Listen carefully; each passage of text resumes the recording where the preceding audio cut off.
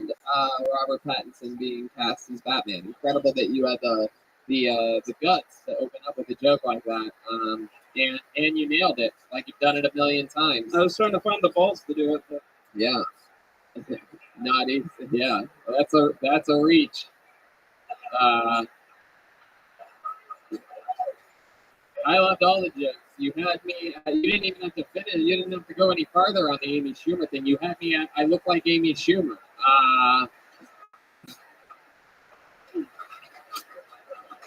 My goodness, Todd. So this is these people's probably, other than a couple people that may have been in Portland, this is their first time seeing you, right?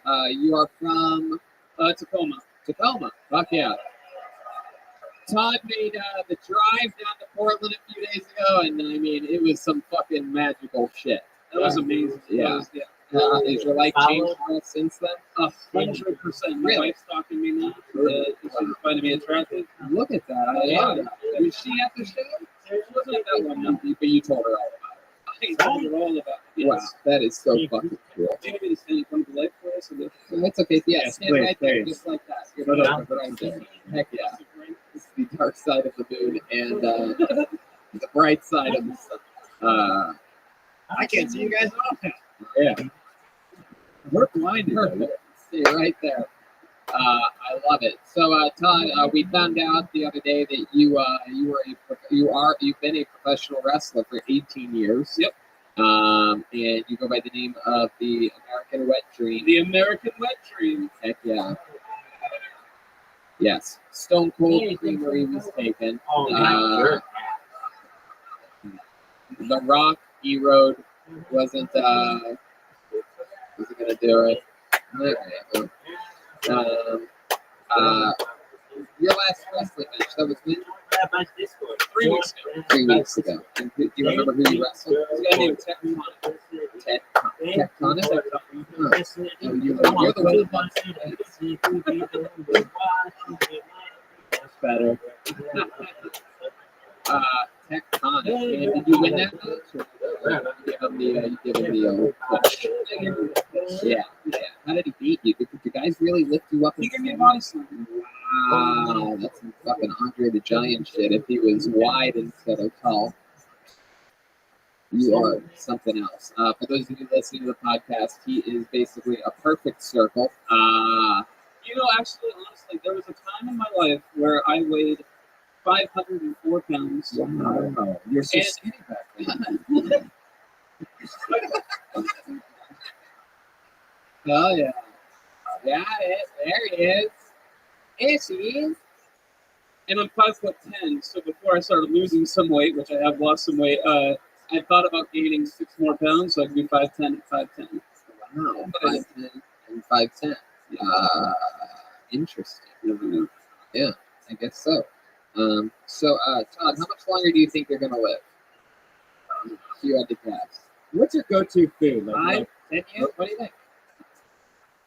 Go-to food. Yeah, like what's your go-to food? Like if you could have, What's like, your to-go food? yeah, What do you? what do you eat every day or almost every day? That's your You know what's weird? I've actually become vegan. whoa. You're not supposed to eat like Is that an entire. actual lamb? Did you guys hear that? That's what vegans start to sound like after a while. They eat so much fucking grass that they just turn into goddamn sheep. Yeah, so are you eating whole yards? Like Yeah. How many patches do you go through? yeah, tree. I go through a few yards a day. 3 yards a day. Incredible. So what's an average like breakfast look like for you? Right now, I do tofu scrambles. Oh my goodness. Yes. Yeah. What do you put on it? Ranch dressing or like what's the catch here? Just some fake sausage, fake cheese. Check in with Chip. I was just gonna get the last guy who blew it out. Tofu scrambles. That's interesting. How about the yeah? Go ahead. I was just gonna say it's been a while since I've gotten a blowjob. So if there's any lady in the audience that Look out. Hello. Mason, you want to come back up here and get, come on, someone did it for you, Mason. Now you got to come up here and return the favor. pay it forward, Mason. And this time you gotta swallow, Mason. It's swallow or be swallow.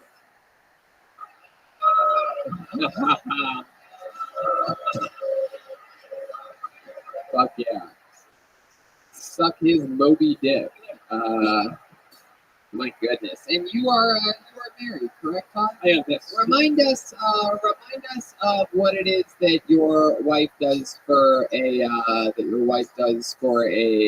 living when she's not trying to unsuffocate herself continuously when you've used all the oxygen in the room. What is it that she does for work? I mean, other than when she's hiding the cereal boxes from you, when she finally has a chance to go to work, what is it that she does for work?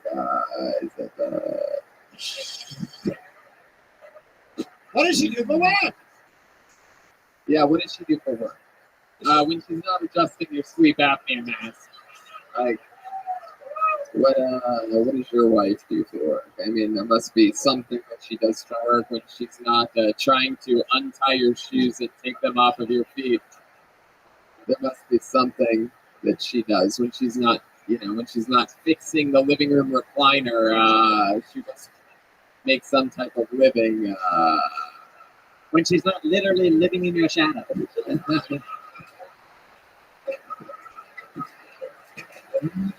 Yeah. Yeah, remind us of what your wife does for work. When she's not wiping off your seat in the shower. Yeah, what does your wife do? What does your wife do for a living? Yeah. Go ahead. Answer. When she's not cutting McDonald's coupons for you, there must be something that she does, like, to make money for, like, a job, like perhaps something like that, right? When she's not scrubbing your handicapped ramp, Or she's not changing the tires on your rascal scooter. yeah. There must be something that she does for a living, right? Like perhaps she takes a break from taking your blood pressure once in a while to. And she's not busy cutting your arm out of the blood pressure machine.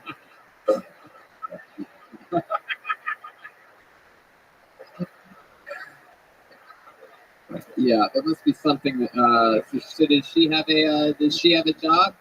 Does she have a job? Something that she does when she's not? Does she ever get a? Does she ever get a break from doing your dishes? She must. There must be something that.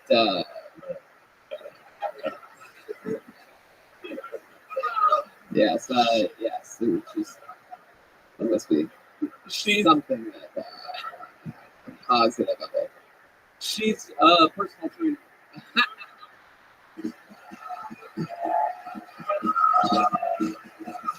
Woo! Todd, I am absolutely positively in love with you. It was love at first sight in Portland. This is we're 2 for 2 again. You golden tickets never go away, so feel free to cash in again anytime you want. I'm coming to LA. There he is. He's gonna come to LA. You're gonna see this guy at the Comedy Store. Todd Royce, everybody.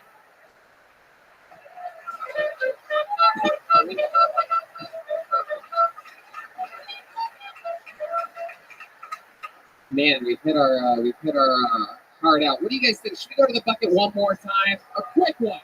It's got to be quick. We're going against the rules here, so it's only one. It's going to be a quick one. We all agree on that, right? We're all going to leave happy no matter what happens. Put your hands together for your final comedian of the night, Matt B. Everyone, Matt B. Mary had a little lamb. Yes, she did. Little lamb. Matt B's got to be coming up here. Here he goes. Hey, here he is, Matt B. Hey, what's going on? I am thinking about canceling my 24-hour fitness membership. Went in there the other day and this guy was taking a shit in the shower. And after he's done taking a shit in the shower, he walked up to this adjacent mirror, started aggressively grooming his eyebrows. And it was very uncomfortable. I went on for about 20 minutes. And the longer it went on, the more aggressive he started grooming his eyebrows. And so I was like, I gotta tell the guy at the front counter. So I told the guy at the front counter. He's like, yeah, that's Leonard. He's got mental problems. And I was like, yeah, I understand that's uncomfortable, but can you send someone down to clean the shit out of the shower? And he's like, yeah, well, unfortunately, Leonard's shift doesn't start for another half an hour. That's all I really got. Thanks. Hey, there you go. I like that. My goodness, Matt B. How are you? I'm great. How are you guys? Is that your first time doing stand-up? First time. Wow, look at that. That's a great set for the first That's time. great. That's fucking incredible. So your wife is 7 months pregnant, 3 months away from having a baby. Has anyone ever told you before that you look like Waldo was hiding in Cabela's magazine? Yeah. Another fat guy with a beard. Heck yeah, it's you. So Matt, how's it going? That's great. You excited? Is this something you've always wanted to do? Pick your nose and think about it for a little bit. Not really. I really enjoy stand-up comedy, but I don't know if I can do it. It's tough. I mean, you just did fine. You just you nailed a 60-second joke right down the middle. What have you been doing in your life up until this point? How old are you? 42. 42. You hunt your own meat? I hunt my own meat. Yeah. I'm actually vegan. Really? Yeah. Is that true? It's true. My goodness, how long have you been vegan for? I've been vegetarian since I was 16, and off and on vegan since then. Really? Why? Why is that? Just kind of the same old reasons why. Mostly I just want to be comfortable with what I eat. You don't like steak. You don't like eating a nice, juicy I've had fucking steak in over 20 years. 20 years. I don't know what it tastes like. But why? I'm curious as to why. Is it you feel bad for animals or something? Yeah, I mean, Do you have any animals of your own? I don't right now. I live in my truck, so it's kind of hard. Oh, you live in your truck. That's interesting. I mean, it's, So, how long have you lived in your truck? off and on for about 5 years. 5 years in the truck. What do you do for work? Work at truck. You work at Trader Joe's. You live in your truck. This is so fucking interesting to me. Why your truck? What kind of truck are we talking about? 2013 to Toyota Tacoma. Your license plate number? No, I don't know it up No, I'm just kidding. So why your truck? Why not? That's expensive in this town. Really? My goodness. That's true. I go backpacking and camping a lot. So You enjoy your truck? You enjoy it's kind of lonely sometimes. lonely. You go on any dates ever? You ever bring a girl back to the truck? Show her your fucking. I don't know. Is that how you catcall? Yeah. Toyota Tacoma, huh? At least it's built locally. My goodness. So it's so interesting. 5 years in a Toyota Tacoma. When you say you get lonely, like I mean, again, I'm just having trouble understanding like what exactly you do. Like I mean, like what's an average day in a truck look like for you if you're not working? I'm not working. I do chatting, hiking, backpacking. I ski. I do jiu-jitsu. Blue belt in jiu-jitsu as well. Oh, blue belt in jiu-jitsu. Yeah, so I'm gonna check in with Philip. Yeah, have you ever had a dame in your car before? Yes. Oh, so I guess I'll pick up her. Hey. So like that. So like the girl that you had in the truck, where'd you find her at? Oh, she was a girlfriend. The girlfriend. Heck yeah. She have her own place? Yeah. How long were you guys together? That was a couple months. Yeah. Did you ever sleep over her place? What was her car? A Toyota Corolla, I believe. Toyota Corolla. We did not have sex in it. All right. Boy. Why'd you guys break up? Did you just get car sick of her? Hey, man. Look at you. Did you get car sick? That's good. Matt, you ever think about getting a second job in an apartment? Yeah, I did that. I was living in Utah for a bit and I had 2 jobs there, and it kind of was a bummer. 2 jobs? How many wives? Utah. 0. What part of Utah? Salt Lake City. Uh-huh. And then what made you move up here? I lived here before, and I moved out there for a job. What job was that? I worked for an outdoor company. Yeah, Cabela's? It was a climbing company. A climbing company. Things went a little rocky up there. Yeah. Mhm. There's a carabiner right behind you on the drums. I really hope you keep trucking me. It's the first time doing stand-up. What made you sign up tonight? I love the show. Yeah. I just wanted to give it a shot, see what happened. It all makes sense. And you do have a Planet Fitness membership, as many people do. Malcolm Hatchett lives in his car still. He has a 24-hour or whatever it is, Planet, whatever one of those things, membership. Same thing, 24-hour fitness. And, I mean, the fucking guy really loves it. Do you think it's something you're going to do again? Yeah, I might try it again. I think I got a couple Let me tell you this, buddy. bits. You got nothing to lose, and you have a natural sense of humor. You have a good look. This should be something that you attack full force. You'll be able to relate to comedians a lot. A lot of them sleep in their cars, so you'll at least be able to hang out. It's a real honor. Well, I hope so. It's an honor to have you close the show tonight. There he goes, Matt B, everybody. Seattle, we did it. I'm so excited. This is the end of leg one of our Pacific Northwest tour. We did it with you guys. We love you. Thank you so much. Let's see how loud this place can get for the great and powerful Jeremiah Watkins, everybody. Jeremiah Wonders is his podcast. Follow him on YouTube at Jeremiah Watkins. The new album comes out June 7th. Reagan and Watkins' self-titled debut album. It's available for pre-sale now at ReaganandWatkins.com. Follow him on social media at Jeremiah Stand-Up. Anything else? We've got some band posters that we'll sign at the back of the room. And thank you guys so much. It's been a great first night of tour. We loved it. How about one last good altogether for the one and only Gilbert Jimenez? Gilbert's on social media and mostly sorry. He's unbelievable. This was your first night ever in Seattle. What'd you think, Joel? I loved it. We love you guys. Thank you. Thank you. So much fun. We're going to sell posters and Tony Hinchcliffe pins and sign them and take pictures in the back of the room. How about one more time for the man with the plan, the great Brian Redband, everybody. Thank you, guys. Seattle, we love you. Thank you so much. Good night.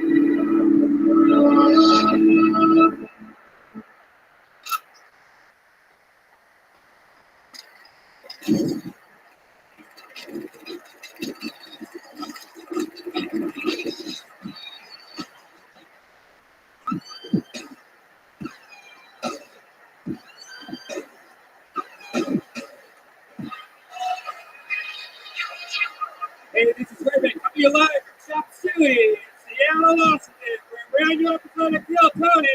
Go for Tony Hinchcliffe.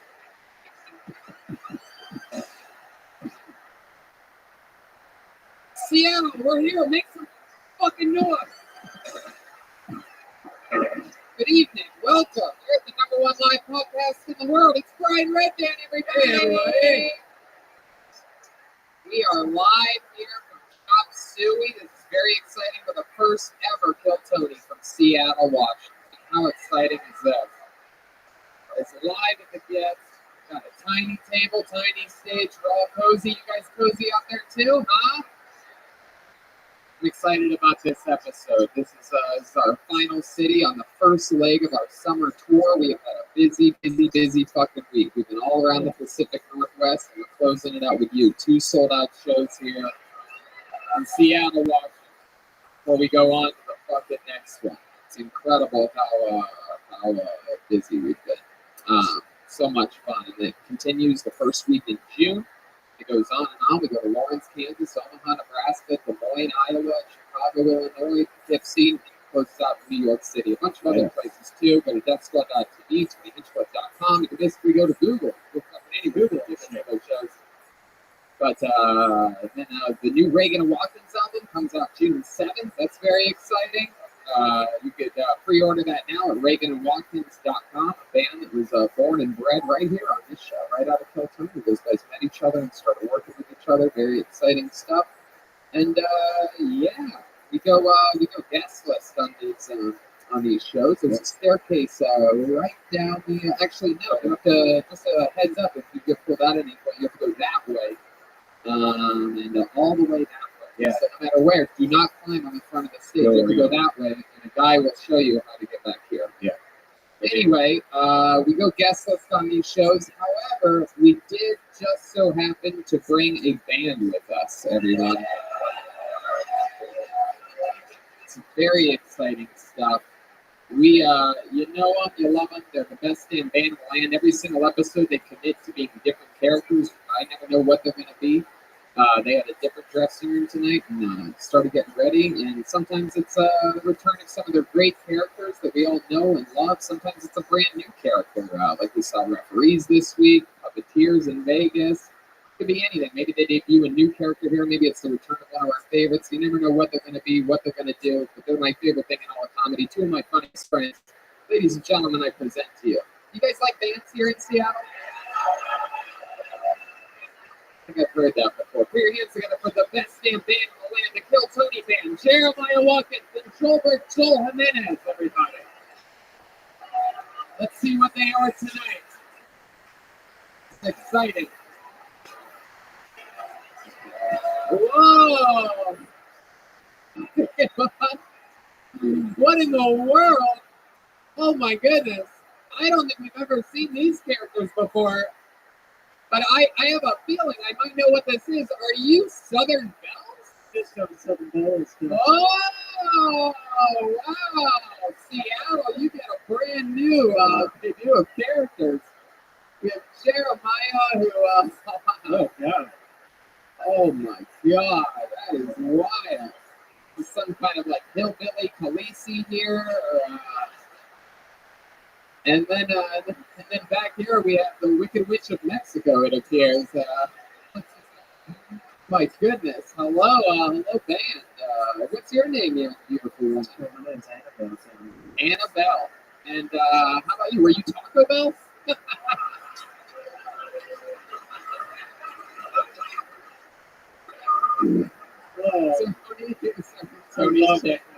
You doing that, lady talk? Annabelle, and what's your name, sweetheart? You're not going to believe it. It's Taco Bell. Taco Bell Jezebel. It's my full name. Taco Bell. I love it, Taco. Isn't that sweet? I love it. These are, I guess every once in a while, I know when I instantly fall in love with characters, and this is one of those times. Right now. Joel just looks like a transgender fisherman right now. I can't really. Fucking incredible. I'm excited about this. We have the band, we have Red Band, and we have right here what was a custom-made Seattle Bucket of Destiny. Hell yeah. This was made by Kill Tony fan Colleen Callahan here in Seattle. Thank you, Colleen. Right there. Awesome. We appreciate it. All these different cities, people have been making us buckets. This is amazing. And we had a lot of people sign up tonight on numerous different sign-up sheets. I could cut all around a bunch of fucking names to get them in there. And you guys know how it works. Like I said, the only entrance cost is so if you're all the way over there, you have to come up and across and then go like, let's see, there's a cool guy with a bit of helping us out. How about a shout out to the amazing staff here at Top City? Having us fun here, keeping us safe, cool people. And you know how it works. If I put your name out of the bucket, you get 60 seconds. And then we talk to you about anything in the world. We find out more about you and what makes you interesting. You know your 60 seconds is up and you hear the sound of a kitten. Oh, isn't that cute? That means wrap it up there or else you're going to bring out the angry Capitol Hill Bear.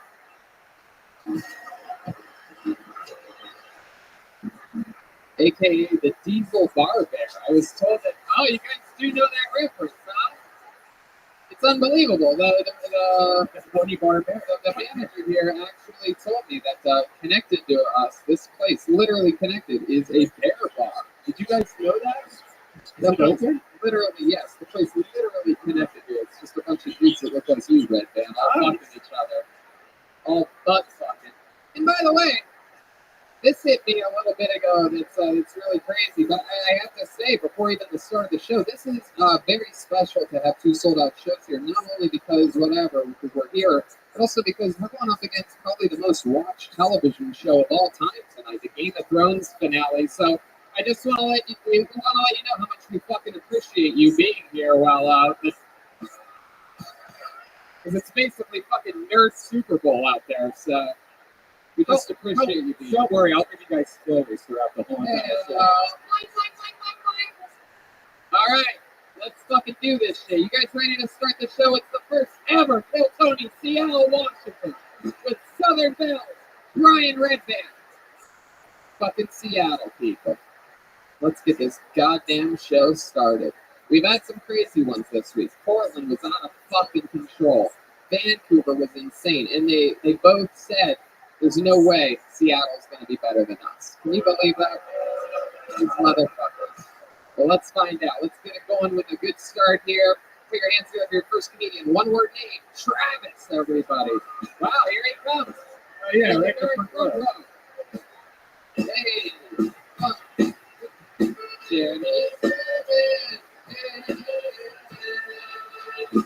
Yeah, here he is. Travis, everybody.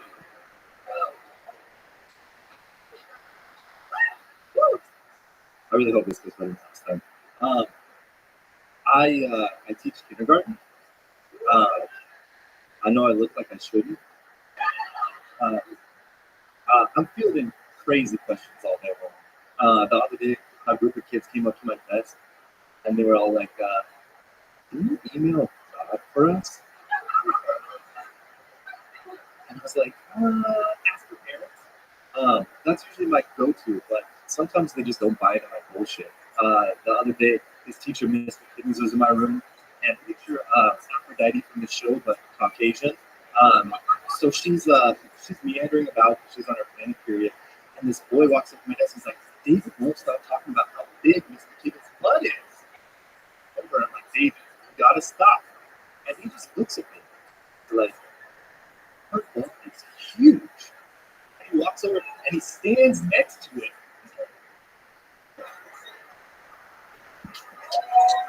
Fuck yeah. Travis. Did it go better than last time? Yeah. It did? Man, last time must have been god fucking awful. What just happened here? Somebody died? They just told us a half of some fucking little kid story. We had to know Miss McKibben is named Miss McKibben. What the fuck did that have to do with the story? The hell are you talking about, Travis? Why are you dressed like an off-duty relief pitcher? You've been on the show before? Yeah, last summer I got up in on it.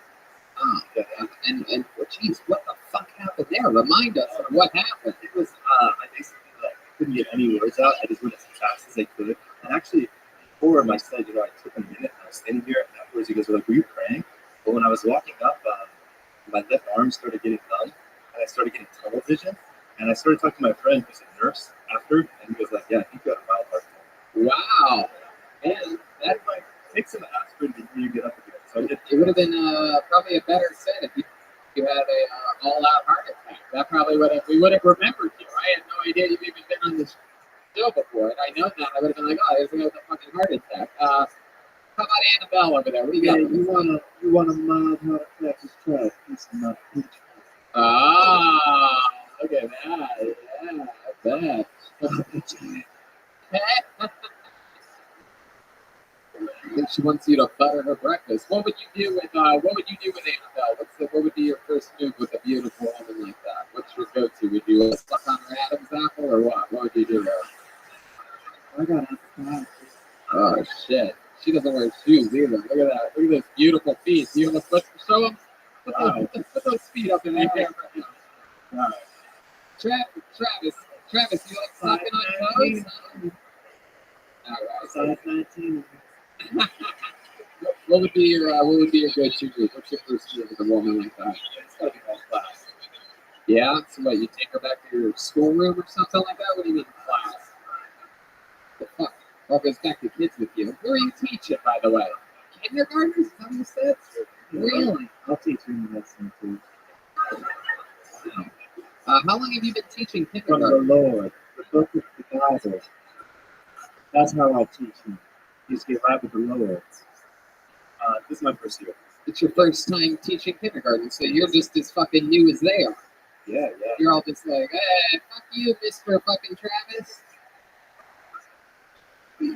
What were you doing before teaching kindergarten? I taught special education for that type of person. How do you go from university to special education to kindergarten? Like, what did you do to get put on fucking academic probation?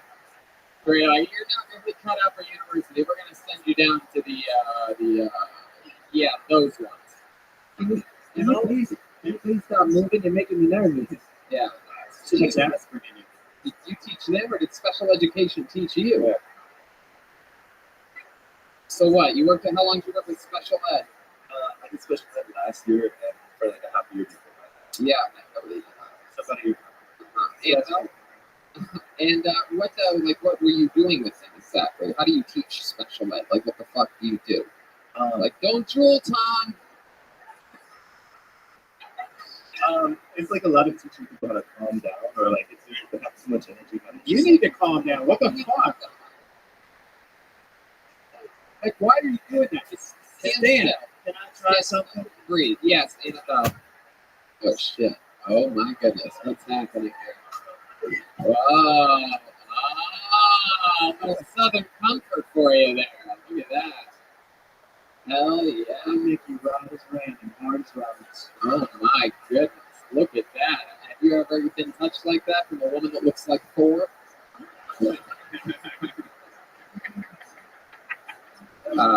Have you, Travis? Have you ever been touched by a woman? Yeah. Yeah, you have. Really? You have a girlfriend now?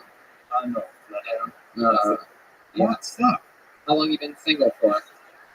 I mean, I've seen a girl on and off a little bit. We were actually getting girls together, but we didn't make it through episode 4. Wow. Jeez Louise.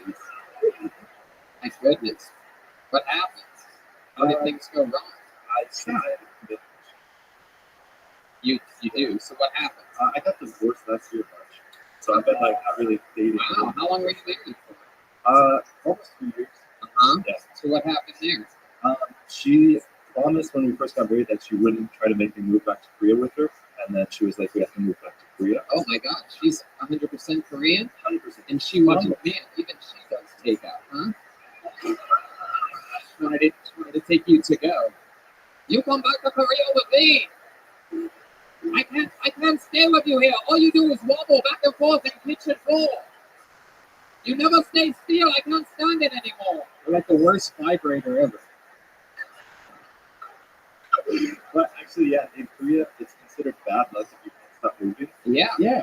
It's annoying as fuck. Travis, you are my son-in-law. We teach you how to meditate. The way you move, very bad or not. Tell us more, Travis, about this Korean chick. How'd you get married? How long did you know her before you got married? We met in grad school, and I knew her for maybe 2 years before we got married. You knew her for 2 years, you just said. What does that mean? Were you dating the whole time? No, we did it for about a year. Yeah, about a year. And then, why'd you get married so fast? Trump's. What made you want to do that? I saw that Trump was for sure going to get elected, and I was like, before immigration laws start getting really crazy, we should get out ahead of this. Yes. You saw that Trump was going to get elected, so you married her. So Now that is a good strong man. I'm so confused. So you wanted to keep her. You were afraid that she was going to get kicked out of America, right? Because Trump hates those Koreans. Yeah, He talks he's about always them. talking about the Koreans. Right, the rapists. You And, know, that's pretty good. yeah. I'm looking for a husband right now if you want to keep me in this country. Heck yeah. If you want to think outside the bun, visit my girl Taco's head. I'll make you run for the borders 3 times. Oh shit. Oh my god, I think I see a gordita hanging out of her dress right now. Oh my god. Wow. So how'd you know it was over? What happened? I mean, we tried to make it work, but I wasn't going to live in Korea. I mean, they work 6-day weeks, and she works 12-hour days. It's nice. What did she do for 12 hours a day? She teaches too, but Wow, what does she teach? English. A Korean that teaches English? I she just, like a Korean. that just sounds wrong. Oh my god. I don't know if I could take this guy walking around anymore, Tom. He's driving. I know, it seems to really be bothering me. The podcast listeners are going to be listening to this asking, what the hell is Red Band talking about the entire time? But yeah, he's definitely wobbling. He can't stop moving. He's trying his hardest right now. He's focused on one thing and one thing only, and it's not moving. Have you ever been tied up? Like seriously? Have you ever been tied up? Oh, shit. Yeah, who do you tie up? No one knows. Jeez, I think we have like another Green River killer up there. Is that a Seattle reference? Is that close? Hey, booyah! Fuck yeah. He looks like he's constantly playing soccer with an imaginary opponent. Or Pilates or something. God. All right, Travis. Well, I'm glad it went better than last time. But yeah, maybe we'll see you again. There you go. There he goes, Travis. Everybody. Yeah. There he goes. He can go right home and go to sleep without even having to change his clothes. Straight into got his little Adidas jogging pants on and his fucking Alcatraz breakout shirt. Fuck yeah, there he goes, right back to obscurity. I love it. Does he move when he sits down? Yeah, his like shoulders keep wobbling and shit. Hold another name out of the bucket, put your hands together for Ashton Sermon. Ashton Sermon. Oh, there he comes, right here. Heck yeah. There's a little middle highway there, huh? Oh, that's cool. Hey. One more time for Ashton Sermon. I can have this up here, right? Okay, fair enough. If a tree falls in the woods on a deaf guy, does it make a sound? Turns out it does. It kind of goes, there's like a splattering, crunching kind of noise. It's really unpleasant. I'm a little old-fashioned, like as a dude. Like I like analog shit. I'm from Seattle. I buy records and stuff, and I write on a typewriter. I actually put some of my jokes on a typewriter. My girlfriend was like staring at me like really lovingly while I was writing on this typewriter, like giving me this bedroom eyes, and I couldn't figure out why. And it occurred to me, oh, it's the one device that she knows for 100% fact I'm not talking to other women. I went to college to be a journalist because I took too much acid in community college and thought I was going to be the next Hunter S. Thompson. So that didn't pan out well. But I really believe in the power of ideas and spreading the truth. And besides, what the fuck else am I going to use to start my barbecue? How will I bring meat home from the butcher shop? Okay. All right. Ashton Sermon. You are saying that correctly. Thank you. Oh, yeah. I'm not a writer's guild. So Ashton, let's talk about it. You've done stand-up comedy before, right? Like 8 or 9 years ago, 7 or 8 years ago when I was in college, I did a lot of open mics, but I've been dormant and busy figuring out life and jobs and employment and being in bands and shit since then. So Wow, that's a lot. this is my welcome back, I guess. Heck yes, this is your first time in like 8 years doing it. 7 or 8 years ago. Oh, And then, so what did you just say? You went through all that work? What's like work, jobs, employment, band. what did you do in a band? I played in a band around Seattle called Red Roulette. It's okay, no one's heard of it. Yeah. What did you do in the band? I'm a drummer. Really? Oh shit! Yikes! Wow. Like that guy. Let's talk a little Like bit the more. lovely Miss Taco Bell. Let's just talk a little bit more. What do you do for work now? I'm an electrician. You're an electrician. Wow, Actually, what a proud my electrician. man, Michael Elias is here in the second or third row. What is this, an R&B radio station? Are you giving shout-outs right now? The fuck? Annabelle. Yes, I like how he's known more in Seattle as an electrician than as a drummer. Yeah. Red Roulette got nothing. Electrician, half the place went fucking ape shit. Wow. My goodness. I liked your jokes, man. I like the way you did it. You stayed Thank you, I comfortable. really You seem appreciate it. extremely comfortable. I mean, look at you're standing there, just being calm. Look at that. I love it. You have your drink up here. If the other guy came up here with a drink, he would be all over the floor right now. Annabelle? Yes, anybody ever told you about Theon Graver with the palsy? I have never heard that, but thank you. He also looks like Trevor from the latest Grand Theft Auto. Holy shit. Like as he goes through the game and he would I run. love selling meth. Wow! Look at that! Whoa! I'm just kidding. I don't do that. No, But I do like that game.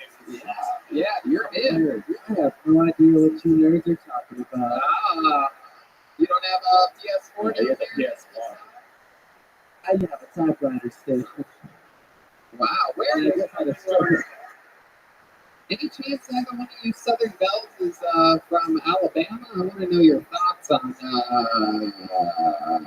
the abortion situation. By abortion, I don't mean the first comedian tonight's set. Oh, look at him, he's laughing. Oh, no, he's just convulsing. Anyway. What else, Ashton? What else about you? You have a girlfriend? How long you been with her? I do. I have a girlfriend been with her coming up on a year now. Yeah. Actually, not probably. It's going to be like June or July 3rd. July 3rd. She's here right now, so I'm really blowing it, like, by saying this. Well, it's by saying what? What do you think she would out about? By being like June or July 3rd for our first I think she's going to be okay.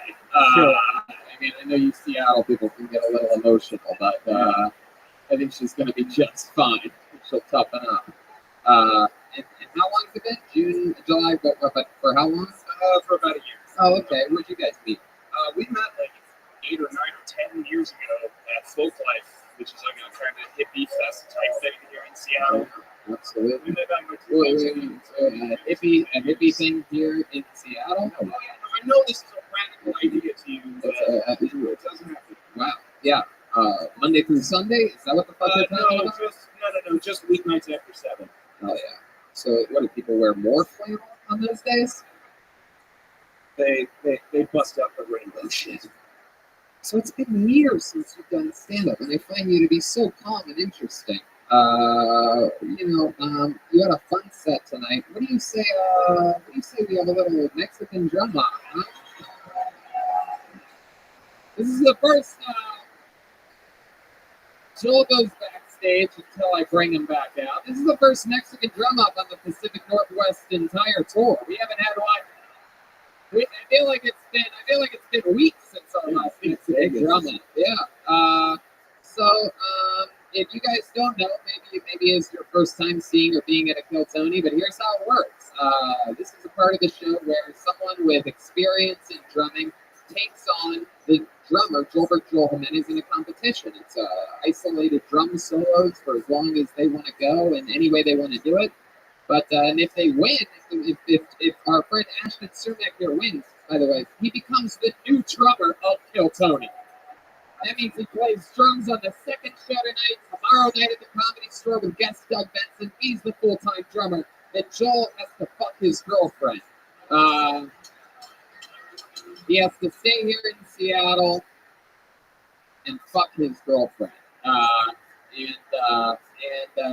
me remind you that it's all about, it's comedy and drumming. It's about overall performance. It's about showmanship. It's about going out there. It's about taking chances, and it's about the actual drum competition itself. Joel is very defensive. He has said many times he will die up here defending his drum. So, are you ready to go for it? Ladies and gentlemen, doing the Mexican drama, having a chance of becoming the new Piltoni drummer, I present to you Ashton Sermon, everyone. Here we go. Oh, wow.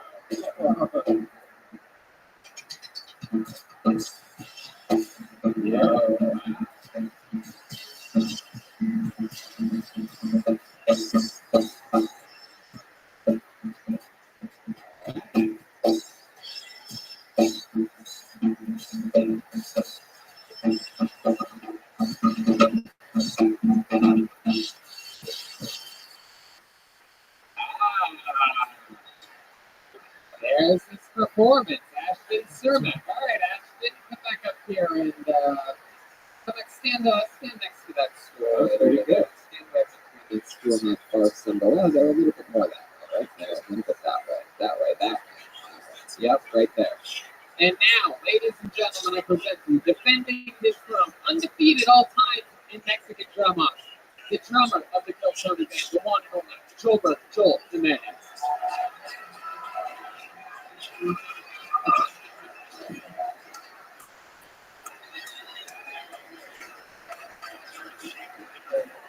Wow, he's got a devil's mask and a women's underwear. This is incredible. Joel, just sit down. Joel, sit down. What the fuck are you doing? Don't worry about it. Ladies and gentlemen, defending his throne, the one and only Joel.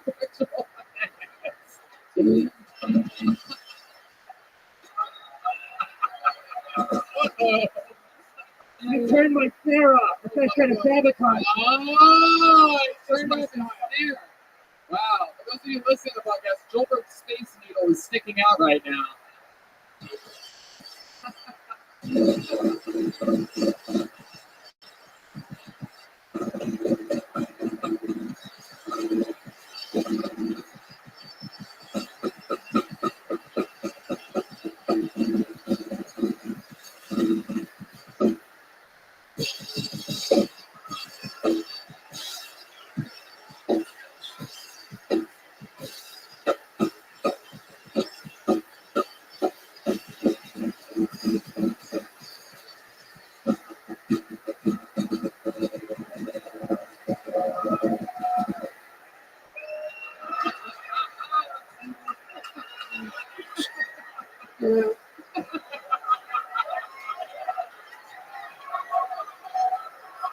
I just saw his asshole.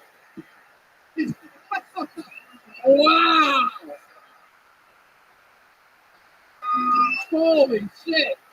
For those of you listening, he somersaulted over the drums, ripped off his luchador mask, literally went balls to the walls here. That is incredible. Maybe a larger size of women's underwear next time, Joel. Yeah. Wow, that was incredible. And who has Ashton Cermak winning that Mexican drum off by round of applause out there? Ooh, Ashton, I got bad news for you. Who's got Joelberg winning that one? Wow! It's you! The reigning, defending Piltoni drummer Joelberg Jimenez. I am not worthy! But I'll tell you this, Ashton, you had some fun jokes up here, and for a guy that took a 7-8 year long break, fucking great performance. Welcome back. Keep on doing it. Keep doing it, man. Bring it out. Ashton Cermak, everybody. He's on Twitter at Ashton Cermak. Hell yeah. That's how you fucking do it right there, huh? I had a ball. Yeah, I saw it. Incredible. How about the hangers, dude? You shaved your balls. You're welcome. God, As a good lady at the South should. Jesus. Taco Bell, I saw your fucking burrito bowl. I saw a couple city twists. And a chalupa. Let's make it a supreme, dude. You guys having fun out there? All right.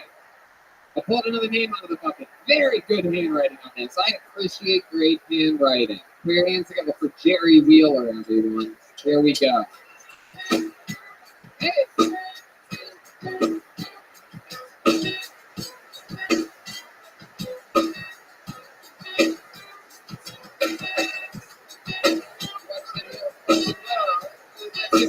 Superman. Hey. There he is. Jerry Wheeler, everyone. You knew I was coming up. You set the microphone just like that. So I'm a germaphobe. People think it's weird, but I just think it's weird when people don't wash their hands after they use the bathroom. You come to my house to use the bathroom and you grab a lid, lift it up, touch your private parts to do your business, and close the lid and handle the flesh. Turn around and walk right past this thing without washing your hands. Don't walk directly in the living room. Stick your hand in my bag of gummy bears. Call me weird. Call me weird. They say when you have unprotected sex with somebody, it's just like sleeping with every single person that they've had unprotected sex with. So, after you manhandle your meat, you stick your hand in my bag and finger fuck all my little gummy bears. And when I go to enjoy the gummy flavor, it's kind of like I just stuffed your dick. I don't know about you guys, but I don't like hot flavored gummy bears. Call me weird. I'm Jerry Wheeler. One more time. Hell yeah. Fuck yeah. Hi, Jerry Wheeler. How's it going? How are you? Your handwriting doesn't match your appearance at all. You have great all block capital letters. Did you write this? I wrote that. I swear to God, when you said, I appreciate this handwriting nice, I knew it was going to be me. Wow, that's incredible. Look at you, little fucking midget Jesus up there. It's pocket size, Dave, bro. Yeah. God, you're just a tiny little thing. How tall are you? What was the last guy? 5'9". Yeah, no, you're not. How tall are you? 5'4"? 5'4"? Well, 2 inches. Oh, there you go. Let's see those fucking things. You seem tiny, dude. That's right. Big things come small packages. Okay. So Jerry, let's talk about it. You ever done stand-up before? First time ever. Wow, first time. Is it true? Is it true that that you have a giant bag of gummy bears? Not all the time, but that was a true story. Though. Yeah, one time I did come home from Winco with a big bag of gummy bears. What's Winco? Wow. It's like a Northwest Staples. It's a grocery store? Yeah, grocery store. Like Costco for, you don't have to have a membership for. Costco for people? Yeah. Costco for 4 people. That's interesting. And you were able to reach the gummy bears on the shelf, or have someone help you, or what do you do for work, Jerry? I was in Walmart one time and saw a Costco. Okay. Sorry. I work at Green Collar Cannabis in Parkland, Washington. Oh, yes. Bartender. So Really? You can see over the counter? That's incredible. they give you a stitch for every word. Yeah. You know, ladders and such. Just a little nug yourself.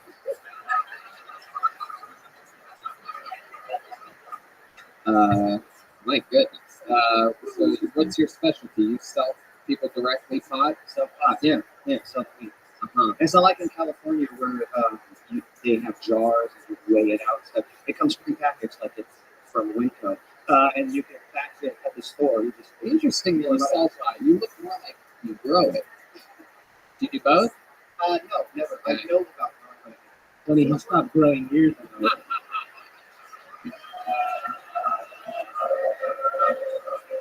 Schulberg is lit up right now. It's happening. He's coming fresh off Mexican drum off confidence back there. He's chewing his ball. He's eating his women's underwear. Now that's dirty. Wow, that is incredible. Are you? Oh, look at this guy. You're not a surfer for real. You know. No, I am actually. I told my girlfriend I forgot the bottle of hand sanitizer. I planned the whole time. Oh my God. Do you think you're a germaphobe because you're always so close to the floor that I can see how much dirt is around. I can see how much dirt. yeah, that's the joke I just made. Yeah. Yeah, I was agreeing with you. I love it. I love it. Jerry, has anyone told you you look like Forrest Gump after his long Oh run? yeah. Yes. Yes. The only one I haven't heard is pocket-sized big roll. Yeah. Have you always had the beard? Are you like covering like a weak chin or something like that? No, my chin is Nice. strong. Back in Like a girl? No, it's new. It's new, but not new. I don't normally do this. I don't know. It came with the job at the NFL. Yeah, he looks like Charles Manson from Fantasy Factory. Hell yeah. Anything else? Get more of the audio than just that little episode. Jerry, tell us more about you. What do you like to do for fun? I like to entertain people, do videos and stuff. I actually do a weekly, I'm part of a weekly show called Bookstars every week. Other than that, what do you like to do to enjoy yourself? Other than making content, doing things like, other than things you want to plug. No, that's what I do. Sure, but I mean, to take your mind off of all the work and all the creative stuff, when you want to absorb something, what do you like to do? Like I said, there must be something that physical, perhaps you look like you won all the disc golf competitions. Am I close to right about that? No, I have terrible hand-eye coordination.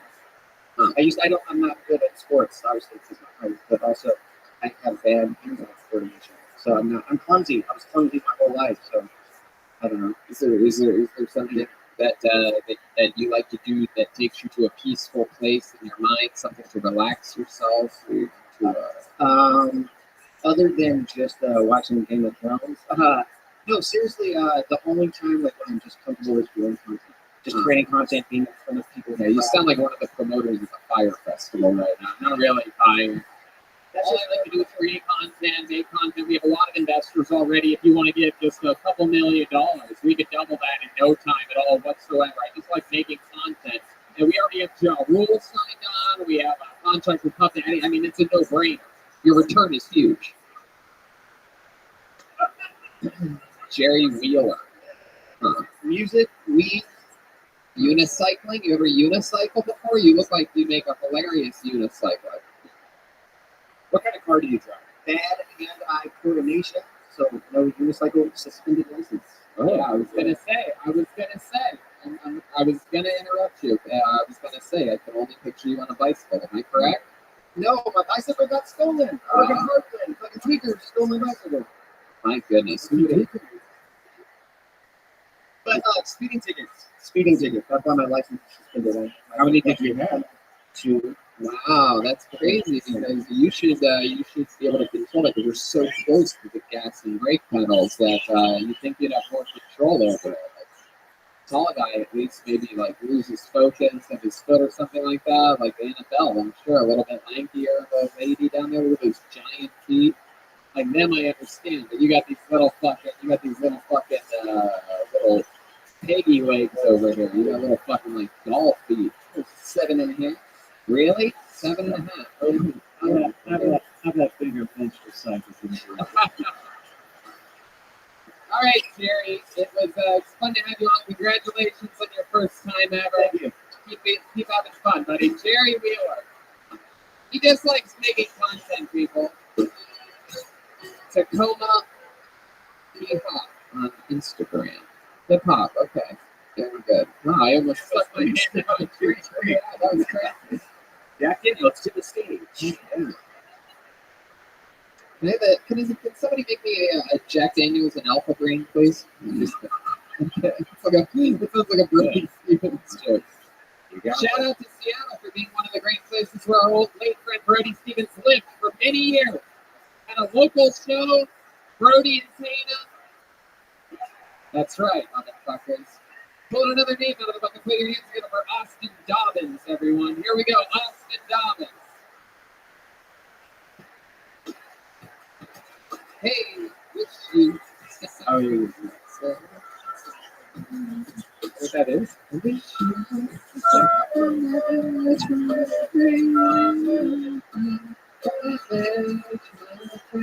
he comes, Austin Dobbins. Hey, how's it going, everybody? All right, so I just want to start off by saying I had a really interesting kind of upbringing, right? I grew up in a really interesting home. Me, my mom, grandma, and great grandma. So I was raised by three old women. I joke I'm like the fourth golden girl. Right? And so that's kind of enough family for me, right? I don't need to go out and talk to my extended family. Perfect case in point would be I have an aunt who married a cousin. They were together for a very long time. She likes to ad-lib gospel songs. They had a damn picture music. I'm not making that shit up. They had a weird family photo. The best part about her though is she's got a weird arm, man. Yet she can't control it. So like watching her strap in into like a cargo for a ride, you know? And all of her ad-lib gospel songs are like, oh, you know, like her Lord, Savior, love. I'm like, obviously didn't love you that much. You know what I mean? Like that fucked up army shit. Yeah, so I mean, I'm ultimately else I'm not getting what I had. Bada bing, bada boom. Oh, guys, thanks so much. Hell yeah. Austin Dobbin.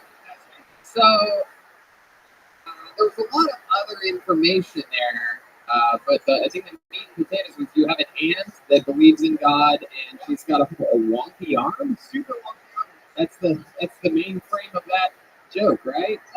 Yeah, also, I just think it's interesting that they had married cousins. That's kind of weird. It's pretty different. Right. It's pretty on point. Yeah. Yeah. It's two things here. All I can do is right? Okay. Awesome. I just don't subscribe. Of course you don't, right? So, Austin, do you know what's wrong with her arm? Did something happen to her? This is your aunt? So, it's my great grandma's sister, so I guess great aunt. So it's in your genes. You could have a kid with a crazy arm. I don't know. Maybe it's like late onset, right? Like wake up one day, like, you know, is that what her arm does? It's like that? It's like it varies, bro. It's like she gets kind of worked up. I mean, like the hands always kind of like. Whoa, look at that. Yeah. Like a handcuffing, like a vector after. This is exactly what I saw maybe out of Joker's underwear or something. This one. Yeah, I don't exactly know. I think she was, pretty normal as a child, and then at some point, I think there was maybe an accident. Yeah. So you think there was an accident? All right. Let's talk about more. Enough about your aunt and her wonky arm. How long have you been doing stand up? First time. Wow. There you go. Give him a hand. While you're at it, give his aunt a hand too. The one that operates properly. So, Austin, first time ever. How old are you? 26. 26. You don't live a day over Walter White. What have you been doing with your life up until this point? For a while, I was doing some, like whitewater raft guiding. I was doing some like backpack trip guiding, stuff like that. Very on brand for the Northwest. Wow, that's all the answers I thought the last guy was going to give me. I had higher expectations for you, but most currently, I travel around Canada and the U.S. training people in software programming. oh, I just had a really young people last night. I kind of wish my plane got delayed or like canceled, so I could come and see you guys in Vancouver. yeah, but this is where you live. This is your headquarters, Seattle, Washington. Cool. 15 hours a week. Yeah, 15 hours a week. Born and raised. Tacoma, yeah. Hey, look at that! Look at that little patch of billy goats we have here. Oh yeah. So whitewater rafting guy. That's an interesting job, huh? Yeah, it was fun. Came really late on the season and like actual trips. What level river were you working at? Level 3 up in Leavenworth, Washington. Level 3s are fun. Nice and chill. Enjoy yourself. How long is that ride? How long is that ride from start to end on an average time? Depending on where you put in, I mean, an hour and a half. Is there like one major rapid that's extra hard? Is there a place where they would often spill or over? You're coming through, link on the name of the guy. It doesn't matter the name of it. That's correct. Was there an area in the Leavenworth River where people flip a lot? So you would flip a lot? On purpose, yeah. It's fun to tossing people out. Right. You gotta go craft. Did you ever have any accidents happen? No. Never, not once. No. I mean, like, people get hit in the head with like a paddle or something. That's not me, right? It don't matter. You can't get a helmet on.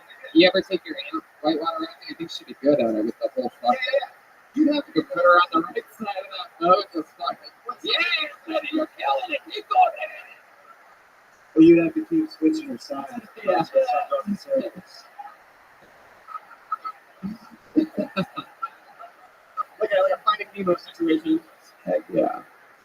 Austin. Now you travel doing the software stuff. You travel. You said 15 hours a week basically. You're in town. So, I mean, you go to like a different city every day. What's the travel schedule like? So I fly out on Sunday, so I can be there for Monday, Tuesday, like a training. Mm-hmm. The 2-day trainings, and Wednesday's generally travel day. And then Thursday, Friday, and then I come home Saturday, so I can leave again. Do you have a girlfriend or a wife or something? No, I took this route. You ever hook up with chicks when you're on the road? No, I'm not the most like smooth with the ladies. Do you ever go out at night when you're in these other cities? Yeah, my biggest like hobby now is just smoke some weed, get a little drunk, and just gonna go walk around. And Do you travel with pot on you, like when you travel domestically? Yeah, domestically. In Canada? Well, when I'm in Canada, I still go across the road, fly when I'm there, and I can fly wherever I want to. Right. And then Vancouver Airport, I was smoking there yesterday. Yeah. All right. Well, yeah, that's pretty bad. What else? What do you like to do? What can you say is one of your favorite things about Seattle? You were born here, you were raised here. What do you love about this city? I really like walking around and just getting into conversations with the homeless people. They were very, they're very reflective group. You get some good ones. You can have some good, long, very interesting. So what? You just Bullshit, but it's kind of fun. so on a nice Friday night, you just like to go over to White Center and just fucking shout it out. I don't know why. That's it. What he just said was either the nicest thing I've ever heard or the loneliest thing. Yeah, that's what you do for fun is talk to homeless people. Can you give us an example of a? Can you give us an example of a time the talking to a homeless person paid off, or like that you learned something? Yeah, I was running around kind of by the Seiko field and all that, right? Uh-huh. And I was taking some pictures and whatever, and this guy came up and said, "Hey man, you let me use your camera, I'll take your picture for $1." And I'm like, "You guys have $1 because I don't really feel like giving you my camera so you can run away with it." Yeah, here's $1. I really appreciate the offer. And he was like, "Your name's Alaska, man." And I was like, "Oh, that's cool." His name's Alaska? That's what he said. Yeah, My God. And, Were you like, my name's Austin? We're both from shitty places. No, I don't know. We're both named after shitty. I'll cut that. yeah, that's all right. But he told me about going to like a CKK meeting. I said that he is a Russian. And he said that he went over the meeting and the potluck, they let him in, and I was like, I don't know what to do. They had a big potluck. How long ago did he eat the food that they served him at the potluck for the KKK meeting? I think this was probably like 16. Oh, wow. He just had a license, come up here, just sort of walking around and we started talking, so I kept talking back. And then he peed on me. We talked for like an hour and a half. Goodness, an hour and a half. Fuck Jesus, that sucks. I feel bad. Honestly, I feel bad for that homeless guy. I know. He's probably like looking at his fake watch, like. I'm already 8 minutes in and I can't find anything interesting about you, Austin. I mean, poor homeless guy, probably with his much more malnutrition brain than mine, you know what I mean? Just really struggling to find out what, probably ate some cat food that day, trying to figure out what I had. I love it. Wow. What's the coolest thing about you, Austin, before I let you go? What would you say? The final thing. Coolest thing about Austin Dobbins. If there's one fun fact that all of Seattle would have to know, what would it be? Whoa, it's a lot of pressure. I don't know. I really like practicing outdoor survival stuff. So go out, minimal amount of stuff, and just try to make it for 28. I could tell by the material that you brought to the show tonight. You like to go out with minimal amount of stuff. All right, Austin. But I'll tell you this: for a first time, again, not that bad. You're you're in it now. So if you want to keep going and find open mics around town, and find open mics in these cities that you go to. You already do a lot of traveling. By the time you're done doing software shit while the sun's out, there's probably an open mic in every city that you're in. So I always check you guys into where you guys are traveling, because I was trying we purposefully also check your schedule and make sure we're never in the same place. There you go, Austin Dobbins, everybody. Oh yeah. Yeah, what song is that? Ah, Bill Withers. He's from somewhere in the south, I think. Oh, you know. Okay. How many of you like to make comedians do good on this show? It's pretty good. How many of you like to make comedians do bad on this show? That's pretty good. That's pretty good. That's about par. We're going to together our next Canadian, Mike Mason, everyone. Mike Mason. Oh. He's got a little makeup. I just got to say that. I just need to get up on the table. There you go, bring it in the table. You want to grab a little makeup. You want to grab a little makeup. You want to little makeup. One more time for Mike Mason, everyone. Hello. I used to be on that. Fuck yeah, I was on that shit. I'd probably still be. Everyone must be so fucking judgy.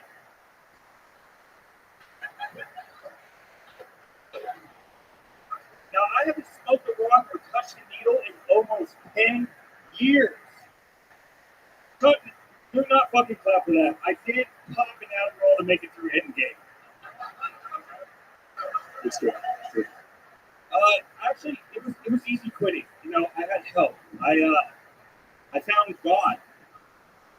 Complete amounts of junk food. I went from life in the fast lane to life in the drive-thru. And I'm lucky though. I'm lucky I made it out of that dark, disgusting life. I made it out without having to suck a single dick for drugs. Not one. All the dicks I did suck though, 100% for fun. I was high as hell. Thank God it's alright. But yeah, Mike Mason. Oh my God. Wow, this is incredible. You know what, Mike? I believe what you said there at the end. I truly believe that the only dicks that have been in your mouth is at the drive-in. Yeah. Dicks drive-in? No points for that? Wow. Yeah, you look like you pick up everyone's seconds at Molly News. Yeah. Are you Mikey News? Are you Mike and Molly News? No. Fuck yeah. Look at you, Whatever you want. big fucking baby gorilla. Jesus Christ. Wow. What is a pony bar out Yeah, no, it's not that one. Did you just come over from Diesel Bar, dude? Come the fuck. I did. I passed by the sign. Heck yeah. Wow, so you got off meth and switched to junk food. Yep. Like, good. How long did you do meth for? About 10 years. I started 14. Really? Wow, look at these two mirror images having a conversation. You guys look like a before and a before.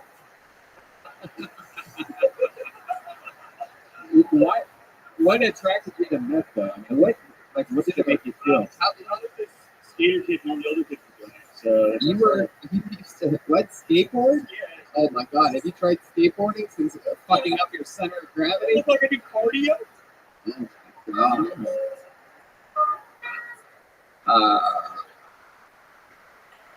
What was that? What was that? Skateboard. Bless your heart. Wow. So how long were you hooked on meth? For about 10 years. What was your way of consuming it? Were you doing everything? Were you... I started off smoking it and then Oh, needle. You didn't go for snorting. needle for like 2 years and then I was like, oh, okay. Needle for 2 years for shooting up. Were you one of those crazy guys that just like walk the streets and start screaming at people and like, itching your face? It was close. It was close. Yeah. That was like I was getting out of it. Hell yeah, dude. You went from Breaking Bad to Baking Bad. You went from Walter White too. All right, fuck it. Who gives a fuck? From junkie to junk food. Yeah, you went from fucking stinky to the Twinkie. Anyway, so Mike, what else have you been doing to distract yourself from doing that? I mostly just play video games. I'm married. How long have you been married for? 4 years. 4 years. How long have you been off that? 10 years. Oh wow. So, Do you ever miss it? Do you ever feel like, oh, I might accidentally do it again? No, I actually have nightmares that I'm on it. yeah. You're scared. You're terrified in the way that you I'm think like you I'm are. relapsing. I'm fucking up everything I've done. Right. What do you do for work? I work at a soap making supply company. We pretty much just sell the products we make soap. You make soap. And I'll make soap. I just sell the shit. You sell it. You sell the shit that I makes it. portion it out and I put it in a box. And send it out. Okay. You look like you're not good at portion or anything.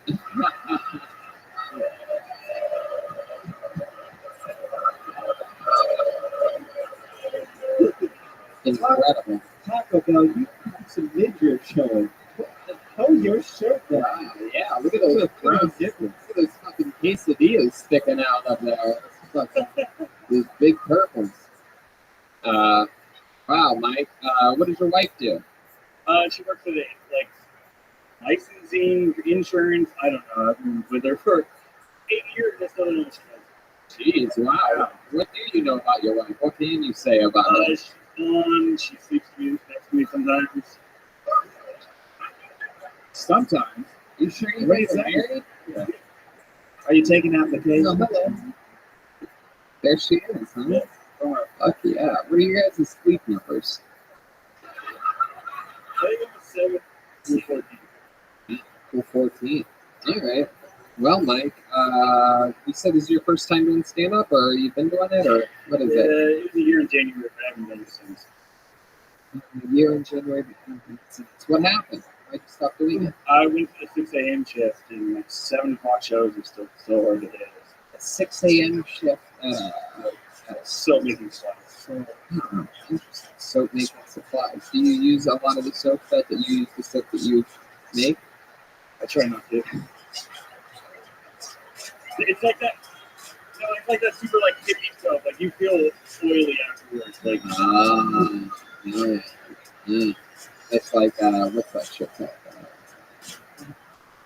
One market stuff in the middle of it. You're like, Yeah, the whole corn in the middle. That's what I'm I talking hate about. that shit. Why is there corn in the middle of that stuff? Mike, what's something really interesting about you that you think makes you different? Something else that maybe you can talk about that you haven't written a joke about yet? Something interesting about you? You have like wacky parents. I am an ex-meth head, but I'm also kind of an ex-juggalo. Oh, I could see that. I've been together as a juggalo. Yeah, is that true? it's true. You've been. How many times have you seen the Insane Clown costume? A couple times through shows, and I went to that gathering one time just to really feel it out. What happened at the gathering? Lots of drugs. Then there's you just chugging Fago in the corner, just trying to stay away from all of it. You're like, I'm a big fan, and they're like, we can see.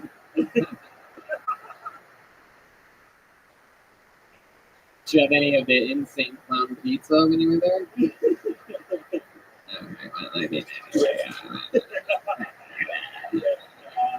All right, Mike. Well, congratulations on getting back in the game. There he goes. One more time for Mike Mason, everybody. He's on Instagram at Mike Dubs, DUBZ86. There you go. Here you go, David. Grab on the little nigga. Now he's on the way with the nigga. David, he's on the table. I don't think he'll drop.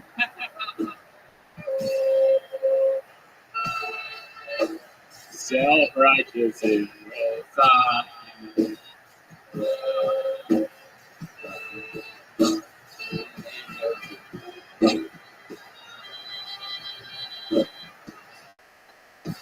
I pulled this name out, but we're actually going to, I'm going to bring this guy up as a special treat later. We're going to just do that. We're going to save that. So I'm going to pull another name out of the bucket and see what happens here. Here, hands up your next comedian, Zach W. Collins.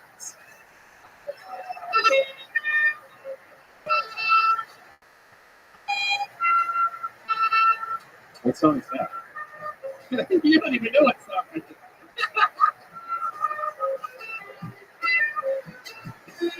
Right, give it one more time. I do it.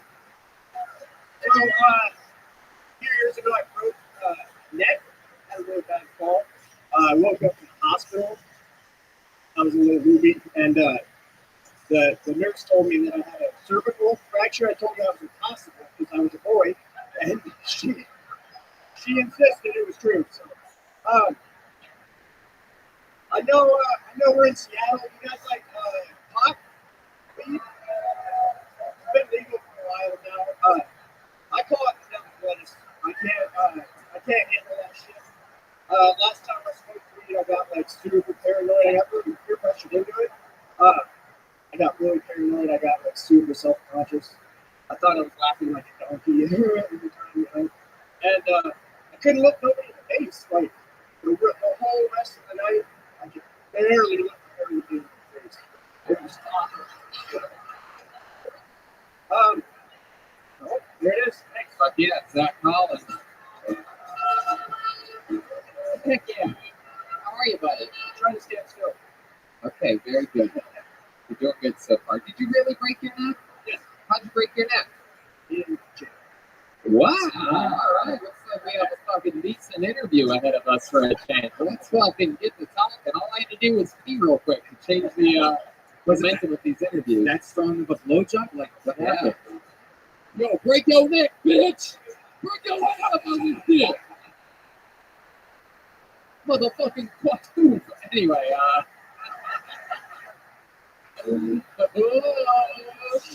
Easter eggs. Anyway, Zach W. Collins. So, you broke your neck in jail. Let's talk about first off, before we get to the neck break, how did you get in jail? What were you doing? I was caught selling drugs. Ooh, what kind of drugs? I knew it wasn't weight loss medicine. No. Yeah. It was heroin. Wow, heroin. Oh, goodness. Did you used to do heroin also? Did you do heroin also? I did. Yeah, my goodness. And now you're off. Yeah. How long have you been? Coming up on 5 years. Wow, how about that? 5 years off heroin. That's incredible. And much like the last guy, now you just use your spoons for ice cream and everything. Great. I put down the spoon with the cookie for. There you go. Hey, I like that. Very good. So you're in jail for selling drugs. How long were you in jail for? 90. Oh, it's okay. I was scared for a second. I thought you did 9 years the way you started that. So 90 days. How do you break your neck in jail? You have 90 days to just survive. I fell off the top.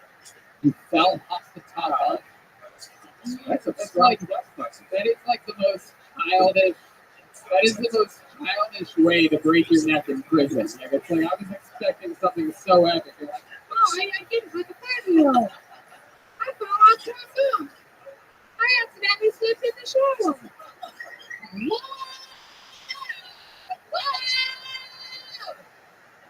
Just wake up. You have nightmares about that sometimes? You ever have flashbacks? Nightmares was the cellmate's name. Hey, yo, bitch, stop falling off the bed. You waking me up. All right. Yeah. Oh, wow. So, did you have a cellmate during that time? There was someone on the bottom bunk, right? Were you always the top, or were you the bottom sometimes in jail? I was, when you first get in there, they put you on the top. Yeah. Did you ever drop the soap? The last guy made it. Did you ever drop it? Powdered soap. Powdered soap. Oh yeah. Did you ever try to sport the soap? All right. So what did your do you remember you remember the aftermath of the fall off the I bunk? remember waking up. Oh my God. So they just told you they're like, hey, Zach, you fell out of bed. Were you and your cellmate having any disagreements at the time? It was like the day after I got in there, so I was. Oh, this sounds like some Freddy Krueger shit to me. It's fucking sleeping. Did they just find you with like your neck, like a bone sticking out of it? Or what happened? It was just like a crack, but I broke my nose and my eye socket. Oh, Jesus. Yeah. 20 feet. Oh my God. You sure you didn't urinate on the security guards that day or anything like that? It was like, yeah, he fell out of his bunk hospital. There you go. Nothing would happen. He broke his neck and his eyes. It's on both sides of his. Yeah, I don't know. He's an asshole. There you go. Take it. Were you always cool with the security guards there? Yeah, the guards. Yeah, the guards. So I have an older sister that came to visit me who happens to be attractive. So Oh. they were- Yeah. Is she here tonight? Yeah. How long you been fucking your hot sister? Again, I don't see. So you would take your hot sister to come visit you, so they like you because they're like, yeah, it's fucking back with the hot sister. Yeah. Yeah. They talk a lot of shit to me about it. Yeah, exactly. The things I would do to you, I would break your fucking sister's neck over the top bump of one of these fucking beds. What does your hot sister do? She sells keto. Red bands, green Yeah. Keto. The pyramids. Wow. So have you ever taken on the keto diet that your sister sells? I have tried. Yeah, how'd that go for you? I lost like 80 pounds on it a couple years ago. Wow. So and then is that a heroin? And then you just stopped doing it? Yeah, well, It's boring. The holidays happen. Right. Right. And you had the holidays. Your favorite holiday? We're talking St. Patrick's Day, right? Really? Yeah. You are redheaded though, correct? I did have a joke about that. Oh, really? What is it? I did the ancestry thing and found out I was Russian. Wow. I thought barely Irish. Really, that's interesting to me because I thought you were the child of Andrew Santino and the Pillsbury Doughboys. That's what I had it like for. My goodness. You have anything else interesting? What else is going on in this crazy world? Was that your first time doing stand-up? First time ever. Wow, look at that. Very cool. Yeah. Gotcha. Is this something you've always wanted to do? I've been told I was funny. Who told you that? Really good friends. Heroin addict. Yeah, the people in jail. You sell it or you sell God. So Zach, how old are you? 34. 34 years old. Did I ask you what you do? What do you do? I'm a metal fabric. A metal fabricator. Huh. So what type of really? My goodness, look at you fucking world's strongest man. That's incredible. What is that tattoo of right there? You have a lot of what's the human being one? What's that one? What's Casey Jones from HP. oh my God, the other guy had the turtle pants on. He said he could bend that. No. Maybe get us some video. That looks like about $20-$30 mics. No, come on. I'm willing to put my money to see him break that mic. Come on. The thing's gonna break right down the middle. There's a joint in it. I could probably get that. Oh, he's saying in the middle of that. You really think take donations for them? Stop. We need a. We're not gonna break the venues to do this. We're not gonna break it. We're gonna bench it. So do you think you're going to do comedy again? Like, is this something that you actually want to do, or you just do it? I'm really busy a lot, so it's kind of like the last guy said, it's 6 a.m. come turning. Yeah. I know the Yeah, it's great comedy. It's film comedy. And a shitty guitar center. Awesome. Yeah, that's true. The guitar center fucked us up last time. Yeah. Fuck this. Well, Zach, you have a guitar center hangover. I love it. So Zach, you had fun tonight. You went up. You did stand up for the first time ever. There you go. You popped your cherry. There he is, Zach W. Collins. He's on Twitter at Zachary W. Collins 1. All one word. Fucking Seattle, Washington. So far, it's just it seems to be a lot of fat guys with beards and backwards hats. Seems to be almost the entire city has given up. Tony, can I give a shout out to Bob Want from Wild Wild Countries right here in second row if you would like to stand up? Oh, wow, that's incredible. Hello, Bob Want. How are you? He's here. Wild Wild Country. Heck yeah, stand up, take a bow, say hi to these people. Fuck yeah, there he is. Holy shit, look at you. Did you sign up tonight? No, just a fan of the show? Fuck yeah, I like your style, dude.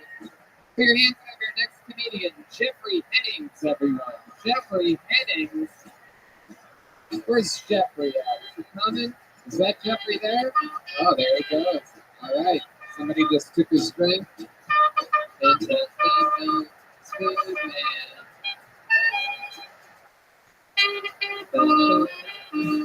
about the Seattle playlist that the band's playing tonight, huh? One more time for Jeffrey Hennings. So, I look like Seth Rogen and Mario Lopez had a baby with an eating disorder. I had a less than ideal childhood. Most kids were watching Goose Clues, trying to find the clues. I was just trying to find my mom those mornings. They were singing Schools male type stuff. I was just hoping for a strong male figure. A lot of children are being pushed to dial 911. There was an emergency. I knew the number to the local precinct. They eight. I call and say, "Hey, you guys have my mom again?" Yeah, Jeffrey, we got her. She's about to be released. You know, some kids play games like pick up sticks. I play pick up mom with a stick shift. It was nice though because those drives were kind of the only time we could spend together where she wasn't yelling because her voice was worse from screaming when I was dressed up. That's me. Thank you, Jeffrey Adams. Jeffrey Hannings, everyone. Fuck yeah. Holy shit! You did it. This is a good break for us from fat guys with beards to you, Jeffrey Hannings. Very exciting. Wow. It's so exciting for me, dude. I bet. I didn't have this going out. I know it says this. Okay, Jeffrey. I feel like I'm like surreal. Jeffrey, relax. I'll just listen. I'm gonna have a moderator. Okay, very good. From Panda Express to Panda Express, there he is, Jeffrey Hannings. My God. Hell yeah, Asian beef. That's my shit. What? Asian beef. Oh, you gotta get that orange chicken, bro. Wow, look at you guys having a fat off right now. I love it. You both need to come to Annabelle's of not making noise, man. I love it. So, Jeffrey, let's talk about it. You ever done stand-up before? I have done stand-up sporadically for like 10 years, or like 7 years, I've done like 10 years. 7 years, you've done it 10 times. Wow. Fuck yeah. So, Once last week to prepare for what do you call that? how'd it go last week? How long did you have to do last week? I did 3 minutes. I didn't do any of the jokes, so actually I had some jokes that I liked, but I took your advice, more pandering, just talking about myself, and so that's... It's not pandering. That's doing comedy. Well, I don't know, I'm just saying, like, this is the first time I'm doing that bit. I didn't do it last week. And it worked. I mean, the first part, you made fun of yourself. I don't think anybody knew you were... Can you try to describe what you're talking about? You got a tough childhood? Yeah, tell us about it. Yeah, I just had like a fucking crazy person. Really? Was the dad around? So, I don't know my real father, and she married a guy in the Navy, and then he was gone like for 6 months at a time. Wow. Yeah, you had a Navy dad, and he had a Gravy son. Have you always been a big boy, Jeffrey? I fluctuated, man. I fluctuated. I also, I lost about 100 pounds. Oh my God. Gained about 80 of them back, so. Wow. Wow. How did you gain the 80 back? Well, where did you go wrong? What's your vice? I stopped smoking weed. And somehow you got the more munchies? No, Tony, I'll be one with you. Don't call me Tony. Just like, Call Daddy. Call him Master Lynchman. I have a compulsive. Master Lynchman. I love eating shit ton of food. what type of food? What are your biggest, like, what's your regular adult stuff? Food. Curry. Yellow curry, green curry, what? Well, I like penne and mustard. Wow. I make some very good. Oh, shit. And I think Taco back here makes some really good masa men. We all say it. What? I don't know. I'm still trying to reference eugenics. You're welcome. There you go. So, what is your mom? Let's talk about it. Did she go to jail a lot? What was she in jail for? Man, she was in jail for that. She did all kinds of just crazy stuff. Like schizophrenic, or is something to it? So she actually had she said that she had a disassociative fugue where she didn't remember 2 years of her life. Immediately 2 years where she was just being a total fucking piece of shit. Right. There was one point where she told her new boyfriend they were robbing our house. Oh, so meth. She was a meth house. She perhaps, we don't know, but she told him to run me over with the car. Yeah, it was crazy. So she came in. I hope they had an SUV. Sure. Let him talk about SUV. So looks like he got run over by an ice cream truck, this fucking guy. All terrain vehicle. This show is the king of fat jokes. I swear to God. Like, every second. She was in our house taking our shit, and then I called 911, and I was like, my mom's here, she's not supposed to be here, she's taking all our stuff, what do I do? And then she's in the background, she's like, Jeffrey, get off me! Oh, you're hurting me, get off me! Like, just, crazy shit, like pretending to, that I'm assaulting her. Right. She did, like, she wrote a bunch of crazy checks, like, she put her hair down, and with these checks with a different signature, and bought, like, thousands of dollars worth of stuff, and then I was like, Mom, I was 16, I was like, Mom, are you sure we should be doing this? And she's like, Jeffrey, quit being a baby. I've done this before. Wow. How about now? What is she up to now? She died of cancer. Yeah, straight up. Like, Wow. 4 years ago. She looks hard. 4 years. Thank you. That's right. That's right. Goodness. Burn down quick. Let's check in with Annabelle over there. After hearing your story, I can just say that I hope you know that we love you. She did what she did. Wow, look at that. Little words of wisdom from Annabelle, everybody, with her foot maybe. All right, so tell us more about you, Jeffrey. What's some fun things about you? What's some positive stuff? What are you into? What are your hobbies or anything? Any fun facts about you we need to know? Bands, 2-piece. Oh, yeah. Drummer. Yeah, you've been a drummer. What do you do in the band? Musical theater.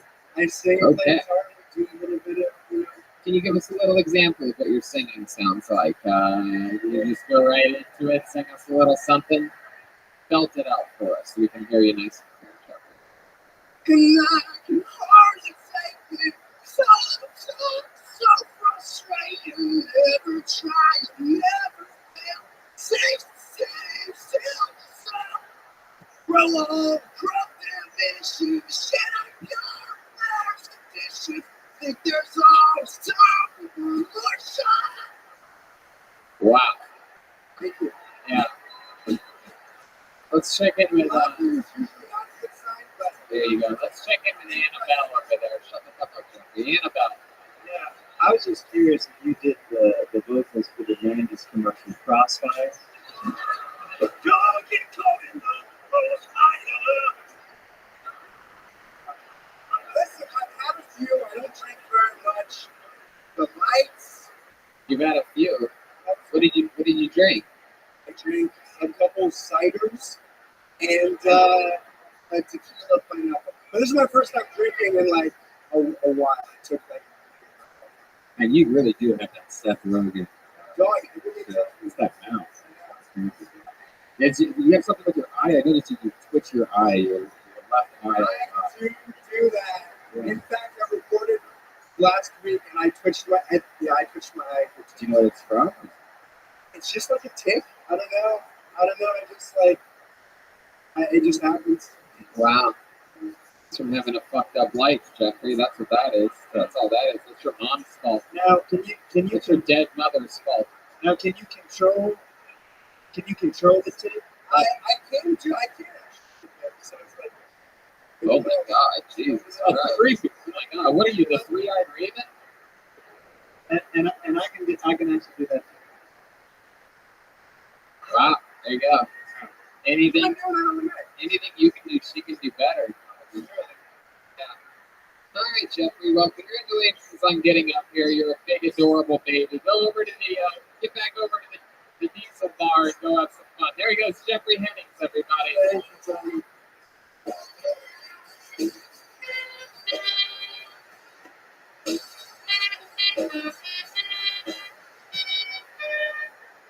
Now, let's do something a little bit fun. I pulled this guy out of the bucket earlier, but I planned on just giving him a spot. He has been on the Los Angeles version of this show, Out of the Bucket, quite a few times. He's originally, I believe, from Seattle, lives here. I think he's back living here again. We've had a lot of fun with him on the show. You're going to end up knowing it when after the set when we talk about it. Put your hands together for Seattle's own, ladies and gentlemen, Levi Mannix, everybody. Levi Mannix. Yeah. Yeah. Hey now, Levi Mannix. Hey, here he is, everybody. Come on, one more time for Levi Mannix.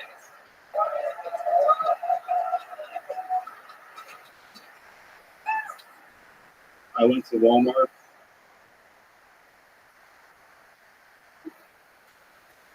I asked where to keep their suicide supplies.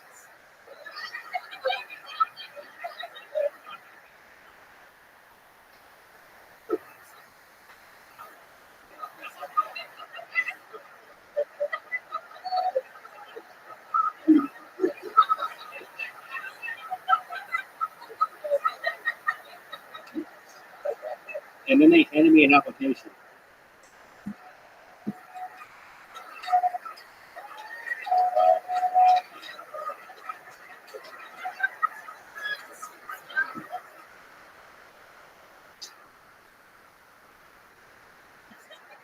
I want to test this word with you guys.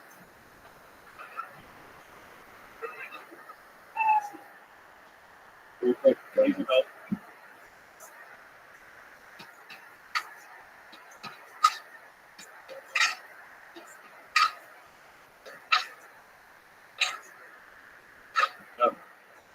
Someone once told me. Wow. There you go. Levi Manning. Now, Levi, you became popular on the Los Angeles version of Kill Tony. People love your rock star style delivery and commitment to your physical demeanor. Everyone knows, you might recognize him as the Crypt Keeper's grandson. So, Levi, you are a legend on this show because, first of all, great set. One more time for Levi. Now, you are from Seattle, and now you're back here again. Oh, very cool. Awesome. Now, you might recognize Levi from Coltoni in Los Angeles as the guy that was a virgin who had his first kiss ever on the main stage. The great Jen Murphy came up and gave him a big wet smooch. We all watched it. That poor Jen Murphy. One of the highlights of your life. By the way, he looks like the end of Grand Theft Auto Trevor, the very last scenes of the video game. It's the full evolution here. And you are one of the more famous virgins in the history of the show. However, I heard from a little birdie that I lost my virginity last week. wow.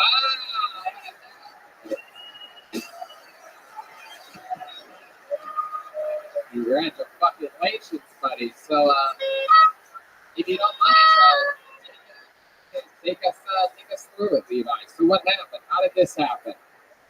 I don't know, a friend of mine was talking to her friend about how weird I am. A friend of yours was talking to her friend about how you are. Go ahead. Yeah, and she wanted to see a picture of me. I thought I was cute. Yeah, she's into fucking freaky shit. Yeah. And then she just sent me a picture of her and her phone number saying she wants to hang out. Wow. Damn. Chick that's into guys that look like all the Devil's Rejects. Yeah, you do. You look like slob zombies. He looks like he's in a Nickelback cover band called Penny Bag. So it turns out she's into freaky dudes. So then what happens? She hits you up. She called the payphone that you were texting. No, the first thing she started talking about when we were texting was suicide, masturbation, grunge music, and how she hates being around people. And you're just seeing hearts all over your eyes. How about Walmart? You like Walmart too? And then what? Would you guys? Oh, go ahead, Annabelle. Laugh is not your body. Oh, there he is. How you doing, man? They would ever do your body doesn't have. So Levi, she hits you up, and then what happens? Why?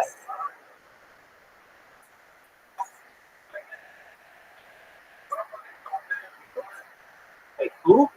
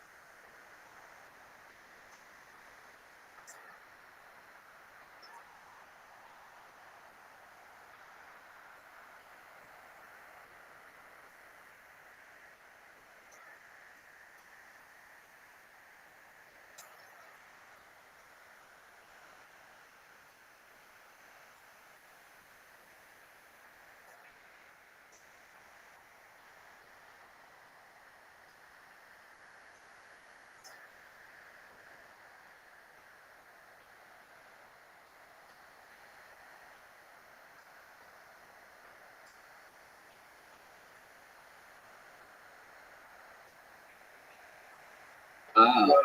He hasn't watched it since. Yeah. He also hasn't watched it before. And now, is her business a startup? Is it corporate? What is it? So she's now put your hand inside of her, and then what happens? Then the dog, like, Wow, I like this shit. The dog is still on the loose. Yeah. dog's a fucking asshole. Like, it just fucking starts barking at her vagina while my fingers. Oh yeah, absolutely. And you put the dog inside of it, right? All right, okay. Keep going with the story, Levi. You got to push forward for me. Yeah. So the dog's trying to cock block you. He's really good at it still. Yeah. And so then what happens? So we eventually try to calm it down and start walking it down. Are you still just rock hard during all of this? Like, I don't know what to do. What do I do with the dog? It's pussy. Just standing there with some weird boner and all the pubes in the world. Yeah, you probably weren't tripped up at all. Yeah, I did have my first reason to have a dog, and it's still not weird. So then what happens? Did you wear a condom? No condom? There was a condom, and She had it? yeah, she had it. Yeah. She was prepared, Right. and I learned like condoms kind of suck. Yeah. Was it your first time putting on a condom? Yeah, it was. And so what do you remember the type of condom that it was? It was the Trojan. Makes it Trojan. And there's the dog. The dog's chewing on the condom, bit into it. You're still trying to put it on, just pretending like nothing happened because you're afraid she doesn't have another condom. Then what happens? So eventually, like, she like lays on the bed and spreads her legs, so I get on top of her, and She put it in too. She put your dick in her too. yeah, Oh, I love it. I love it, dude. She fucking really was like, this sounds like a good person to lose your virginity to. Yeah. And how long did you say? Well, that's really good. Wow. They probably had a lot of pork or whatever. Like, it was a full moon last night. Annabelle, Yeah. How did you feel? How did you feel to be used like a wooden skin dildo?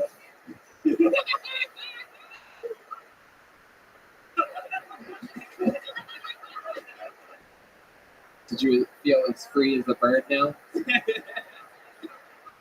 love that. Mhm. 10, 15 minutes. It's very impressive. And then what? You finish inside the condom inside of her, or did you pull it out and come on your own beard? Yeah, that's kind of because they like while we're eating drinks. I told her like my favorite thing in the world is like a Smash Mouth joke I just did. And then she asked me afterwards saying, "Hey, was that better than the Smash Mouth joke?" Wow. And you're like, And I didn't. yeah, the answer is no. You enjoyed the Smash Mouth joke better than coming inside of a condom. A little bit. All right, Levi. Well, When you came, were you looking like in a mirror above the bed and you're like, "What's your day, Mom?" have you hooked up with her? Have you hooked up with her since, Levi? Yeah. Like, Are you dating her? yeah. Oh, that's great. Is she here in the audience? Yeah. Aww. So you've been hooking up since then? Right, you've been hooking up since then. Wow. Okay. Again, very good. Very good. No. So annoying. Wow, that's a free sing-along in a fucking episode. Absolutely. So Levi, everything else has been good? You're hanging out in one spot in Seattle? You're comfortable, cozy? Yeah, man. Well, we're happy that we were able to get you up here tonight. The great and powerful Levi Manis, everybody. He's on Twitter at Levi Manis, Manis. What do you guys think? Go back to the bucket one more time, huh? We're running out of time, but I guess we can maybe squeeze one more up here. All right. Put your hands together for your final comedian of the night. Dylan Kinsler, everyone. Dylan Kinsler. And here we go.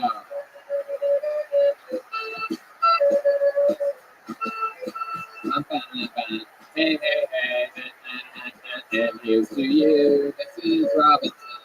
Oh, you will know. Hey. You guys having fun out there or what? This is your final comedian of the night. Here he is, Dylan Kinsler, everyone. What's going on, guys? So, two reasons I don't like going to the gym anymore. Well, also having the pain the next day, but one day I go to the gym, get this rash on my neck, go to the doctor's. Doc says, Dylan, you're gonna freak out. Don't freak out. You got herpes. Yeah, so I don't want to go to the gym anymore. And then also, every time I walk in, there's an 80-year-old guy just wiping his balls right next to the entrance to the guy's locker room. And I was like, you guy's not even in shape. He's just here wiping his balls in front of all of us. Every time I come in here, it's just like, there's an old guy just gets off wiping his balls in front of me. And I think I'm going to turn into that guy just to fuck with me. Like, 67 years old, just like, yeah, I'm going to fucking spread this shit all the way to every kid comes in here, so he's just going to wreck himself in the bench press, show me how. Wipe my old wrinkled balls in front of me. That's all I got. Sorry.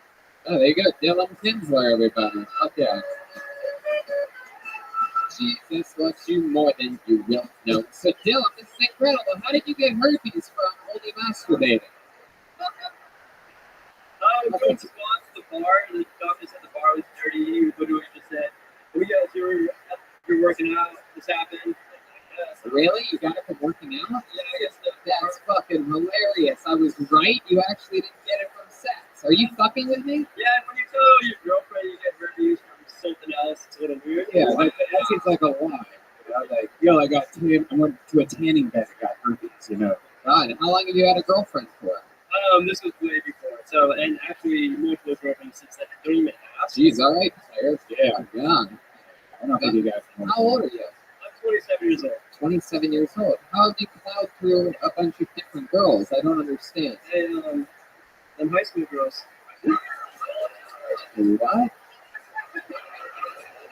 just kidding. Really? The mic's getting too close to your mouth.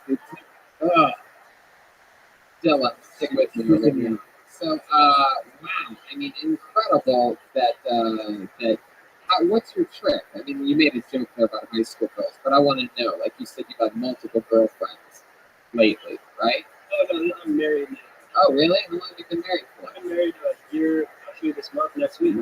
My goodness. So what made you want to settle down and get married? You were living this lavish sex life. I'm a romantic and she just settled me down. So. Yeah. Did you give her herpes? Yeah.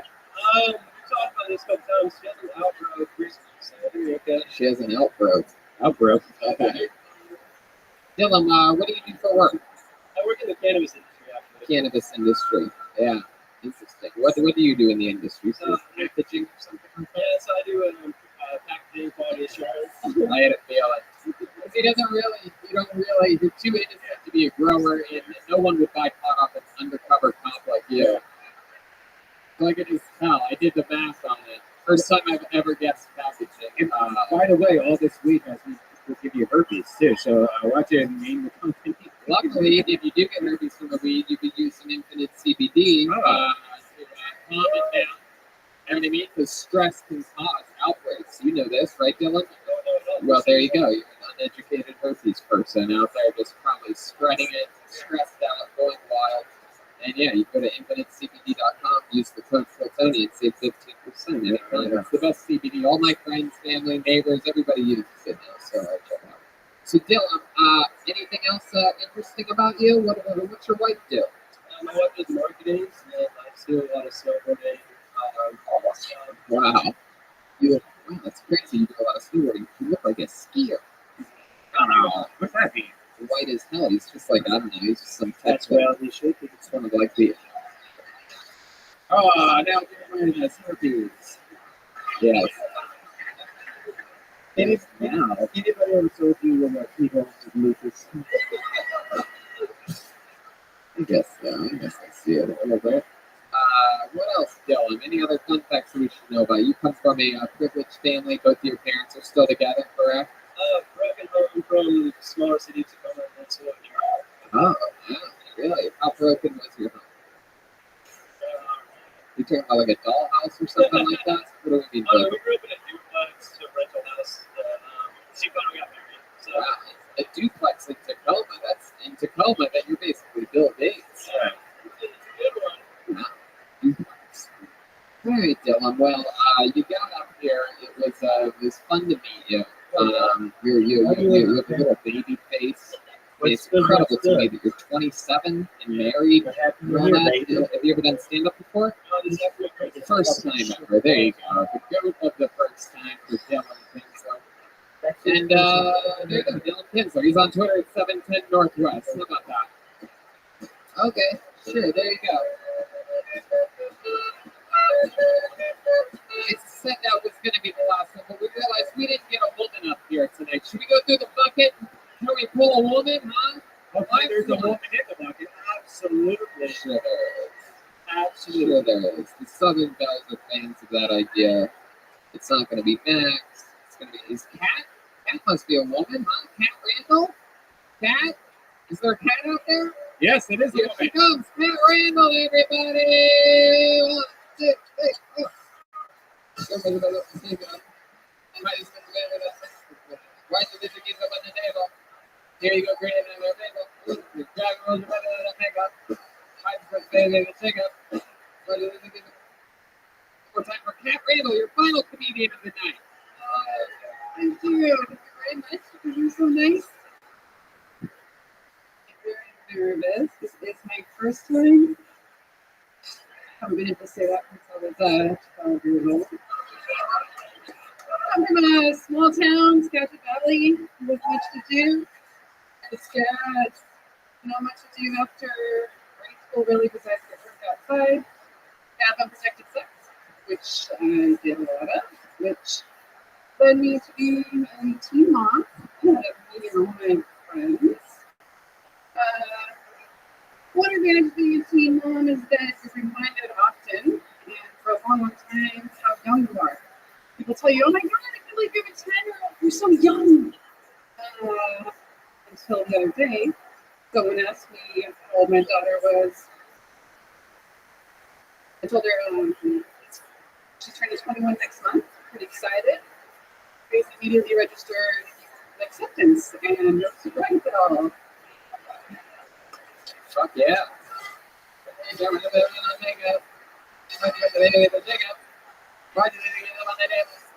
Here you go.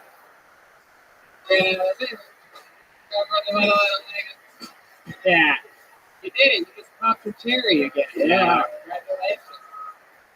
First time ever doing stand-up, and you're already funnier than Amy Schumer. That is incredible. Yeah. I just have to say, it's amazing. Let's check in with Anna Bell. Yeah, she looks like me if I was a manager at myself. Yeah. Heck yeah. So, Kat, congratulations. How many kids do you have? Just the one. Just the one. How old is she? She will be 25 in July. Wow. How old were you when you were on? That's incredible. That's so fun. You must be proud. What is she up to? She's a 21-year-old. It's a crazy age, right? It is? Yeah, no, she's actually doing all right. She works with kids, looks for like after school program through the Seattle School District. Oh, that's great. Is she single? Yeah, she's kind of new boyfriend. New boyfriend. That's actually kind of Asian. Did you get your tubes tied right after? Like we like, fuck this, I'm 18, I'm never going to do it. So just winged it for a while. And One of my favorite questions in the history of the show. Did you get your tubes tied after that? Well, I mean, because she was so young, you know, after that has to be traumatic as an 18. God, it's hard as fuck. No, I wouldn't say that. You have a cool Daryl Hannah vibe going on. It's a good thing. Daryl Hannah's a badass. Yeah. So tell us, what else have you been up to? How do you support a baby at 18? What did you do? restaurants. So yeah, we can table. Yeah. I get tutorial stuff. Yeah. Where'd you keep the kid when you were making money? How does that work? My mind's always blown at amazing power. I think the most wonderful thing in this world is obvious. I think we all do is fucking single moms grinding and doing whatever it takes to get their kid up. I mean, we saw a lot of the comedians you saw here tonight. You see what it's like when they don't have a mother in their lives, right? It's how they end up. So, like, who watches the kids? Fucking Barney and Power Rangers and shit? I mean, with restaurants, you work nights, so she's in school, and you have a friend. And you have, like I said, all my friends had kids too, so you have a lot of like flip-flop. I love it. Where were you, where were some of the restaurants you worked at? Would we recognize any of them? Denny's? Feel like I'm getting a little bit of a Denny's vibe from you, am I right? Wow, look at that. No, I worked at Cafe Minis, which is long closed. Like old school Seattle Cafe Minis, 24-hour joint. How about Diner? some fans. These people love food. Mostly like small and pop. Right. How about now? What do you do now? Now I am a dog walker. Business. Oh, very fucking cool. Maybe Levi could get you up so you could walk the cock walking dog and stop from having sex all the time. Don't throw me 12 minutes at a time.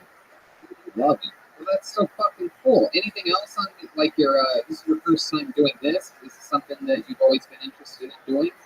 I mean, I've never really done much performance. I did a little like joined the group podcast recently. Yeah. What else is at the house? Yeah.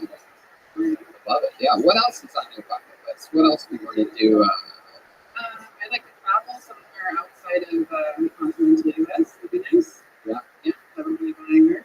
You ever been to Canada? I've been to Canada. I just went to Bellingham, which is like just Yeah. We went through Bellingham today. Yeah.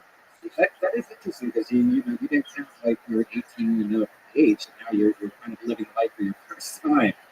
Wow. empty nesting at like 38,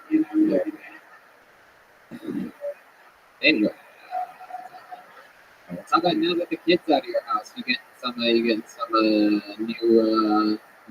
stepdads rolling in? You know what I mean? You're fucking rotating in some Daryl Manas, your Daryl Mana. You know what I mean? Some fucking.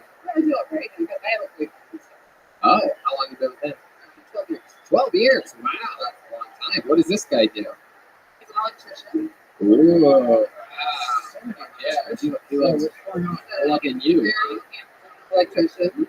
Wow, that's incredible. Do you notice that he has any like special moves that he does in the bedroom? Does he do like because he's an electrician? The shocker. Mason. Very good. There you go. There you go. That's it. Yeah. Yeah, he does them all. Wow. Yeah. That's very interesting. Look at that. Isn't that fun? Your bedroom must smell like pike plates 24/7. That's the low-hanging fruit for you guys. Even I have to take a nibble every once in a while.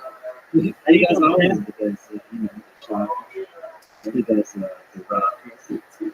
He does the stalker. And he does the flopper. And then he does the mocker where he just like looks at his Has he ever done the old Kurt Cobain and fuck a hole in your skull? I still like his local references.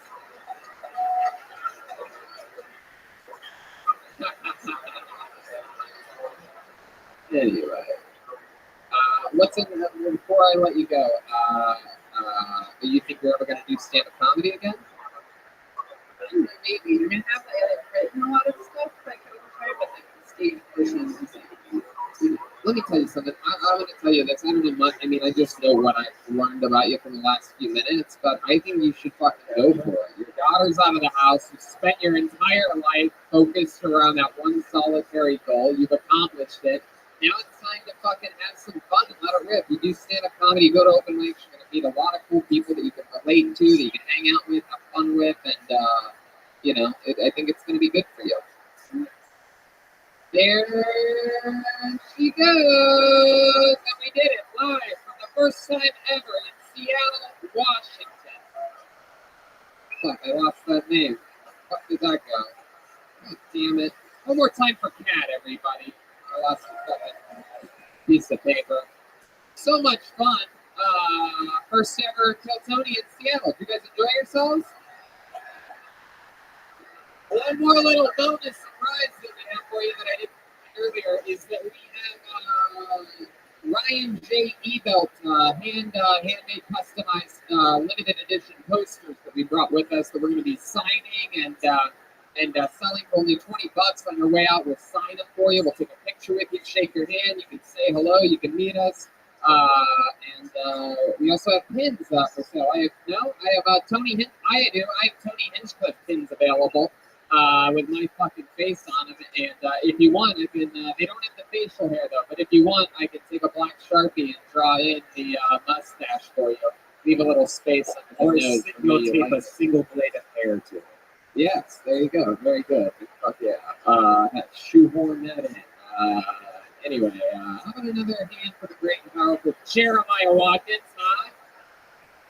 Sweet, sweet man of hell. What a lovely Southern belle indeed. I like the manners on this one. Jeremiah Wonders is his podcast. Follow him on YouTube at Jeremiah Watkins. The new Reagan Watkins album comes out June 7th. Their debut album, self-titled Reagan Watkins. You can pre-order it now at ReaganWatkins.com. You can come to the viewing party at the Comedy Store June 6th, where he's going to have a lot of the friends of Reagan Watkins, me, Red Band, a bunch of other amazing people. Joel Jolman will be there. Anything else, Jeremiah? We've got also some fan posters for sale that run at JUW. That's right. That's right. Available for $20. You can buy those if you want. How about another hand for the one and only Joel Jimenez? Motherfucking Taco Bells. She did it tonight. Joelberg's on social media mostly sorry. Anything else, Joel? First time in Seattle. Hell yeah, we love you guys. Me. Absolutely. Make sure you follow Kill Tony Show on Instagram so you can get updated follow-ups on everything that's happening through the crazy tour. And Kill Tony on Twitter as well. How about a hand for the great, powerful Brian Redband, everyone? Thanks a lot, guys. Seattle, you guys were amazing. I'll definitely be back. We love you. Thank you so much. Good night.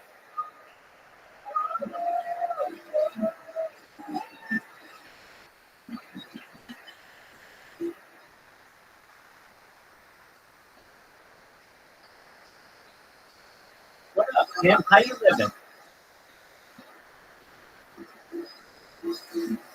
Go, dog.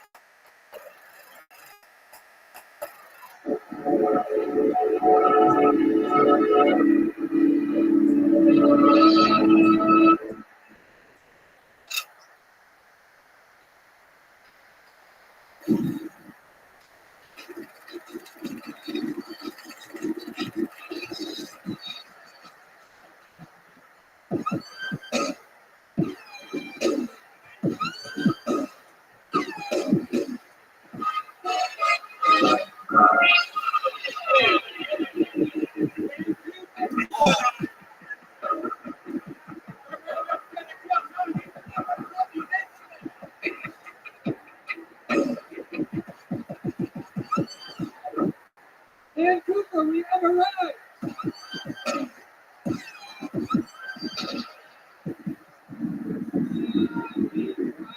Wowzers. Somebody for the great Brian Redfan is here, ladies and gentlemen. Hi.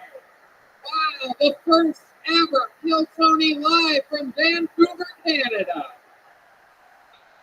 It's been a long time coming. Okay. And we finally made it. We've been to Toronto and Montreal a couple times, and finally the beautiful.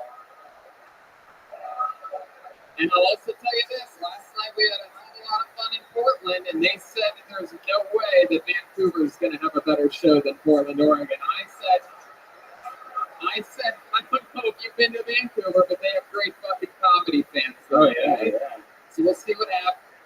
Comedy scene here, who knows? We have double buckets tonight. Two amazing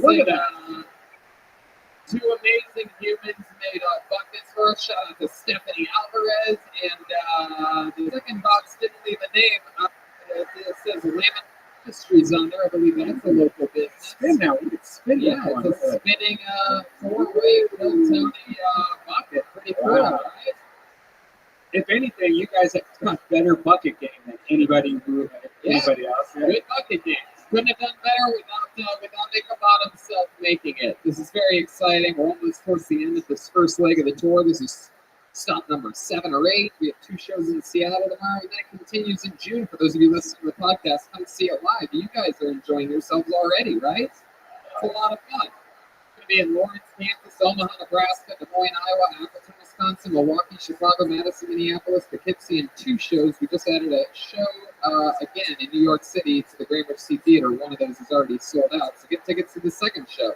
Drink your delicious Caveman coffee. Am I right, Canada? Go to cavemancoffeecompany.com. Use the promo code KILLTONY and save 15%. There's a new Reagan and Watkins album out June 7th, huh? A band born out of this show. You can pre-order it now at ReaganandWatkins.com. Go to the pre-party June 6th at the Comedy Store if you're near LA. And of course, tonight on these road shows, Ryan J. Evo couldn't make it to the show. However, he did draw up an amazing Kill Tony Summer Tour poster, which features Vancouver, Canada. We're going to be selling those, saying hello to you right after the show, right over there. We're going to sign posters for you if you get one. There's also some amazing pins available from our friend Mauricio over at Rockin' Pins. He made an amazing Death Squad pin that glows in the dark. And there's also a Tony Hinchcliffe pin as well, everybody, with my face on it. The catch is it doesn't have the facial hair on the pin. But I did bring some black Sharpie markers, and I'll be willing to draw a couple lines under the mustache area. Leave a little space in the middle. You need a mechanical pencil. You can't use a Sharpie. Yes. I mean, how dare you, Brian? Are you roasting me? So we'll be selling all that stuff on your way out, saying hi to you. If you're poor, we'll just take a picture with you or whatever, you know what I mean? But we get it. We know the economy here isn't as good as beautiful America. Yeah.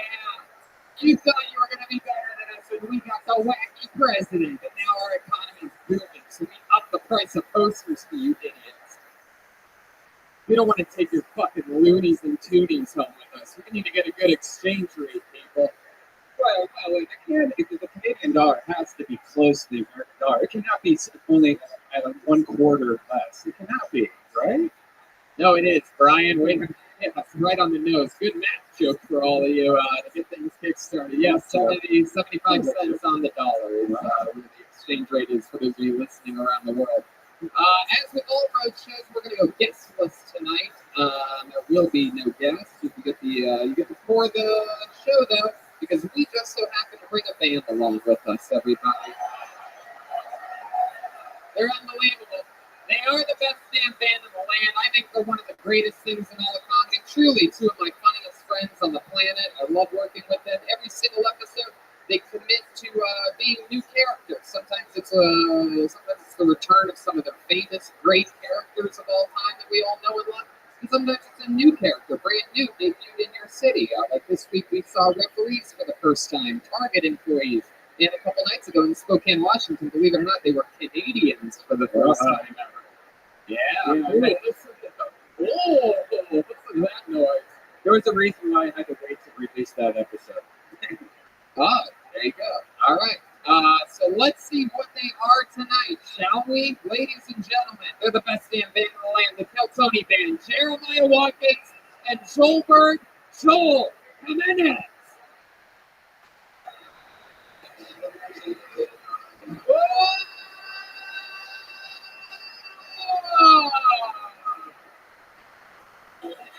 Wow, we've seen these guys before. It's the return of the nerds, ladies and gentlemen. Some of our favorite characters of all time. It's been a while since we've seen you. Where have you been? We've been. You fixing yourself here? Yeah. Oh, here we are. Fighting Danny Brown up at first. That's true. That was the last time we've seen you. You were good. Remind me of your name again. Elliot Seymour. Seymour. All right. I am Lenny Mosiki. What? Lenny Mosiki. Okay, Lenny it is. I joined the street gang for 2 weeks in Detroit. Hell yeah. I smoked weed with Danny Brown and I lost a lot of money. All right, Lenny. Well, you look like a Mexican maid, and I'm excited that you're joining us. It's been a long time. I'm pumped. We got nerds, we got Red Band, we have two Canadian buckets of destiny here. I'm really excited. A lot of sign-ups tonight too. All the names are in the spinny box, and you know how it works. If I pull your name up, that means you get 60 seconds uninterrupted. You know your time's up when you hear the sound of a kitten. That means wrap it up then, or else you're going to bring out the angry Davie Street Bear. There he is. Wow. That is one angry gay Canadian bear, if I ever heard it before. My goodness. And they're let me interview you, talk with you about life, find out what's interesting about you. My God, did we meet some crazy people in Portland I'm excited about tonight. And just to let you know, don't interrupt those 60 seconds. We don't do it. You shouldn't either. Don't fucking heckle during your 60 seconds. Maybe they waited years for this moment, so don't be an idiot. We'll all call them pieces of shit afterwards together. And the stairs to get on the stage is right in the middle. Right down the middle. You can't mess that up. No other way to get on stage. Don't be stupid. Take the stairs. You guys ready to start this motherfucker or what? We are live from Vancouver, Canada. Spinning motherfucking boxes. Here we go. I'm excited about this. Yes. And your first comedian performing tonight goes by the name of Dennis Theriault. Dennis Theriault. And this might be him. Walking up right here at an Undertaker-like pace. Yep. Going the other direction. And now walking towards the stage, politely. Very polite man. Like somebody on the... Here he is. Dennis Theriault.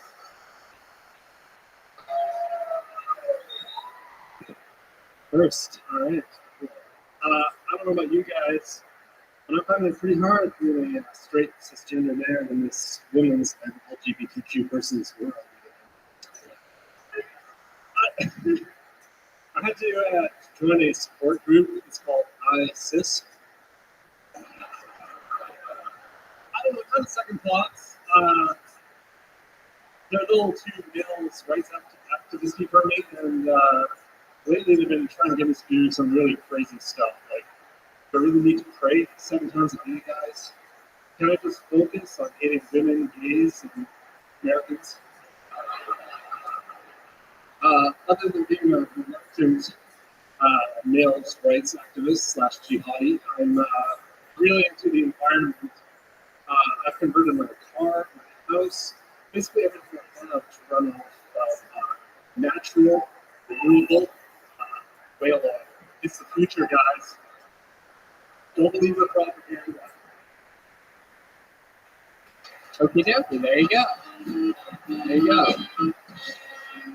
Some people at the end of their set, you know they're done when they just shrug their shoulders like that. I like your closer. Dennis, so welcome. This is your first time on the show, clearly. Yep. How long have you been doing stand-up? Never. I agree. You didn't do it just now either. Wow. Okay. Hell yeah. So you just did it right then. You know that? There you go. So you just did it right now. That was your first time. It was to go to the first time. How do you feel right now? Your hands are in your pockets like you're waiting for a bus or something. Like a bad boy. I'm not really sure what I'm supposed to do. Yeah, there you go. You're already getting it. You're already making the proper adjustments. Now you got the mic in your hand. That's one tight pocket you got that other hand into. Oh, there you go. It look tighter when your hand was in it. So Dennis, I don't really understand what the fuck you were talking about up here tonight. Yeah.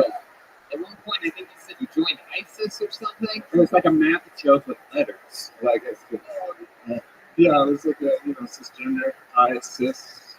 Oh, okay. You know, exactly. You see that really, here's quite intelligent actually. I guess so. Oh, yeah. I would high five you, but I have a fear of my roommate. So Dennis, tell us more about you. You just decided to start stand-up. How old are you? 39 years old. Hell yeah. What have you been doing up until this point? I'm an electrician. An electrician? Heck yeah. I can feel the electricity right now. Hey, your punchline for sucking.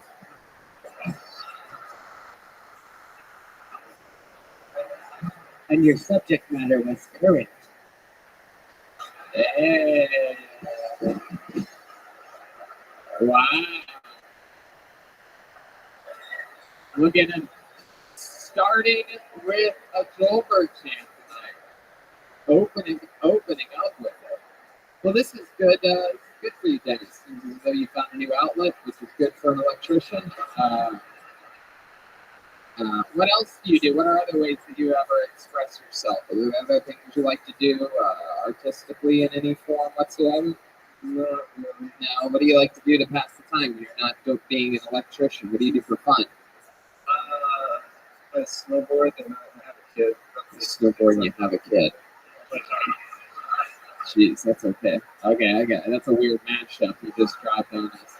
Wow. Literally the things I do other than work. So You have a kid? That's so cool. When was the second of a movie? Did you get plugs?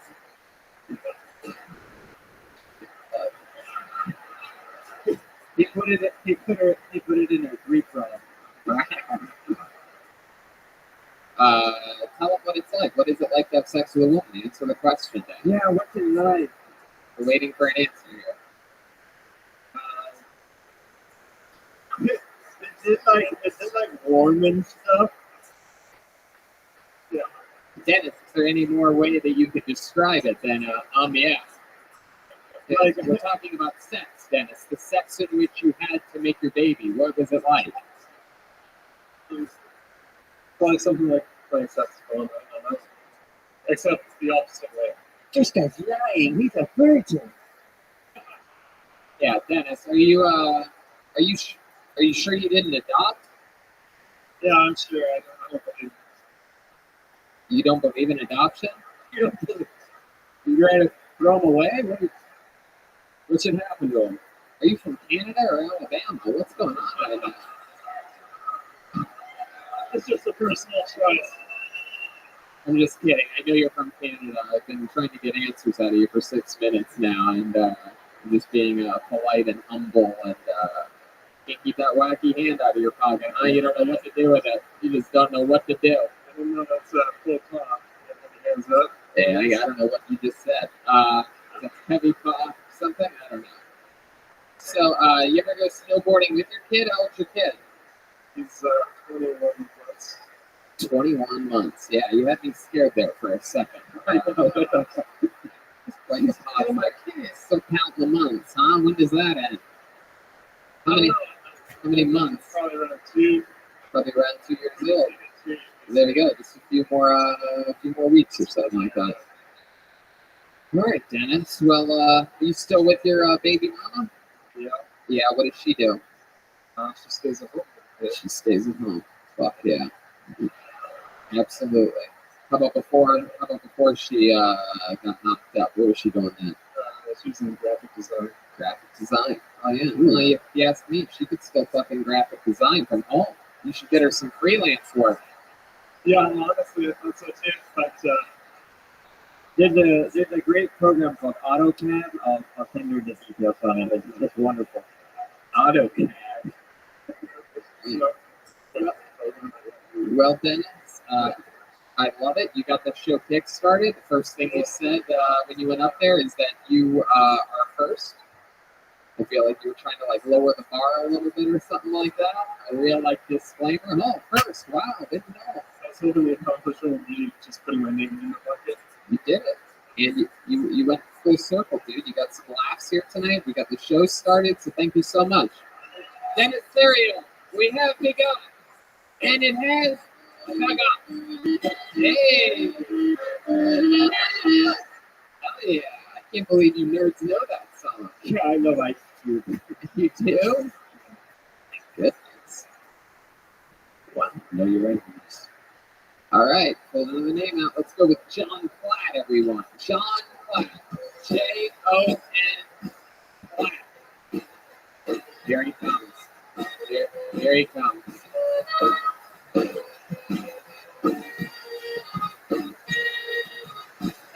One more time. John Platt. Everyone. So I was watching this thing on genetic engineering. It's going to be a real thing. You're going to be able to predetermine your child's eye color, height, muscle fibers, all kinds of shit. Which is great, right? If there's dream of making superhumans finally realized that an upperclassman we want him sent to be here. He's going to go to the movie. I mean, it's just a fucking shirt.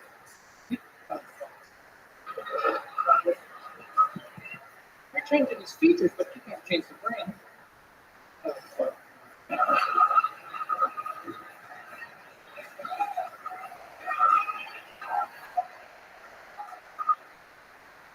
What if you're 6'9", 3'9", quick twitch little Harvey Dave just wants to sit at home all day playing with ding dong, which is much larger than average, by the way, Dad's idea. There's another thing that I failed at hard. John Platt. Heck yeah, dude. I love your style, your catchphrase off buff. One of my favorites. Welcome to the show, John. How are you? Good. How do you feel? Really? Get right into that mic. Yeah. Why is everybody have their left hand in their pocket tonight? What's going on? Is this some weird? Is this like a? Oh, it's a Canadian hello. Oh, that means we like you. We put the hand in the left pocket. That means we trust you. You know, it's like when a cat rolls over and shows you its belly. It's trust. Can't do it. I don't know what to do. None of us know what to do with our left hands. I love it. You seem like the type of, you seem like an off-duty magician that drives a convertible of some kind. Am I close to right about this? You know a few magic tricks, don't you? No. All right. You're waiting for the breakdown. Oh, I'm not done. So you can keep appreciating as it goes. Your sunglasses on the collar right now. Was that a planned thing? Strategic? I was planning to put them beside my chair, but I got nervous on it. You got nervous and forgot to take your sunglasses off your shirt. Look at you now, you fucking Canadian Calvin Klein model. How it happens. All right, so let's talk about it, John. How long have you been on stand-up? First time ever. Wow, look at that. Isn't that special? Tell us more about you, John. What do you do? You clean houses? You paint houses, inside or outside? Inside. I do a bit of outside, but I prefer the inside. You prefer the inside. Oh, yeah. Why do you think you're very excited? Hell yeah. We represent inside painting. Why do you prefer the inside? I never like weather that much. You don't like weather, right? What ethnicity are you again? Me neither. What ethnicity are you again? I'm half white, Half white, half Indian. What type of Indian are we talking about? East India. Uh-huh. So, yeah. So which one's which? Your mom's Indian? Mom's Indian. I work with my dad painting. Oh, your dad's a painter as well. Does the paint run in the family? I think it does. Does every morning does he paint that dot in the middle of her head? Serious question. I don't know. I'm not cultured. It's culturally insensitive.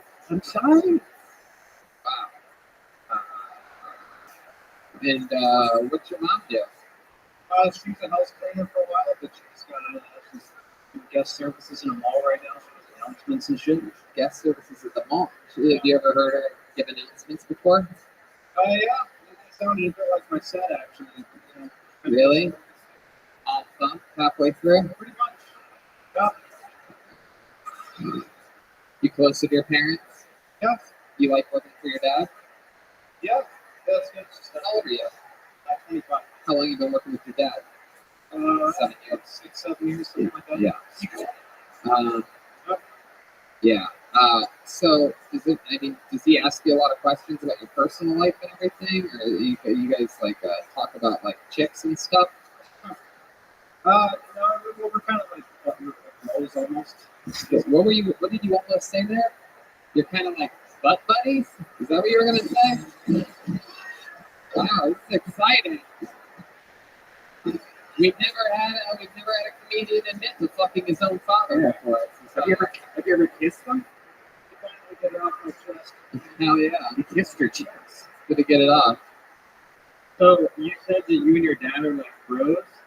Yeah, kind of. So you'll be at work in the morning and you'll look at your dad and be like, so did you get any pussy last night? It's like, yeah, your mom. Right.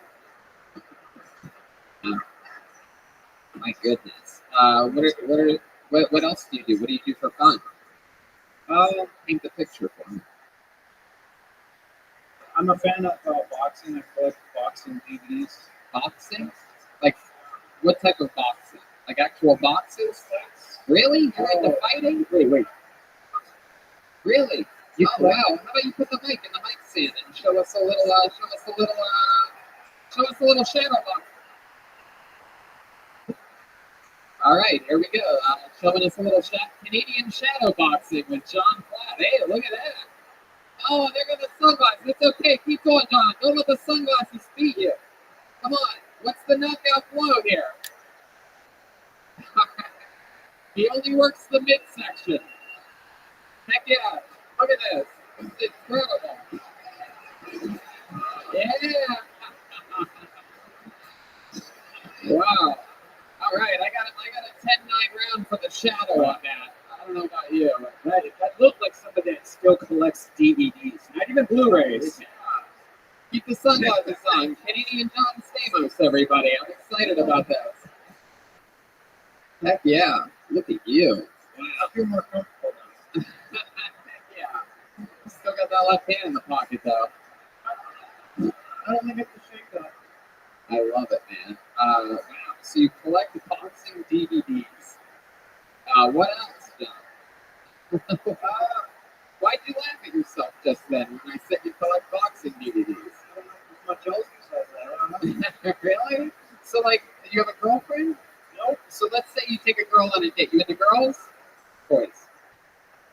Girls. So let's say you go on a date, you take a girl back to your place. What happens? You just walk in and she's like, oh my gosh, so you really like boxing and DVDs, huh? And then what? I don't know what happens. Oh, okay. When's the last time you got laid? For these guys.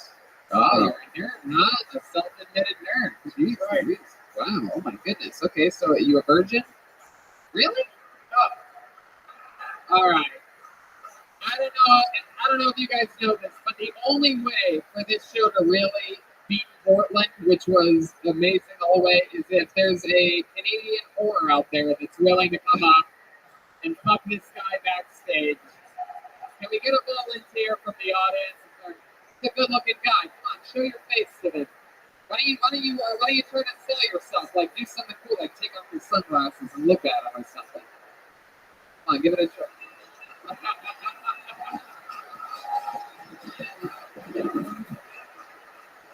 Tony, I don't know what's happening. My butt is wet right now. Well, I don't know what's happening. I don't know how your butthole get wet. I don't know. Doesn't even make sense. And nothing that's a piece of inside the liquid down there. What the hell? There's a gland back there. Or a cream pie. Wow. Okay, Red Band. Red Band shoehorning dirt into this. There is a gland back there. Dogs have it. Anyway, so John, let's try to figure out one more thing. Why is it that you think? Have you come close to losing your virginity? No. Not even close. Have you made out with a girl before? Are you serious? All right. Now, I was sort of kidding when I asked for a volunteer to fuck this guy backstage. But is there by any chance one woman out there that's willing to come up here and give this guy a real fucking kiss for the first time in his life? You? Come on up here real quick. Give this fucking guy a kiss. Oh, here we go. That was all right. That was a little fucking good. Keep them coming. There All right, there we go. girl. Let's go right here. Right here. Come on, we need somebody to give this guy a real fucking kiss right now. Hey! Wow!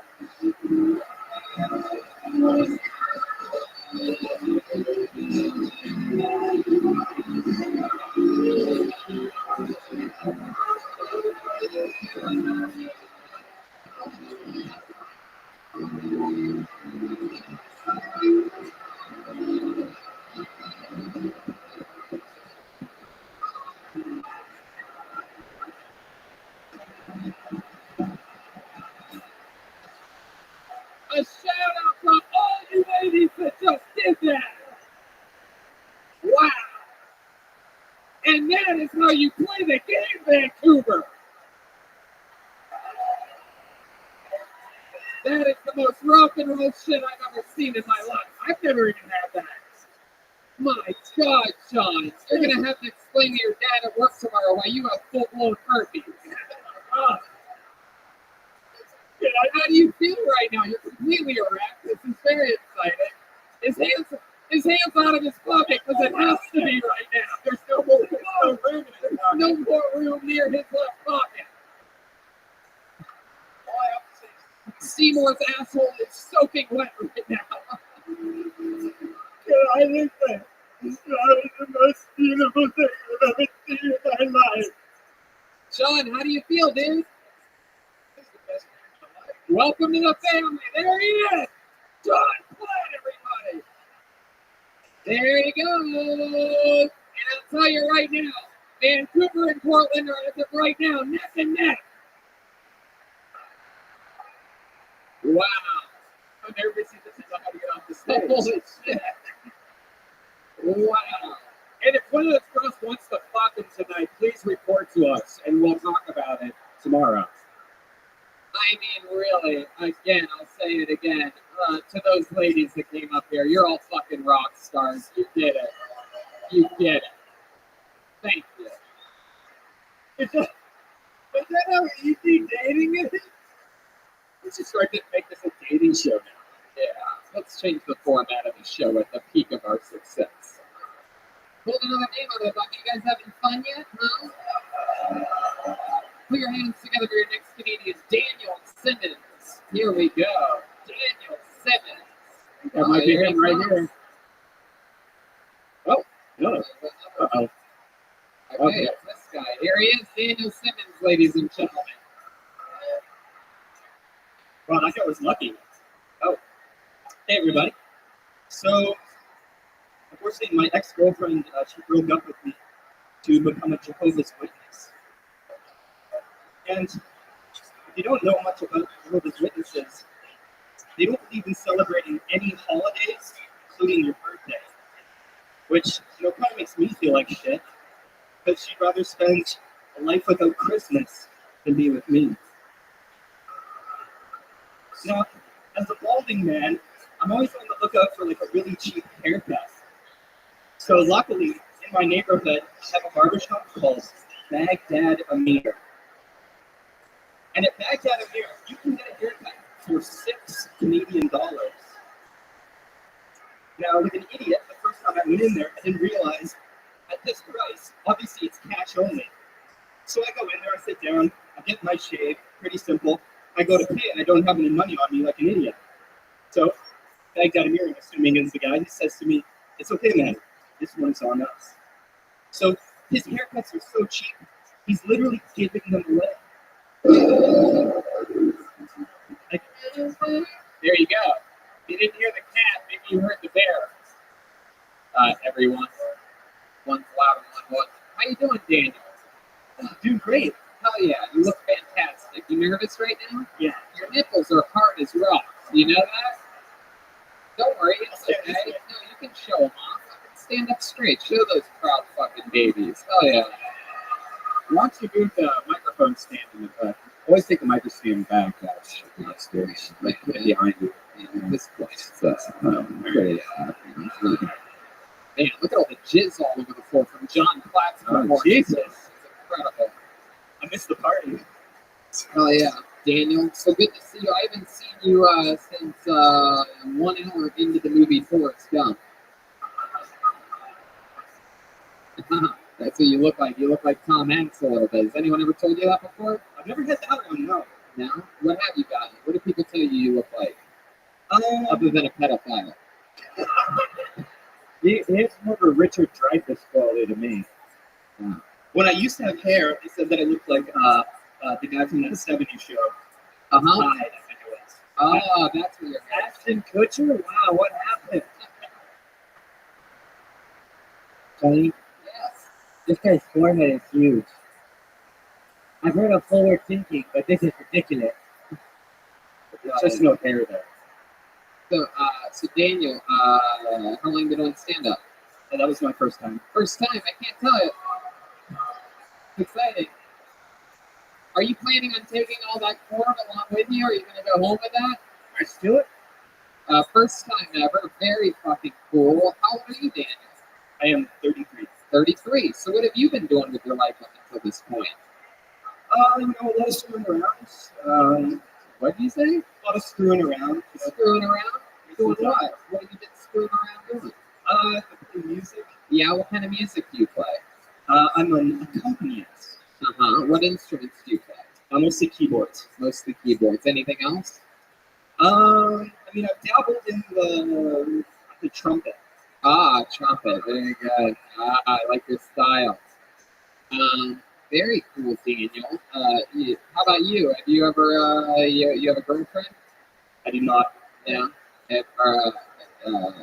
When's the last time you went on a date? I have the feeling every guy now is like, I haven't even kissed a girl today. I've never been. It's been a while. Yeah. Since the last breakup, I've been single for about a year. The last breakup was about a year ago. The last breakup sounds like a romantic comedy that I'll be watching this summer. All right. So your last breakup, how long were you with her for? 2 years. 2 years. Why did it end? Well, this one, Ooh, this one. Welcome to another episode of This One with Daniel Simmons. What was up with her, Daniel? well, there was the Jehovah's Witness girl that I mentioned. Uh-huh. So that was kind of a religious thing. That was quite interesting, Right. that experience. Uh-huh. Was she like, knock, knock, and you're like, who's there? And she's like, your future girlfriend. Jehovah's Witness, they go door to door. Is this not a learned crowd? Was that the last one? The last one was the Jehovah's Witness one? It wasn't actually, no. So I'm asking you how the last one ended. Yeah, so then I dated an opera singer for 2 years. Ah. Professional opera singer? She was just finishing her master's degree, so she was like semi-pro. Damn. And it ended, why? It was one of those things where first year was good, and then the second year we start to get to know each other a little better, and it was like, What did you get to know about her that turned you off? I don't want to throw her under the bus, but she was actually quite nice. Yeah, well, if she's not listening and she's not here. So, So she was actually kind of mean. So, we don't know who she is. I'm not asking you for her name and social security number. Do you guys even have social security numbers here? No, of course not. No, you got fucking. Oh no, we just tell who you are by you stick your left hand in your pocket. We read your phone from the outside of your left hand pants. So Daniel, can you tell us one thing that you couldn't stand about your ex-girlfriend? Just out of curiosity, you seem like such a nice guy. The fact that you're struggling with this so bad, whether you want to say anything or not, makes me want to keep asking you more. No, but I think it plays into that because like I like to just have a good time and like day to day just be positive, have fun. And yeah, she was a little negative, mean-spirited. Yeah, can you give us an example of a time she was mean-spirited to you? Just one example. Well, I'd like go over to her apartment and like, she lives a fair like commute away, so I take the time to go over there. And then when I got there, I'd be like, hey, like, how's it going? And then what would she be like? Just kind of give me this look like, hey, My God, it's very scary. I just pictured your head making that face on a woman's body, and I'd want to break up with that too. Daniel, anything else interesting about you? You seem like we're missing something here. I feel like you have a secret, hobby. Is there something crazy that turns you on sexually that we'd be surprised to know? I mean, by the way you keep gathering up that cord, I'm guessing you like autoerotic asphyxiation. Asphyxiation. Asphyxiation. Do you like choking? Being choked? What are you into? honestly, I'm not because I bruise easily, so I can walk around with like finger marks. How do you know that you bruise easily? Because I get bump into something and it ends up being a bruise. Really? Have you ever been boxed by a guy that collects boxing DVDs? Hopefully not. No. That guy would bruise the shit out of you, dude. Can I hit you and leave a bruise? Is that okay? Sure, let's do it. Where do you want to hit me? Yeah, it's okay. I'm not gonna do that. It seems like a good idea until you have a stroke or something like that. I don't feel bad. Well, Daniel, fuck yeah, man. You have any pets? I feel like you have like a rat or something like that. No pets. No guinea pig or something fucking weird? No, man. You live by with nothing in it. You live by yourself? Nothing's in your apartment. Literally nothing. Do you have a DVD player or a Blu-ray? Neither. So when you say you have nothing in your apartment, what do you mean? What's apartment example? I keep it minimal, so it's like kitchen, bed, keyboards. Keyboards. Yeah. How many keyboards do you have?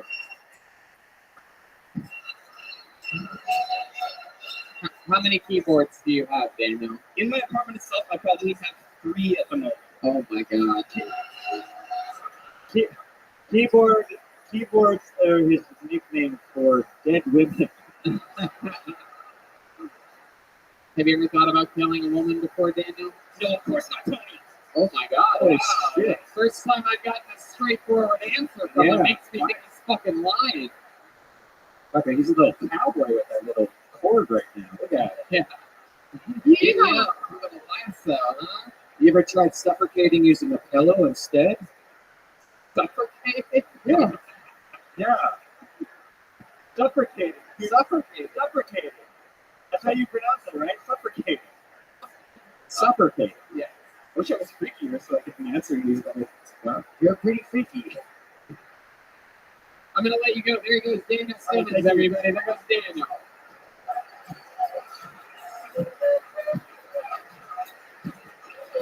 These buckets are so cool. It really is. We love buckets on this show. Yeah. Hold another name out. How many of you like it when comedians do good on this show? Always fun. It's always a good thing. How many of you like it when comedians do bad on this show? Wow, that's a very high negativity ratio. Yeah. There's a girl that literally left her seat to jump up and be like, Yeah. I like this fucking crowd. You guys are fired up here. Been a long time coming, Vancouver. Shout out to the balcony. Yeah. Yeah, those guys up there. Fuck yeah, look at those goddamn animals. We did pretty good here today. For your answer to your next Canadian, Alexander Eckhart. Alexander Eckhart. Oh, there it comes. Here he comes. Wow, there he is. I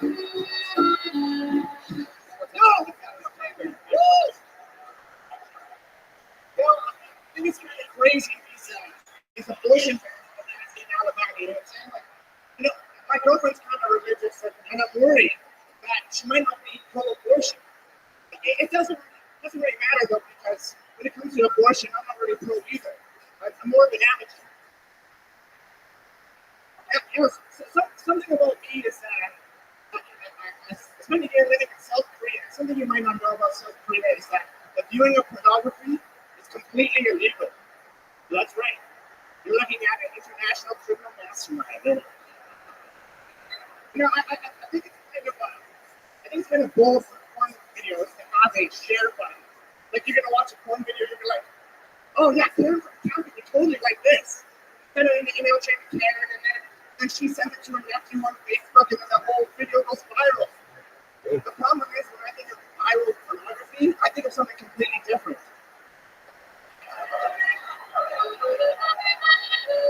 Fuck yeah. Alexander Eckhart. Heck yeah, how are you, man? Yo, awesome, I man. love it. You guys feel so. I love it, absolutely. How long have you been doing stand-up? This is my first time. Wow! I'm actually really surprised about that. Where's the sheets? Has it been all first times tonight so far? So far, yeah. Wow, 4 for 4. I'm honestly very surprised that's your first time. Oh, I thought for sure about a year or two at least of experience. Oh my gosh. You came out just straightforward, just fucking with your material, very confident. You've been practicing hard? A little bit, yeah. Yeah, who do you practice in front of, or how do you practice? I just say it over and over in my head. You say it over and over again in your head. Fuck yeah. Look at you. Look at you. You're like a young Tucker Carlson. Has anyone ever told you that before? Oh, I haven't heard that one. I've never told anybody that before, so it's perfect. We're a perfect, we got a perfect match going on. I like it. So your first time ever on stage and you're already dressing like retired Jay Leno. How about this? Is that your Jay Leno impression? Do it again. Did you hear about this? What other impressions do you know how to do? Oh, that's it. Come on. There must be something. Here, I'll do one if you do another one.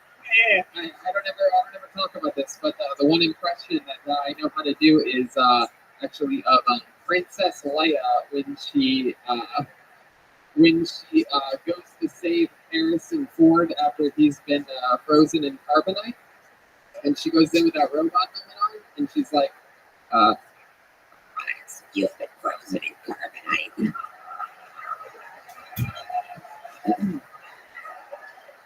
Your vision will soon come back. You are temporarily blinded." It's better without the microphone. I've never done it in That's awesome. Makes my friends laugh. Yeah, and you want me to follow that, or should I just listen No, to go you ahead. have impression? Give us an impression. Yeah, I was doing Lois Griffin. Peter. You're right. You can't do impressions. But I can't really either. I can't blame you, Alexander. So, first time on stage. Yeah. You're 29. 27. 27. And what do you do? I do customer support for a tech company. In Victoria. Customer support. Is it a famous tech company? Nope. What kind of tech is it? So it's Victoria's Secret. Like,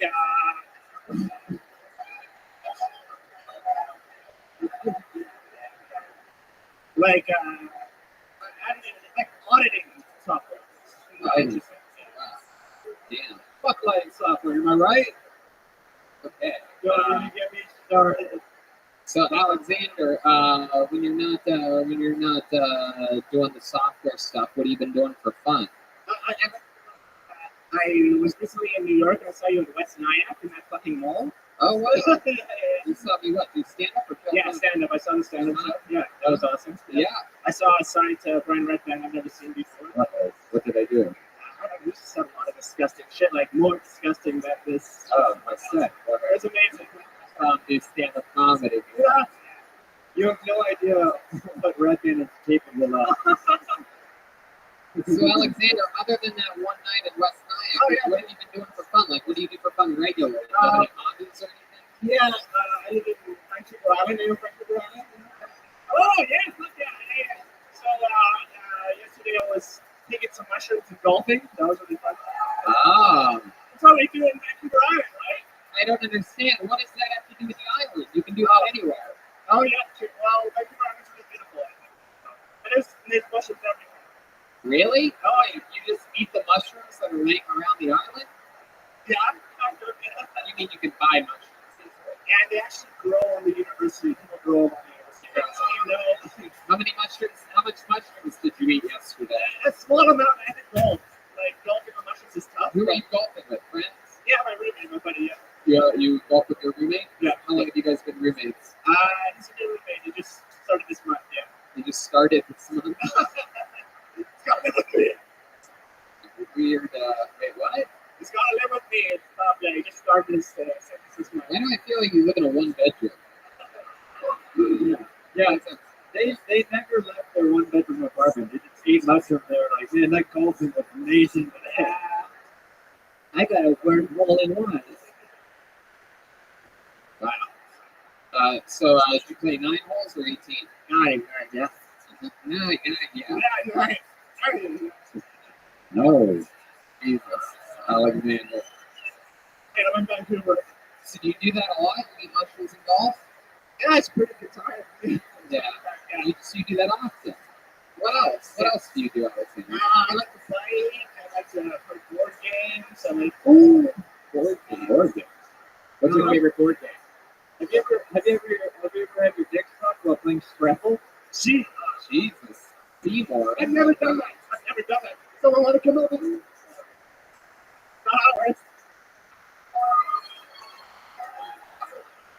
What's your favorite board game? What's your favorite board game? Yeah, it's not really nerdy, but this game called Tyrants of the Underdark. Oh my God. Jesus. It's all really cool. Sorry. Do you watch Doctor Who? No, dude. Are there any more nerdy things that you think you can compete with these guys at the next show? Oh yeah. Yeah, tell us more nerdy things about it. Magic the Gathering. Oh, yeah. Yeah, like What else, Alexander? name is a character. Come on. Alexander, stick with me over here. The only double D's I've ever seen is Dungeons and Dragons. Oh, yeah. No, but I dabble. Pokemon. Okay, guess we're just all naming board games now. All right, Alexander, how about you? What's your love life like? Are you like everybody else out here? You got fucking a true ball sack of cum right now? I'm a virgin.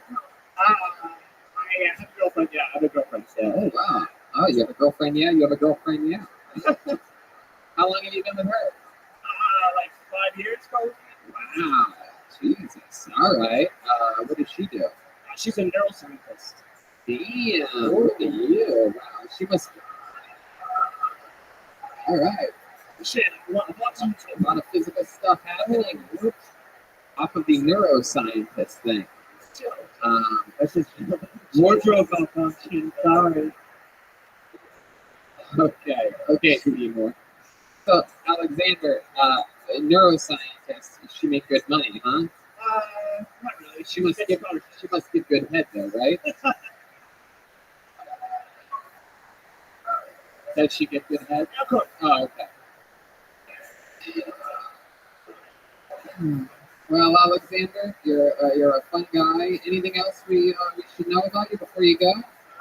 I'm from Calgary, Alberta, where I know you've been a couple of times. Huh? Yeah, fuck you, I know, yeah. People make me hate you a little bit. You like being the bad guy? Oh, why not? Yeah. Fuck yeah! Look at you. My God, you look like some form of like some more Canadian Jim Brewer of some kind.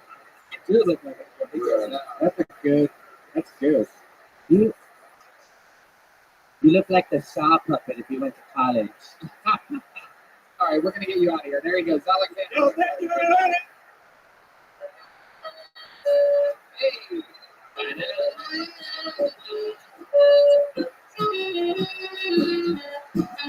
What song was that? Creep? He blinded me with science. By Thomas Dolby? Does anybody know that one? That's a good question. How many of you would like to see Jeremiah try to kill this bug right Yeah. now? Jeremiah, here you go. You can probably use the top of this lid. Oh, there it is. Shout out to Laminar, the assistant manager. Chris Dawson is responsible for this. You want to use this? You can like swat at it, but don't let it fly out of your hand. There it is. The fly is flying around. All right, it's now gone off the stage. Oh, it's playing with you. There we go. Oh, it's back here, Jeremiah. You lost it. It's right there in the middle. Oh, so close. Oh, he's freaking out. Did you get it? Is it between your hand and the thing? Hey, it looks like you got it, dude. I think you may have gotten it. Oh, you guys see it? He's got eyes on his head. This is one of the greatest moments in podcast history right now. Jeremiah's trying to kill a fly. It's right here, Jeremiah. Right here. I'll keep my finger on it if you lose it. There we go. Whoa! So close. It's right here. On top of Tony's head. Oh, there you go. All right, he's made his way off the stage. I believe this fly may have. Whoa, it's right in front of us. Oh, he's talking shit, Seymour. Seymour, you gotta get this fucking thing. Seymour, what are you gonna do? It's right there. This thing is made for show business. I'll tell you right now. It's fucking. It's like it knows your range. For those of you just listening to the podcast, Jeremiah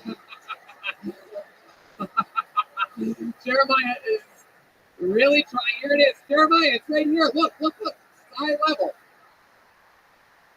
Wow, Redman has now gotten into the chase. Oh my god. Oh my god. Well, here it comes. Here's the success. All right. Well, let's get back to the show. And I'll tell you this.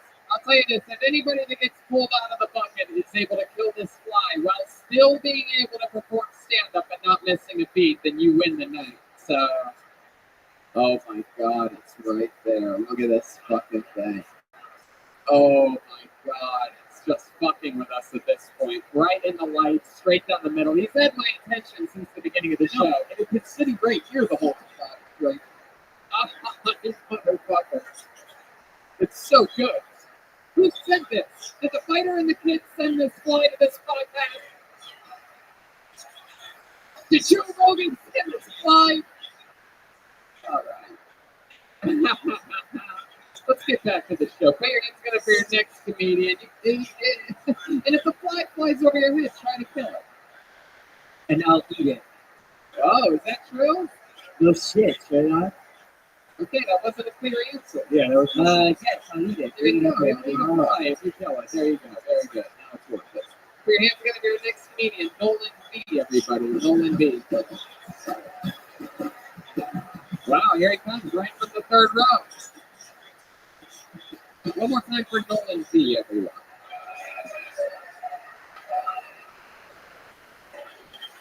Have you guys ever heard of this sexual activity known as edging? Two people? Okay. Well, if you're a guy, you fuck a chick, and he tries to last as long as possible before he ejaculates. But if you're anything like me, all sex is edging. All of it. I mean, I wear condoms.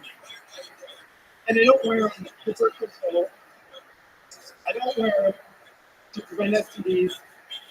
I wear them for stamina and endurance. It's a real good tip. When I was younger, my father gave me some advice. He told me, young boy, remember, always stay in your own lane. Later in life, I realized he was teaching me the ultimate drinking game. That's some drunk driving humor.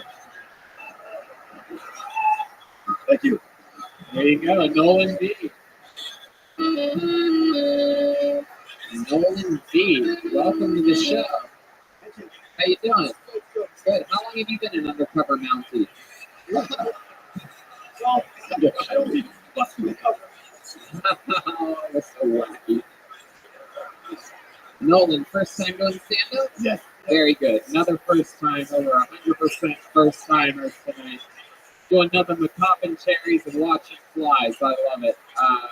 So Nolan, tell us more about you. What else, dude? Look at yourself. I mean, you're a fucking little, what we would call a Canadian fucking stud of some kind. It's, there you go. You hear that cricket? You know what that means. I played with 30 plus baseball. What? Talk right to the tip of the mic. Sorry, I played 30-year-old plus men's baseball.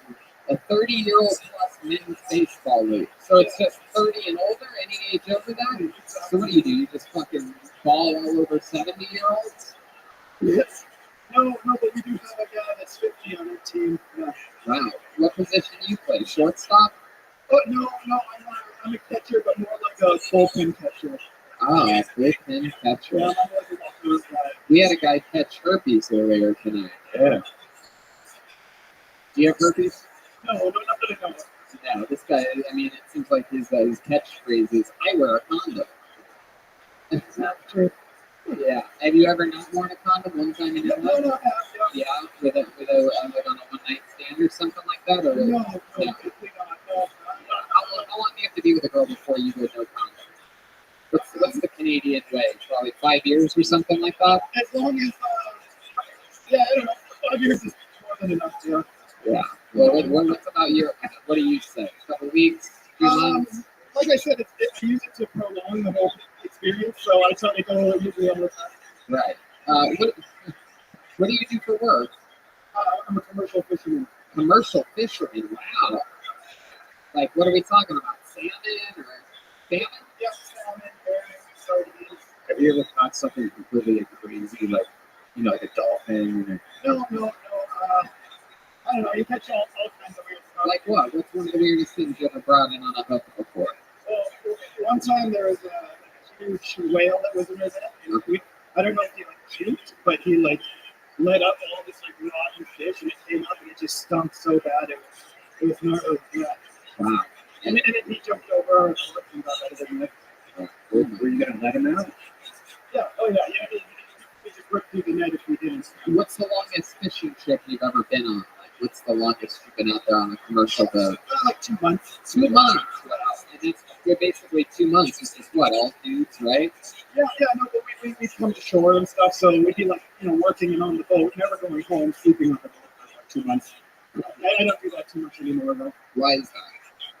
I'm very strong, and I don't fish ponds anymore.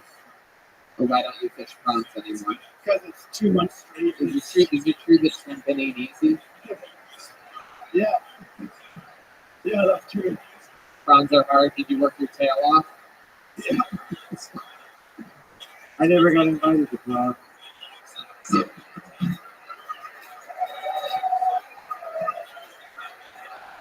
Whoa! Very good. I like your style. Every good fisherman needs his bait. You catch one of those flies, we're going fly fishing tonight, buddy. Me and you, Nolan. Wow.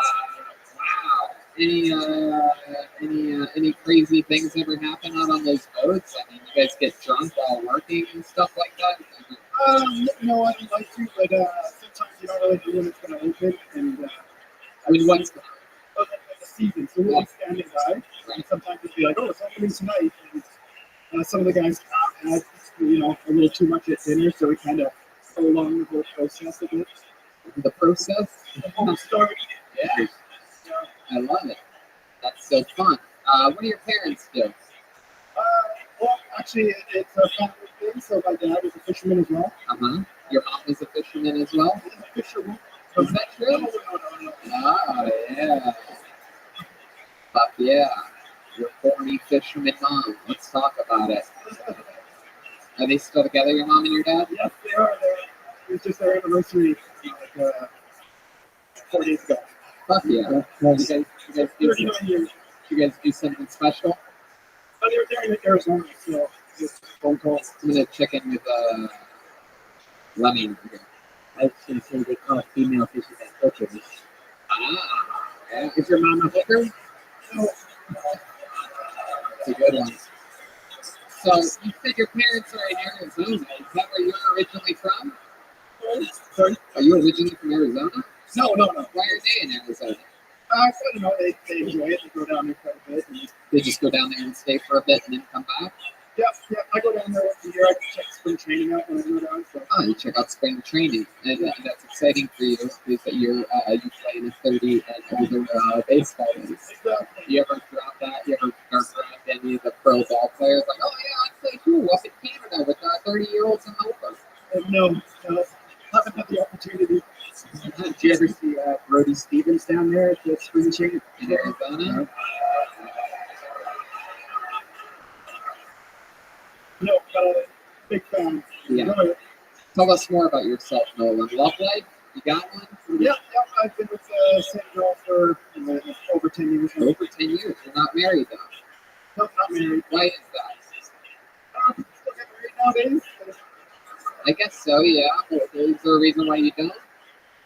Yeah, I don't know. I agree. Thanks, again. Uh-huh. Is there a reason why? When you were reading the Red Band that hardcore, you're not a good person. What did she do? What did your lady do? She works in insurance, Uh-huh. What kind of insurance? like ICBC. What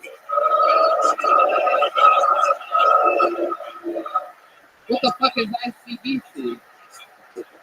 Oh my god, everybody relax. I don't even know what you're doing about. Alright, you keep doing it. I'm gonna try to find this slide. So, there it is over there. So why is everyone so upset about this? What is ICBC? Explain it to us. It's like insurance for your vehicle, and it's in pieces. Guys, shut up. We don't understand. Well, why are answer this? Why are they doing? Because here it's almost like a monopoly. It's run by the government, so you're forced to only get insurance through ICBC. So that people are. If somebody gets free insurance, my goodness, it does sound like a monopoly. In fact, I think the last comedian loves that game. Board games. Wow, Nolan, how do you keep things in a relationship spicy and fun? You have any special fisherman tricks in the bedroom? You ever just put fishing wire from just like a foot above the ground, and when she comes in the bedroom, she falls, and you're like, gotcha. You ever put a live fish in her and see her comment? No, What? all good ideas. Red hands? What the? You ever put nature's vibrator? You ever put fish in her and watch her come? Yeah, just nature's vibrator is an earthquake. All right, Nolan. Well, you taught yourself perhaps a new hobby for pastime here tonight by starting stand-up comedy. Did you go how you thought it would go? You feel good about it? I don't know. I'm like my heart's about to pound on my chest. Let me ask you one last thing. You talked about edging. Is that a real thing? Yes. Yeah. What is it again? It's when a guy tries to hold back on coming and like prolong living on the edge. Yeah. Prolong I used to do it. And then what? And then what? And And then then I guess once you finally go, it's better. I've been edging for 17 years. And All right, there he goes, Nolan B. Let's get somebody else up here. One more time for Nolan, everybody. How about one more time for his wife who wants an ICBC, huh?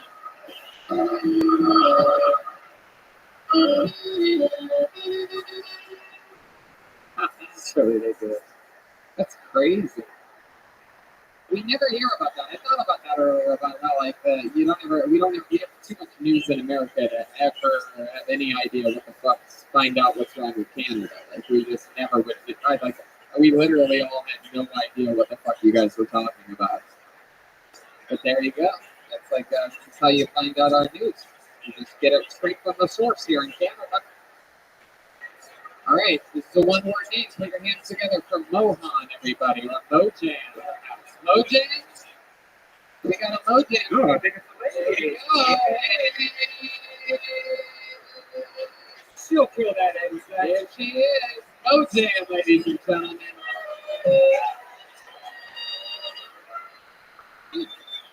Oh, you're so much scarier from the same thing. Hi, I'm Mojan. I recently found out that I have IBS at the risk of being unattractive. So basically means 90% of all food makes you bloat up like a gaseous whale focus. It's really gross. Or makes you really constipated. I'm a lucky lady that has the type that puts a lot of mileage on her asshole.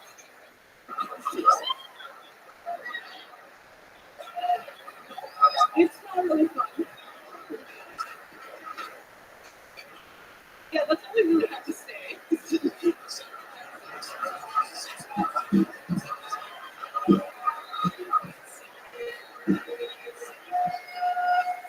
Mojan, everybody. Motherfucking Mojan.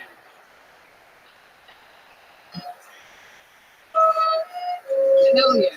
Welcome to the show. There's a lot going on here.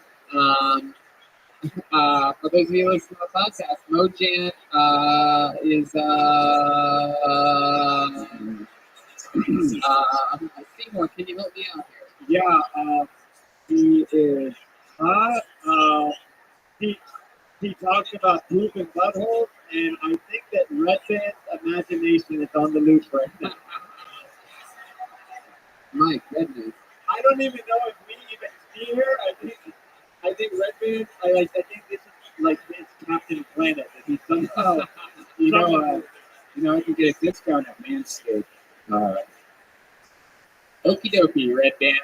I'll take over on this one, I guess. So Mojan, welcome to the show. First time doing stand-up? Heck yeah.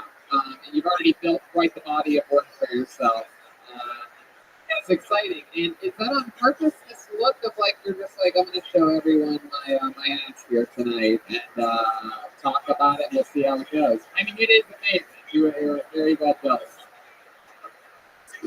Okie dokie. I mean, you're the one that talked about your asshole, Mojan. You're really putting us on the spot here.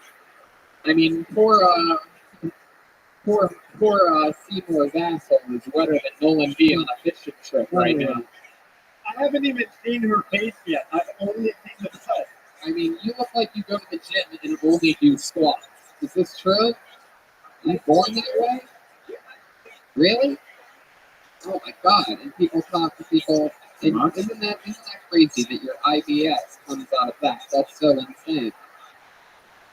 Tony, I'm calling BS on this. Go ahead, Lenny. Tony, she said her butthole gets a lot of mileage. So you date mostly black guys, or? Where the rubber meets the road. Is that true? You have a preference in type of guys or gals, or what are you into, Mojan? Honestly, I date only white guys. Only white guys. No. Hey. Hello. Is that by choice? Or have you ever had a black guy hit on you before? I mean, this is Vancouver. I don't know if there are any here, so I'm probably talking about it. Yes, I have a black guy hit on So you're into white guys specifically. What ethnicity are you? I'm Persian. Persian. Oh yeah. Man, you must have quite the route. Manscaped.com/filter. Wow. So So, your parents, they're Persian. What do they do? We got a Uber driver and what are they? What do they do? My dad owns a chain of hair salons. That's Persian. Does your mom work at them? She works the front desk at one of them? Booyah! That's Persian. Welcome to another episode of Now That's Persian with your host, Tony Hitchcock. Now that's Persian. Your mom works the front desk and all the white guys work the back. The Mojan, I haven't gotten to ask you, how old are you? I'm 29. 29. What do you do for work? I'm Oh, entrepreneur. Oh, yeah, working on a lot of these back-end deals, huh? You know what I'm saying? Seymour.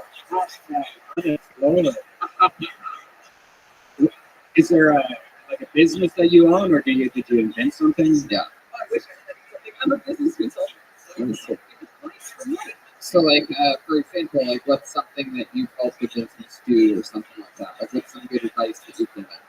Oh, it's a lot of like process building and standard operating procedures. Sounds boring, I know. but I really Oh, my goodness. So, what did you study in school? How long did you go to school or whatever? I went to school for 2 years at BCIT and I studied marketing and entrepreneurship. 2 years. And now you're an entrepreneur. Yeah. Sounds pretty fucking amazing. Yeah, that's pretty great. You make good money doing that? Really? Enough to survive. You're just an entrepreneur and that's it. You don't do anything else. You don't ever go sweep hair at Daddy's salon. No, it's not that far behind me. What? You've left a lot far behind you.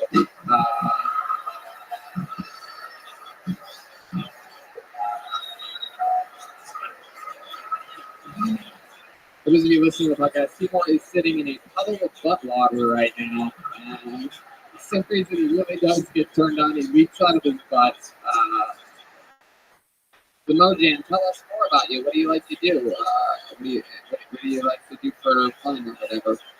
Oh, I like to smoke weed and do stuff outside. You like to do stuff outside? Oh, yeah. I probably like to do stuff outside too. If I had a beanbag built in up to my backside, I'd go sit at the park or go sit. Look at her shoes. Those are crazy shoes. Oh, those are Persian Air Jordans right there. They're called Air Jordans. Air Jordan Rippers. Hey, very good, Lenny. Wow. What are those? Is that some kind of workout shoe, or just wrap ace bandages around your feet like a homeless person? What are those? Oh, they're called Furoshis. They're from that weird toe shoe brand. Wow, you just said a bunch of fucking Persian words. We don't know what you're talking about here. No, I've never worn shawarma pitas on my feet before. I don't know what you're talking about. Yeah, those are little shawarma pitas. Heck yeah, you like shawarma, right? No, I can't eat it. You can't eat it? Oh. So what can you eat? What do you mostly eat? Oh, mostly just been eating meat. Carrots, meat, plantains. Wow. What happened to the apple milkshake? Yeah. Can you give us an example? Okay, there you go. There's your one. There you go. That's the park board, everybody. Right, man. But seriously though, can you give us an example, like on a timeline? Let's say we went to McDonald's right now and we literally had a large shamrock shake, and then you have to chug it all at once, right? And then we walk out. So what happens then? How long until we start seeing or hearing or smelling the effects of what happened to you? Probably make sure that you don't see, hear, or smell anything. But I would probably leave in like half an hour. Half an hour, you'd be like, all right, bye guys. That's it. And then how long on the toilet does that last? It's just like multiple times in the bathroom. Like I'm in the bathroom like 5 or 6 times a day. Wow. Whoa! Okay, get rid of it. There you go.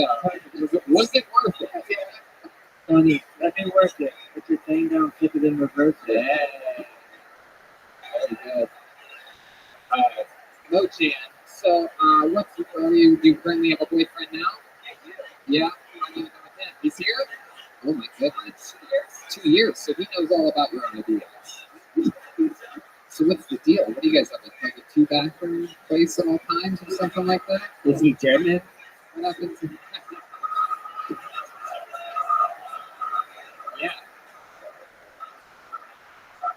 Have there been times where he's been around you? Is he German? Shit. I didn't mean to say shit in front of you. Sorry. Very good. So, do you have any close calls around him or anything like that? Or it happens a lot? Is it you have an aggressive case of IBS? It's not super aggressive. They want to get it. With him? Yeah, I was trying to be.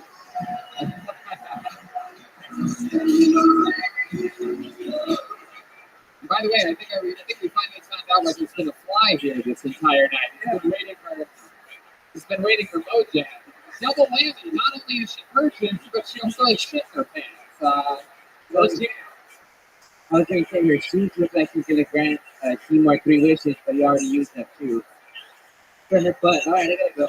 Oh, there was Lenny just left.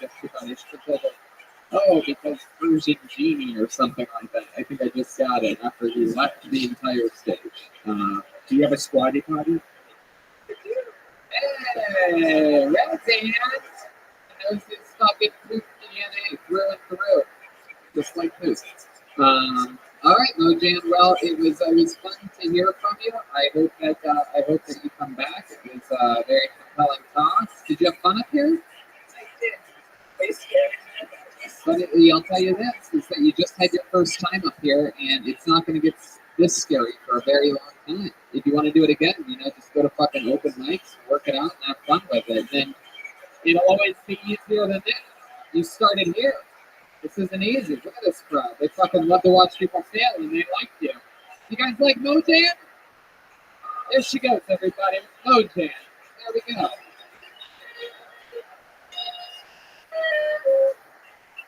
If I had a million years, we were talking about Star Wars. We love Star Wars. If I had a million years to guess, I probably would never be able to guess where the fuck Joel Jimenez just went in the middle of the show. Hold on the name on this puppy. Put your hands together for. There he is, Lenny. Lenny, what the fuck did you just do? I don't want to talk about it. It's okay. I have IBS. Put your hands together for your next comedian, Andrew Powell, everyone. Andrew Powell. Here he comes. Fuck yeah. Andrew Powell.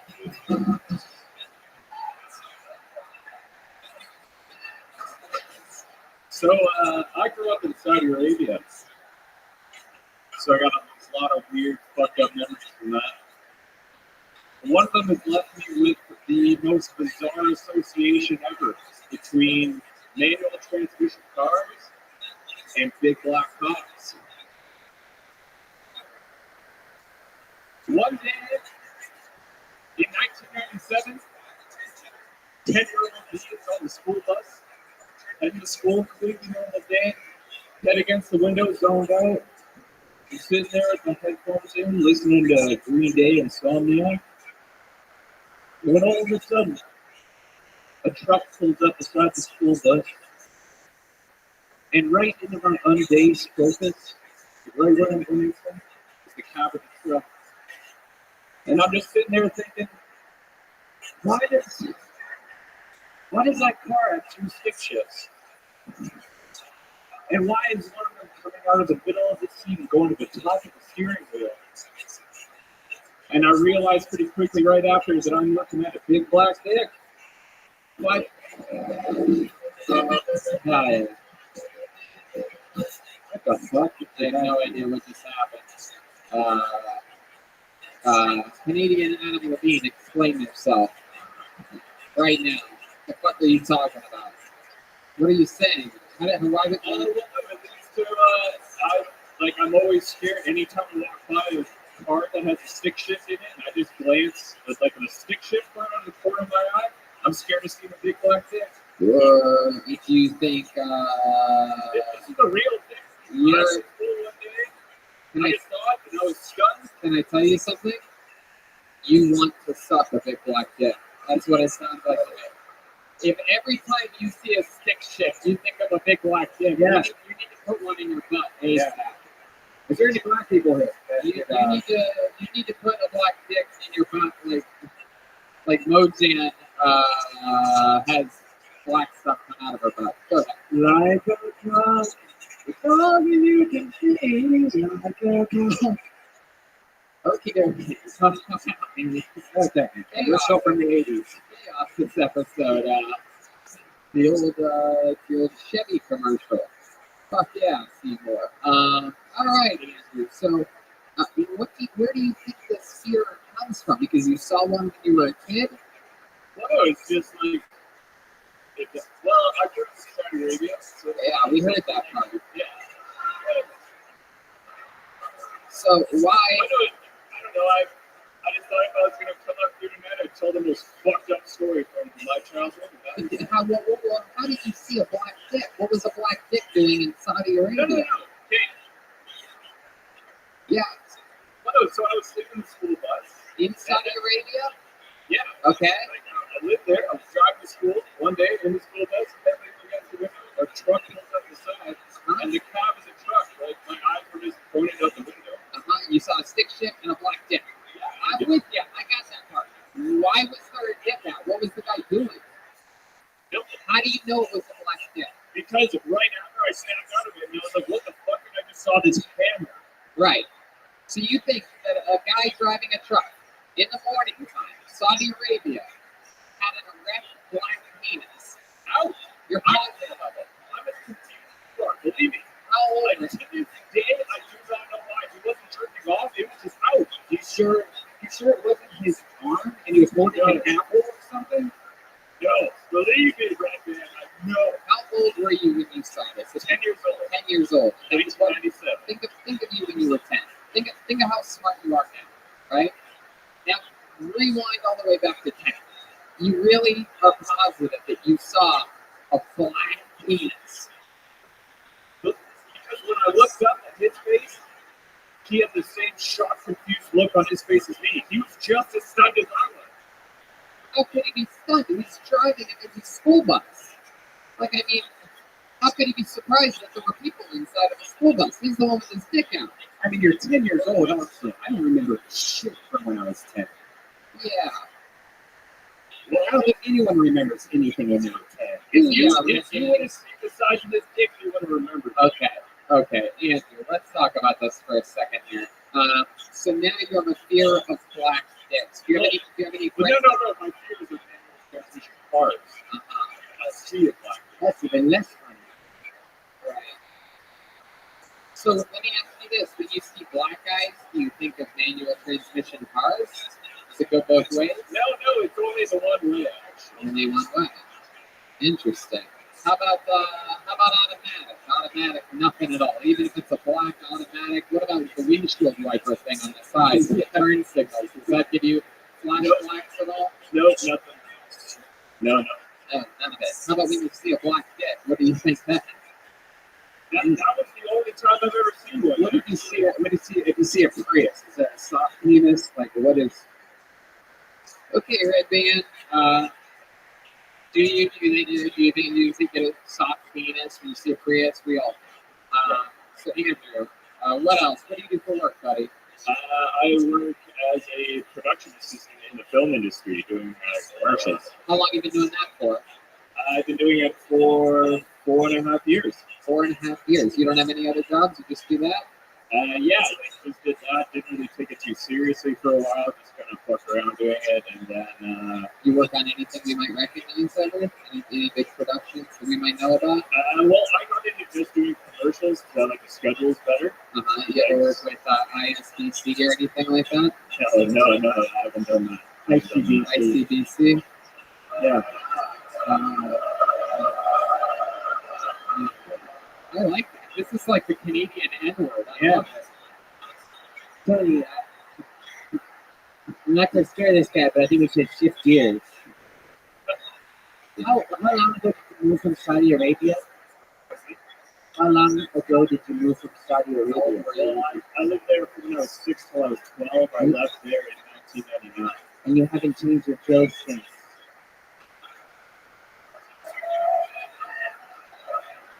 What? Black jeans and white? Your shirt looks Arabian, idiot. What are some hobbies of yours, Andrew? We're trying to figure out more about you here. We know that you once lived in Saudi Arabia. We got that part. What else? I play guitar. I like to produce a little bit of music, just like electronic music. You type produce stuff. music? You ever sing on any of your tracks or anything like that? So, Just guitar? That's the only instrument that you ever play? yeah, I wish I played drums, but I don't. Bet you I do. bet you do. Can you? Any other interesting fun facts about you, Andrew, that you think we'd be interested to know? Anything interesting? Can you draw Muhammad for us? Muhammad Ali. Hey, Oh, didn't learn how to draw Muhammad. what about other things about you? Other fun facts about you? Anything interesting about you? This is my first time doing anything like this. Yeah, we know that. I've actually made out with 7 girls in one night, like that other dude earlier. Yeah, You how did you did? do that? Tell me how Canadian Jamie Kennedy made out with 7 girls in one night. Tony, in Saudi Arabia, you're a loser because they get 42 virgins. Were these women decapitated? And you're over here. So what happened that night with the 7? No, a buddy of mine who went to, I went to public school, and a buddy of mine went to private school, and one time when we were in, just in grade 9, he invited me, to their high school dance, and went there, and they were it was just, You were the man? no, and everyone else, all my friends all made out with all these chicks, and it was just the most bizarre thing ever, and I don't know what's wrong with private school girls. Wow. Okay. So you're flexing. You're flexing. You're doing a high school flex right now? Bro, you peaked as a freshman? Cool guy over here. Damn, you just got called a nerd by a nerd.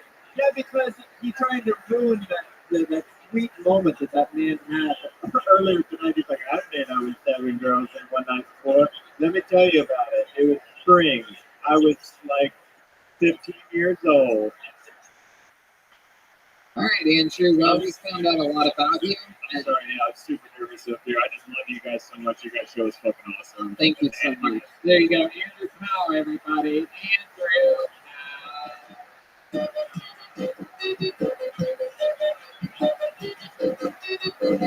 Sweet dreams are made of seeds. No one cares.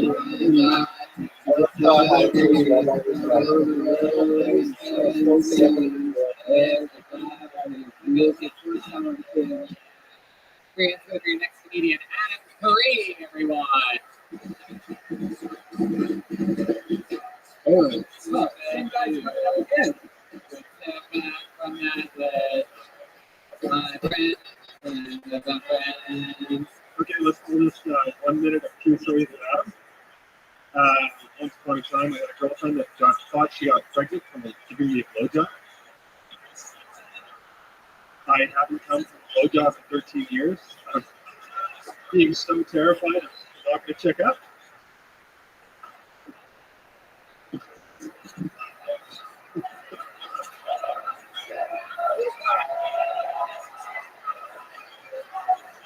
A couple weeks ago, I was on a date, and I gave this girl my phone, put on Spotify, and she hit shuffle, and it was Strippers and Gangsters by Too Short that came on. Have you ever heard that one? It starts with gotta get a bitch and get a dick stuff. The next song to come on as soon as I hit skip was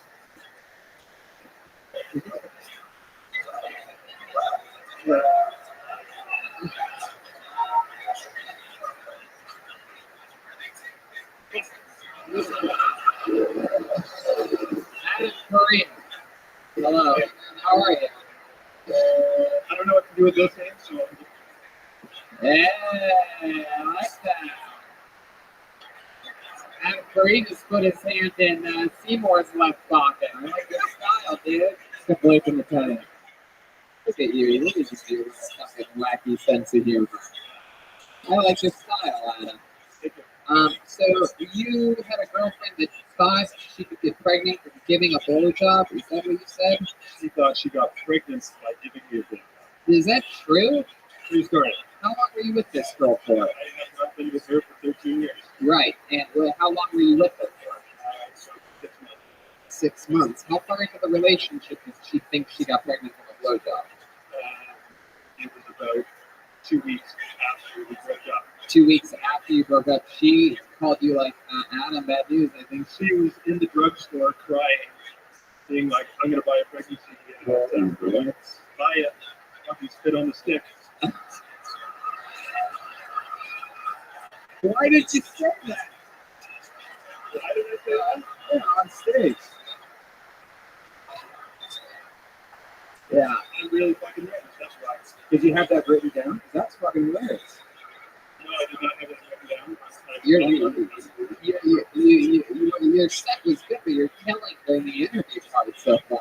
It's incredible. You like snapped out of it after 60 seconds and just started killing, putting your hand in Jeremiah's pocket, telling her, yeah, bitch, spit on the stick. And all of that's funny. You never had normal sex with her? She didn't have a reason to ever get scared. I was virgin up until that point. You were virgin up until that point. I like how close he's standing to me still. Like he could put his hand back in my pocket and then go. The crazy thing is he naturally talks like your character, Seymour. I don't know if you noticed, he's got pure nerd dialect, natural, going along with this some type of Words of a brother flock together. heck yeah. Look at this guy, like fucking some kind of Canadian Tom Cruise up here. Thank you. So wacky. But like Tom Cruise, if he was in like what's that fucking movie Rodeo Fought the Bear? Pitch Perfect too. Yes, Pitch Perfect too. You're like Tom Cruise in Pitch Perfect too. Absolutely. Probably a lot of rappers. Adam, tell us more about you. What do you do for work? Electrician. Really? My God. A lot of electricians here in Vancouver. Always one of the most exciting jobs to talk with someone about. A lot of virgins also. Yeah. Are you still a virgin? No. Say that again. What was the last part? You have a 4.5-year-old daughter. Wow. Somebody got a blowjob a little over 5 years ago. Yeah. My goodness. You have that stomach lining penetrating sperm. It was anal. My goodness. Wow. Look at that. My goodness. Hopefully it wasn't oat man. Self-lubricating anal porn star Bojan. There's a lot of cream in that caramel macchiato. What? That's too much? I say IBS. Everyone freaks out. Like I said, ICBC or something like that.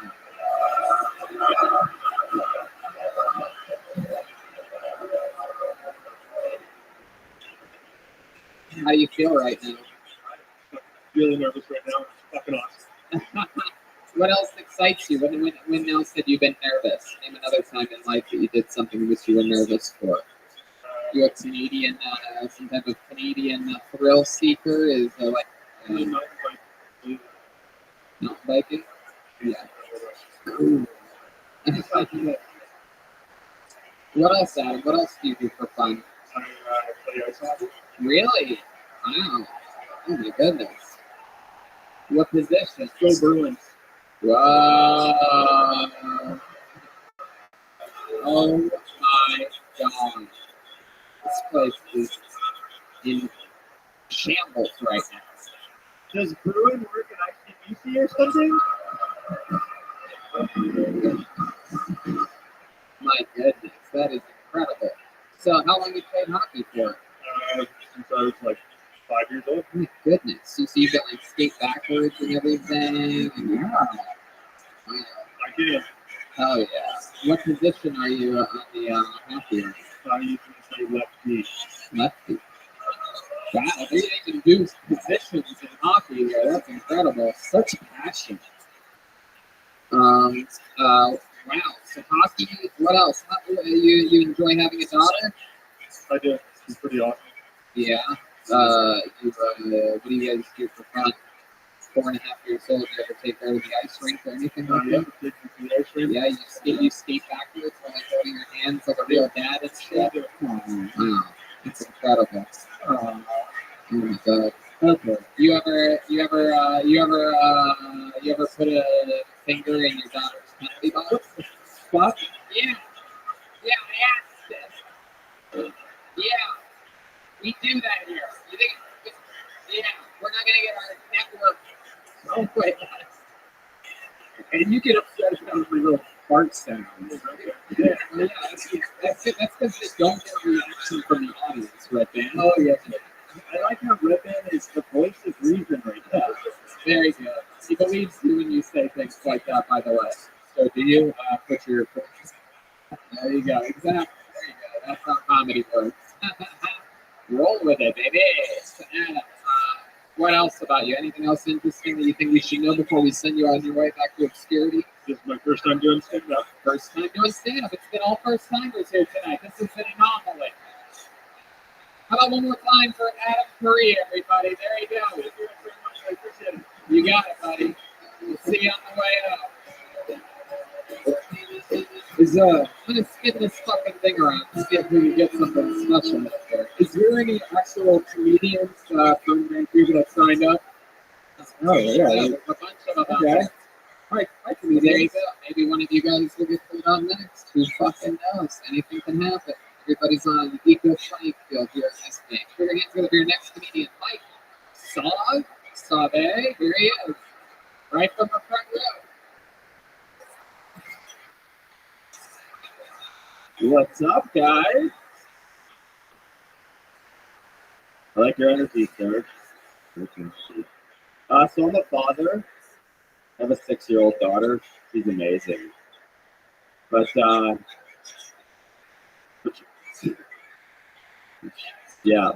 But she bullies me sometimes. So the other day I went to pick her up at school and I'm like, "How was your day, sweetie?" She's like, "No." I'm like, "What?" Here, give Dad a hug. She's like, "Hug yourself." I'm like, "Sweetie, I thought we were friends." She's like, "We're not friends. I have way more friends than you." That one hurts because she does. Her birthday party had 20 kids at my house. Cost me $300. My birthday party, 2 people. My ex and my coke dealer. Yeah. Yeah, it cost me $300. Yeah.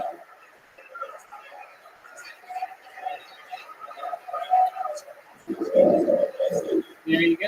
Read it out for the beer. The beer, Mike Saab.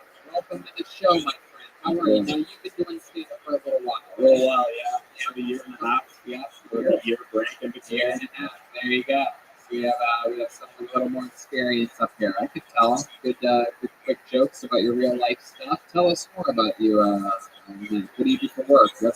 Please say anything but electrician. Well, right now I'm just throwing a little bit of weed. Ah, Yeah. yeah. You can thank your local electricians for that. Yes. How's that been going? Good for you? Yeah, I just do it for a friend. So. You just do it for a friend. What do you do for a living? Nothing right now, just that. Oh, so you have a friend that buys enough pot to... No, he grows me. I grow for him. I take care of all the food. You're a farmer. I'm a farmer for a living. There you go. Heck yeah. Farmer's home. How long have you been doing that for? Just a few months. A few months. What were you doing before that? Selling cars. Oh, really? What kind of cars? Mitsubishi. Oh my goodness, that's so interesting. Why did that end? That ended because I got in a car accident. Oh, and then you couldn't sell cars anymore? Yeah, I was fucked up like a year. That's why I took a break from comedy. Were you driving a Mitsubishi?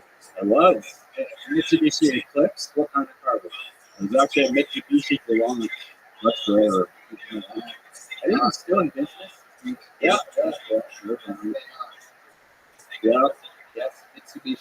still in business. So, did you complain to him at all when you got into an accident? Was it your fault? Yeah, it was definitely my fault. I fell asleep driving. Oh my God, really? What were you doing? Listening to your stand-up comedy sets? Just kidding, Mike. I was drunk. You were drunk. Oh shit! Did you hit another car?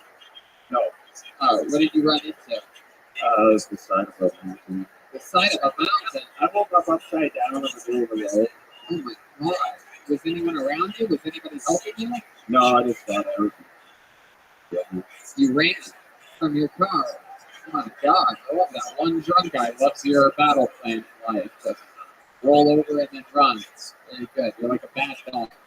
Should have sobered up with some cocaine or something. That's the problem. I couldn't find any that night, so that's why I fell asleep. No, yeah, shame. It's a damn shame. So Mike, did you get in trouble for that eventually? That's a hit and run, basically, sort of, right? No, I got a $360 ticket for leaving the scene, and that's it. That's it? Wow, Canada knows how to fucking party, huh? Canada, Jesus Christ. But because it was my fault, I didn't get anything from ICBC. That's right. Before you ran, or you're like, let me make like a maple tree and leave. Hey. It is a very sticky situation. I like that this crowd hates ICBC so much. They sided with the drunk driver. Yeah, sure. Like, how dare they not give you money? You drunk and drove us to a mountain like a good Canadian. I'm gonna fuck a Canadian girl highly about ICBC at the same time. I think that'd be fucking hot. Heck yeah. One more thing to turn her on while she's fucking Brian Redman. My God. So, Mike, you still with your baby mama? No, Yeah. we share custody. Share custody. Hell yeah.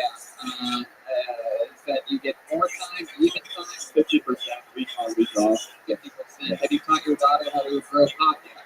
No,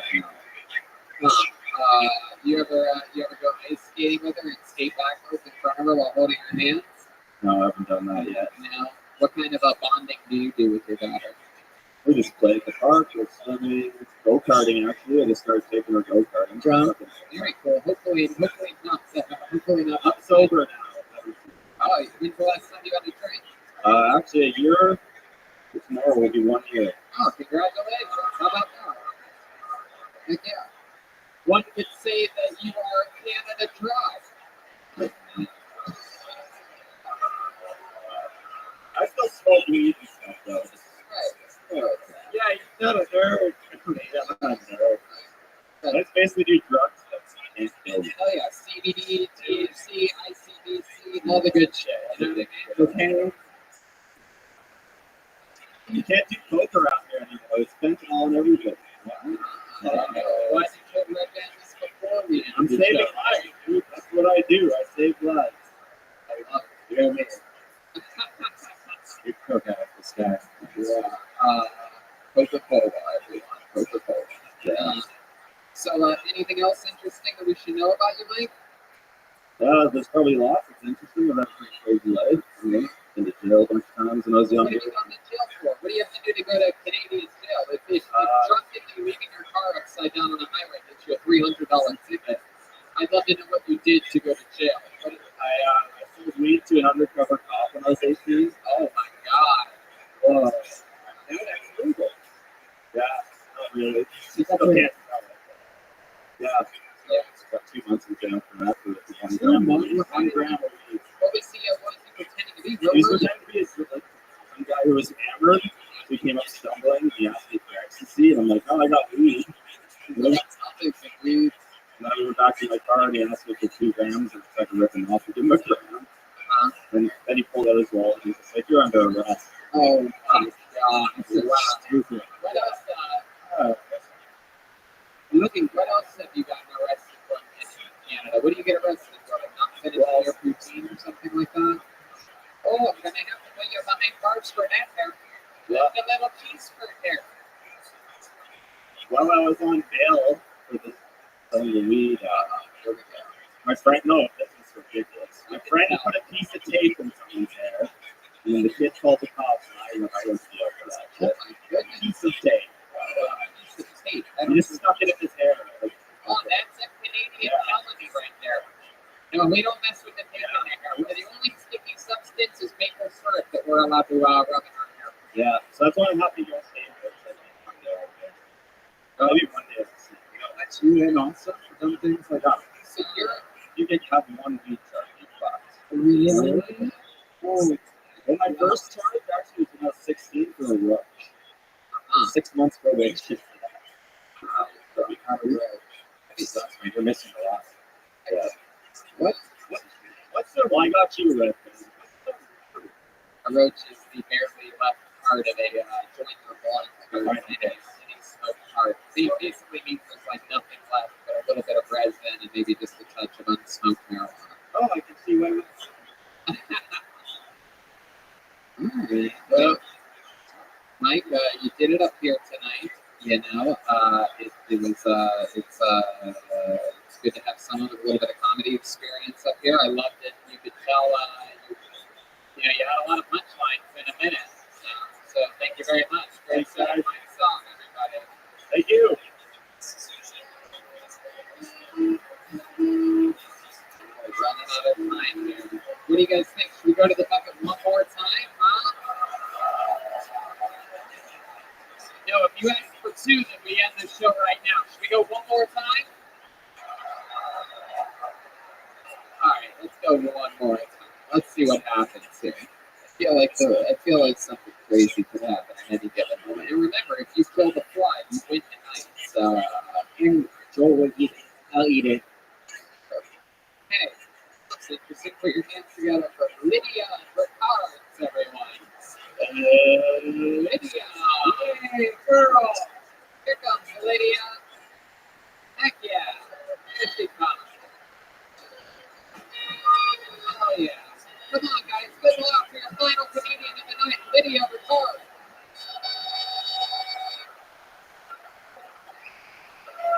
Hello, hi. My name is Lydia. I am the girl that your mother warned you about. What up, man? Not in a sexy way, it's just a bit lice.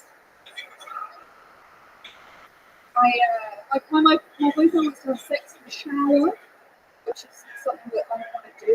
Like, I don't look sexy whilst wet. I don't look sexy with wet hair. I look like I've just been born. I've got these tiny eyes, my hair's like slipped to my head. Crying about how cold and scared the outside world is. So I'm having this spicy twist of weighing me. It's all very confusing. I don't understand why people want to watch like shower cam porn. I don't know why that's the thing. You would not want to watch Lydia in the shower.com. Because it would basically be 10 minutes of me pulling out loose hair and sticking it to the wall.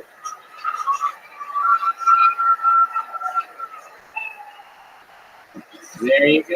Exactly a minute for Lydia Ricard. Yeah. Wow. Very good. Look at you. Hell yeah. Very, very good. How long has it been since you graduated from Hogwarts? Couple of years ago. How long has it been since you broke out of the French prison that you were active in? It was just last night. I haven't Last night. I like that. Hell yeah. How long have you been doing stand-up? like 2-3 years.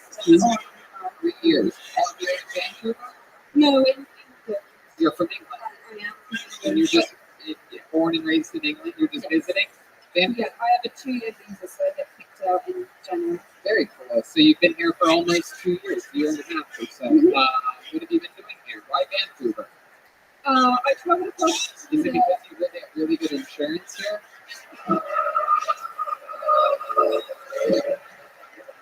I didn't like Toronto, so it was always going to be like Vancouver or Toronto. What did you say?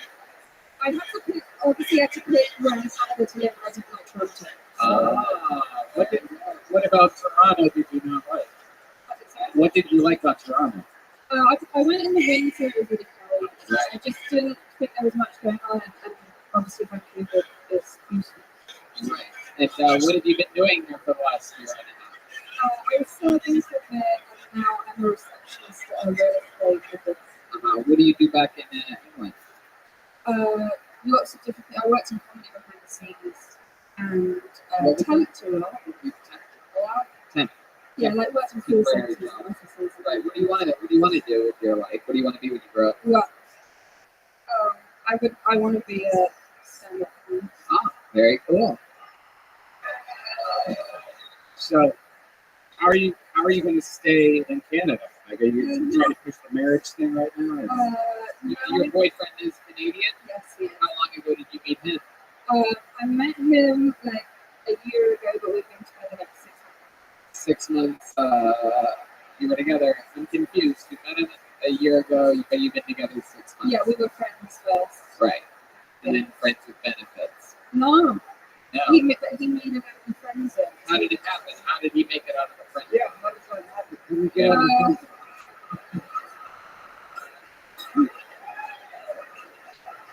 What was his I name? think loads of people asked me for ages, like, are you from George? And I was like, no. And then, So then explain to me the moment that you realized he was coming out of the friend zone. Like, when did he make his move? What were you guys doing? Like, what happened? First kiss. so we were hanging out. I was very hungover, and we were just watching Netflix, and then I just kind of. What were you watching on Netflix? hanging out, Netflix, what else? We were watching Into the Woods, Into the Woods. which I don't recommend. Ah. It was great. So what's happening? Into the woods. Can't be too good. That's cool. Keep going. Can you give them any more advice on how to get out of the friend zone? Is there any other tips? Do you know how to cook? I can learn. Learn to cook. That's a good thing. Your boyfriend cooks for you? Yeah. Wow. What do you like to eat that he cooks? Whatever he makes that I don't have to make. Wow. Just you pretty much eat anything, huh? You ever toss a salad? Oh, you have. Yeah, that's definitely yes. Oh yeah, that's the old bollocks, right? Yeah. Okay. That's good. Talk about Into the Woods. Yeah. Over the river, through the woods. Grandmother's house they went. You know, if you blow in a man's asshole, it makes him peel, then I'll try it. Wow. There you go. Or What band conducted that? or anatomy facts with your medical correspondent Brian Redband live on the scene. How many patients did it take for you to understand? All right. So Lydia, tell us more about you. What's the plan here? You're running out of time. You hoping that the boyfriend pops the question? What would you say? I don't think he's going to propose, but visa-wise, marriage doesn't really help. Why do you think he wouldn't propose? By the way, open invitation for the boyfriend to come up and propose right now. No.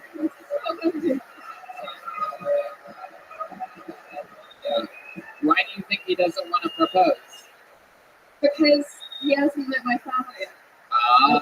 He has to meet the family? What is this, 1642? What the fuck are we talking about? And he's seen you in the shower. There you go. It's not true that you have lice, right? You don't have I don't lice. have guys, not apparently. Do you have what else? What else do you like to do for fun? Sleep. Try and think when I write and all of that. Right? Right. I don't know, explore places. I don't really know. It's like buttholes. I love it.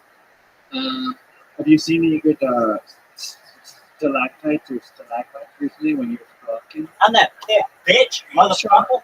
Greatest person ever. My goodness. I guess I need to work on my pickup. Lydia, do you have any more special moves in the bedroom? Any any specialty things that you do that you brought over from England, like a reverse tea bag or something like that, or some type of the old hot teapot, the old crumpet crumble, the old fucking tunnel, Just the old any queen. words from Harry Potter, just Oh yeah, he's fucking shove a wand in his butt. Your name is Lydia. Why are you wearing Beetlejuice's shirt?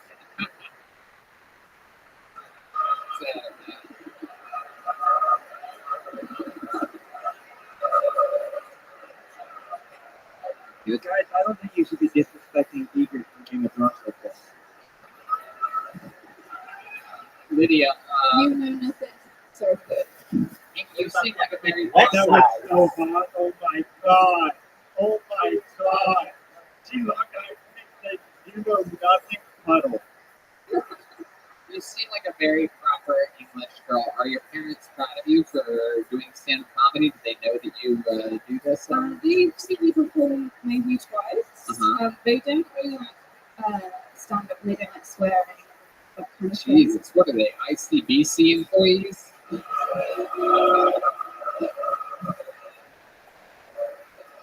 They're just very English. Yeah, what do they do? My dad makes gun cabinets. Gun cabinets? Yeah. Wow. What did you do? Just sell them overseas to America? Pretty much, yeah. Uh-huh. And your mom does what? She works at a primary school.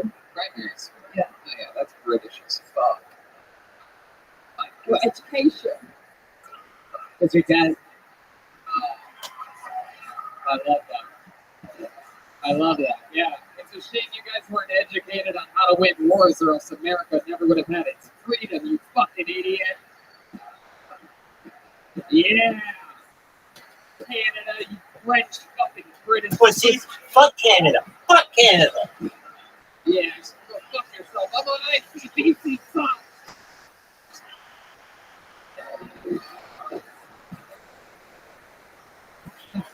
I love being the bad guys. I would like I'm to not clarify, West Side. I am not on ICBC side. There you go. And also, not only is this woman very attractive to me, but I appreciate your comedy as well. So there you go. Yeah, no, I was kidding, Steve. I'm not on ICBC side, and I like your comedy as well, Lydia, and very, very, very fun. And how about this? You're probably if you're in London when we are next time, you could do a spot on my show next to Tony in London, England. Bring your parents out to a big sold-out theater and show them what you do, what you want to do with yourself. Okay, make sure you remind us via social media or whatever when you see us coming next time, okay? One more time for Lydia Ricards, everybody. And just like that, an episode of Kill Tony Vancouver is down the drain. We had so much fun here tonight. You guys had fun? Very cool. How about one more time for the great Jeremiah Watkins, everybody? You got the new Reagan and Watkins album coming out on June 7th. You can pre-order that now at ReaganandWatkins.com. Follow him at Jeremiah Stand Up on social media. Follow him on YouTube at Jeremiah Watkins. And listen to his podcast, Jeremiah Wonders. The next 2 episodes are exclusive behind-the-scenes episodes with the whole Phil Tony cast on the road, while in a car, traveling on this tour. So you can find out a lot of your favorite fun facts about how the show works and what we love about it and whatnot. Anything else, Jeremiah? We've got some band posters for sale, as well as some Ryan J. sale posters, and I got some CDs and stickers for you guys. So, There you go. How about one more time for Chilbert Joel Jimenez, everybody?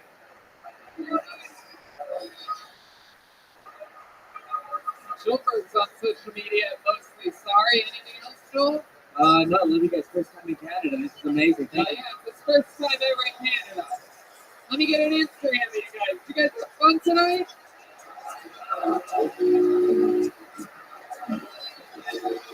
Look at that guy. Yay. All right. How about one more time for the great Brian? Right, Dan, everybody? Thanks a lot, guys. It's been a long time coming, Vancouver, and I'm so glad that you came out to hang out with us. It warms our hearts that we filled the place up as much as we did tonight. Thank you so much. We'll see you on our way out. Good night. Thank you.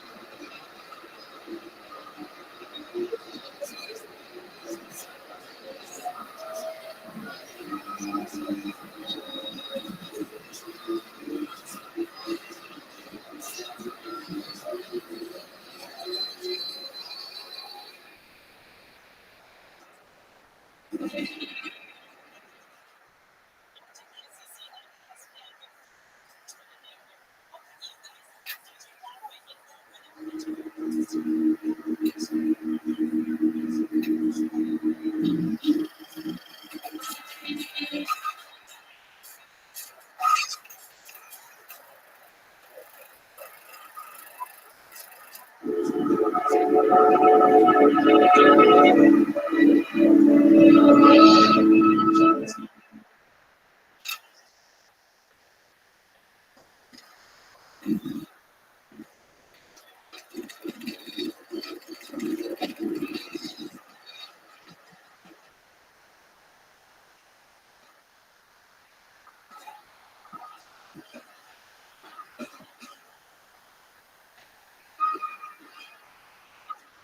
it's a trip. What do you want?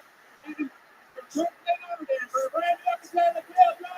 That's a Tony hit play. Portland, we're done. Make some fucking noise. Wowie, yowie, wowie. The great Brian Redband is here, ladies and gentlemen. What is up, guys? We are back in beautiful Portland, Oregon. This is very exciting. You guys ready for this? You're the #1 live podcast in the world. Very exciting. We are at the front leg of our big, crazy summer tour. We're so excited to be back with you here at the beautiful Aladdin Theater, one of my favorite venues ever. The first theater I ever performed stand-up in, opening for Jeff Ross 8 or 9 years ago. We did it a couple of years ago on the Monster Energy Outbreak Tour with our friend Jeremiah. It's an honor to be back here and to sell this bitch out with you in one of my favorite cities in the country, Portland, Oregon. And tomorrow we go to Vancouver, then 2 sold-out shows in Seattle. Then the tour continues in June. Lawrence, Kansas, Omaha, Nebraska, Des Moines, Iowa, Appleton, Wisconsin, Milwaukee, Chicago, Madison, Minneapolis, Poughkeepsie, and New York. Drink delicious Caveman Coffee. Go to cavemancoffeecompany.com. Use the promo code Tony. Save 15%. And the new Reagan and Watkins album comes out June 7th, but you can pre-order that now. You can pre-order it right now. ReaganandWatkins.com. And Ryan J. Egot, the house artist, could not make it tonight. However, after the show, out in that lobby area, he already drew an amazing summer tour first leg of the tour poster that has Portland all over it. We'll be happy to sign those for you, and they're only $20 a pop. Amazing, and we'll take pictures with you, shake your hands, and everything after the show if you guys like. Does that sound cool? Yeah, we have some pins too from our friends at rockandpins.com. We have a Tony Hinchcliffe pin. We have a little desk wash pin that glows in the dark. Yeah, the Tony Hinchcliffe pin does not have facial hair on it, however. But if you'd like, I have a lot of black Sharpie markers. I can make a couple lines. I'll leave a little space for you right underneath my nose. So if that's how you want to do it, that's how we'll do it. I'm very, very excited to be back here. We're pumped and excited for this show. Should we just jump right into it? As always, there is no guest here on these road shows. However, on this show, it just so turns out that we do have a band. Every single episode of this show, the band commits to playing different characters. They've debuted a lot of new characters this week. We've seen puppeteers. We had vampire Elvis Presley. We've had it's been a crazy week. What were they last night? I can't even remember. They were wait, what were they? Target of Boys. Oh, yeah. Were you guys there? That was the last night. Anyway, you never know what they're going to be or what they're going to do, and they have a special band member, very special band member joining them tonight. The guitarist from Portland's very own, a band called Portugal the Man, Eric Huck. I give to you the best damn band in the land, the Phil Tony Band, Jeremiah Watkins, and Joel.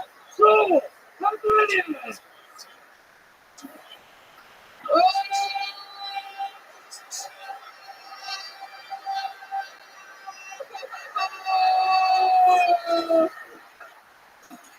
Whoa, the place is under rocket.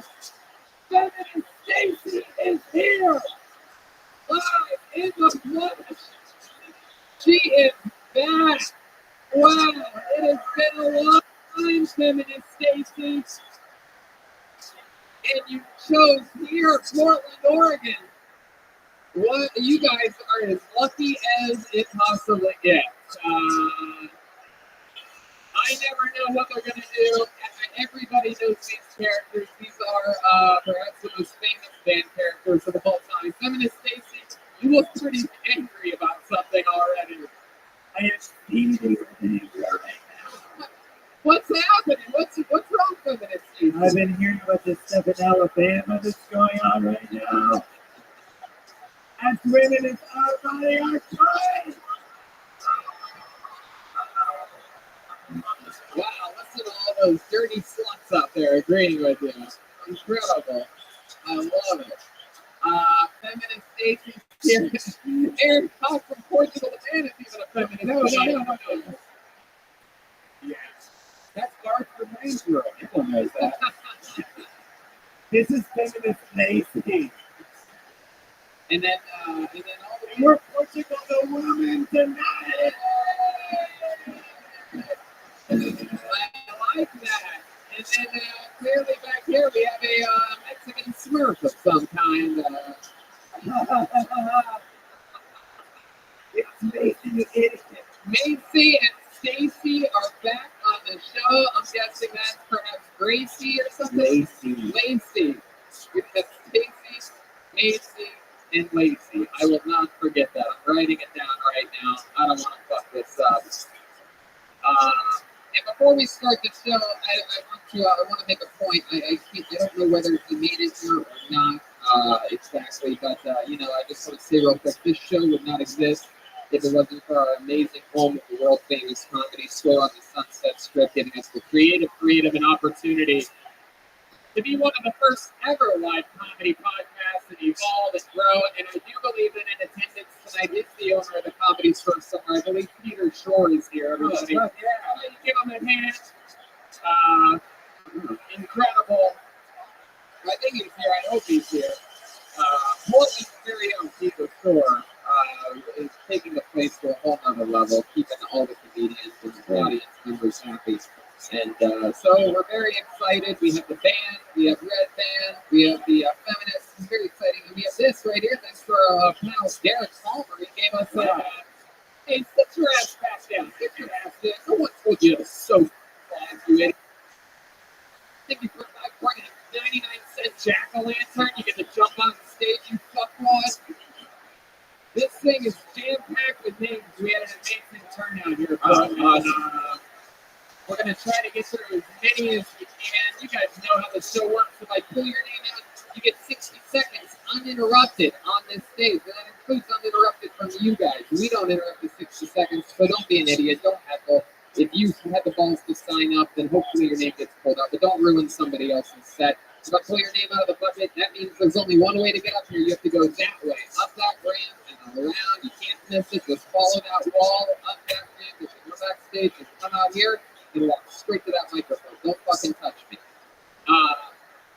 You get 60 seconds uninterrupted. You know your time is up when you hear the sound of a kitten.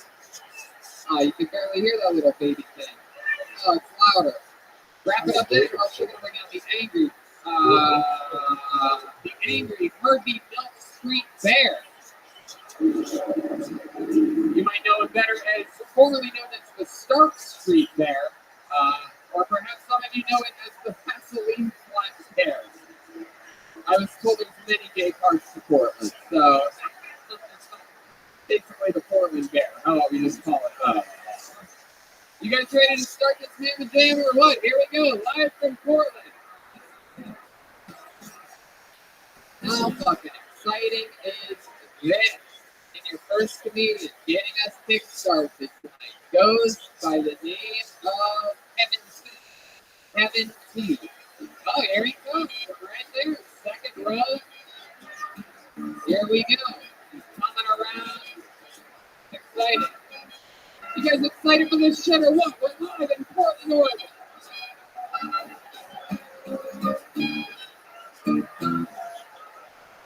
Whoa, what's going on, Portland? You know, so my favorite meal is hamburger helper, and my favorite flavor is the beef stroganoff. I like it so much, I think I call it beef stroke meal. And it would make sense because they're mascots of bacon hands, so it would do well. I'm not very good at taking. This one girl told me she didn't have a gag reflex, and I just said, well, you'd be a really bad demeanor person. Okay, does anyone like condoms here? Anyone like condoms? Yeah, my cat hates him because he can't breathe very well when I put it over his head. I'm just kidding. He's trying to be a father, so that would be against the part of doing that. My grandma's kind of racist. We went to a Chinese restaurant, and she's like, I don't care for the Orientals. I said, Grandma, Orientals is favorite ramen. It's not really the thing there. Has anyone ever drinking so much? That's it. Oh, okay, there you go. Fuck yeah, I guess, there you go. Heck yeah. Welcome to the show, Kevin. This is the first time having a Portland third grader on the show. How old are you, Kevin? I'm 24. 24. That's your first time on stage right there? This is my fifth time on stage. Fifth time on stage. Wow. Have you worked those jokes out before somewhere else? I tried it once, actually last night. I tried a few of them. One of them did really well, so here we are. Yeah, and this is like logic without the logic part. It really is. You really put condom on your cat's head? Is that what you said? No, my cat is allergic to latex, so it doesn't. Wait, how did you find that out? His ass started swelling up.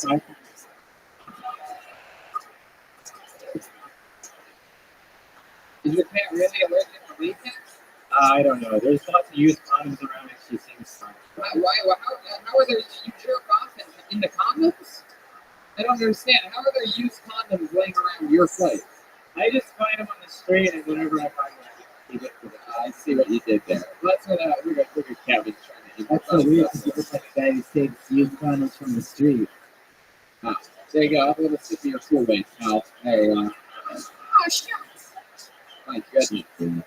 Kevin, you born and raised here in Portland? Southern Oregon, yes. Southern Oregon. Oh yeah, there's like some other Billy dudes here. Southern Oregon. What do you do for work? I'm a student.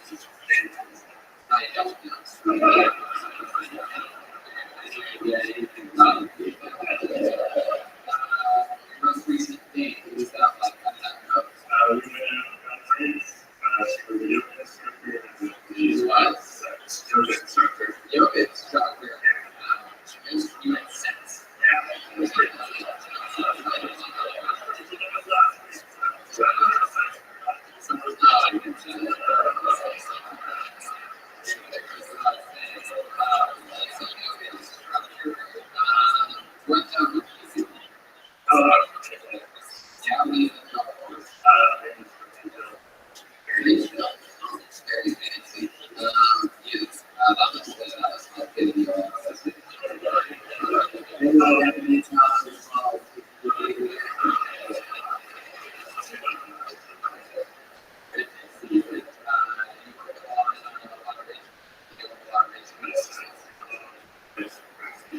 anybody ever installed you or anything like that about your screen?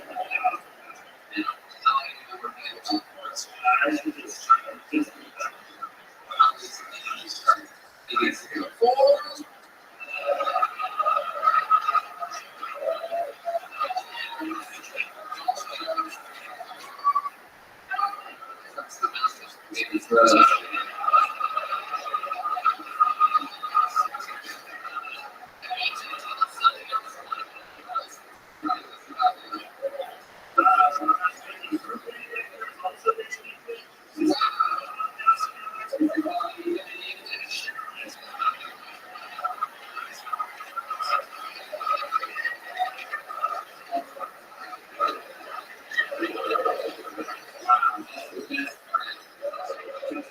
do you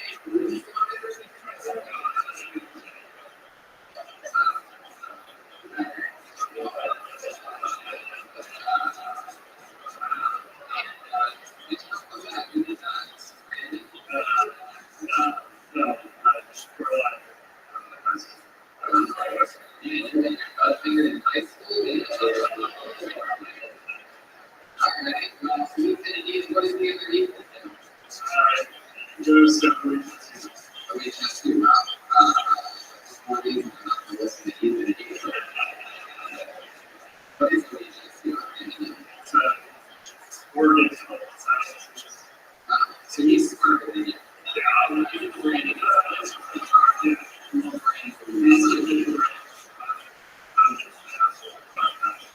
Even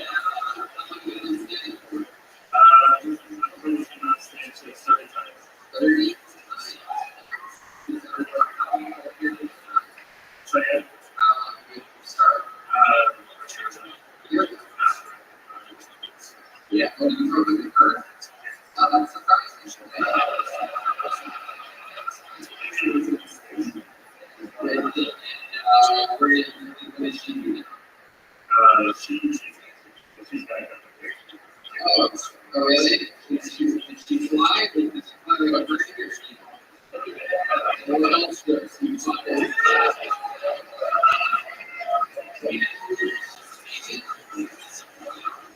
Yeah.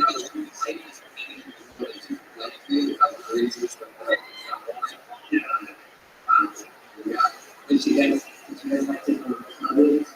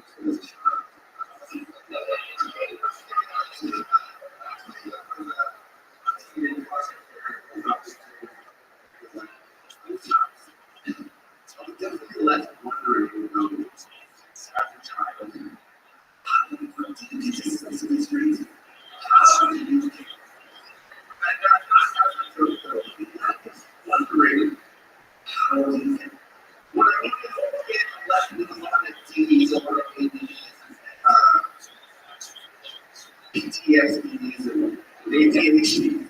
He's always thinking, let's keep it disorder. It's not a joke. It's just not. He's educated.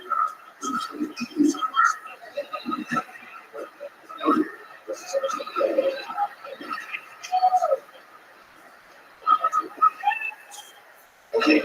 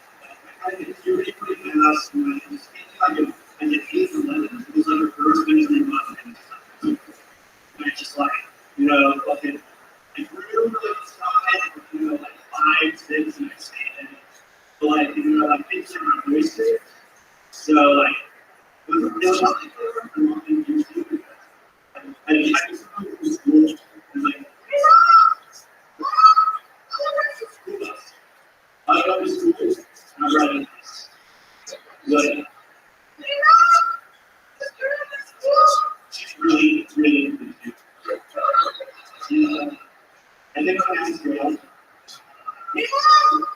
I need to look at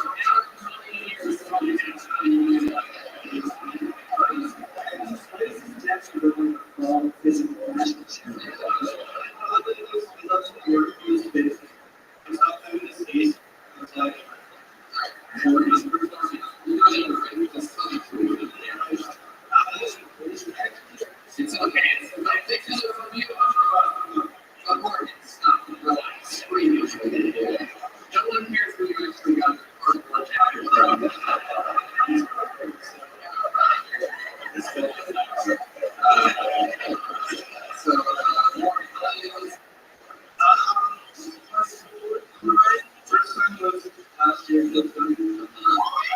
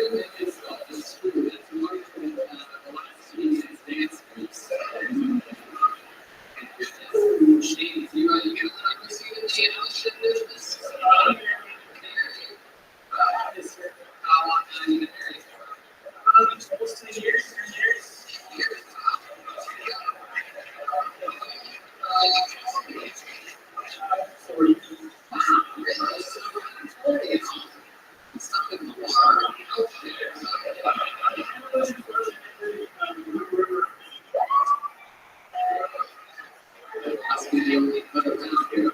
Yes. What is your wife looking for? She runs, she's a bookkeeper for an excavation company. Why do you Decided I wasn't going to talk about my life. Her house.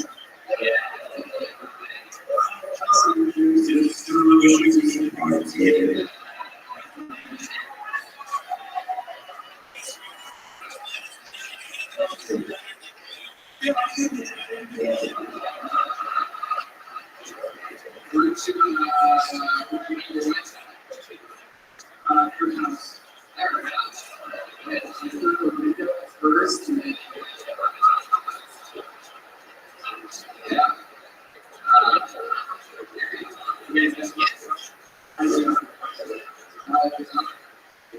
Years old. Yeah, that's true.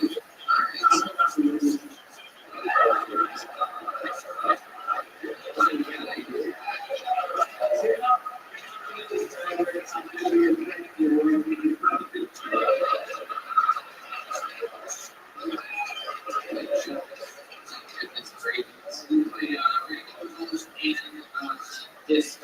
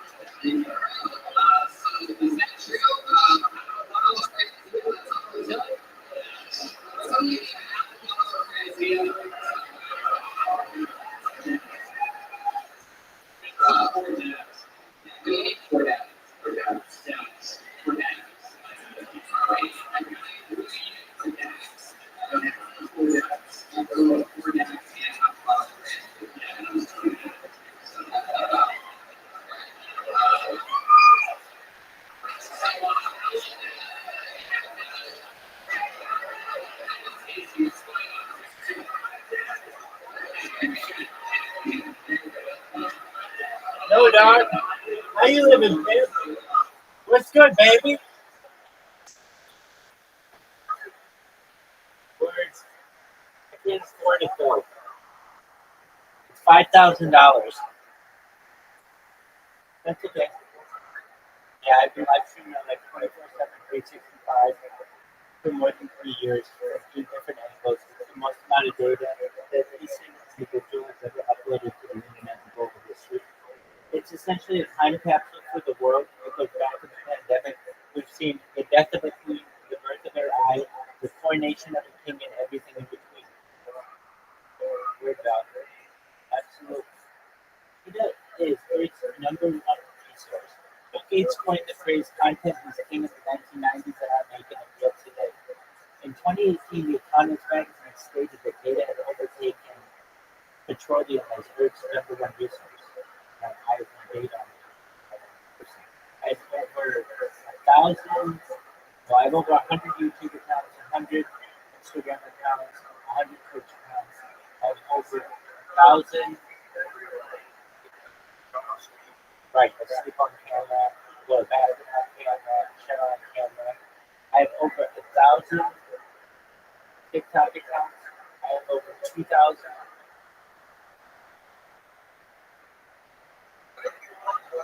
Twitter accounts. And I have over 10,000 TikTok. I have over 2,000 Twitter accounts and 10,000 TikTok. This is the biggest thing in global history. And you know who Aiden Ross is? Yeah. I built robots that spam for me. How did you hear about it?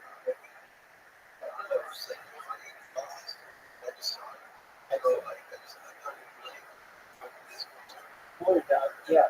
So he's going to be interviewing me apparently pretty soon. Citrus and Chef, two people who are in his Discord in it because they're so good. I've created robots on Kick. Do you know what Kick is? Do you watch a lot of different people on Kick? Excellent, but just basically. Exactly. Okay, so aside from Aiden Ross and a handful of other really good streamers who make it that you have to be a member of their stream for a certain amount of time, I spam the shit out of this platform. I've got 3 different robots going 24 hours a day, and they follow people, they create clips, and they spam. And they work autonomously. So I'm going viral.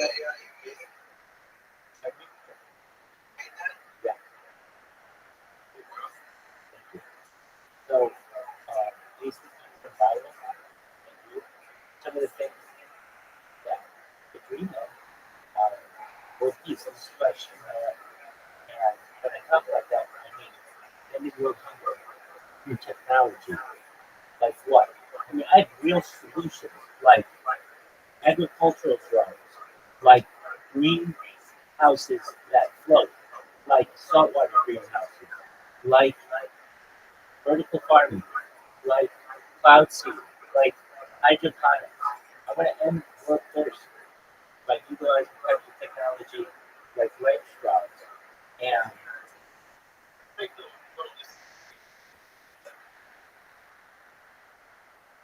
well, try. If it is, then it's like,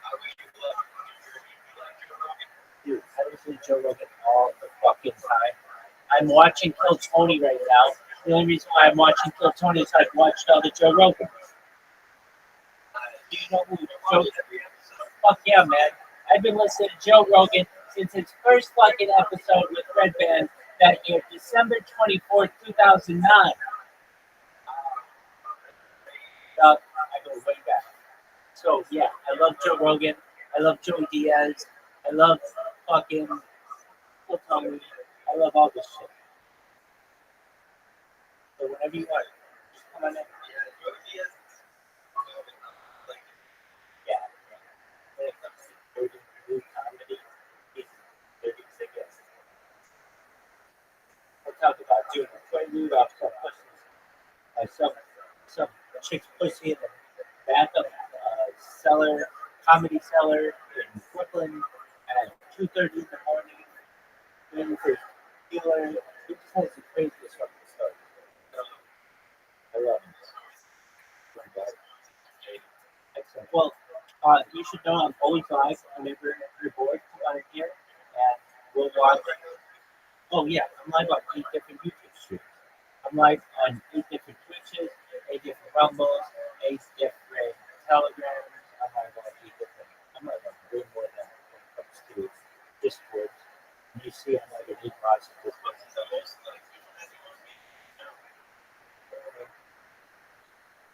That's probably one of the ones that you've ever heard of.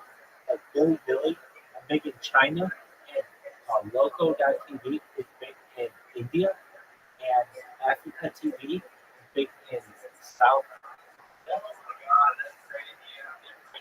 Uh-huh. Word dollars. Absolutely. So I'm, I'm the king of multi-stream. So all of the streams that I put out, I branch out to all over different platforms in the world. So I'm live on 33 different platforms. I don't just do your traditional, hey, I'm live on Twitch. Yeah, I'm live on Twitch. I have 8 different Twitch streams on many different devices. Yeah.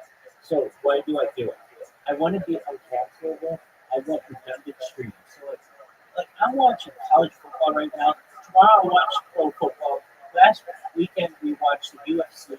Like I get hit for copyright strikes all the time for little shit, and so it's fine. I just use one of my 100 accounts to stream on one level. This is currently copyright warning, and I'll essentially use one of my hundreds of Instagram accounts to be able to stream. I do my best to be. So there's a movie from the 1990s called The Truman Show starring Jim Carrey. You ever heard of it? Oh, okay.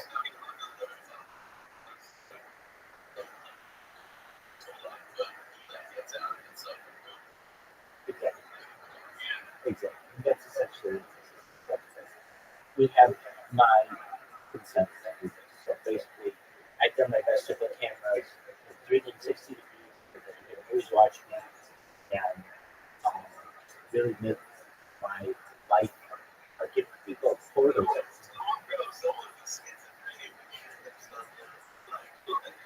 Yeah, yeah, probably. I mean, I'm very rational. And, so I don't really deal with that. What I do deal with is overcoming some of the technological challenges, bandwidth issues, crashing, computers dying, those kind of things. But I've done my best to create an environment that gets people in here, and obviously we're able to get you in here. You should know that you have a new friend.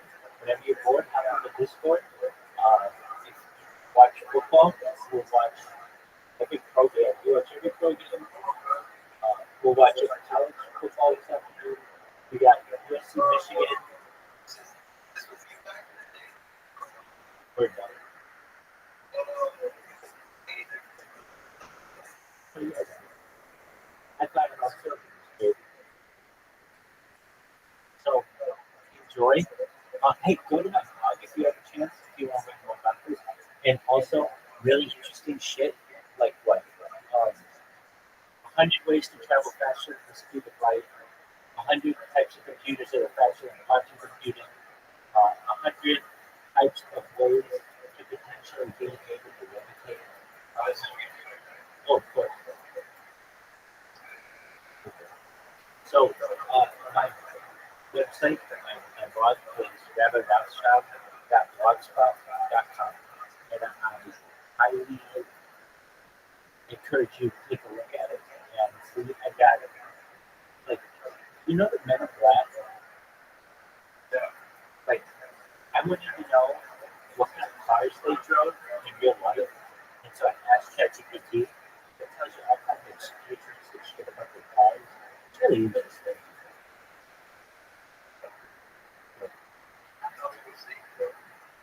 I'm based out of Irvine, California. Irvine, California? Okay. Oh, Oh, hell yeah. Hell yeah. that's great. There you go. So just down the 5 is we would be at home. I see a lot of More good and more time, you know.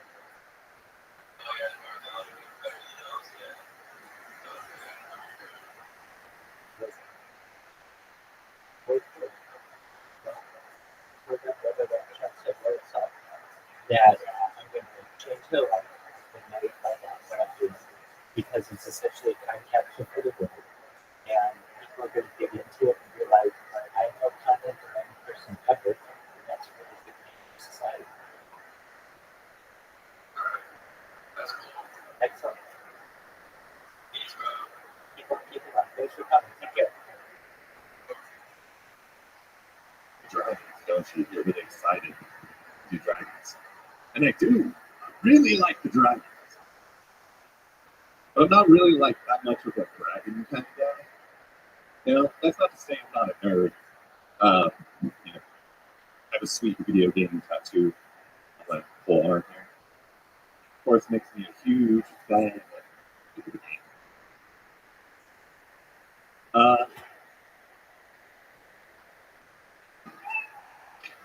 There you go. Steph Culbertson. Yes, I like you, Steph. So, Steph, let's talk about it. You basically just gave a live Yelp review of TV and movies that you like. If your set was as tight as your pants, it would have gone a lot better. Those fucking things. Those pants are somehow the gayest thing I've seen on this stage all night.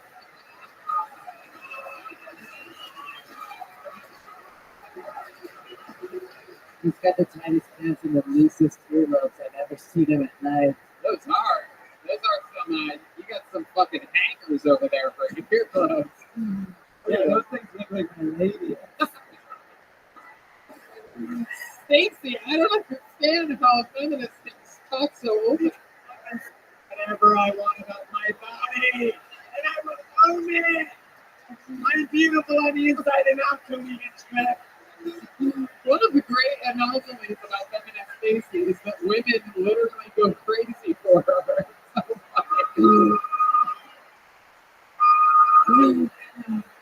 Wait till they find out that it's a man under there. I'm kidding, Stacy. I don't mean to call you a man. You're a beautiful, beautiful, stunning woman with a beautiful nose and a beautiful body. Beautiful, beautiful, beautiful big tits.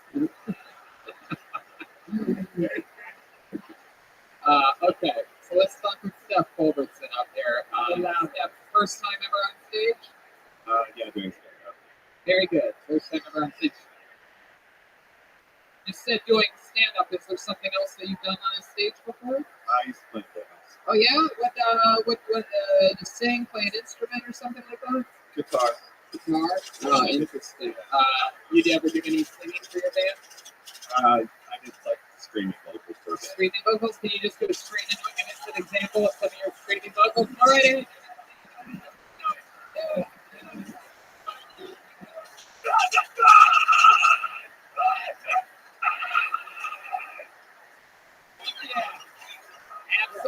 Absolutely. See how that works? It fucking works on this show for some reason. Have you noticed every time we have somebody that does vocals in a band, it's always screaming vocals? It's never like usually is. No real talent. No, I don't highlight that. It's okay stuff. What are some of your talents of yours? Is there anything else that you do that you like to do or that you specialize in? What do you do for work? I work in a warehouse or a shipyard. A warehouse and a shipyard. Wow. Do they not pay you enough to buy stocks? Hey, look at that. There it is. That is the gun. You said you worked in a warehouse? Yeah. It's not a men's warehouse. How do you keep from getting made fun of by your peers at the warehouse? Do you work behind like a waist high wall or something like that?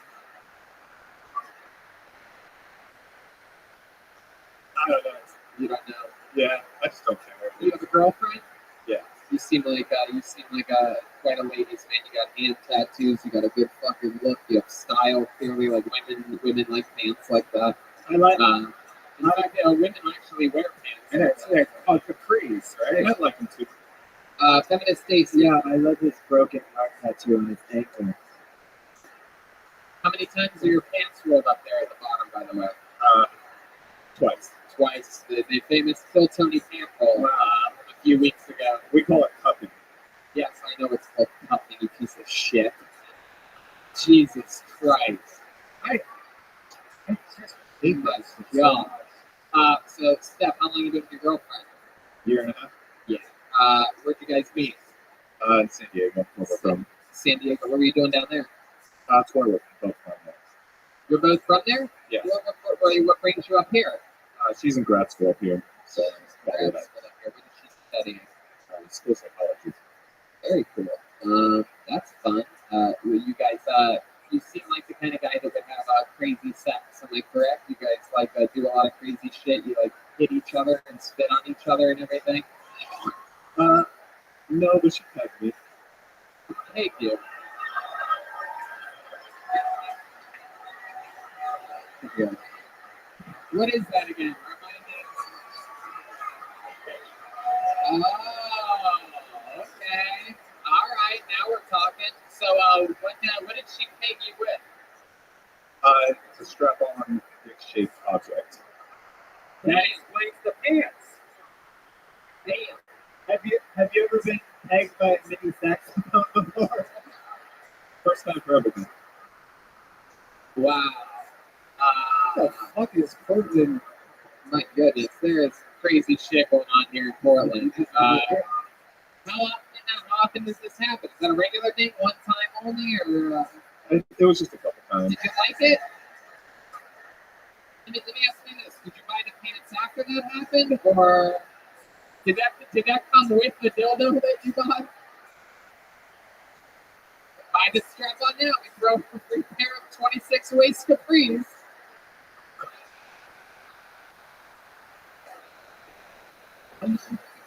How far into your relationship did the pegging happen? Early on, or pretty recent? It was a few months in. A few months ago. Hell yeah! And was it her idea or your idea? Hers. Hers.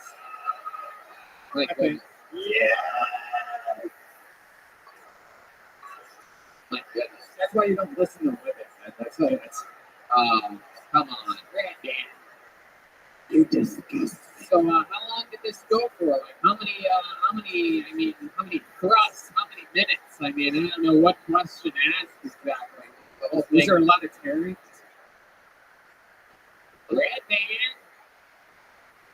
I asked him a question. How long did it last for? Standard 5-10 minutes. Standard. The good old getting fucked by your girlfriend with a dick standard. Oh yes, of course. Must be 17 minutes. We all know what the standard is for that. Taking a cock. An entire season of Game of Thrones. My goodness. This guy's such a bro. I bet he like goes to drinking parties and does peg stands. Peg stands. That's when you sit on the car. Is your nickname Pegasus? Wow. My goodness. All right. You guys, I don't know if you know how the chant works. It's supposed to be after a big joke, not just him talking. Her talking. Oh, very good. Very good. So, Steph, my God, I mean, that is butt fucking entertainment. Wow. Anything else you'd be surprised to know about you? You ever put it in her butt? You ever get payback? We tried. Yeah, you tried, but it didn't work. But it worked for your ass. What the fuck? My goodness. I'd fight that tooth and nail. Yeah, you want to fuck me in my ass? I'm fucking you in your ass. Yeah. There's no ifs, ands, or buts. Actually, there's a couple buts. Mine and yours. You ever put on the strap on just to see what it would be like to have a black cock? I'm guessing it's black. I don't see why you would have a white one. Maybe they only sell white ones in Oregon. We don't have any black dicks in the dildo shop. You're gonna have to go to California for that. What color was the dildo? Tell the truth. Purple. Purple. Oh my Avatar God. did. Jesus Christ. My God. I love you. You love me. We're at it. Oh my God, it's right behind you. Look out. Wow, that is incredible. Does seeing this bucket of destiny give you flashbacks? Wow. My goodness. Did you come? Yes, but it's more like I have a check. I love it. I knew that was going to happen. That's such a funny, weird thing. Where it's like, I knew that if you said yes, all the dudes in the audience would go, oh, you're gay. Like, that makes me official, dude. The dick in the butt thing was okay. We've seen worse than that. You coming seals the deal, dude. So interesting. Another fun set. Congratulations on your first time ever, Steph. Amazing. Steph Culbertson, everybody. Fuck yeah. Great stuff, dude. There you go. Steph Culbertson. Unbelievable, man. What an episode of this show. I can say with no ego, you'll be listening to all the episodes we did this week. This is by far my favorite episode of this entire week. This is just fun. Fun comedians, fun interviews. We got fucking Stacy, Macy, and Tracy up here. If we quiet down a little bit, we can hear him sit down back on his seat. Yeah. Ow. There it is. My goodness. So, Lacey, what do you think about the show so far? That's the smallest episode I've ever seen. Look at that. I can't stop looking at that. Thank you.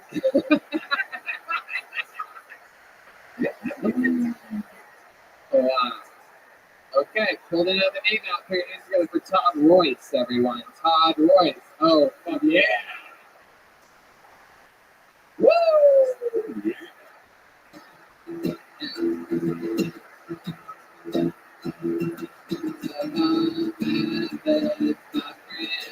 Oh, hell yeah. Todd Royce.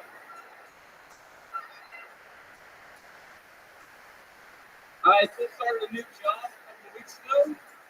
I already had my first Me Too moment. My boss came into the office and said, Todd, I want to see your dick. And I said, me too.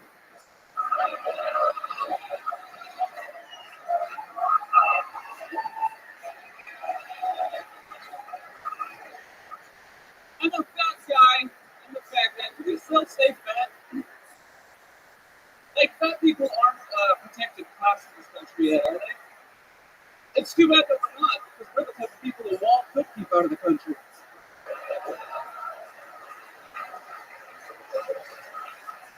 I'm growing my hair out. I look like Jesus with a thyroid problem. I look like if Jesus moved back into his mom's basement and got really good at Fortnite.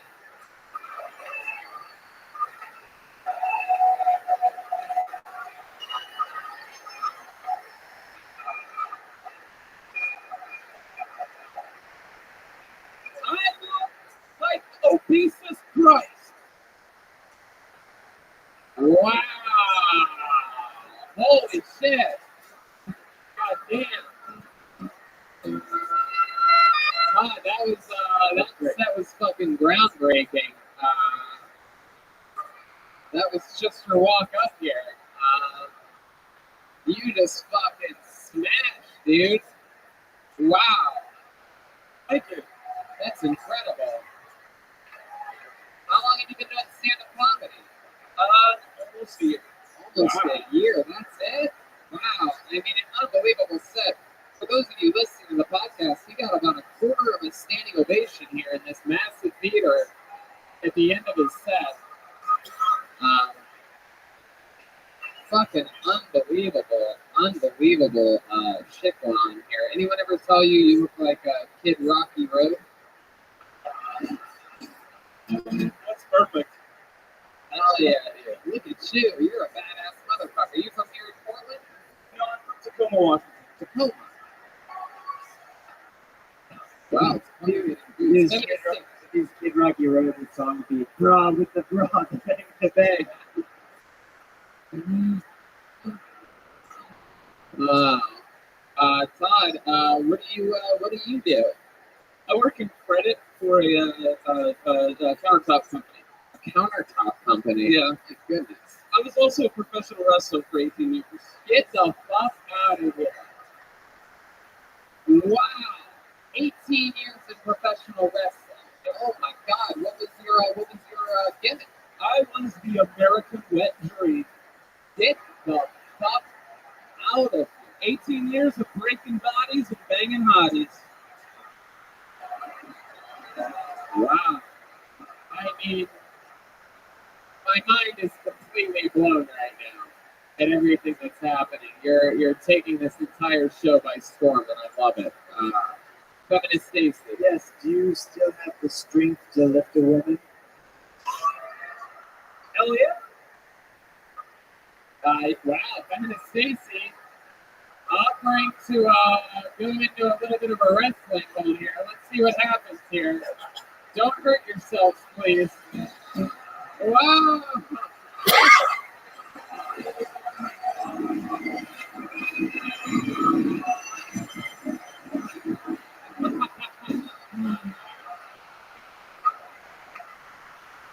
This place is chaotic right now.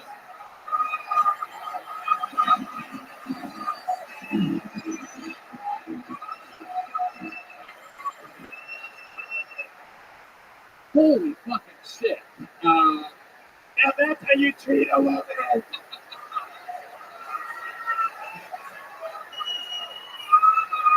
Wow. You might be one of the greatest things that's ever been pulled out of a bucket. But enough about how you were born, Todd. That's incredible. You always been a big boy? Always a big boy. Yeah. 18 years in pro wrestling. Any highlights? I got a chance to do some stuff with Roddy Piper. Wow, really? Wow, me too. One of my favorite people. One of my great mentors. Taught me a lot. Even not from far from here, right? Right. Eugene or something like that. Yep. The late great Roddy Piper. That's very fucking awesome. And now you're out of the game. Back injury, right? Has to be. I mean, I'm just talking because I'm a pro wrestler. It has nothing to do with your morbid obesity. Tony, when you say back injury, you mean the other guy, sir. Why'd you stop wrestling? I still have to wrestle once in a while. I wrestled a couple weeks ago here in Portland. Damn, that is so fucking cool. The American Wet Dream. The American wet dream, baby. Fucking love it, man. My goodness, Todd. What else are you into? What else do you like to do? What else about your life? I'm married. We've been married for 12 years. Damn. Oh, that's incredible. What did she do? She is Other than have trouble sleeping next to a sleep apnea mask every night. Thanks for the love of God, will you stop snoring? Yeah, what does she do other than pray to not get rolled over on in the middle of the night? What does she do other than make breakfast for hours every day? 5 hours later. What does she do though? What does she do other than wait 40 minutes to use the restroom after you? But seriously though. What does she do other than grocery shop?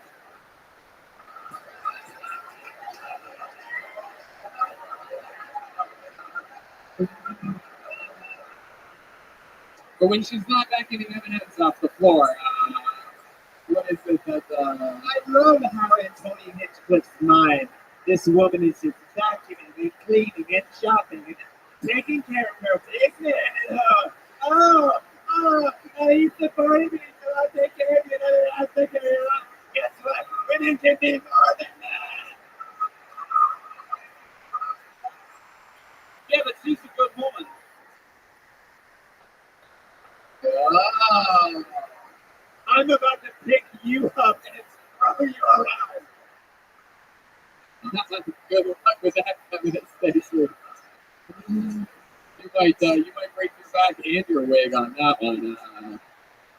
My goodness, Todd. Well, I mean, I do this because it just happened again so recently in Phoenix. It's something that's only happened, I think, 3 times in the history of the show. But if you guys, if those people got it, I think I don't think you leave me with any choice. You gotta fucking have a standing ovation during your set. The interview's absolutely unbelievable.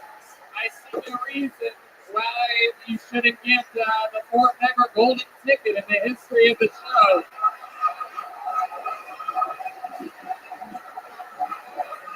Wow, incredible. Give me a little bit of video on that shit. The payoff. Not the 4th ever golden ticket winner. That means that he can come down to an episode of the Comedy Store any Monday, and you're part of Kill Tony on Mondays. Thank you so much. Yeah, you did it yourself, dude. You came up here and you fucking crushed. This is an honest show, like a good old cafe in Idaho, a good honest meal, and you did it. That's absolutely what the show's about, is coming in and fucking using the opportunity to show what the hell you can do. You made fun of yourself, you laughed about yourself, you told us everything about you, and that's what the whole fucking thing is all about. Congratulations, you're one of the top 4 comedians to ever be on the show. Jesus Christ, thank you so much. One more time for Todd Royce, everybody.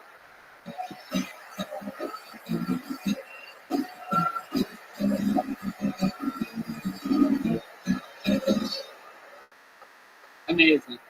I mean, just absolutely incredible. I said this was one of my favorite episodes before Todd Royce came up here. I also said good luck following that before Todd Royce came up here. Now I say it again. Good luck following that. You want to go back to the bucket one more time, huh?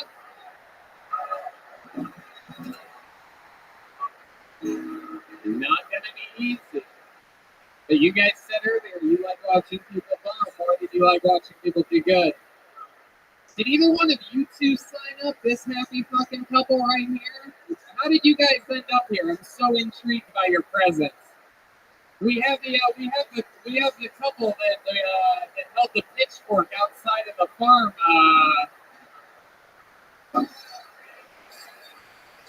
My goodness, sir. What is this? Bring your parents to podcast today? Start with you? My goodness, I like your style. Oh yeah. All right, back to the bucket. I dug deep and moved my hand around. Let's see what happens. Put your hands together for what could be your final comedian of the night, Mac Neal, everyone. Mac Neal. Here he comes, right from the dead center of the show. The whole row getting up to let him come out. Such great talent. Such great talent. This is incredible. I mean, a real artistic Montana. One more time for Mac Neal, everybody. Thank you. Thank you. Fuck me. Okay, so I think I solved the equation to my life. See, I'm 23 and I have 3 children. So if you do math there, if you do the math there, I did not subtract my penis. Did not do that. I have twins. I have 2 daughters. Some people are funny. They say that's like 2 for the price of 1. I think that the longer we show up, the people who have a price on it. Not a good deal. But I don't want to complain about my kids. I don't want to put them in a bad light. Oh fuck, that guy was so good. I'm sorry. That was really fucking me up. I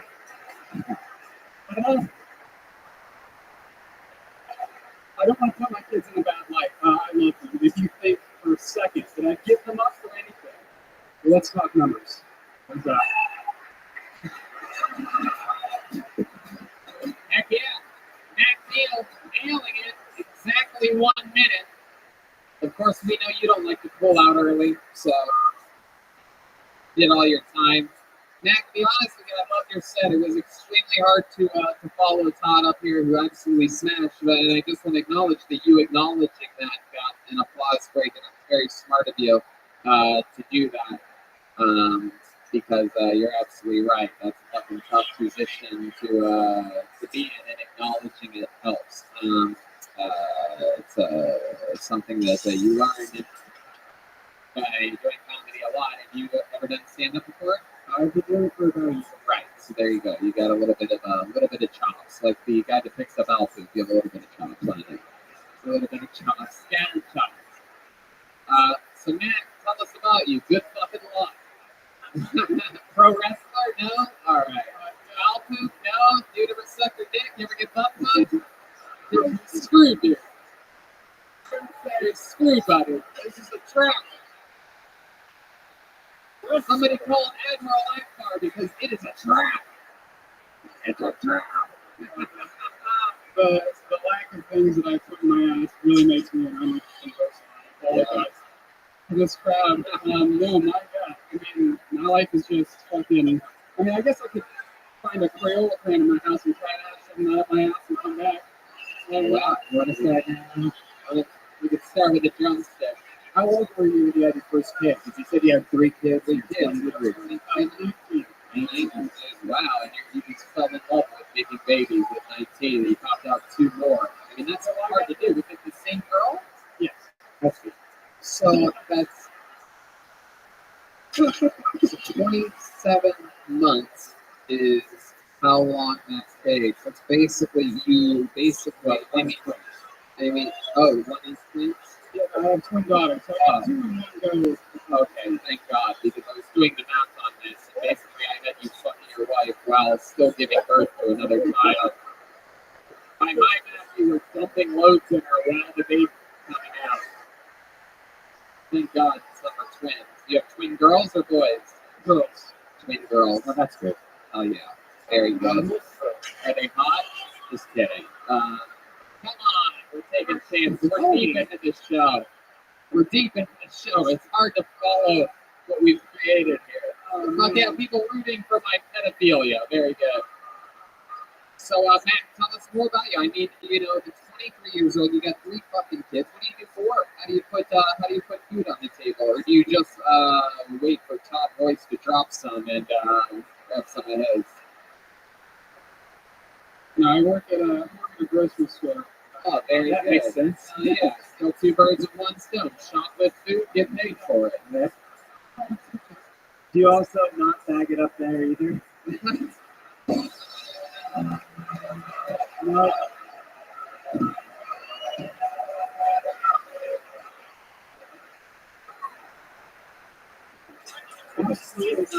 Absolutely not. That's hurtful to our environment. So, and I work at a health food store, so that's no, never in my life. Wow. What do you do at the grocery store? I'm a store floater, so I work in every department. I just go around. Oh, wow. You're a floater. That's one thing you and Todd don't have in common. Todd's more of a sinker, not a floater. Wow. So you sort of do everything. You worked at the grocery store for a while. A few years back, just fucking bagging and doing shit. I love it. There's not a lot that's really interesting about it. It's a lot of just chops and old people and Right. No, we know what a grocery store is. And by the way, don't call them old people. They're sitting right there, dude. Stop it. And don't call them pork chops. Todd's still sitting right there. Oh, man. Matt, what else about you? This girl you're with, are you happy with her? I mean, she gets pregnant pretty goddamn easily. You happy with this thing? I feel like if you jerk off into a tissue, she gets pregnant somehow.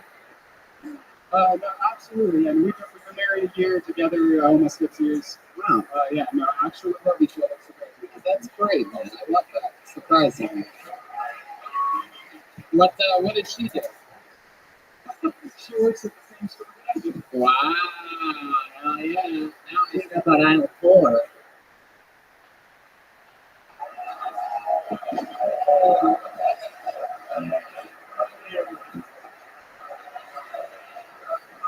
See, doesn't it feel good to wait and reward yourself with a good Clover chant? Everybody wanted to go premature. I Like- expected that at a bubblegum pop Mr. Burns over here, but not from you guys. Whoa. You don't attack my friend. Take it easy. And shots fired. Just because you look like a school shooter doesn't mean you have to be one. You've already taken enough shots into your wife. Well, Matt, I mean, it's awesome that with 3 kids and working, a real fucking American job like a grocery store that you're able to get out and even do things like this. And I implore you to keep doing things. Treat yourself by having a fun hobby like this. And if it gives you any escape from 3 kids and a woman that you're probably going to be stuck with for the rest of your life, then get out often and have fun with it. And congrats on being a good father and being there for your kids. Thank you. There you go. Matt Neal, everybody.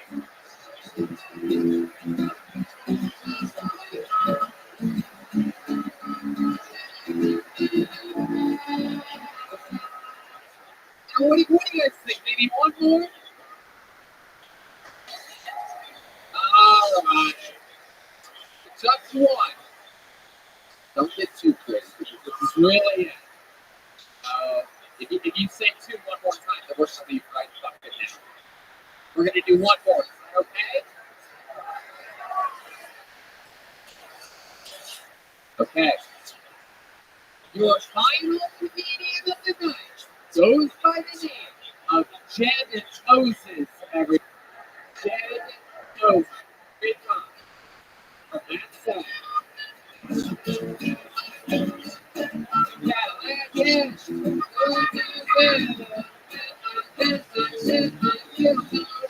Jed Moses, everybody.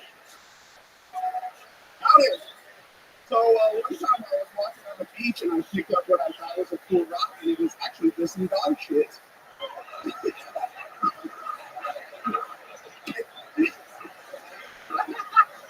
It reminds me of my ex-girlfriend. All I had to do to pick her up was tell her she's one in a million. She's so dumb she doesn't realize that means there's 330 of her in this country alone. So my dad died 10 years ago. He died in his sleep. He hit an oak tree and burned to death.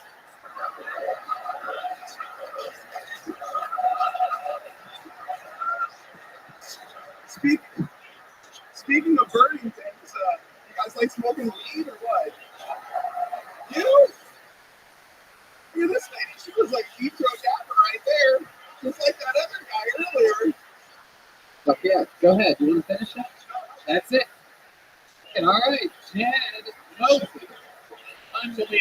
What did I say? That was hilarious. The way you delivered that first joke is one of my favorite jokes in the history of the show. The way you're able to be really sort of an excited kid. I think I'm a rocker. He's like a piece of shit. It's unbelievable.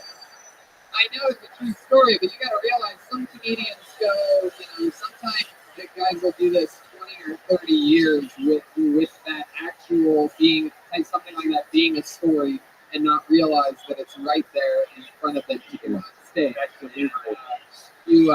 You did it as a joke, you recognized it, you wrote it down, and you said it with a smile right into the microphone so that everybody can hear you. You enunciated it. All those things come together to create a perfect storm. How long have you been doing stand-up? First set. Get the fuck out of here. Wow. I mean, that's just incredible. How long have you been with your family evolution show? I thought you were going to go to Bobby Hill. You too long to live at Bobby Hill. What is it about this show? My goodness, look at you. You are adorable. I feel like this is what Tom Segura's baby boy is going to look like when he's 12 years old or something like that. Or some jeans on. My goodness. Tell us more about you, Jed. What else about you? Face the audience and face on us. I don't know.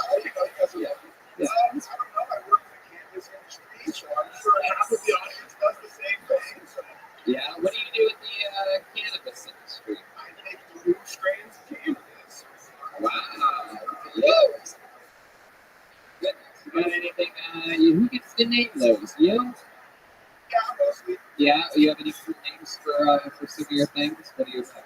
The first 8 strains I made were named after a friend of mine that passed away, so they all carry his name and then the flavors. So it's like Brian Berry lemon lime or Brian Berry citrus. So You had a close friend. You had a close friend named Brian that died. Oh, I'm so jealous of you. sorry, Brian. You have a friend named Tony that looks like he died years ago? You son of a bitch! You son of a bitch! You got me! I got roasted!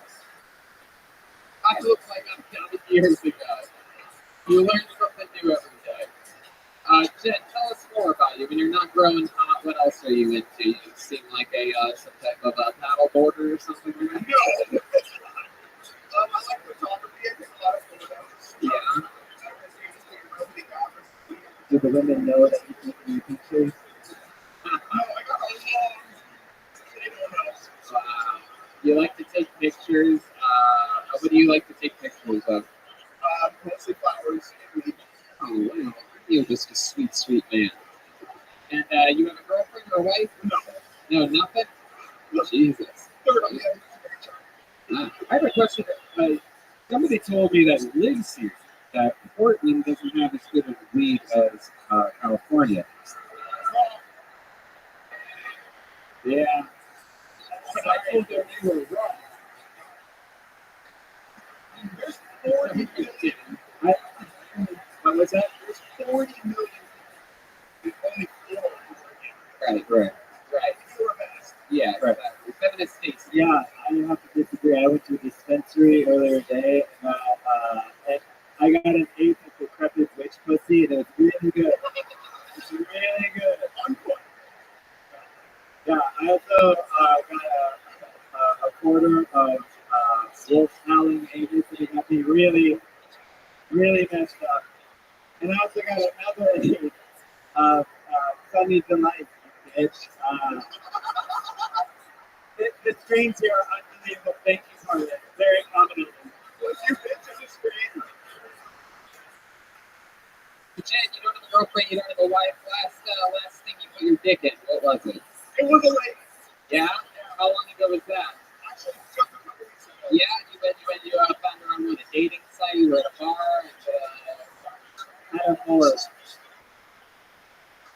what was the answer? Jen? At a coffee shop. Man, that seems like a pretty tough place to get laid. Is there a coffee shop afternoon? Early in the morning. You're a morning person. So you're sitting at the coffee shop, and you put the roofie in your coffee, then what happens? No, but what really happens? Take us through it a little bit. I want to know how you get laid early morning with the coffee bar. I don't think I've ever done that. Yeah. Oh, you met her. So it was like you met her on a dating site or something like that? Tinder? Literally met her. So you're sitting at the coffee shop. You're like, hey, would you go medium or dark roast?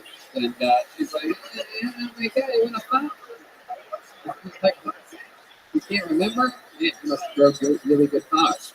I do. And I smoke a lot of it. So Absolutely. Did I hear you say you could make a feminist Stacy strain? I would love to make a very straight face strain. I even have the Stacy shirt. I think I was one of the first people on.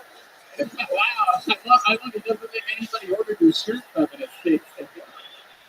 There were only a few people that ordered it. How does that make you feel? Someone over there has I'm actually sold out of hard copies for Portland, unfortunately. So there you go. I don't know what's going on, actually. I didn't hear a word of it. Okay. I said I was sold out. Proceed with your little show. You guys have 3 more coming. 3 more coming. Okie dokie. There's to get a lady up here after me, but I'm just saying.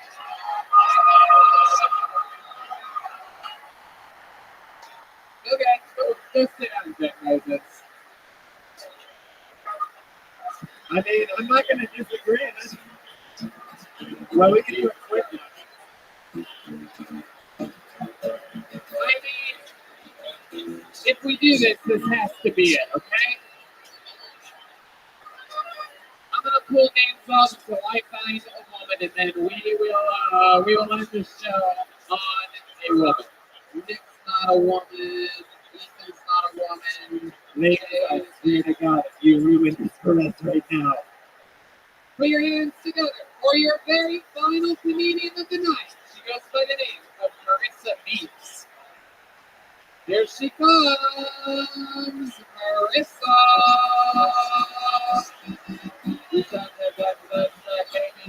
Here she comes. Here we go.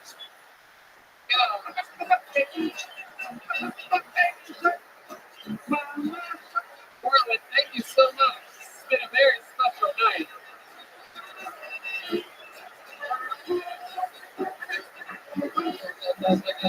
Your final comedian, this is it. Marissa Meeks. Come on, show her some love, people.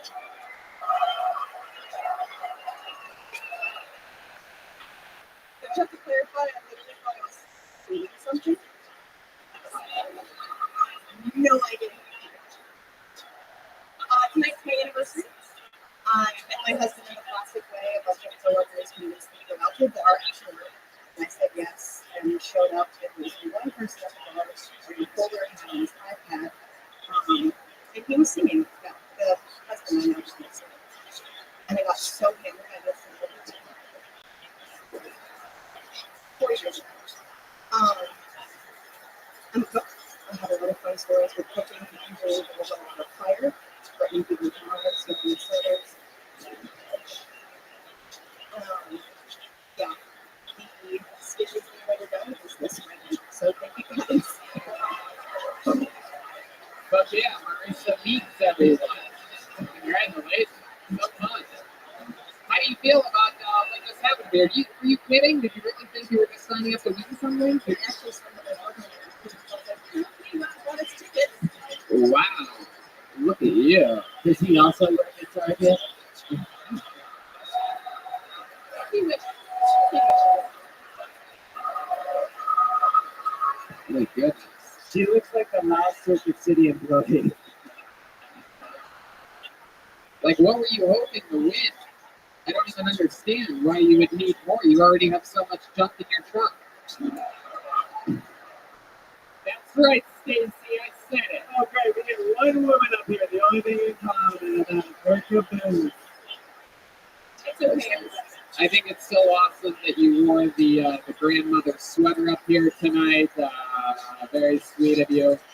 Marissa, real quick before we let you go, since this was a massive accident, you signing up for the show. Is there anything else fun about you that you could tell us? What do you do for work? Oh, you really are a line cook. How about a place we would recognize? Wow, look at that. Oh, yeah, there's some alcoholics in this room that eat bar food. Very cool, Marissa. Well, I'll tell you what, we went over time on this episode. You didn't even know what the hell you were signing up for. We have to wrap up shop. Going to be right out there in the lobby signing posters. I want to say, without a doubt, I can't express to you how much it means to me that we sold this out. And not only that, but also clearly, I believe, one of my favorite episodes of this show of all time.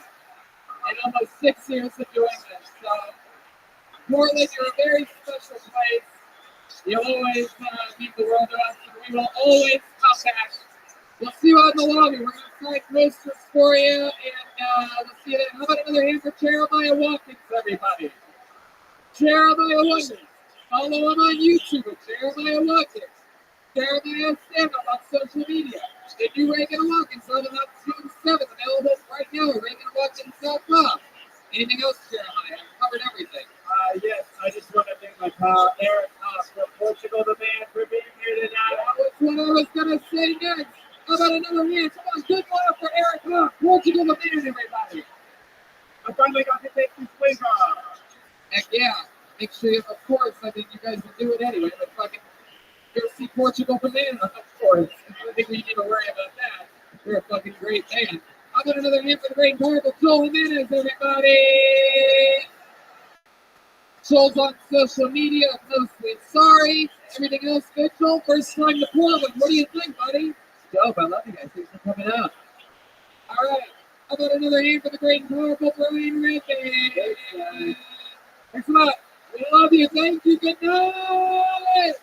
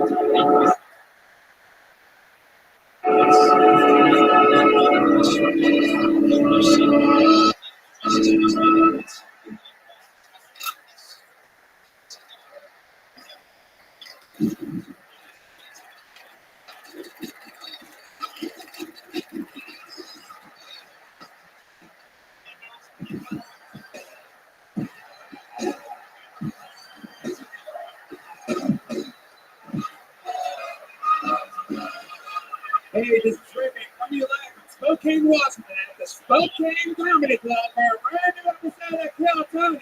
Get out for Tony. It's well. Spokane, Washington, we have arrived.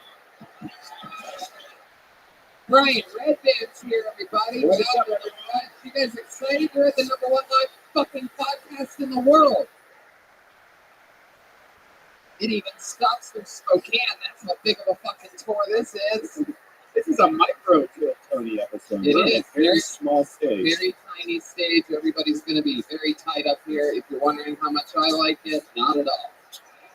You know, of all the stages to be small, of all the cities that we go to on this crazy tour, I didn't realize that I would be within a spittoon's reach of a Spokane resident. Yeah. You know what I mean? Might get a little chewing tobacco. That's what we call tobacco for short. It's such a big club. It's such a really small stage. It's adorable. Look at it. It really is. You know, it's one of those things to where, you know what they say in Spokane, fucking pack it in tight.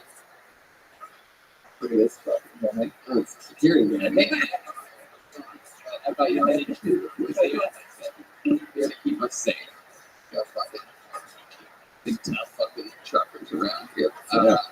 Excited about this. We are in Spokane. For those of you listening to the podcast, the tour continues. It goes on and on. The rest of these dates are pretty much sold out. Yep. Tomorrow, Portland, Vancouver, and two shows in Seattle on Sunday. Then we go back to the Comedy Store this Monday.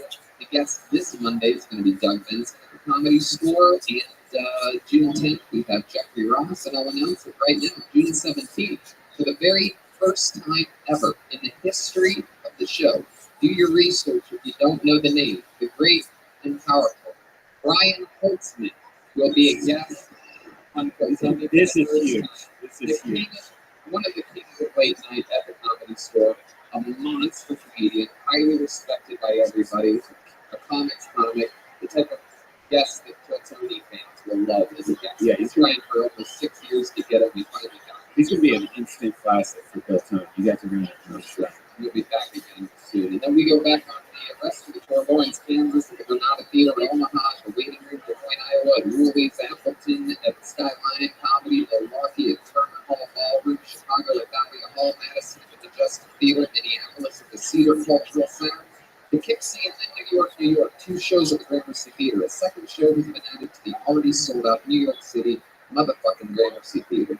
And that is the summer tour. Make sure you drink Caveman coffee. Save 15% by using the promo code KELTONY. And after the show, I'll let you know right now that we have amazing Ryan J. Ebel prints of the summer tour. Your city's name is on it. The name of this comedy club is on it. And we even have pins. Man, you have a pin and everything from Rockin' Pins. Our friends over at Rockin' Pins. You can get a official Tony Hinchcliffe pin, or you can get an awesome Death Squad pin. They glow in the dark. Those are only $10. The posters are only $20. We're going to be selling these after the show. We'll sign them. We'll take a picture with you, whatever you want. You have the energy. This is a late show. We're getting started off late here. This is one of the latest shows we've ever started in Kill Tony history. 10:33. The cool thing is, I'll say this on the air, is that, I think this date was added a little bit maybe late in the schedule, and they put it on top of another show. The guy that was headlining here before us, how cool is this? Drew Lynch from America's Got Talent fame was pulled out of the bucket on this show 5 years ago. Yeah. Before ever being on AGT. We told him he's a killer, and we told him he's got the fucking talent first, and look at him now. He's fucking filling up. So he has 6 sold-out shows at this fucking club. Unbelievable. How cool is that?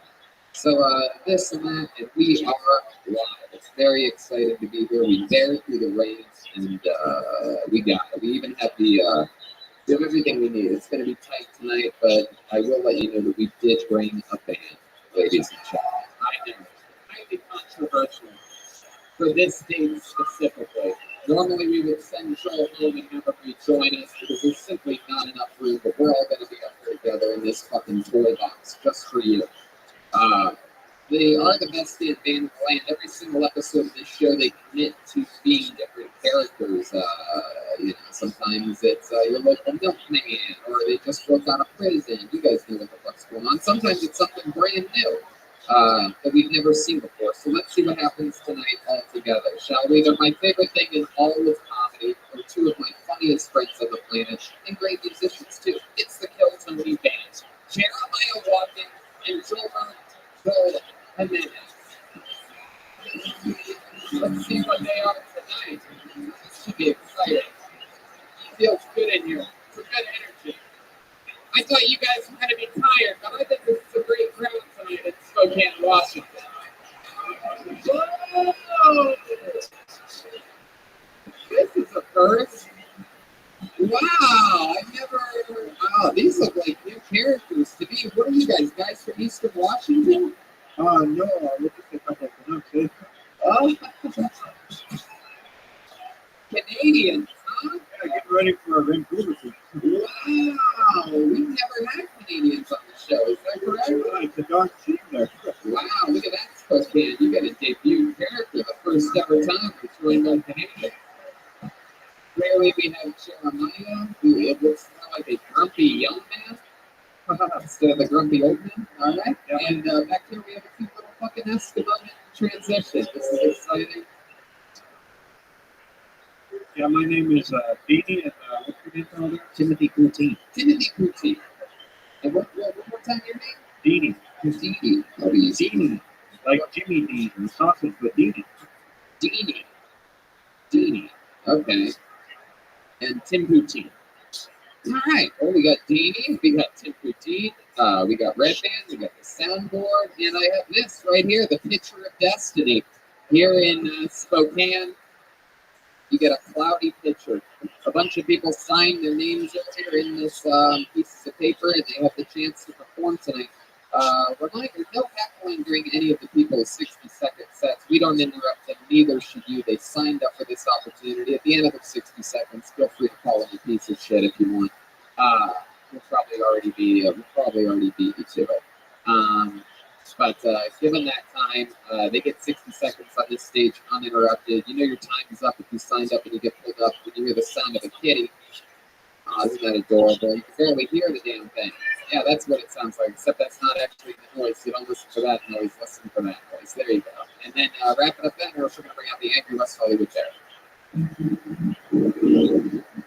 I got that wrong, by the way. It's the Angry 9-bar bear. Hey, did my research ask the Uber driver what's the gayest part of Spokane, just for you?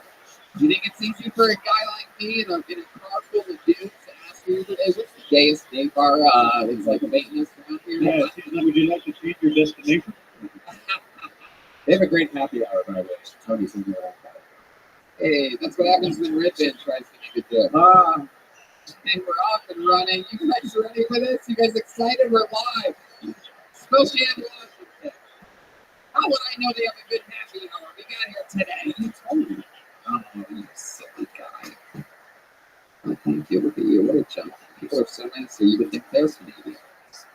I picked up my Sharpie microphone. What a gentleman. You guys ready to get this party started? I'm calling a name. Anything can happen. We got Canadians right now. Let's fucking do it. Your first comedian going up tonight, getting an uninterrupted 60 seconds, goes by the name of, oh yes, very important. The only way to enter is this way. Hey, where'd that security guy go? Security guy, you got a flashlight or something? Is there anybody here? Is there anybody working here? The entrance way is that way. Good luck finding it, really. This looks built like a fucking, like an old blockbuster video or something like that. Circuit City. Don't know exactly what this used to be, but for some reason the only entranceway is all the way that way. So just picture it in your imagination. Don't fall. Look down. Don't trip. Don't hurt yourself. Put your hands together for your first comedian. He goes by the name of Rabbi. Here we go. Maybe it's his first time. Maybe it's a comedy veteran who we should all know about from Spokane. Can't leave. Let's see what happens.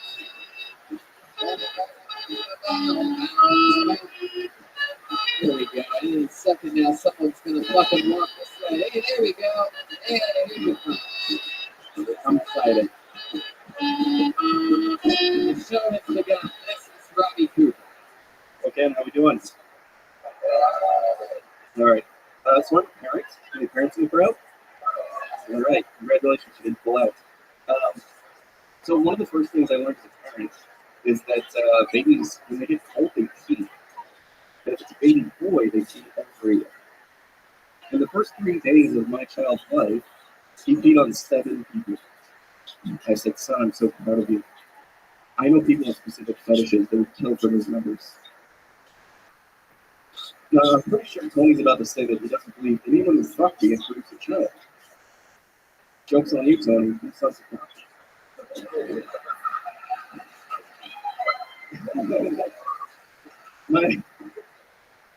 My wife and I are not the same age, but I think the rule that it's okay to be with somebody who is half your age plus 7, and that's why I told my son it's okay for him to fuck 8-year-olds. Okay, a little twist there, Ian. Not a math there. Never been quite the algebra guy. Can I just say, I thought this stage was small before you got up here. And now I can feel the condensation booming off of you. Like the temperature over here went up. Very humid. Very humid. You're very hot for a guy built like a snowman. He wasn't raining today. He was just sweating. Your stage ain't big enough for the 5 of us, eh? Oh. So let's talk about it. How old is your adopted son? He's 2. He's 2. And how long ago did you adopt him? Brand new, or did you get used, or like is it a lease? What is it? What are we talking about? Brand spanking. Brand spanking new. Did you get a white baby? We did. Did you get to pick? Is there like a thing? Was there like was there any black babies available? Were they more expensive? A little bit cheaper? You said I had to say expensive first, or else I'm racist. He said, oh no, Brad Pitt got the last one. What? Brad Pitt got the last black one. Oh, yes, I know Brad Pitt comes all the way up to Spokane to get his babies, for sure. I would. Yeah, how does that work? How long you been with the lady that you're with? 7 years. 7 years. Married for 7 years. Married for 7 years together is something. I mean, I know it's a personal question, but you couldn't make a baby. You ever tried for hints.com? Yeah. I don't think they were around back then. I don't think you were sponsoring. Okay. Maybe, have you ever tried it? Have not. I mean, the medicine. Like, are you having a problem with the sperm count or getting it up? What's your biggest problem? Is it you? Actually, they couldn't tell us. Is it her eggs? Did you eat all of them? A good-hearted breakfast joke. A good, honest meal. You know what I mean? Did you drink too much Surge back in the day? Surge. I remember Surge. Yeah, we just got it in Canada. Was it a problem getting it inside of her? Because he could have just taped it in there, so it wouldn't fall out when he moved or something. Are you talking about his penis? Yeah. Yeah, you've never done the old penis tape? Everybody knows about penis tape. Yeah. What was the deal? What is it? Is it you? No, they couldn't tell us. They couldn't tell you? Yeah, the doctor said that 1/3 of the time it's a man, 1/3 it's a woman, and 1/3 of the time they don't understand what it is, but it still works. So like the scientists.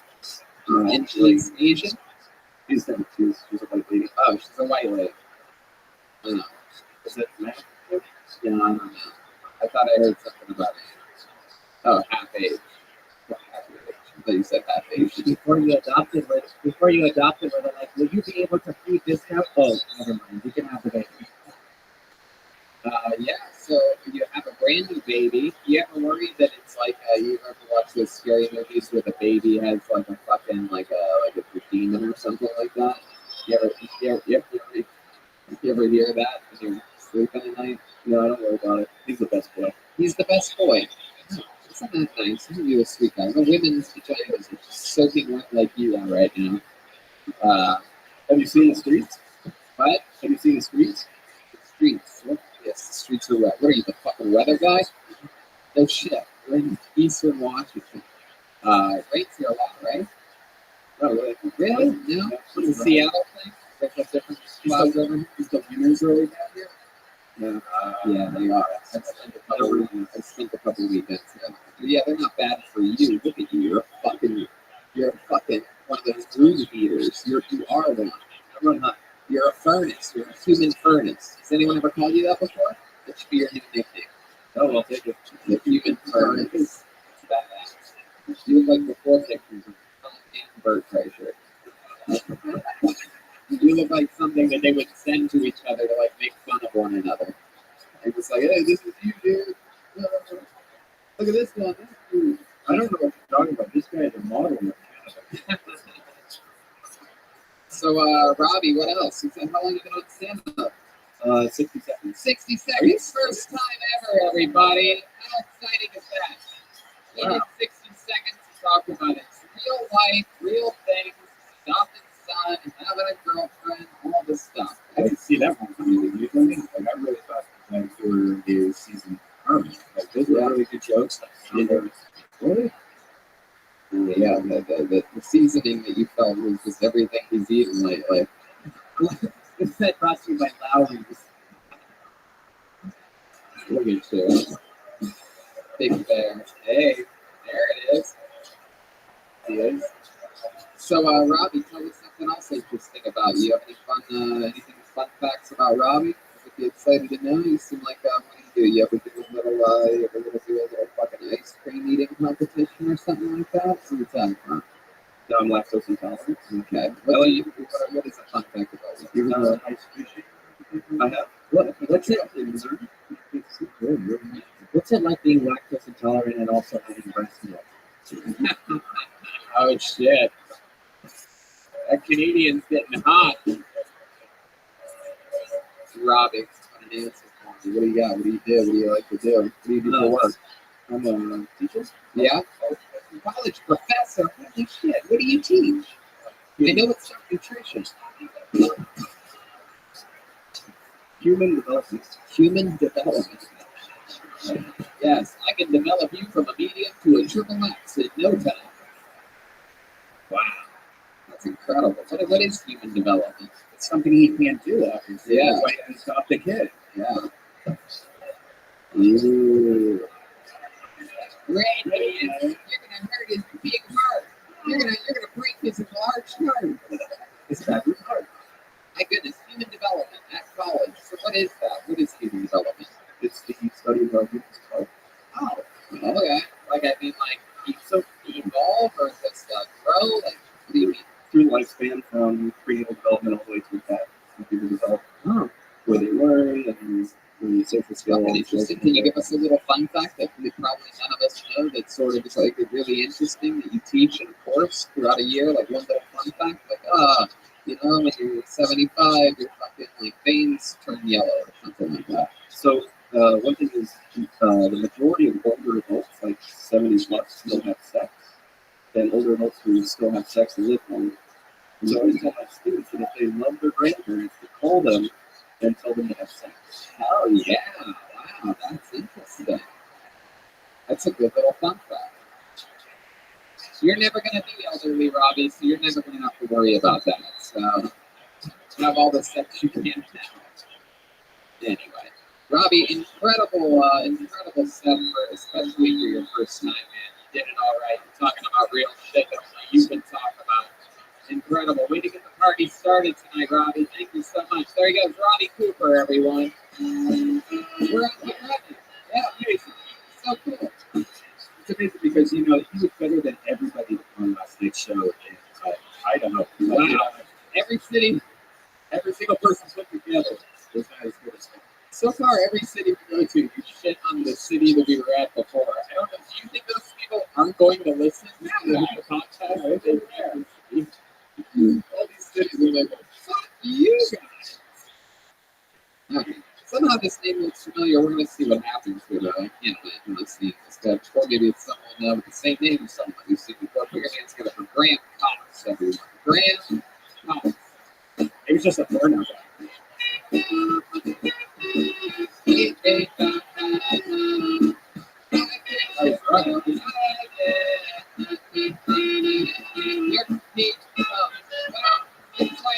One more time for Graham Cox, everybody.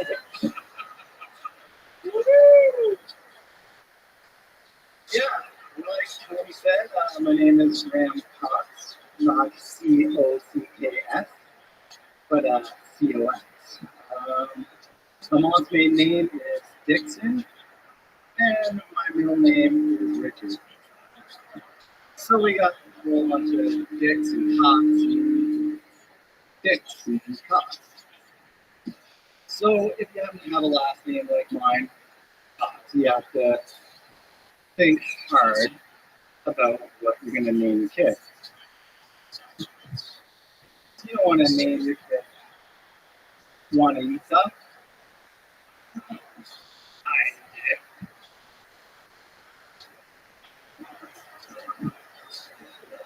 Yeah.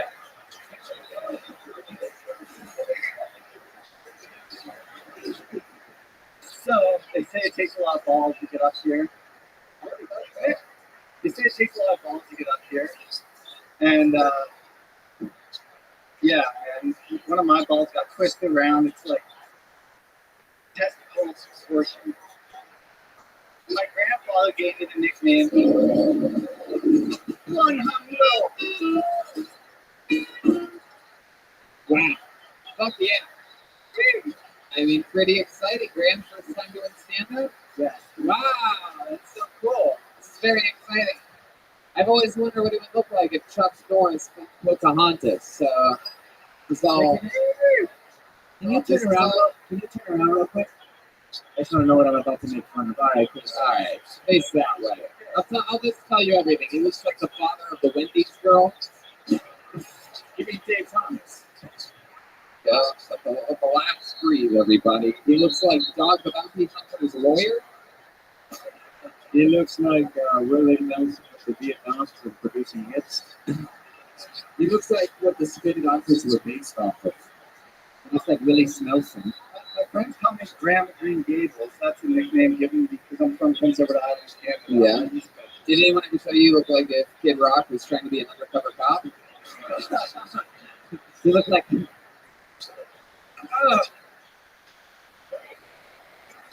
now?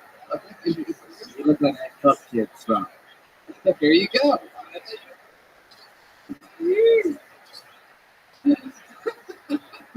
So let's talk about it, Graham. This is clearly your first time. Yes. Yes, just wondering how long have you had full-blown grapes?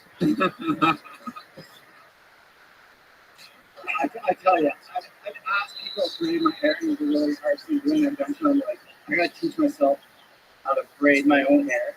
I sit there in the mirror, like, I'm trying to. The fuck are you talking about? Let's just tell the truth. You let children dress you before you go out of. What do you kids want Daddy to wear? I'm gonna braid your hair. Look at this stupid hair. All right. Let's talk about it. Oh, put it back on. All right. Catch the Bill Tony Tour featuring lights, everybody. This is very exciting. From the ice house to the lights house. So, Graham, let's talk about it. That was your first time ever doing stand-up, right? Very good. The go to the first time. And pop this cherry. There you go. Oh, yeah. You, very exciting. So, tell us about you, Graham. I mean, this look. This has to match some interesting fucking light shit. I mean, I live in Nelson, British Columbia. Nelson, British Columbia. We don't know what that is. Can you describe that a little bit? What is Nelson, British Columbia? Beautiful haven. Uh-huh. In the mountains, skiing, not too far. Do you go ski? Oh, yeah. Really? You go ski? And snowboarding? Oh, yeah. Dude, I can't even picture that. Well, let me tell you, looking like this getting across the border was its own story today. Like, we thought they were bringing in the dog. We just pulled over. My girlfriend and I were looking at each other. Like, oh. Right, both of your braids flopping in the air with you hitting each other. They just came back and like, you guys have fun tonight. I'm just like, woo-hoo! I'm supposed to be here. Oh, yeah. When do you drop? Be a cruiser, like everybody. Yeah, cruiser. Rabbi is thinking of PF Chang's. If he picks PF Chang's with TT Cruisers, just to let you know where Rabbi's headed. Can I take a guess at this? I'm gonna take a two-pronged guess. I'm gonna say it's either an old school sort of minivan. I'm picturing a minivan, or it's a Honda Accord. It's a Honda Element. The PF Cruiser of Honda. One of your best, your girlfriend drive a minivan? No, she doesn't. She doesn't. I see a minivan in your bag. You like it? Yeah. So how does it feel being up here with fellow Canadians? Are you? I mean, I saw you guys. So We saw your set. We saw your set. We're like, oh. No, you're okay. You're okay, Graham Cox. So, what does a guy like you do for? Work? Man, that's a hard question. I don't get along too well with other people. Tell me it's like, What do you do for work, Graham? I'm unemployed. Really? What's the last job that you had? Are you thinking that hard of the last job you had? Yeah. Okay. What's the last job that you had, Graham? I'm gonna keep asking you until you give a fucking answer. The last job I had didn't last too long. It was the worst. I was working for a CO2 extraction company building CO2 extraction machines. Do you make meth? Definitely not. I have nothing to do along that. Really? Wow. So how do you earn money, Graham? How do you survive in that wacky Canadian economy? Very, life is good. You get by. How? I'm gonna keep asking you. So start thinking of answers. I mean, how many loonies or toonies did you make on the last job? This is what I was like, no, don't ask me this. How do you make money? Can you give us a hint? I work right now. I got a call today for working for a local putting in security cameras. Security cameras. You're the guy putting in the security cameras? Where are you putting? Where are you putting the cameras in the toilets? You put cameras in at Wells Fargo, so you No, I just think to you're talking about those guys, get that whole job. The fuck are you talking about? Sometimes you just answer questions we didn't even ask. Yeah, Jeremiah. yeah, Steamy over here. Yeah, So here on one part of your set where I really tried to understand what the joke was, but you said Isaac Cox, and I still can't figure out what that means. Isaac sounds like I suck. It was It's even worse than I thought it would be. It was really bad. Okay, I just needed clarification on this. That's what it was? Okay, got it. Yeah. Isaac Cox. My friend today, he's the one who told me about Juan and Cox. No, I like that one. Yeah, that was good. But it's all about how you say it, right? Like, and just how you pronounce it, right? How you say it. Yeah, if a man named Isaac and you go, Isaac, Isaac. it's a different way of inflection of saying it. Different territories pronounce it different ways. I understand. True story. So my cousin is Isaac, and my uncle is like, what's your name, kid? And my cousin said Isaac. And he's like, are you fucking serious? He's like, yeah, Isaac. Wow, you're just thinking of any way to suck dicks, is what it sounds like. Like Isaac, what? How do you get? I've never heard. Anytime I've ever heard Isaac, I've never thought I suck. But you have whatever drug you were on. I'm sure it all made sense then. Tell us about you, dude. What do you do for fun? You won't tell us what you do for work. So, other than skiing and snowboarding, what makes you think? I started skateboarding again, and so I go skateboard practice in the morning. You live the life of a 12-year-old. Yeah, it's like hiking. And I just say that as a skateboarder, my biggest fear is being this guy. Yeah. What does your girlfriend do for work? Does she make money? Does she contribute to this fund of nothingness? She works at a bakery, organic bakery. Oh, where you guys make money. I'm not giving up on that. I think we'll break you at some point. All right.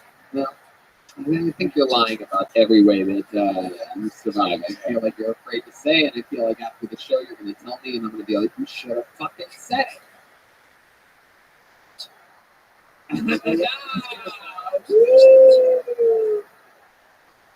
Been doing this for a long time, man. I can feel your energies up here. I know that you're holding something back. He's just a grower. Grow pot. You grow pot. You have a pot farm. It's BC. BC bud. Yeah, so you grow pot. Okay.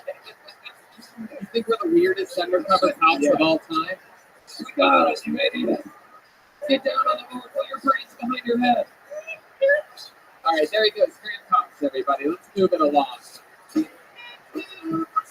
like this guy. I like you, Grant. Congratulations. It's his first time ever on stage. Hell yeah. That guy's up to something. He's definitely up to something. Because it's like, if it was growing pot, why not say it? But I guess he's Canadian, so that's like being a sinner or something. It's probably that. What's that thing they always raid the houses like they're making the butter that makes it? It's almost like a meth place, but it's honey hash or something like that. That guy makes meth. That guy is a meth cook, and the name I just pulled out of the bucket is Alexander Cook. Here we go. On to the next one. Alexander Cook. I'm gonna tell you. We got movement. How many of you like to see comedians do good on this show? How many of you like to see comedians bomb? Wow. There we go. A little bit of evil from Spokane, Washington. A little bit darker than light. Here he comes, your third comedian tonight. You guys having fun out there? Alexander Cook. Good. So I'm 22. I'm pretty young to most of you, but I feel like I'm growing up in a lot of ways. And part of growing up is having to deal with my parents Santa Claus, and that includes Christmas. And this Christmas was no different than the last 5 Christmases, which my siblings and I didn't get any presents, which is fine. I shouldn't expect any presents, but the worst part is having to watch my dad open presents for himself that he got. And for the last 2 years in a row, he got himself an RC drone. He's really into that, so I had to watch him all day fly a drone around the yard and terrorize the dog. And he had this big smile on his face, which was happiest I've seen him since he quit drinking. And so, yeah, so he's hanging out in the yard just all day, ignoring the family on Christmas, playing with the dog, terrorizing it. And finally comes back into the house, and the dog is really scared and looking up and really, really scared. And reminded me of like the CNN images you see, like the Syrian children. It's like, you're not going to see a drone again. You know? Like, I don't know. So, Fuck yeah. All right. Alexander Duck. Fucking adorable. Look at you. What are you? What are you? Step up to the microphone. Look at you, you little fucking little fool like you. I'm not spoken. What are you? Where are you from? I'm from Montana, from Missoula. Ooh, Missoula. That's a little bit of a drive, isn't it? Oh, 3 hours. And you came here for this. You're in Spokane one night only? we're staying a couple nights to go to party place. Oh, okay. That's fun. You've been doing stand-up in Montana? Nope, my first time. This is your first time. All first-timers so far. Fucking fun. Is it true? How old are you? I'm 22 years old. So do you still expect presents at Christmas? Do you still live with your parents? no, I'm accepting that. It's been, like I said, it's been like 5 years since I checked. Right. I go to the house. But you live by yourself. I live with my girlfriend who's here. Tell her we're here. Very cool. Happy lesbian couple indeed. That is so exciting. That is so cool. You guys ever scissor? It's the only thing we can do. How long you been with your girlfriend? 3 years, I don't know. Wow. 7 years. Wow. Great question. Oh, Wow. Wow. That's good. Is that her? She's annoying as fuck. My goodness. You should break up with her. We should have our first ever on stage breakup with a girlfriend right now. It's gonna be an awkward drive home. No, I'm kidding, guys. I'm kidding. Just joking. So tell us about you. What's your story, Alexander? What you been doing with your life? 22? Did you go to school? I did. Yeah, you went to Montana school. Would you do mastering bear fighting? I did my master's. Yeah. What'd you learn? I went to music school for a little bit. Yeah. Would you study musically? I wanted to sing it. Really? Oh wow! Can you sing us a little opera right now, just acapella style? You have to. If you're wondering, you have to. Yeah. No one thinks this fun. This is it. This is what you do when you're in front of an audience. You fucking sing it. You don't need a beat for opera. Come on. Are you kidding? Like German? Something I was singing on Friday. Whatever the fuck you want to sing, dude. Absolutely. German, African, I don't give a fuck. Oh wow! He's actually he actually did get a degree in music. And all of a sudden, give us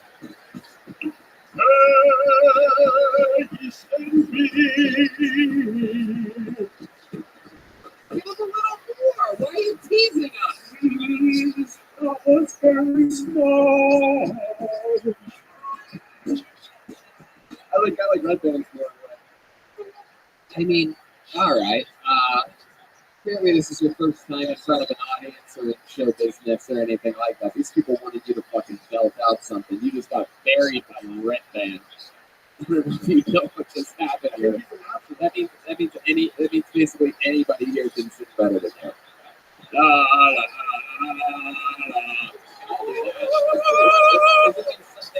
Isn't there something like amazing that you could do that would bring this crowd to a fucking frenzy right now?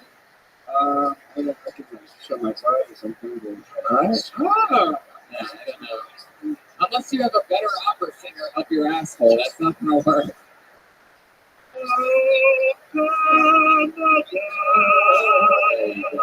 There you go.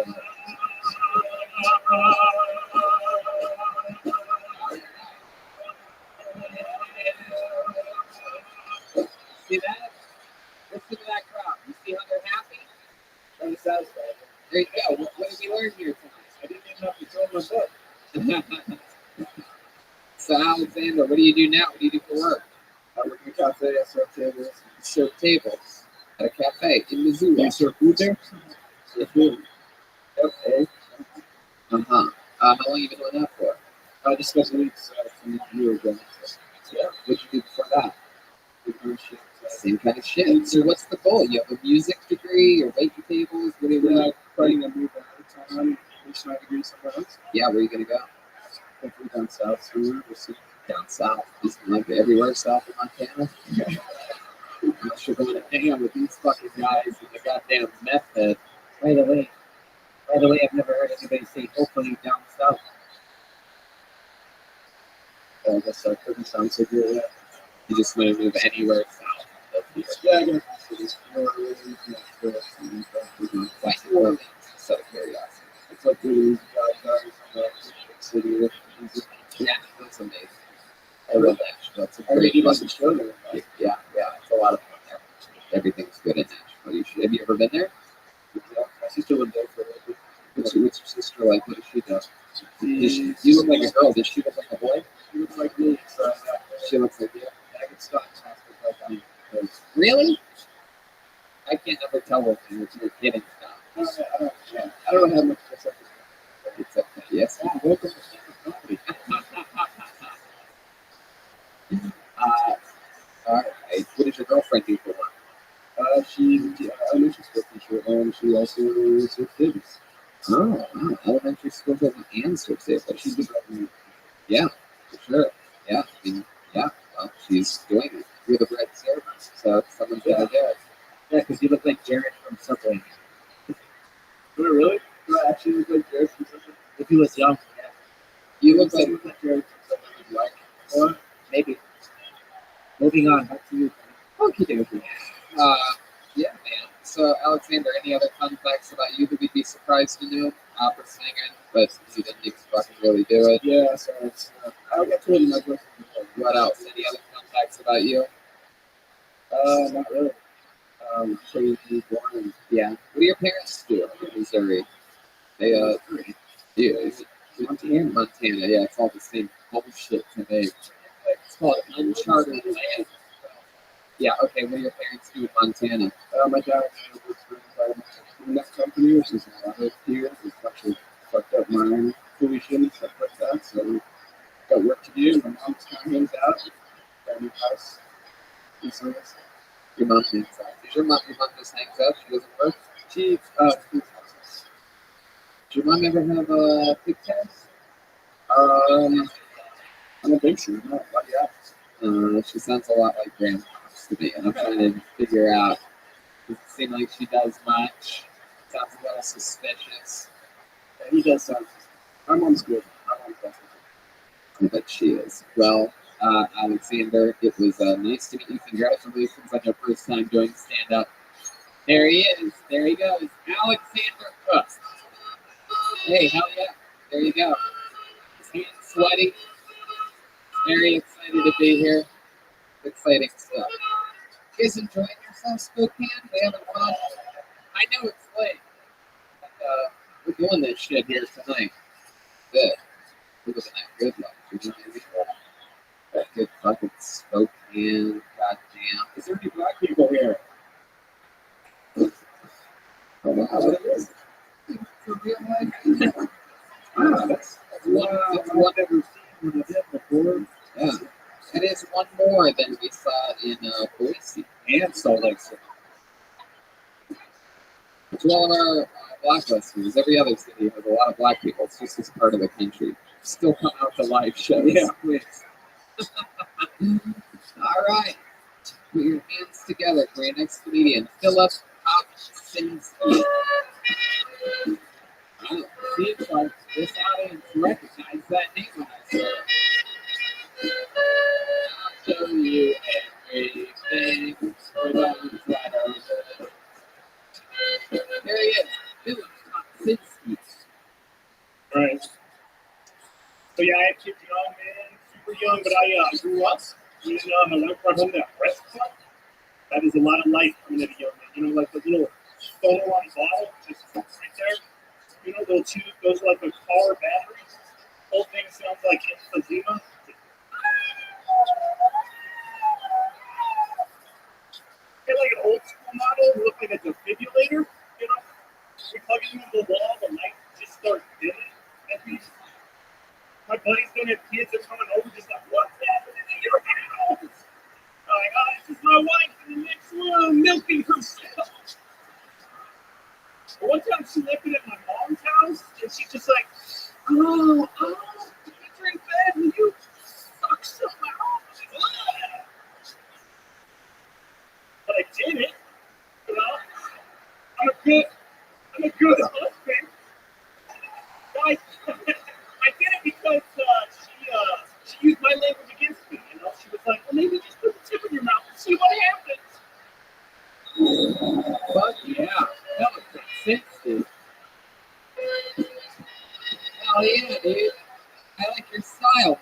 great. You're very like physical and wacky. You've been doing stand up for a little bit. Yeah.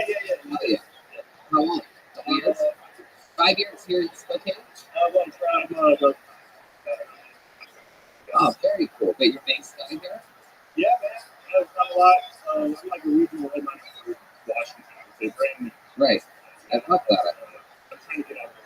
Yeah, of course. It's beautiful. You've been in the military? No, thank you. I have been working out. You remind me very much of like Rob Riggle. Like, it's just this very Rob Riggle mixed with John Efron. Yeah. I'm trying to keep it off a little more than John River, man. I feel like this suit's just getting bigger. Son of a bitch. Tell us more about you, fella. You do this for a living, stand-up comedy? I mean, it is a second income, but I'm not crazy. Right. I think I gotta Right. feed the children. Yeah. How many children do you have? No way.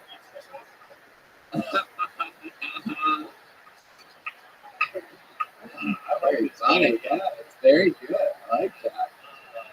No, 2 kids, 14 and 12, 2 boys. 14 and 12. They're still that's fucking kids. It's incredible. They must be ripped. I spent until I was 19 years old. But tonight, I'm in the now. Wow. Oh, shots fired. Yeah, 14 and 12. So I waited until they were on the group. Good. See, you seem like a pretty young guy. How old were you when you had your first kid? 23. Yeah, You still with the baby mama? yeah, 16 years. Good. You guys are happy? Yeah, very happy. Wow. What do you think the secret to a happy 16-year marriage is? Just Eat that puss, dude. Every morning, noon, and night, man. you know, even if you just definitely keep talking. That's so cool. Where'd you meet your wife? We met when we were 19, so we met in college. Yes. Yeah, the way you said that, like, was like you hit a wall to a point, and you just like had to keep going back to this well that you didn't want to get water out of.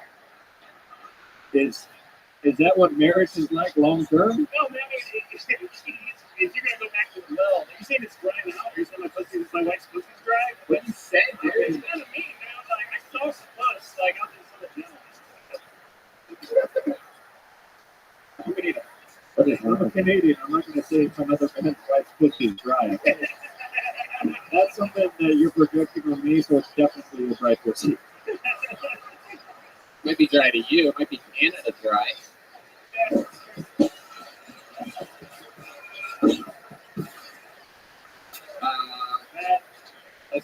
So Philip, you seem like a guy that has hobbies. What do you do? Like canoe up rivers? Like what are we talking about here? Yeah, I ski and snowboard a lot. Not Spokane, regular. So, and then I have a skate ramp in my backyard. So, yeah, that's. Do you need another kid? Yeah, you want to come over? Okay, I'll be there tomorrow. Man, yeah, so 14 and 17? 14 and 12. 14 and 12. 14-year-old boy or girl? Two boys. 14-year-old boy, 12-year-old boys. They're like Boy Scouts, Dungeons and Dragons, Magic the Gathering. I love all of their kids. Yeah. You ever catch them jerking off? No, not yet. You ever catch them jerking each other off? No. You ever catch yourself jerking them off? I'm just trying not to get caught. That's right. That's a big part of it. It's a war zone out there. A bunch of dudes running around the house. Everybody's jerking off. You don't know when and where. Why did Billy lock himself in the laundry room? Why would he do that? Get some alone time. He's got a lock on the door. Yeah, we have a lot of time. Oh, yeah. Oh, Jewish house. They don't get it. I don't think they have Jewish people here. I don't think Jewish people really, I don't think Eastern Washington is one of their meccas. We were at Einstein's Bagel earlier. That's right. It's true. Let's see how the laughter stopped. They should stand for this. Anyway, yeah. So what else, Philip? Any other fun facts about you that we'd be surprised to know? I used to be a small town news reporter. So. Whoa! Okay, can we do something fun? Can you take that you give us like an impression of just you, honestly, how you were like as a news reporter, like right down the barrel? Like, I mean, you just pretend like you're doing like a field piece live at Kill Tony, like, and you are live at the scene, and they're just shooting a little. They're about to toss you.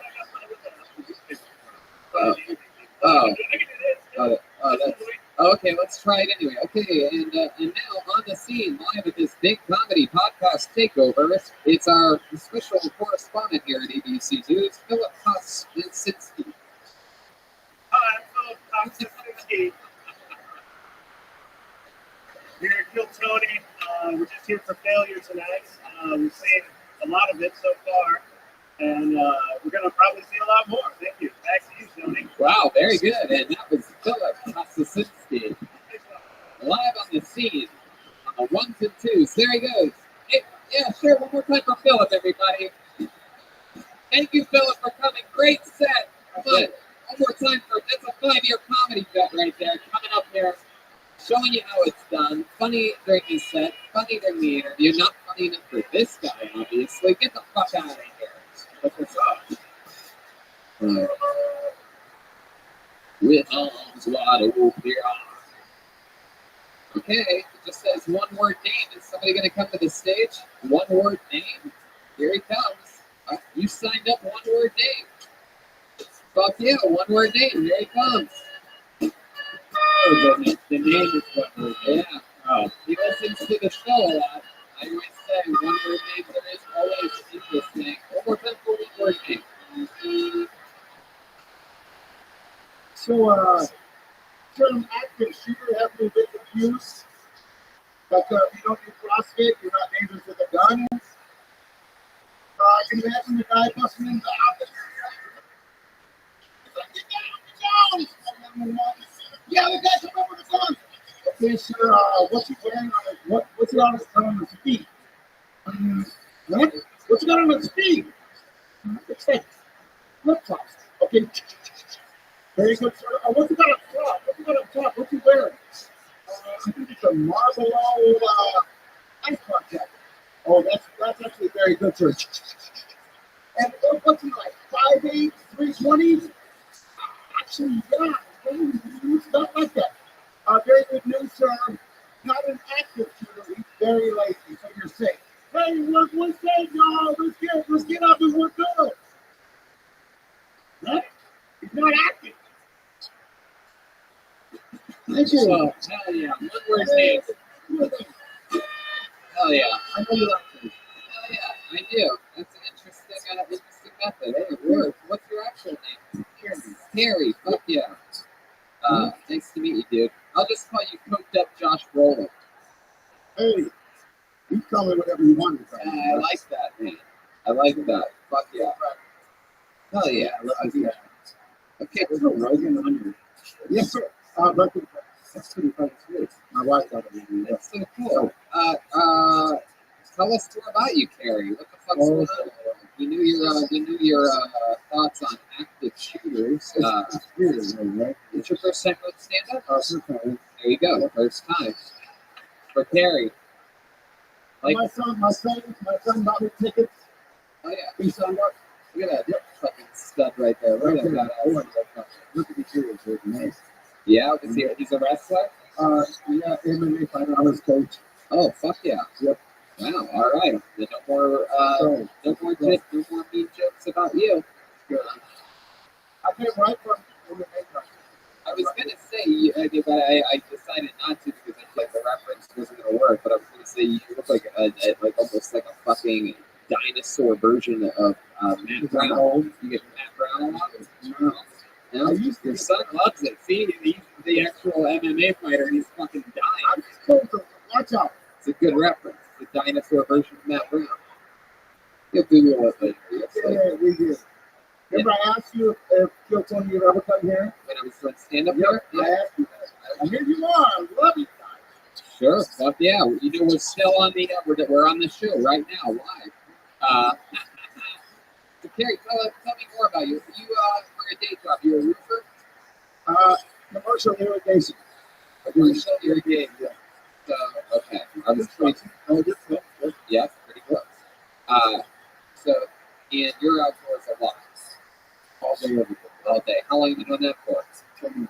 Wow, 10 fucking years. You do like the digging, or is it more like what Run machines, yep. run machines? What kind of machines? Excavators, bobcats, skid steers, yeah. Oh yeah. You've worked with bobcats. It's like that's like a fucking bulldozer, right? That's so fucking like manly. You have like a lunchbox, like one of those hard shell lunch boxes. You take I it. do intermittent shopping, so I don't take lunch to work. Whoa, that's so badass. I know you can miss that. Oh yeah, absolutely. That's so fucking cool. We're gonna check out with the Canadian Beanie over here. Yeah, I've never met a person that I like more and was more terrified of at the same time.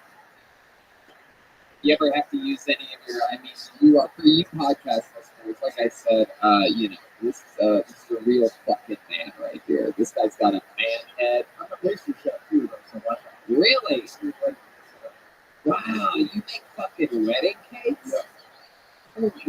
With like rifles and rear naked trolls. And I do the national anthem for all of the local amateurs. You sing it? Yeah, and all the cake fighters and Can you give us like an example of like your final like your big part of this song, like the land of the free and the home of the brave, like the big part of it? I'll just a little bit. Yeah. Oh, please, can you see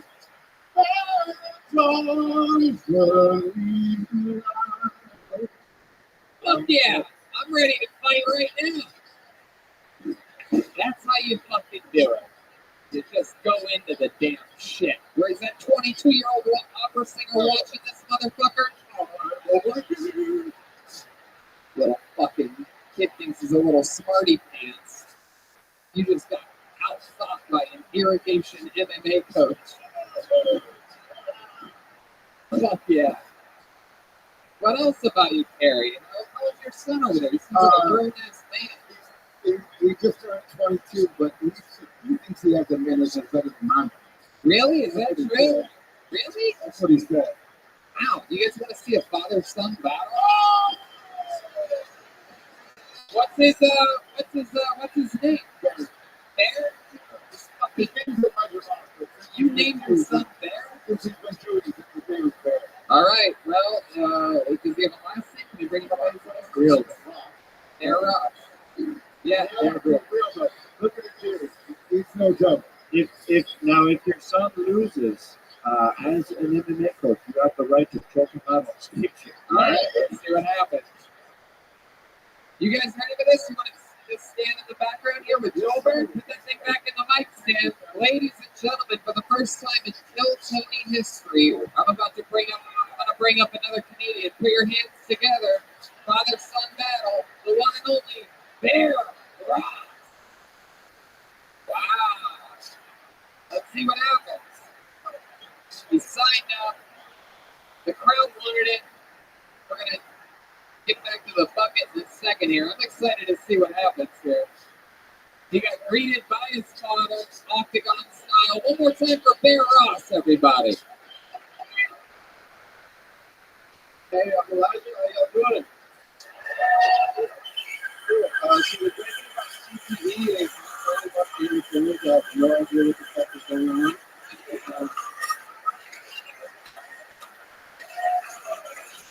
Holy shit. Stevie Wonder would have a lot better luck than unless he has no stage play. I think Stephen Hawking's last year were low battery.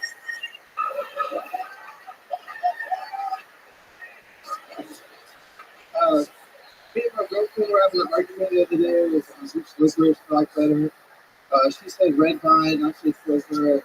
After different, different flavors, textures and shit. The only thing we could come to a conclusion on was no black.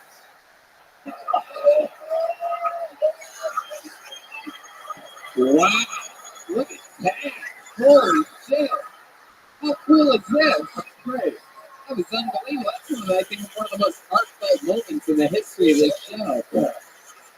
Normally, when his son buries his father, it's because he died beforehand. Holy shit.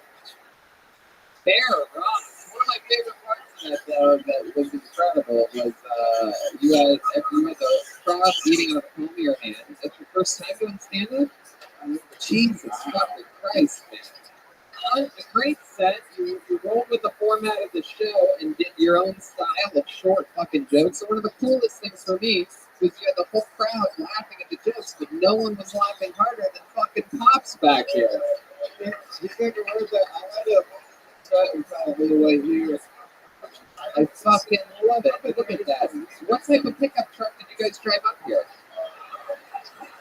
Ford F-150? Hey! Silverado! That's so cool.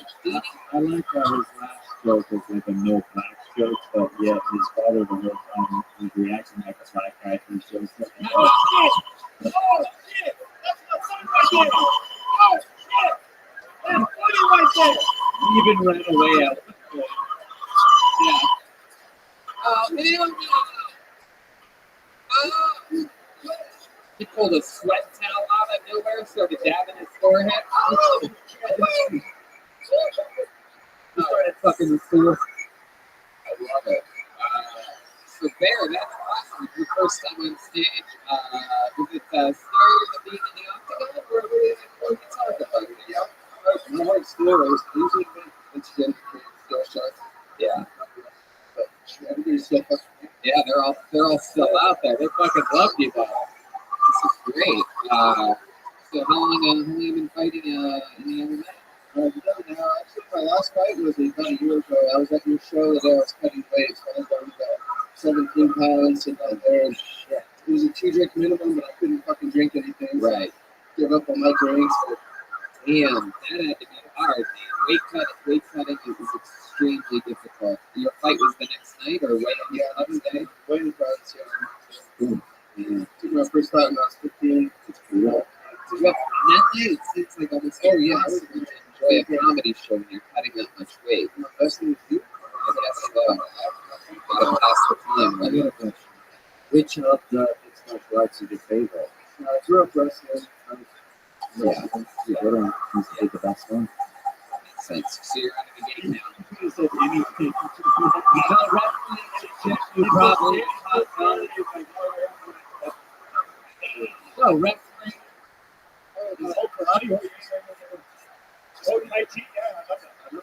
The dad says I'm right. Were we going to sit there for Wrestling. You think it's on a wrestling class to do? Sure. Yeah. I'm gonna wait till after. But Yeah, I wish you would. I thought you were gonna do. I thought he was gonna do the. I thought he was gonna do the old Guinness and the family country joke. He's like, yeah, just trying to. And just cut it. Wow. There, so now that you're out of MMA, what are you going to do to survive? What are you going to do? Just fucking jump people, beat them up? I've been working with him since I was in high school, 16 or 14. I started doing some house stuff and so this and so. Fuck yeah. Look at that. I love it, man. You know, unbelievable performance up here. You stayed in the pocket and you fucking did it. Now, the one thing that, Dini over there had a great idea. Whoever has the best set should choke the other one out. So what do you say? You guys want to see the son choke out his dad?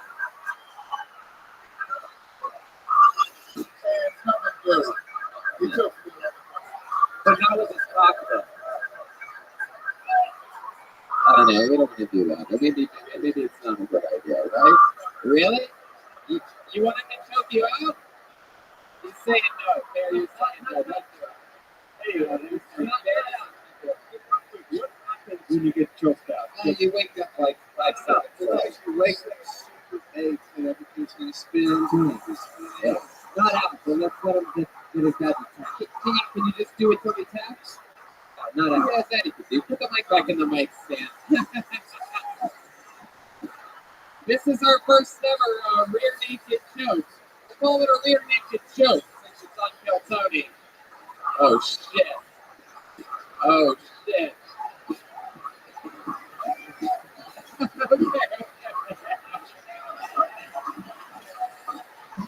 That's so scary. Let's see how long this fight's taking for this father and son duo. I mean, this is incredible. There, you fucking killed it. Congratulations. Something else you want to say? I've been wanting to do this for like a year, and I told everybody the first time I wanted to stand up was on Full Tony, and I was going to go out to California, but you know, here I got called up, so fucking thanks, guys. I love that. Congratulations, there. Thanks, buddy. Yeah, and anybody that's here interested in training with these badasses, go to 823 MMA here in Spokane, Washington. There's a little plug. There they go. The fucking Rothschilds, ladies and gentlemen. One more time. That was great. That was amazing. That was fucking scary yet heartfelt at the same time. The range of emotions going on there. Have you been choked out for it?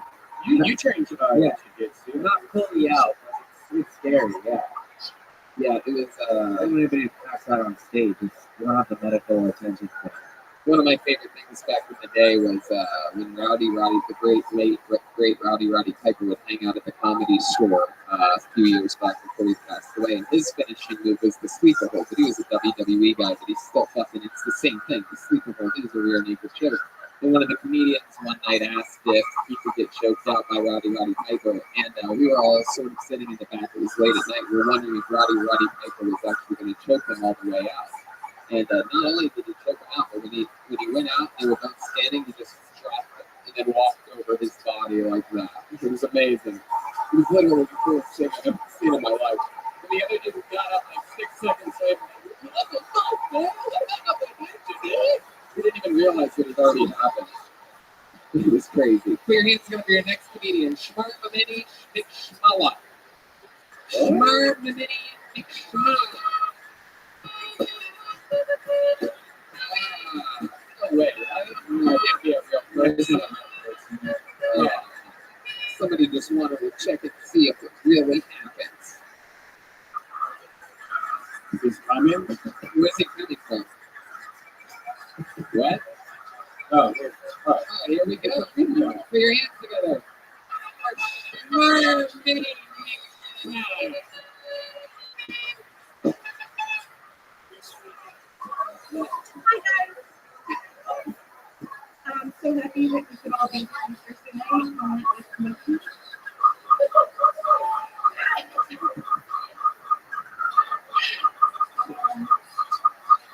I didn't think I was going to but I also want to say that the PT Cruisers, your comment earlier was really, it kind of was so, and as an answer, I am super depressed here. I feel terrible. And I hate everything. And every time I be like, oh my god, life is an easy soul, it's wonderful, and I can't believe it. And I don't know, so right now I can't get over it. And yeah, okay.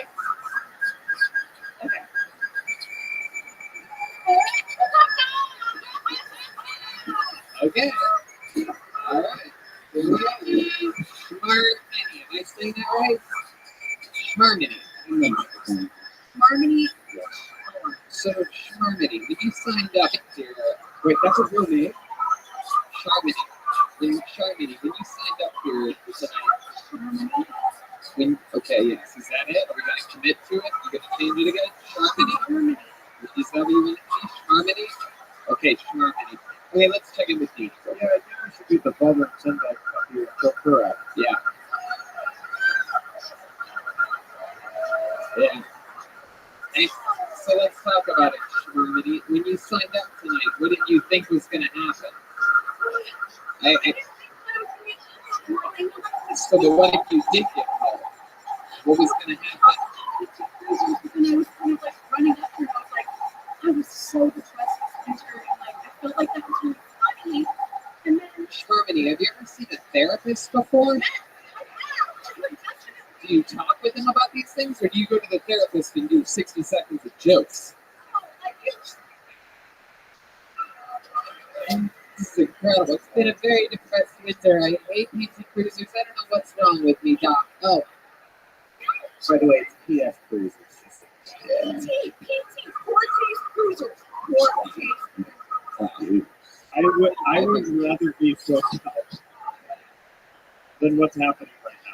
Harmony, are you I there? offer myself as tribute. If she leaves the stage, I'll let one of them choke me out right now. No, come on.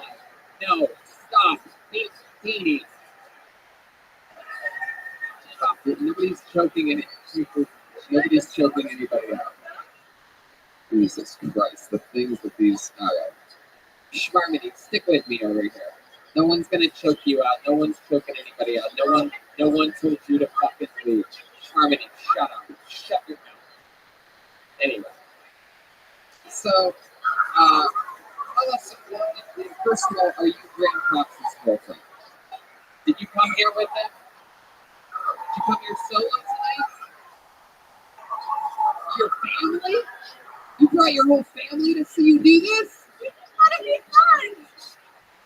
Where's your family at? I think they left. They're gone. No, they're gone. Wow, look at that. Look at This that. was a bad example of my personality. I'm very sorry. Oh, stop it. What's a good example of your personality? It's still happening. You can save it still. Oh my God, stop apologizing. Heart palpitations. Jesus Christ. Stop saying I'm sorry, Harmony. I'm not your abusive boyfriend. Stop apologizing to me. Harmony, tell us about your life. We'll figure out things you can talk about next time. It's your first time doing stand-up, right? Thank fucking God. Stop saying I'm sorry. You can trust my words. You have no self-control? Anybody ever tell you have a little fucking touch of autism? Huh? Yes. They have? Are you autistic? No, I don't know why. Listen, Oh my God. listen. I'm a Canadian, and this has already been waking me stories up. So, Schmermity, let's talk about your life, okay? You came here with your family, blah, blah, blah, blah. What is a day in the life of Schmermity look like? Yeah, where do you work? In the tip of the microphone, Schmermity. There's two things to remember. In the microphone is no I'm sorry. I work up the hill at a medical laboratory. Are you one of the patients? No, Did you escape from an asylum and came down here? I feel like I'm trapped in the Matrix, but no. No. Are you talking about trapped in what, a straitjacket many days of the week? Just the like thought that we all have to like work all the time and like Do you smoke pot? You do. A little bit? Sometimes, not enough. Have you ever done mushrooms before? Just on a pizza. I can tell. Schmermity, you seem very high strung. What do you do like to relax? What do you do to be zen? I guess I should look into that. I don't know. I don't do like I don't do much to relax, and that's probably What do you do for fun? I'm about to go to Santa Barbara and hang out with family. What are you gonna do in Santa Barbara? Yeah? Woman, do you have any pets? Do you have any plans? You have lost your pet on a leash base.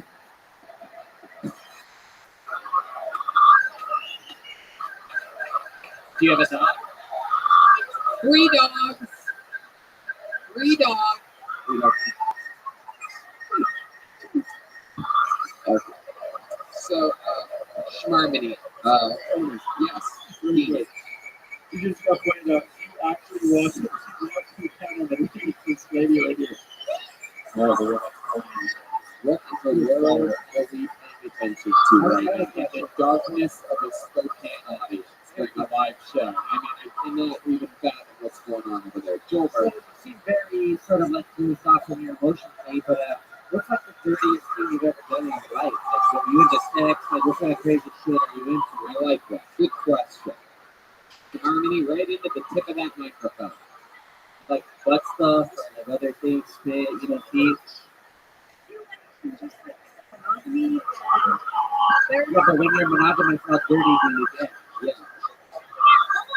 What's something wild about you? What's something that would fucking surprise us, Harmony?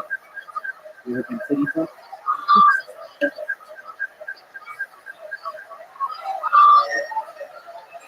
Oh, God. So were you gone when she said that her family was here? But yeah, I was. That's why it was awesome. Have you ever?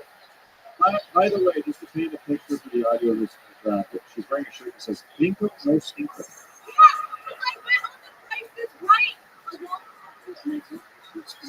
You got on the Price is Right, or you've been to a taping of the Price is Right?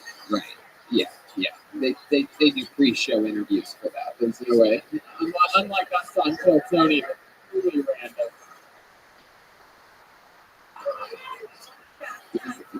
What members of your family are present for me? my brother and a couple of Who's the one? Who's like the leader out of that group? Who brought everybody here? I actually messaged my friend, my cousin Seth, and I was like, I got tickets to Tony, and he was like, so do I. You can bought 4, and I bought 5, and we couldn't find. Well, like, nobody wanted to talk around on a Thursday night at 2 p.m. Right. We know. That's why we did it at this venue.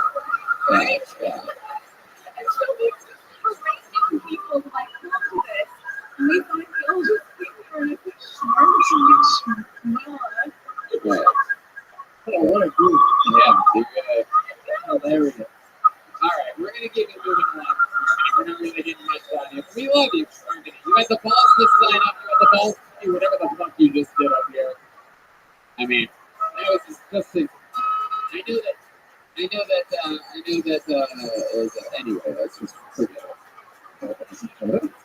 It's like, people don't want you to be made, but my God, would have been better if you got titty fucked. That's just really. Hey, watch your mouth back here, alright? Movie fucking. Thank you. I mean, it's always so interesting to me when the people that listen to the show and watch the show and then they come here and they sign up, even if the 60 seconds goes back. Legends were born in the interview portion of this show. Like, it's like, Robo says, the 60 seconds is just us getting to sort of meet you and how you talk and sort of a little bit about you. But, to give up and self-destruct in the interview portion, of course, she started bombing the second she signed her name as Shamarmini McSchmella, so she not only did the interview go back, we're signing with that. That's very nice. Okay, moving to the main line of the book. You guys ready to cleanse your fucking palates or what, huh? Put your hands together for Brian Hood. Here we go. Brian Hood. Hey! Hey! Here he is, Brian Hood, everybody. All right, so I'm sure most of you guys are familiar with movies, right? I had a different idea for the purge. I wondered, like, what if it was possible for every male in the world to ejaculate at the exact same time? Like, what if that were possible? Because you know that for the next 6 minutes to an hour, there'd be true peace in the world, right? Like, the sun would be shining, the birds would be chirping, there'd be calm across the universe. But then, of course, there'd be the cleaning. I mean, that's a lot of tissues, towels, and roommates' t-shirts. All I'm saying. So, but on a different note, like, I'm sure, like, a shared experience you guys have, like, you'll be driving down the road, right, and you look in your rearview mirror, and you're like, oh, shit, that's a cop, that's definitely a cop, it's cool, 10 and 2, go the speed limit, and then it gets a little bit closer, and you actually realize it's like a minivan or something. You're actually pissed off, you're like, how dare you be a minivan? Are you serious? At the end of it, go ahead. And then you hear the scream from the drum, and you're like, you shut your mouth, I'll pull a card right now, and I'm slit your throat, I'm not kidding. I feel like you guys are with me until the last part. Yeah, all right. You're all good, Brian. Don't panic. Everything's okay. Hi. Hey, so, Good. How long have you been with stand-up? About 3 years. 3 years. Hell yeah. All here in Spokane, Washington? Mostly, yeah. Yeah. Are you born and raised here? No, actually, I'm from Tucson, Arizona. Tucson, Arizona. So how'd you end up here? I met my wife on the internet. Really? Yeah. What website? Looks like it no longer exists, but Stick'em. Different. Oh, really? And what was Yeah, That's cool. Stick Cam? Yeah, it's like my free cams. It was like a webcam community. Yeah. Really? Yeah. So you're on your web. What are you doing? You just have it pointed at your bare pocket guys just out there. That was actually not allowed on that website. It was supposed to be just for like chatting with people and stuff. And you really were on it. Yeah, it was. I mean, so then you see her in one of the rooms or something. They're like, hey, you want to go to another chat room? Like, how does that work? Like, I mean, generally, I wasn't really looking for anything. I was just kind of talking to people and stuff, so I just went in there and tried to not be weird like the rest of the people that were in there. And can you give us an example of you trying to not be weird? Like, in a chat room? Or just say there's a chat camera pointed at you, like, straight from across you there. I mean, for the most part, well, I wasn't on a website most of the time. Like, it would be hosted by, like, a person, and then everybody else would just be, like, in a text chat. Yeah, right. So I just kind of shit on everybody else who would be weird, talking about how they talk shaped like a banana or something weird. And there you are, just a nice guy, just a white knight in the chat room. Like, yeah, I'm not like these other guys. I don't even have a webcam. I don't even have a dick. Well, I had both of those things. Where'd you Eventually that came Where'd you meet for your first time? Like, when on a date? And it's, it's kind of weird, actually. She has like a brother that got given up for adoption, and when we I think I knew the guy that adopted me. you do? Yeah, he was 2 years old. All right, Um, anyway, go ahead. I'm just kidding. Go ahead, Brian. I didn't mean to interrupt. It's fine. Yeah, and basically she for him to come and visit her, and he just flaked on her. So then she only had a certain amount of time to use that ticket, because the airlines are shitty. So she was like, "Hey, do you want to come and visit me and see how that'll go?" So I flew up and Just was like, go "Sure, I'll move you. That's fine. That'll go Wow. fine." So the first time you met her, you flew here, Yeah, and you saw her in person, right? And you guys have been chatting for how long? it was like 5 months. Something like 5 months. Yeah. And at this point, you're talking on the phone a lot, right? Or you still you guys stay?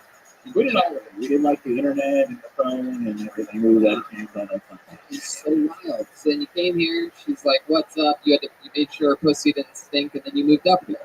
That is an important step, yeah, for sure. I mean, there's certain things that you can only do in person. You know what I mean? You can't smell through until you can smell through the internet. We were pretty sure that we were in love, so we like, Yeah, you're all loving, but anyway. Nothing. I don't know why I get into that. It's so weird. No, there was some weird stuff. I mean, like, it wasn't all roses, for sure. So she did it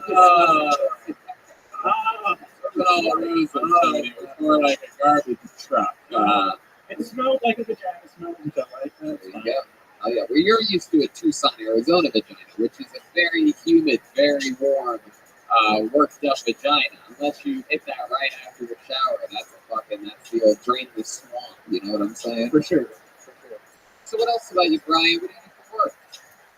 I work for a health and wellness company, which basically just means I sell weight loss pills to people over the internet. so you're not getting high on your own supply. No. You're fair. I wouldn't really consider Brian fat. You got to remember we're in Spokane. This is like he's like a featherweight in Spokane. That's true. You're right. Brian, what's the big difference moving up here? Is there anything fun that you found here that you didn't do in Arizona? Well, there's snow up here. It's pretty different than the desert. What do you do with that? I shovel it begrudgingly for the most part. Like, I don't really like ski or anything like Philip does. I'm not What do you do? What do you do for fun? Shoot. Something on computers or something like that? Or, I mean, I play games, like online games. Yeah.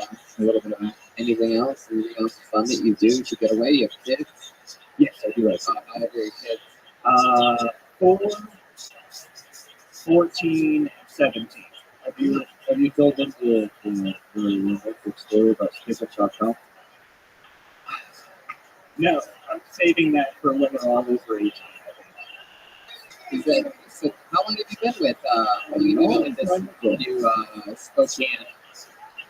Well, we've been married for almost 10 years, so I think we've been together for like 12. Okay, so the 17 and the 14 different babies. Father, yes. They have a different father than I married into. Oh! Yes. Very good. Fucking nailed it. Perfect. Absolutely. Wow. They already exist. Let me ask you this. How long into your first chat session did she bring up having a 17 and a 14? Did the other ones first too? They were not 17 and 14 at the time, so she never brought it up. Yeah. They were like 3 and 3 and 6, something like So, that. but the third one, that's you. Yeah. The 17 As far as I know. 17-year-old, is that a boy or a girl? They're all You close to the boys? The older boys, the ones that aren't yours? There's always like, they're always like, fuck you, Brian, you're not even my real dad. You're just fucking my mom that you found on some dirty fucking chat site. You mean nothing to me. Stop telling me what to do. You dress like a 12-year-old. Bear's dad treats him in MMA. Yeah. Why can't you be more like Bear's dad, dude? Going over there, you idiot. I can't. Luckily, they do not know Bear or his dad. Luckily, I don't know if you see how close you are to getting your ass beat right now. Look at that. No, they like wrestling, actually. They probably be Yeah. Have you ever gotten into a fight? very infrequently, like not really. I get along with people. How about an argument? What's the last good argument you got? So you ever yell at you said that you hate airlines and airlines are assholes? You ever yell at someone? I think the last good argument was 17 years for sure. Oh yeah, what was it about? Can you give us like some good really? I think it was something stupid, like he wanted to have his window in the winter, and we didn't want to pay for the heating, and he insisted upon having it open. So he smokes weed. Yeah, probably. His bedroom window. Definitely cigarettes and vape and everything else that teenagers think are cool. Yeah. Yeah. Does he vape? Have you found his vape? I've broken a couple of those people. You're one of those dads. Yeah. Yeah, you're not even his real dad, dude. Yeah, I'm kidding, Brian. They get real hot when you start He's moving not. out. I love it. Well, Brian, congratulations to you. I love the fact that not only are anybody who's a real fucking dad is the highest type of hero in the world to me. So, congratulations to you. Great set tonight.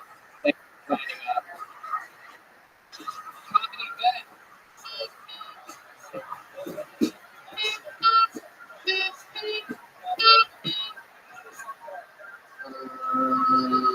You guys want to go back to this bucket one more time?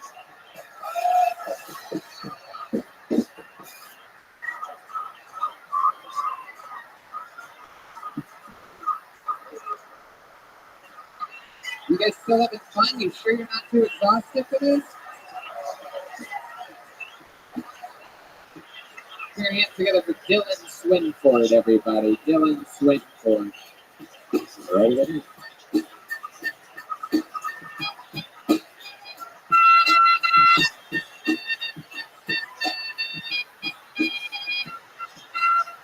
One more time for your final comedian of the night, Dylan Swinford. What's up, everybody? So yesterday, a doctor told me that I can't work any nights at any impact jobs, so I can't work any physical jobs anymore. So this is a workout. I'm fucked. I don't know if kill myself tonight. But anyways, a lot of little things piss me off when they shouldn't. When I'm running the plane and I see something playing on takeoff, like me. You don't have faith in the pilot. That's scary that you would get on a plane and not have faith in the pilot. It's fucked up. And also, Your method for takeoff and landing should not be the same as mine for my pull-out method. It's really so. Makes sense. All right. Dylan Swinford. First time on stage? First time. Fuck yeah. How about a hand for him, everybody? Signed up. Not easy up here, I promise you that. But Dylan, is that true that the doctor told you he took high impact job yesterday? What happened? What does that mean? I have a Herniated disc? That's it? it's degenerative. Right. Yeah. By either 30 or 60, you're going to have a great use. Right. Right. You're going to be fine. My mom went through that when I was a kid. Awesome. She survived. So you're, What did she do for her? well, it wasn't that. Her injury came because she got hit and run from a guy that just stole like 90 miles an hour. Her car hit 6 times and she survived. 21-year-old at the time. I wasn't in the car. I'm a bitch. I skipped that trip. Go fuck yourself, Mom. I'm not gonna die with you. I'm mom. Can I tell you a funny story? Sure. Really, and now's a good time to start telling funny stories right now. My mom's real mom died when she was one girl in a car crash. It was rollover. Oh, that's hilarious. Real mom and rolled over. That's not a Dude. funny story. Wow, Your mom, my face is so bad.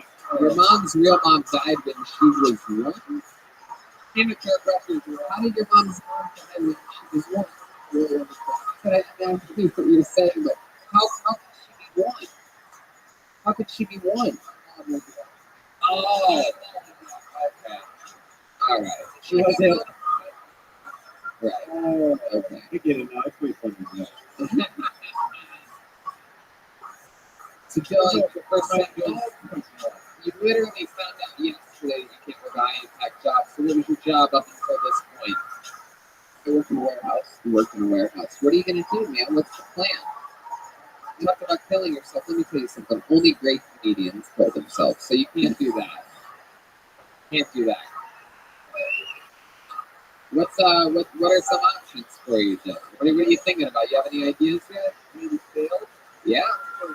Sure. I mean, I seriously thought you were going to ask suicide options. If you were going to kill yourself, how would you do it? Probably No, okay. Let's stop. Let's stop right now. Don't kill yourself. Whatever you do, you're going to be fine. You're going to be fine. Don't be a degenerate like a disc in your back. Sales, what do you think you could sell? What do you think you'd be good at selling? What's something that you like? What's something that you know stuff about? I could ever imagine doing selling stage time for music. Stage time for music or comedy? Like, what do you mean, like a booker? Do you have any experience in that field? You know what? After this show, I'm going to ask the owner of the Spokane Comedy Club if he wants me to start booking the comedy club. Let's see what happens. He's never going to hire you in a million years, but I'm going to ask anyway, just so he can be like, Before driving home. So no, you're going to be fine, Dylan. This is you got to look at this as a new beginning. Clearly, with all these names and this stuff, it's very nice guy. Yeah, I'm not back to you. Clearly, with all these names in the bucket, and you finding out yesterday that you literally can't work in the only thing that you know about that field anymore. I would take it as sort of a sign, like it's the start of new beginnings. This set was fucking hot diggity dog shit tonight, but 98% of everybody's favorite comedians' first sets were hot diggity dog shit. So it could be this, it could be something else. But please, Dylan, keep a fucking open mind.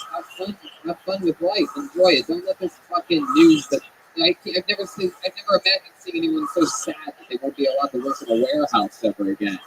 So you should look at the positives of this thing and have fun with it. The picture of destiny picked you tonight. All right, there he goes, Dylan Swinford. What do you guys think? Should we go back to this picture one more fucking time? But this is it. I swear to God, this is it. Are you sure you want to do this? There goes Dylan, everybody. Oh my God, he just shot himself. Oh, twice. He shot himself 3 times.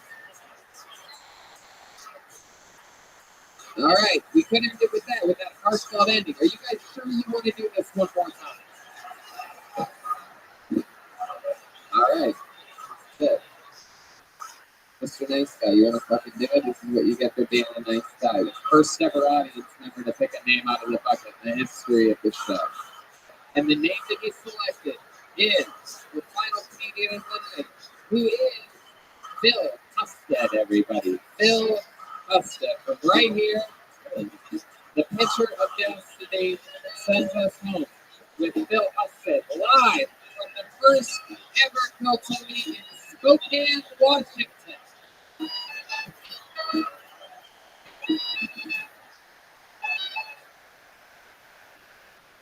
So I suffer from depression.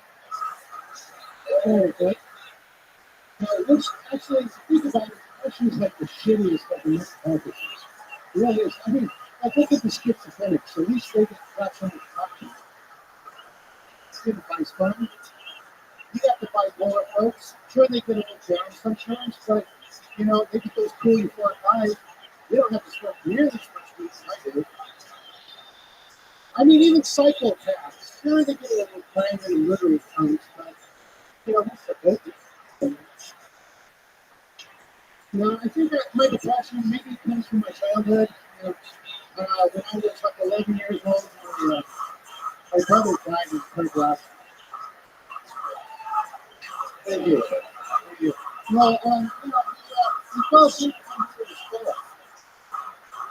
Now, fortunately, the time that I was moving, the unfortunately, the host and last question really didn't help the situation at all. You know. So, like I say, what the heck is my family of those very street reporters? All right, I love it. True said that. You started with the depression joke and ended with a suicide joke. That's a full.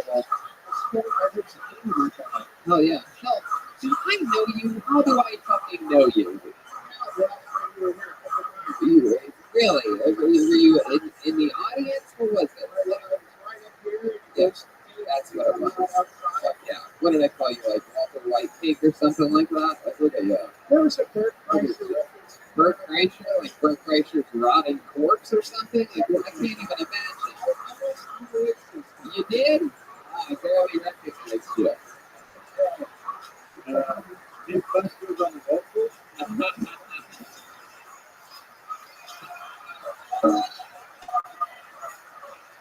I missed that. Fuck yeah. Mythbusters on the golf course. So Phil, tell us more about you. Is that you do stand-up? Yeah, well, when I met you, I had to stand up. I told you that if you did come here, I would sign up for sure. But Kid Tone was what got me into it. I did my first stand-up last summer, and then since January, I've been hitting hard. Oh, very fucking cool. I love it. Is all your material based on depression? Like, is everything? No, most of it's really perverted, actually. Can you give us a short perverted joke that you bring? Okay, yeah. Okay. So, on the spot. Okay. So, what if it's my pursuit of happiness is missionary style? And of course, by missionary style, I mean going door to door preaching the benefits of autoerotic asphyxiation. I was doing something over there. What time do you choke? You choke because of you were choking yourself earlier. I don't know. If you were choking. Anyway, okay. Yeah, why does this one look like the assistant manager of the bowling alley? What, bro? This guy. Maybe both. Yeah. Phil, tell us more about you. What do you do for work? Well, for 18 years, I was a software engineer. Software engineer. Yeah, and then a couple of years ago, I basically actually did have kind of a mental health crisis, and I took the last couple of years off. Now I'm just going to get back into it. I love it. Are you willing to talk a little bit about your mental health crisis? Sure. What happened exactly? I was just living in life.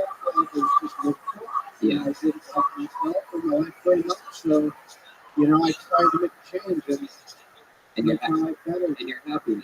Yeah. I love that. So cool. What are some of the things that bring you joy in life, Phil? Stand up is a big one, of course. Yeah. I just do stuff that makes me happy. Like I started to learn how to play the guitar. Actually, doing the mix, open mics and stuff. I actually perform music too. Really? You do a bit of musical comedy? You just perform a little bit of music and sometimes comedy. Yeah, I'm learning the guitar, so I get up there and play a little bit. Look at you. Oh yeah, I remember you doing music when you were the lead singer of Blues Traveler. Suck it in. Yeah. That's fun, Phil. What a fun, compelling story. You have a girlfriend? I do not. Yeah. Last date you were on. What's the situation there? Oh, that was last summer. I know. I wish I could say I knew what you did last summer, but you know what I did? what? Go to the gym? You're adorable, Phil. You're such a likable fucking guy. I mean, look at you. I can't even figure it out. You look like you do taxes under bridges. I mean, it's just incredible. It's interesting, though. You're just an interesting guy. What happened to the date? Well, I think I got it online. You know, Stick them back on. What? Do you need? Stick them back on. no, I wasn't aware of it, even though I'm doing later than you. No. Instead, you could have finished writing all the Game of Thrones books, but now you're going to get distracted.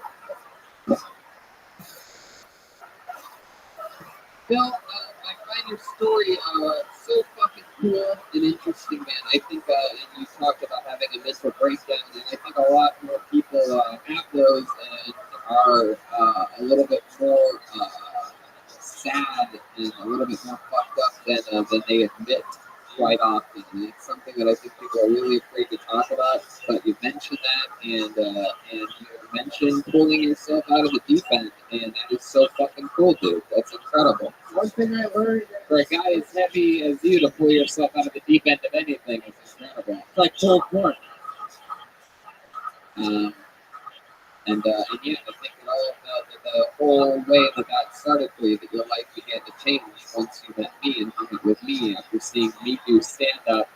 You know what I mean? I think it just goes to show that anybody who I hang out with turns into a fucking winner. Bill Thomas got me into stand up. There you go. 100%. Absolutely. Well, we love you, Phil. Thanks for sharing your story. Thanks for closing out tonight's episode. Phil Husted, everybody. How fucking cool is that? Good, cool, dude. Very good. And that is Phil Tony Live from Spokane, Washington. We're going to be signing posters right over there on that fucking side, right there, in just a few minutes. Signing posters, taking pictures, shaking hands. We're doing it all with you and for you because we love you, Spokane. I've done stand up here a great many times, and I had to bring Phil Tony here. I'm so glad that we had this kind of fun. Thanks for coming late on a Thursday. Very late show. Let's talk about it. One more time for the great Jeremiah Watkins, Dini, ladies and gentlemen. He's got Jeremiah Letters, the new episode out with Jason Tebow, and new episodes coming out with a whole crew of Phil Tony. We do interviews on the road. Follow his YouTube page at Jeremiah Watkins. Follow him on social media at Jeremiah Stand Up. Listen to his podcast, Jeremiah Wonders. Buy the album on pre-sale from Reagan Watkins. It comes out June 7th, but you can pre-order it now on iTunes. And if you're listening from Los Angeles, come to the album release party on June 6th at the Comedy Store. Anything else, Jeremiah? I just want to say I love you guys. He loves it. He fucking loves it. Spokane. How about one more time for Chauffeur Joe Jimenez, everybody? An artist that is officially sponsored by Ludwig Trump. He's on social media at Mostly Sorry. Anything you want to tell these people in Spokane? It's first time ever in Spokane, Washington. Hey, we love you. Thanks so much for coming out. Peace out. And one more time for the great Brian Redband, everybody. Thanks so much. slack ass. And how about one more round of applause for the host, Tony? Oh wow, that's so nice of you. That's so nice. Thank you, Spokane. We love you. Take care of yourselves, and we'll see you over there. If not, we'll see you next time. We love you. Good night.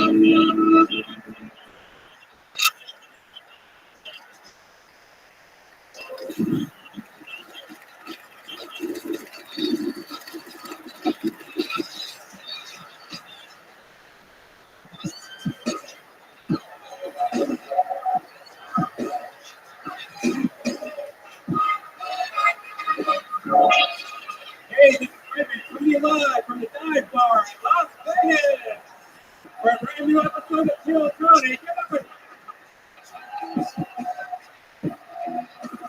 Las Vegas, we're here. We're back. Make the fucking noise. Wow, Reagan's here, everybody. Yeah, we are back at the motherfucking dive bar from Las Vegas, Nevada. The only way we do it, we signed a lifetime contract with the dive bar. We made a deal with the devil. We gambled it away. And now we're stuck at the dive bar forever. MGM Casinos called us. They're like, we need Kill Tony. We're like, fuck you, dive bar. And we hung up the phone. We got John Boy on the sound, the Englishman from last year. We're fucking excited. This place is lit. Angie hooking it up. Fucking Nate, this place is nuts. We absolutely love it. It's the most ruckus fucking road house shit that we do. And across the nation, we do it a lot. We're expecting this guy here to run out of energy in just a couple minutes. You can tone it down about 30%, bro. No, don't be that guy. Don't be Toki guy, bro. Don't you do it. You got it out of your system. Now fucking start to think about how it affects everything and everyone around you. Because this place is tight tonight. I feel like the listeners at home might have some idea of the chaos that's happening. We are back. I'm very excited about this because this is stop number 2 on our summer tour, the Kill Tony Summer Tour, which started 2 days ago in Phoenix. Vegas tonight, back to Kill Tony at the Comedy Store on Monday, and every Monday throughout it. And then Tuesday, we go to Salt Lake City. Wednesday, Boise, Idaho, with the Knitting Factory. Thursday, Spokane. Friday, Portland. Saturday, Vancouver. 2 shows Sunday in Seattle, and then in Jiffy, Lawrence, Kansas, Omaha, Nebraska, Des Moines, Appleton, Milwaukee, Chicago, Madison, Minneapolis, Poughkeepsie, and 2 shows in New York City. Close it out June 20th at the Gramercy Theater. Drink your caveman coffee. You can use the promo code KillTony. Save 15%. CavemanCoffeeCode.com. Rockin' Pins and Infinite CBD. The new Reagan Allotments album comes out June 7th, but you can pre-order it today on iTunes. Pre-order it. Yep. Get it before it comes out. And also, we have Kill Tony official posters for sale, drawn by the Real House artist Ryan J. Ebel. It specifically says Las Vegas, Nevada on them. They are our road posters for this length of the tour, and we're going to be selling those right after the show immediately. So what do you guys think? You guys excited to be here or what? I'm pumped. I'm excited, as with all of our road shows, we're going guestless tonight, and, we weren't able to get William Montgomery off of the self-storage unit. He's looking for Tony Chin right now. We had Malcolm here last time, but William Montgomery could not make it tonight. He is special guest. Yeah, he couldn't make the Vegas. However, we do have a band. I don't know if you guys know anything about music, but a band is a group of players that play music together. It just so happens that we have the best damn band in all the land. Every single episode, they commit to being different characters. They try to stay in character throughout the entire episode while we meet people and have fun. Ladies and gentlemen, I present to you the best damn band in the land. It's the Kill Tony Band. Jeremiah Watkins and Joel Jimenez. Wow, what is this? Oh my God. This appears to be a new character, and I'm guessing that they are puppeteers? Master of Puppets. Master of Puppets. Hello, welcome to the show. Hey, Tony, how you doing? Wow, this is the first time we've seen the Masters of Puppets here. Hi, my name's Gerald Phil. How are you guys? And who are you over here, this beautiful young Latina woman? My name's Vin, Tony. Wow. Ventriloquy. Wow. I like that you moved your lips when you said it. You did it. What do you guys tell me, how do you get into the puppeteering business, and what made you come to Kill Tony here tonight? Well, we figured we're in Vegas, so why not? My ex-wife took everything. What is your puppet's name? Do your puppets have names? Oh yeah, this is Brad right here. What? I said my name's Brad. Brad, I grew up on a farm. Wow, that is some wacky improv going on up here. I can't believe I missed it. I'm gonna go grab something out of the screen here. Nice to meet you, Brad. What's your fucking puppet's name? I didn't think that far ahead. Look at that. It's got a drumstick and everything. These are some of the wackiest characters I've ever seen in the history of the show. I'm excited to see you guys excited at fucking puppets here tonight. This is their debut. We've never had puppets on the show before. This is very exciting. We have Red Dan, and right here, look at this. Look what I went to grab. The official Vegas Bucket of Destiny, ladies and gentlemen. We kept the one from home Ichabod's Bucket of Destiny, made famous by Las Vegas' very own Ichabod. That bucket is back in Los Angeles, and tonight we are going with the Corona Extra, the dive bar official Bucket of Destiny. And before the show, a bunch of people signed up. How many of you like it when comedians do good on this show with their 60 seconds? How many of you like it when comedians do bad? Wow, I see what kind of audience we're dealing with. I feel bad for these comedians that signed up. You know how it works, though. Some people fucking shine through the darkness, and everybody's happy in the end. If I pull your name out, you get 60 seconds uninterrupted on this stage. You know your time's up when you hear the sound of a kitten. Oh, you can't even hear it in the live audience. You can't hear it. There you go. So now the listeners and the audience are mad. Very good. Wrap it up then. I was going to bring out the Angry West Hollywood Bear. There you go. Yes, yes. That's how good the sound can be, everybody. That's max volume right there. We have angry. We brought the actual West Hollywood Bear with us. Turns out he comes to Vegas on Saturday sometimes. You guys ready to start this fucking thing or what? Yep. The stairs are right over there. You come up. That's on the right side. Do not walk through the middle of the room and jump up on the stage. That is against the rules. You will automatically be disqualified, and you're going to get dragged out by John Boy in English. You know where that little fucking guy is. He's got a little mouse with him. You guys ready to start this fucking thing or what? I feel good about it. We're ready to see some comedy. I know the fucking puppets are here. Wow. I mean... Oh, who you doing it tonight? Unbelievable. Hey, we actually know this guy. I'm sure he's been on the show before, I do believe. He was back in the original episodes. We've known him for a long time. Put your hands together for Randy Balarba, everyone. Getting this show started tonight.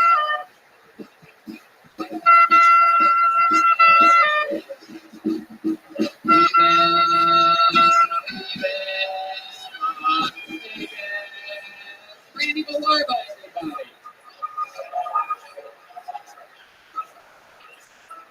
I love Vegas. Like, you could go out and anything anytime. Like, I went down to Chinatown because I was really sick.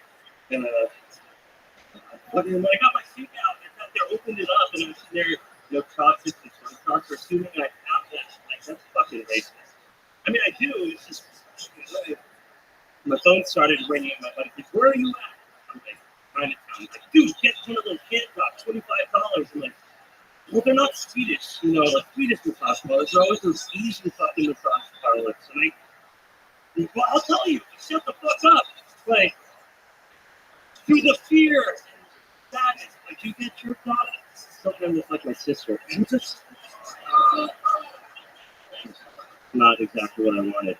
Throughout my time, as soon as a cat was there. And first time I ever tried acid, I was already on mushrooms. So I don't know if it worked. Kind of like my second time on Kill Tony, I guess. Randy Balarba.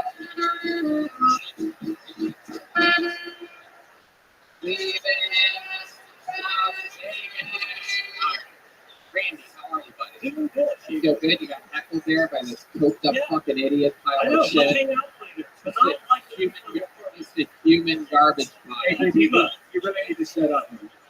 We're all Didn't TJ Dillashaw knock this guy out already?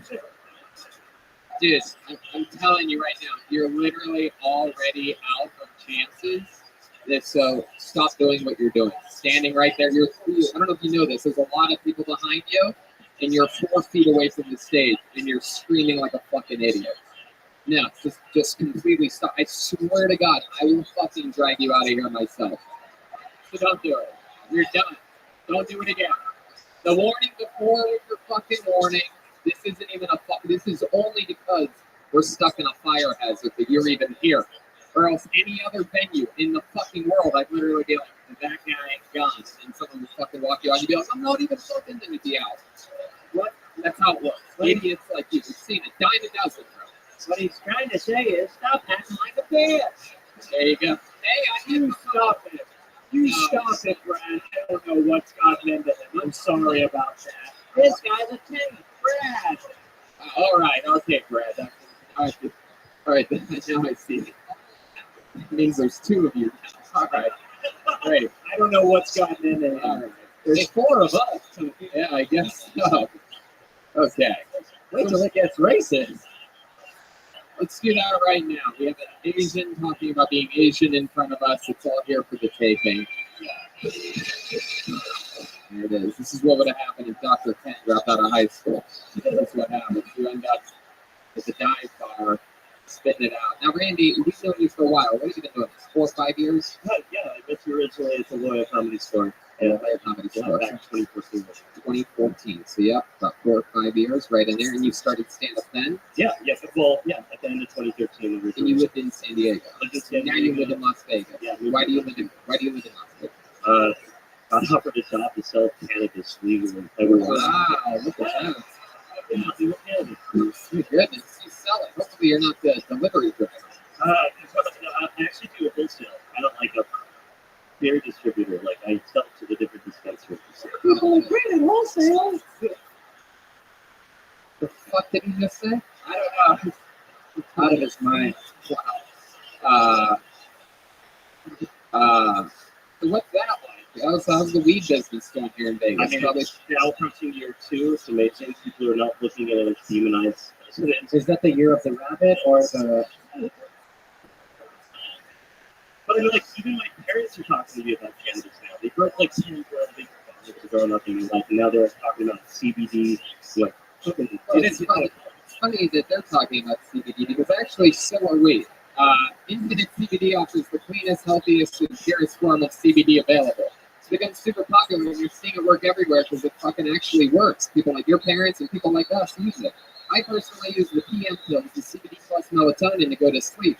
And the freezing point topical cream reduces inflammation and is great on sore muscles or anything that hurts. And this is the highest quality CBD you can buy. There's a lot of CBD out in the market right now, but this company actually has hired a third-party company to test the purity of the CBD, so you know you're getting the best CBD. Totally fine by that. And you, as you know, you sell it, but I mean, this is the actual place. I don't care what you're selling. I've been using Infinite CBD, and you can use it too. So check out infinitecbd.com. They got a lot of great products for improve your life. And if you use the promo code Tony15, you're going to get 15% off. Oh, yeah. Your parents ever talk with you about that? They talked to me about how the entourage effect of CBD in conjunction with THC actually unlocks it all. The terpene profile that you find in the different strains that exist in the hundreds of different strains that exist on this planet. That's a conversation we have. All right, that's enough. That's enough. Wow, he found a light in that weed, not cool. They just had approved to do a lounge here down in Las Vegas. So for that, I would love to tell jokes out of a bar pit instead of pounding beer. Right. Then you can rationalize why the audience was silent during your set. Oh, they're so stoned. So is it easy to sell weed, or you still like, even though you sell wholesale to dispensaries, do you ever find that it's still sort of like an old school drug deal situation where, like, for example, you have to have like the people come over and like sit on a couch for half an hour so that people don't catch on?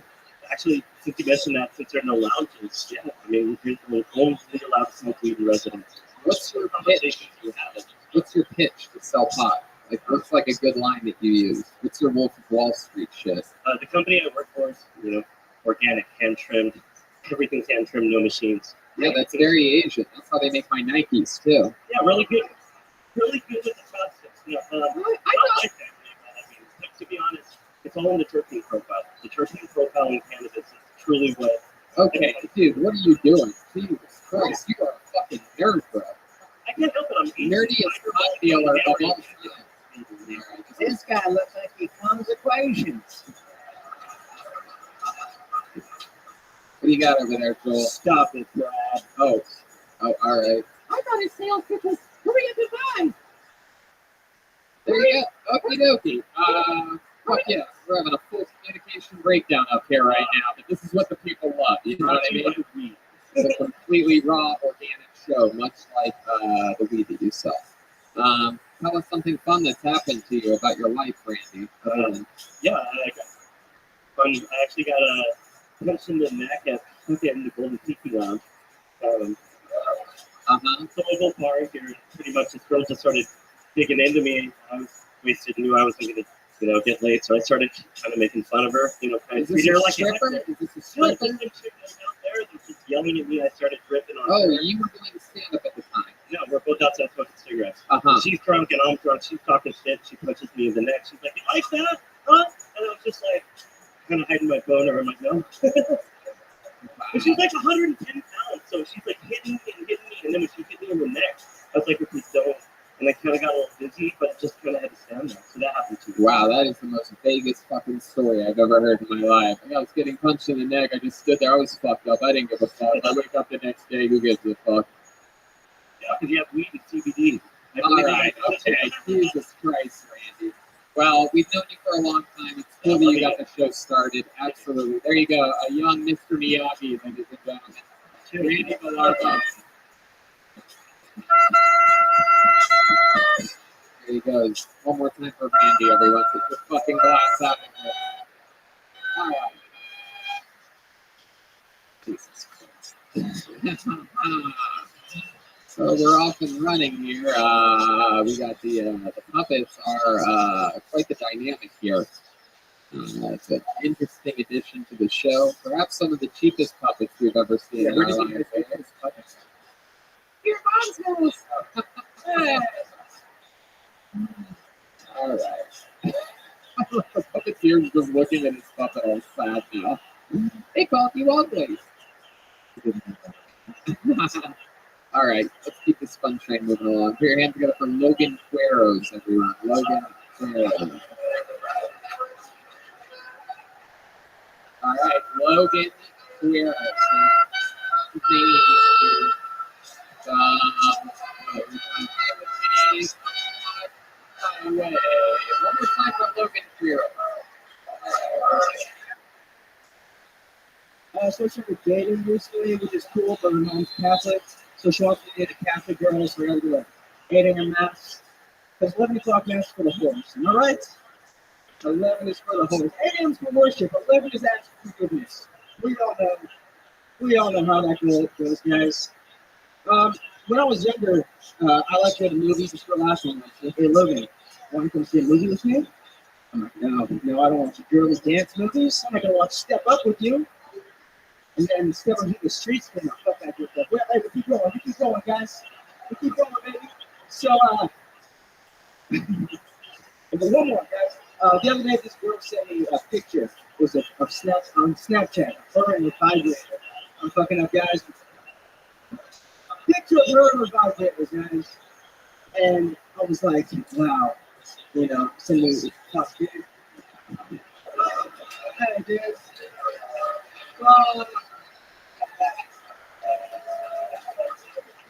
Okay, guys. I'm not gonna this. Fuck. Logan Queros. Sorry, that was fucking. Face out that way. Don't turn all the way around. You just look out there. Pretend like I'm across from you, but I want them to see his fucking face. I'm sorry about that, guys. Logan, shut the fuck up for a second, all right? No one wants to hear your bullshit fucking apologies. All right, what is that? Your closer for your minute? Let's talk about it. What's the joke that you couldn't get out that you wanted to do? Take a breath. Take a breath. Look out there, and then do it. The last thing I was going to do, sorry. What the fuck are you looking at right now? Okay. Fuck. So guys, Fuck you, Nino. Alright, okay, guys. Shut up. You guys shut up too. Sonny, shut the fuck up. Go ahead, Mike. Guys, so when I was younger, this girl asked me, I want to see Step Up with her. I was like, no. I don't watch girls dance movies, right? I watch cool tough guy movies. It's off the struggle through the streets. And then Step Up to the Streets came out. I was like, no, sign me up. Hey, I liked it. I like it a lot more than I originally did. Do you have a lit cigarette behind your ear? Yeah. Welcome to another episode of That's the Most Vegas Shit I've ever seen in my life. It's gonna get worse. That is I literally took note of it. I actually wrote it down so that I didn't forget. Half smoked cig, it says on my piece of paper here. You're gonna wish it was. It's fake. It's like, what is that? What do you mean it's fake? I got those puff cigarettes. There's like 2 guys out here. Oh, really? I'm confused. What is that? Does it have nicotine in it? No, it's literally just a puff cigarette. Oh.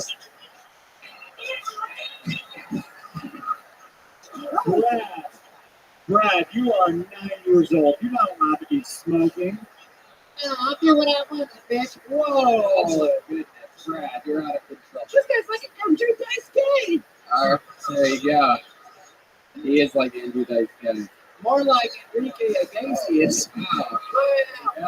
Actually, it's like Ricky Martin. There you go. Wow, you're someone with such big muscles. You're sick with weak as fuck. Jesus, what is puppet for pure evil?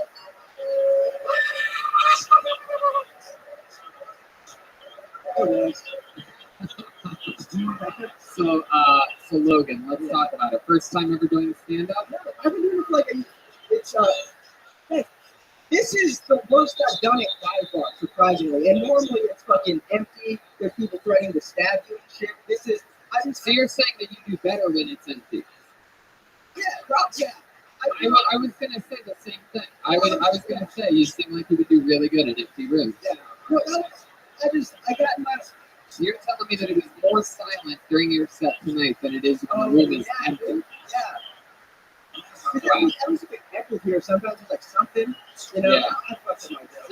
No, you still sort of got that. I thought it was okay. Which reminds me, I will say this again, is that there's no heckling at this show. There's way too much. These guys don't know if they're going up, when they're going up. So if you heckle during someone's 60 seconds that they fucking waited for, you're a fucking pussy piece of shit. This bottom line. I mean, I can't believe I have to say it, but I get it. We're all having fun in Vegas. But in other parts, you can fucking boo and call him a faggot or whatever you want, you know what I mean? But not during the 60 seconds. Very good. I'm glad you slipped that in there. Not an important part. You fucking just interrupt whenever you want, you piece of shit puppet.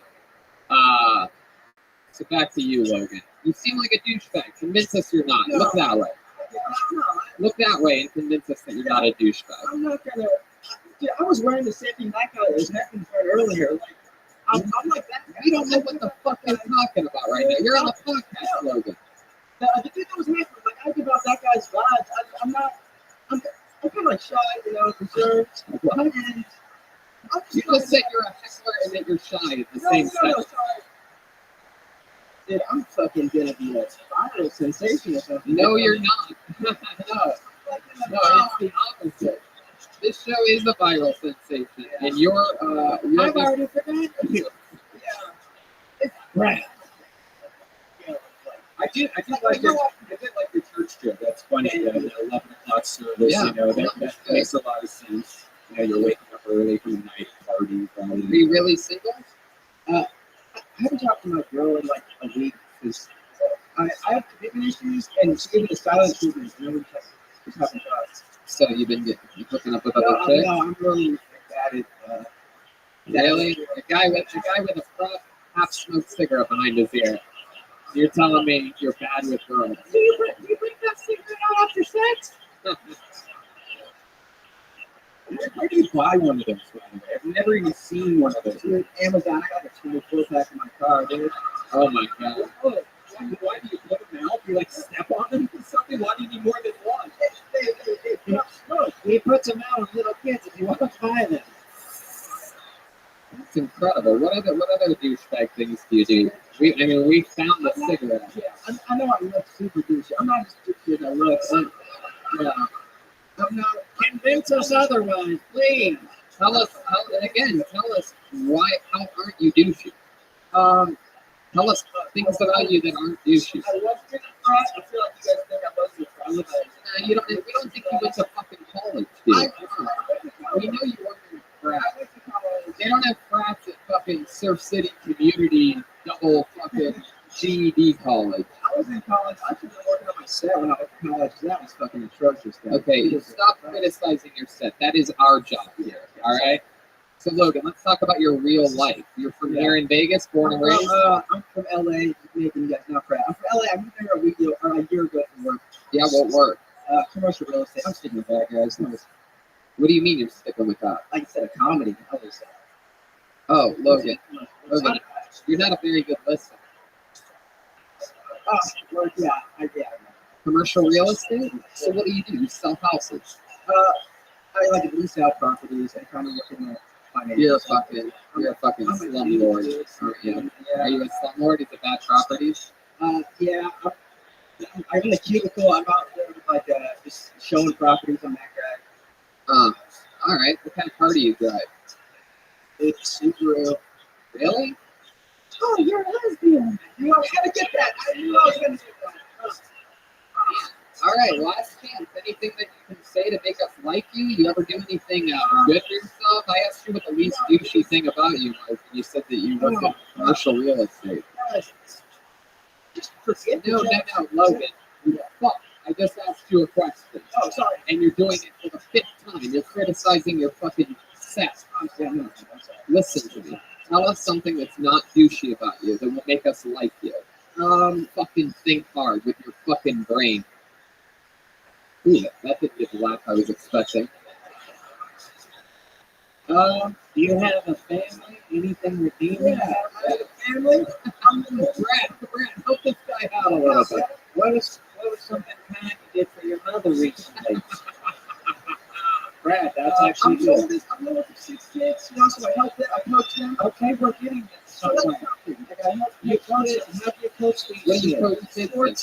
Yeah, what kind of sports do you? They play like football, basketball, baseball. You coach them. Yeah, well, I don't live with near my family anymore, so not anymore, but I used to. Okay, so he has no redeeming qualities now. This guy sucks. All right, Logan. Well, how many of you want to do this, man?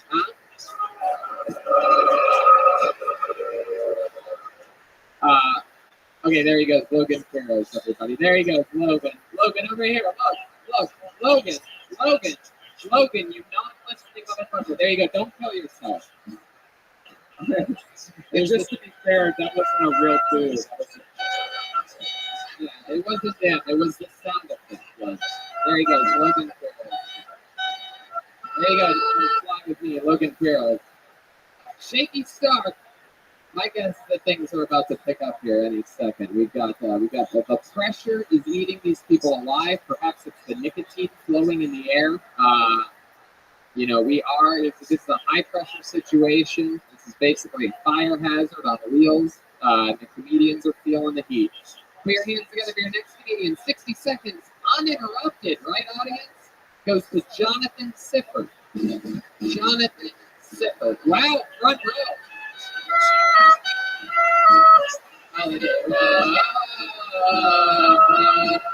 Hey.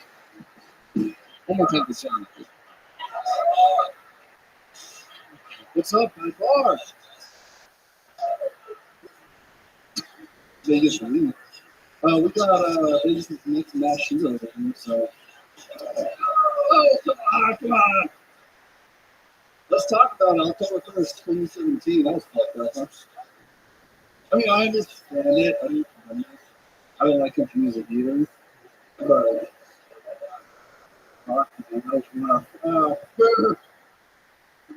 everyone that's booing didn't say that, so fuck you. A lot of people think I am part Asian. I'm not. I'm actually half white, part Eskimo, part Mexican. But the most Mexican thing about me is my parents were 15 and 16 when I was born. All right. That's all I got. Fuck yeah, Jonathan Sifford cutting out early at 56. And Jonathan, you come out guns ablaze, and you're the only guy to not get heckled so far in the show. And the first thing you do is you come out and you make fun of someone in the fucking audience. You call them, oh, it was a fucking, yeah, I already handled it. He ain't fucking talking anymore. And then you come in, you try to wake the fucking beast. This guy's gonna do another line and beat up all our asses for another hour. He's behaving himself. How about a hand for this guy? He's showing self-control. See that? We're helping people, not just comedians. We're making better audience members on this show, too. Jonathan, why do you look like both of tonight's comedians mushed together at the same time? I can't tell what you are. Are you half Asian, half Freddy Krueger? What the fuck is this? Oh, what's going on over here? I watched these guys set and I was like, hell no! Wait, what? Oh! Wow, that is our first ever black band member. Holy shit! Leon, control yourself. I'll say whatever the hell I want. Wow, we figured out a way to do blackface on the show. That's incredible. Hell yeah! Wow, Leon. This is very exciting. I'm gonna write down your name, Leon. I don't want to fuck that up. Leon, what do you think? Quit jerking off, Leon. Wait. Why would that guy jerk off a lot? Yeah, I'm not sick. Oh, okay. My goodness. Jonathan. Wait, what the fuck is that over there? Jonathan? Oh my God. What? Yo, that's my girl right there. Hey, boo-boo. Tell him, boo-boo. What is that, Tiffany Handish? Hey.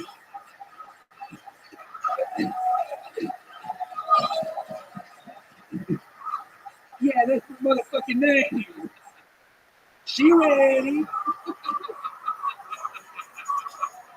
This is incredible. She's backing that ass up on the cymbal. Oh my goodness. Wow, look at that. Oh my God.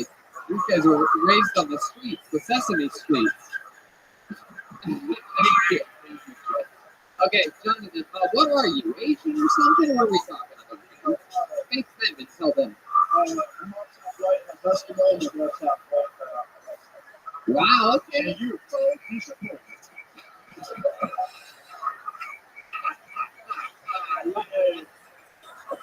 So to break it down, you're basically Eskimo and Mexican. Wow. I wonder how they Mexicans, your family could fit in an igloo. That's my frozen burrito, man.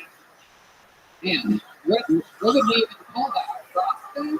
What is a Mexican Eskimo? Is that what that is? A what? Okay. So what did you expect was going to happen with your biggest shooting jokes? You thought because it's edgy, people are going to fucking eat it up, right?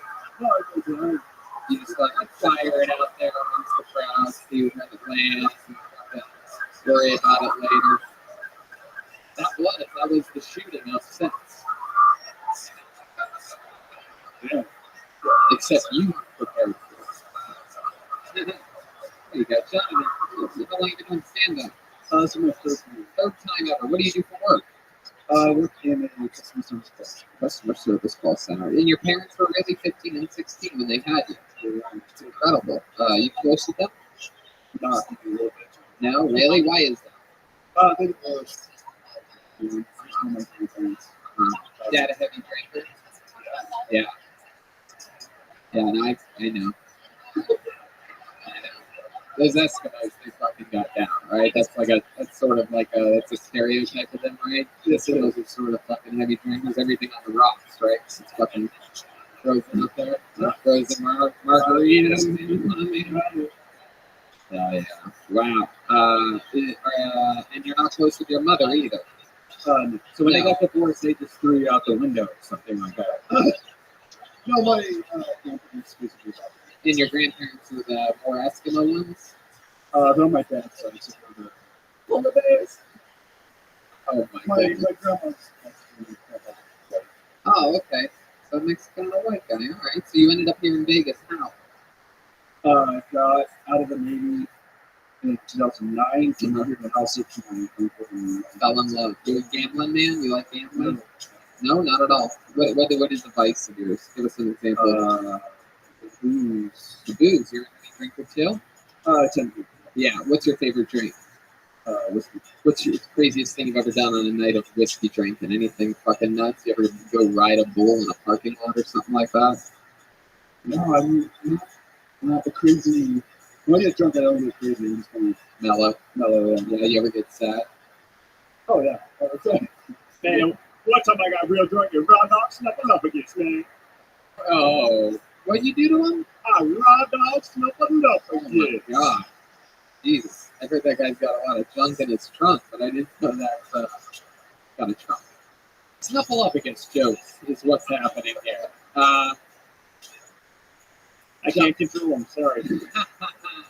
Jonathan, what do you like to do for fun? Any fun hobbies or anything like that? You seem have a guy that knows how to take the old jet ski out on the... Oh, no, photography, videography. It's fun. I like that. You ever take pictures drunk? No. Actually, at a wedding. Oh, wow. You got drunk before the wedding? Dinner stuff. Taking pictures and taking pictures. Your audio conversations sound like court summons. Yeah, I did that once. Yes, that is true. Uh-oh. My goodness. Jonathan, this is probably your first time seeing puppets since you didn't have a childhood, correct? Correct. Yes. This is all new to you. They're just puppets. It's the guys next to them that are making the noises. No, I swear I can't control it. You ever have any kids? No, man, I got lots of kids. All right. All right, Leon. Let the guest answer some of these questions. You need to be paying child support with your broke traveling ahead. Oh my God. This is wow. Even I am impressed with the level of racism happening right now. Okay, so oh my God. So no kids. You've had sex with a woman before. Correct, yeah. You've been married 6 years. Where'd you meet her at? I was working in retail at the time. She came in for an interview with me. What was the job at the time? That she interviewed for? Yeah. And what was the place that you were working? Levi's. Levi's, the jean company. Oh my goodness. For a guy that we know for a fact has bad genes running through his blood, it's incredible that you sold fucking good jeans. What was the job that you had there? I was an assistant. Assistant manager of a fucking Levi's. Look at you. Wow. Okay. My goodness. And what was she trying to apply for? Just seasonal health. Seasonal health. Fuck yeah. Is that what you call it? You're gonna fucking stick it in. Or did you guys have sex at work the first time? No. No, you didn't just fucking fuck on a stack of jeans or something like that? You sure you lying to me? Yeah. The fucking, what are some other ones? What are some famous Levi jeans? 501's the biggest one, man. What's up with the low-waisted guy jeans? Like the ones that show your butt crack for guys? Like, what is that all about? No one asked. Yeah, I don't have this problem because I have hips, but Brian here, Yeah, Tony, you have this and Brian don't. That make a lot of sense. All right, Leon. Thanks, Leon. I think people knew what I was talking about there. No, the hell they didn't, man. Really, No, they didn't. you're really being specific. No, man. All right, Leon. My goodness. Well, talking about how bigger people are built differently. No, man, you got a fat ass. No. You skinny, Tony. We can see with our damn eyes. Oh my God, Leon, you're out of control. I haven't seen someone like you talk this much since I was in the back of a movie theater. Anyway, Man, that's racist as hell. What the hell are you talking about, man? Man, it could be racist, man. This was telling you child support. How am I being racist? All right. Anyway, these puppets are a lot of work tonight. It's literally like having 8 members of the band. Man, wait till you see the next one we got. Leon just the beginning, man. Jonathan, I'm going to get you out of here. Jonathan Sifford, everybody. Come on, put your hands up, put together for him.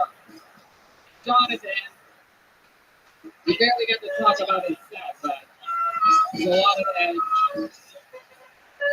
You're going to talk about something that's serious, then, that's something good, like mix in something a little fucking silly or something that surprises us. I You just know want what I to mean? touch that, especially Vegas. That's just.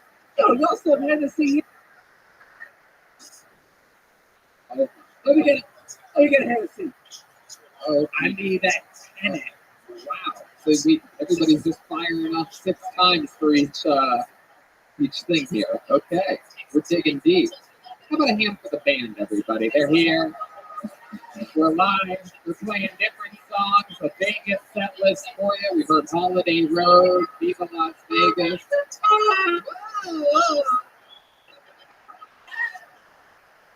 Okay, this seems like it's going to be fun. This guy spelled his name properly. It's clear. There's even some bold letters here. Put your hands together for Frankie No Filter.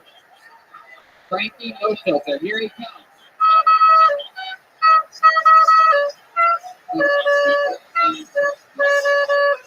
What's up for Frankie No Filter? I moved to Albuquerque, New Mexico last year in July, and I haven't had a solid album since I moved there. It's because of their world famous green chili. I love it, but it fucks up your stomach. And the thing about eating green chili, it's a lot like fucking dirty horse.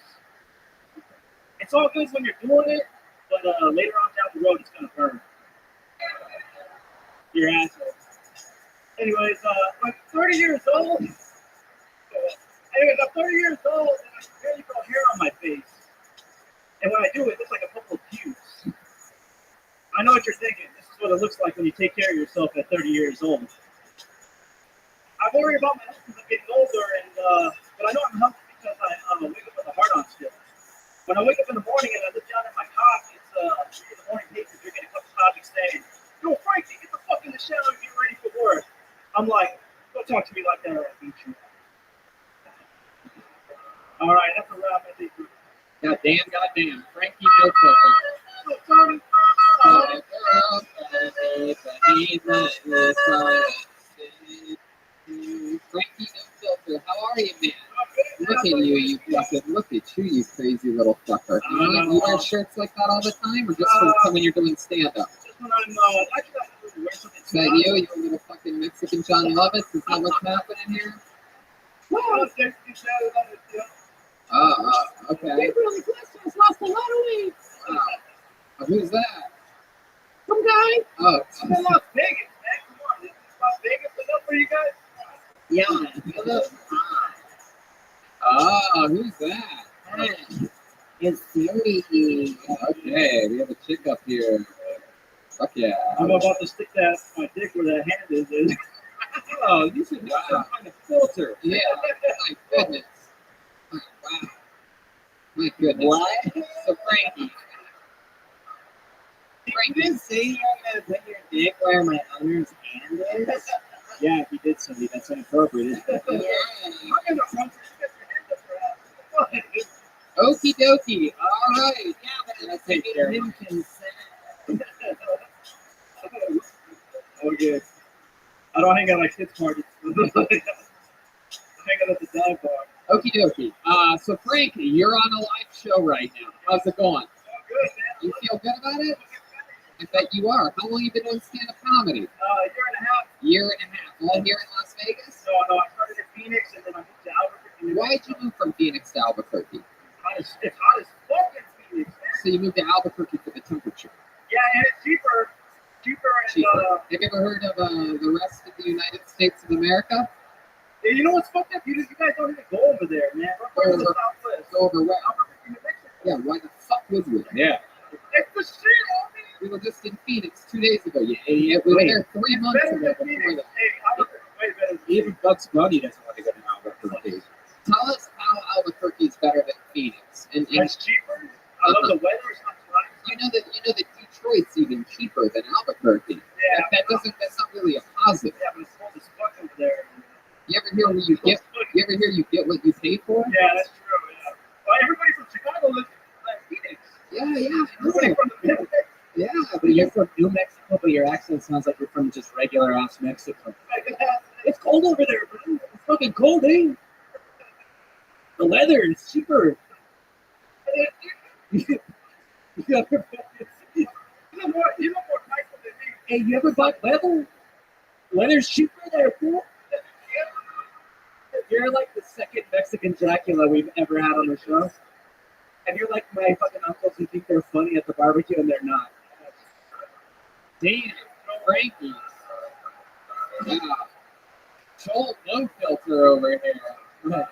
My goodness, little Frankie, you're doing a good job. I've never look out to the audience. You have your back turned to the audience. Sorry, guys. Frankie, look at it the entire time. Don't fucking look at I me. won't look at you, Tony. Frankie, you are. Go ahead. Shut the fuck up, Frankie. Is anybody listening here to this episode while they go? Is there something? Is there like a bad wire on the stage where like nobody's listening? I love it.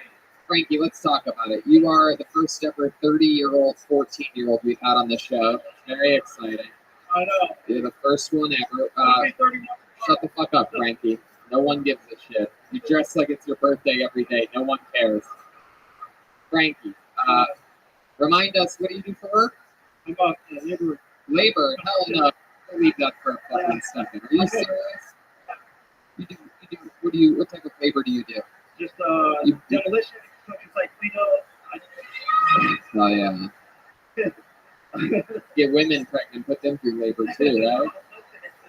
No child support, man. I got the kids. I ain't married. Hell no, dude. I want to live in Albuquerque and fucking wear condoms for the rest of my life. Fuck that shit. I don't know about the condom part. Whoa, you really do have no filter. Shit. You're probably single because you say you want to stick your dicks in puppets. That's So, not the that's worst a great thing about dick is. What is the worst thing you've stuck your dick in, Frankie? It's women who weigh twice as much as Wow. Biggest chick you ever hooked up with? If you had to guess her weight, what would you guess that is? it's like 250 maybe. Wow, look at that. That's good. Hey, man. It's cheaper. It is. Sober. Are you fucking really? From the big cheap, like, Hey, what's wrong with it? I know. Mexican Jew. Wow. Digging yourself a deep hole like a good laborer over there.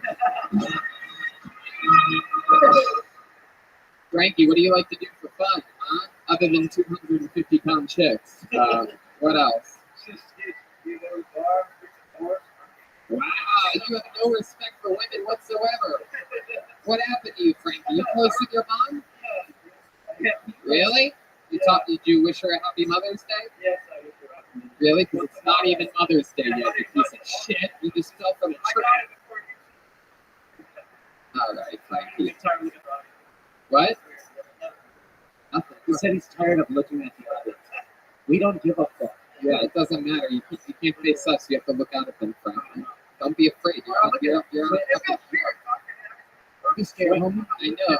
Frankie, this is show business, so we have a small stage, so you look out at them. Do you understand what stand-up comedy is? Like that's like the whole point. You look at the audience. Yeah, look at them right in their eyes. When was the last time you had a meaningful relationship with a woman? Good question, Cindy. Oh, man. I got one right now. I've got an open, basically. What do you mean it's open? Open buffet? What are we talking about? How much is your current woman weigh? No, she's Yeah. How tall is she? She a frumpy little one? no, she's like same one. Huh. On the same height. Maybe an inch. Uh, To be specific. Frankie, how about anything else about you? Anything else fun about you, Frankie? Anything funnier than the shirt that you wear? I know. No, I just like to travel. Yeah, where do you travel to? Other than Back to your show. it's a cheap vacation, fool. What kind of car do you drive? I don't drive a car. How'd you get here? The trunk of his friend's. What? In the trunk of a friend's car. How'd you get here? How do you travel, Frankie? You're so cheap. I'm excited to find out. I took a train and the bus here. You took a train and the bus. Yeah. My goodness. I had a hitchhiker here part of the way too. Really? Is that true? Yeah. What part? I hitchhiked from Midas to Kingman and I took a bus up here. My goodness. Yeah.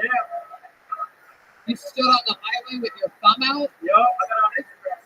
Wow, wearing a shirt like that, people were probably just thinking you were like, everything's okay. Actually, I dressed up like a construction worker. And like, there was a lot of workers out there, blue-collar workers, so I was like, I'll get picked up quick. Wow, you put on an orange construction safety vest and hitchhiked? Orange shirt and some Dickies and work boots. Damn, that's pretty Why- fucking why- smart. Why did you stop there? Why didn't you dress up like a military officer or something? There is a lot of military out there. Yeah. There you go. There is a lot of military. So where you get your haircut?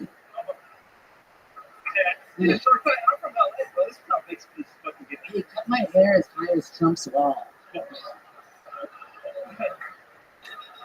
have to worry about my parents being deported. They're Americans. It's not yours. All right, Frankie. All right. All right. We got to get you to get that shirt back to your father. All right, Frankie. Well, it was nice meeting you, buddy. You're really 30 years old. Are you sure you're 30? I'm 30 one tomorrow. May 12th is my birthday. There you go. Happy birthday. Frankie, no filter, everyone. Keep it moving along. The girl. Even. This is an interesting episode so far. This is what it's all about. You never know what's going to happen on this show, and it's a raw, organic qualities that makes the great moments that much greater. You guys are having fun out there, right? They're enjoying themselves. All right, this looks like a fun name. I get a good vibe from just seeing this name. Let's see if my instinct is correct. Put your hands together for Jesse Hart. Jesse Hart. Hey. Here we go. Come up here. Hey, here he is. Jesse Hart, everyone. Now, before we continue on with the judgment, no, I'm not an expert in the Sons of Anarchy porn parodies. Vaginas! Huh? Yeah, those are pretty cool. Those things are resilient and non-destructive.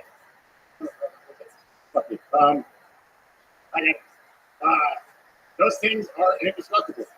I see those things taking a beating online from time to time.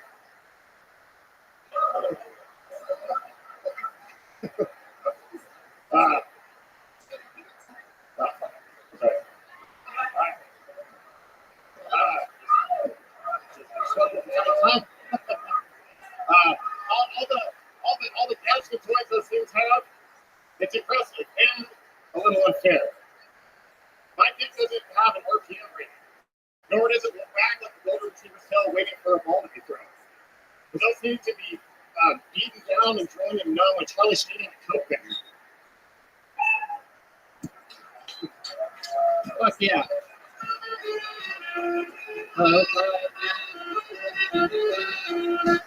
All right, Jesse, let's fucking talk about it. So, how long have you been doing stand-up? Is that your first time ever? Pretty much, yeah. Pretty much. What does pretty much mean? I started an open mic in my hometown, and so I'm trying to do it from that. Where's your hometown? Needles, California. Wow, Needles. Fuck yeah, you're gonna need those soon for the diabetes that you have any day. Okay, so Jesse, basically your first show in front of a big audience, right? It froze up talking about vagina. Pretty hard, yeah. Yeah. Why do you think that is? What happened? What were you feeling up there? Honestly, I kind of forgot where I was going. Yeah. I went off the gay porn thing that I was trying to go for, and then You're drinking a PBR right now. How many of those have you had tonight? surprisingly only 3. Really? Man, you look like you came from the same factory as that PBR thing. You look like you have an Anheuser-Busch. It's a bitch. Wow. You seem like a real man. You're a big, stocky gentleman. You're like if Leonard Skinner got high on crumb cakes or something like that. He looks like if Gimli from Lord of the Rings rode a motorcycle. Wow. That's a little country puppet, huh? Yeah. My goodness. Okie dokie. Fucking country puppet. What's your name? It's Brad. I asked him earlier. Oh, it's the same guy. No, he has a little bit more of a picture.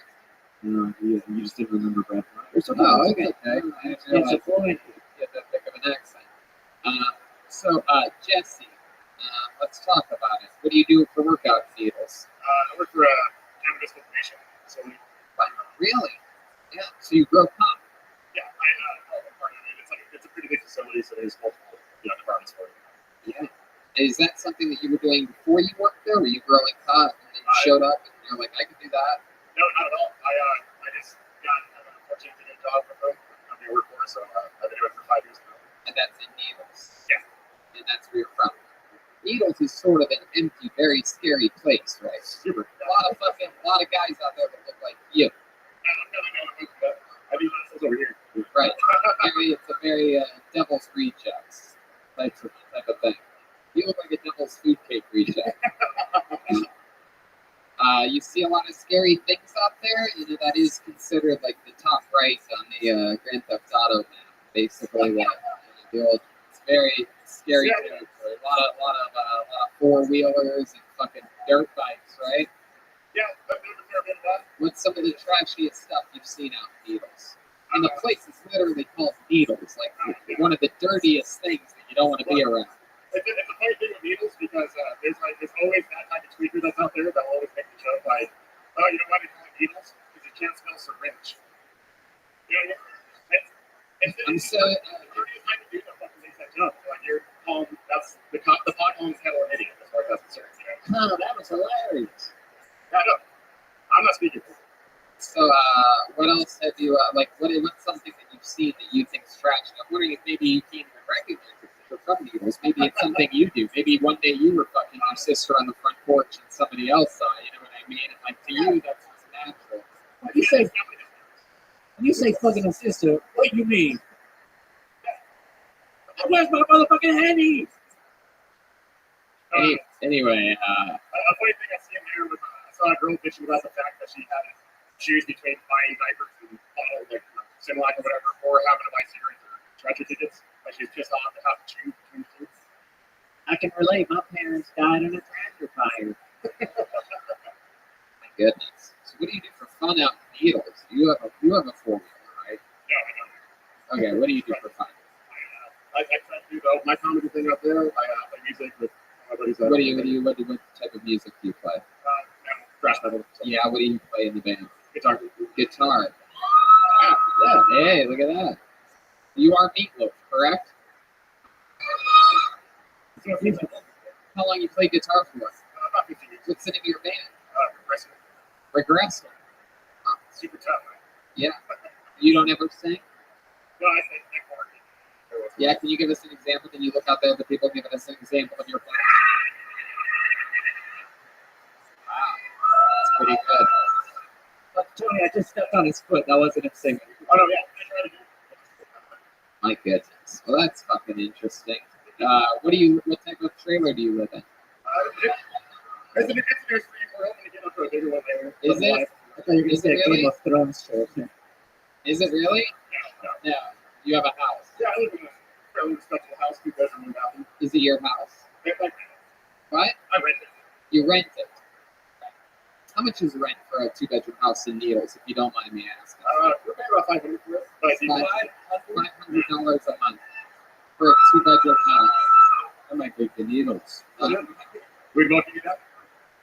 My Is there any, yeah, is there any comedy clubs in Needles or anything? No, Yeah, the scene is popping there, right? Is there anything fun that they do there? Is there a scene for anything in Needles? Just the ones we're trying to get going.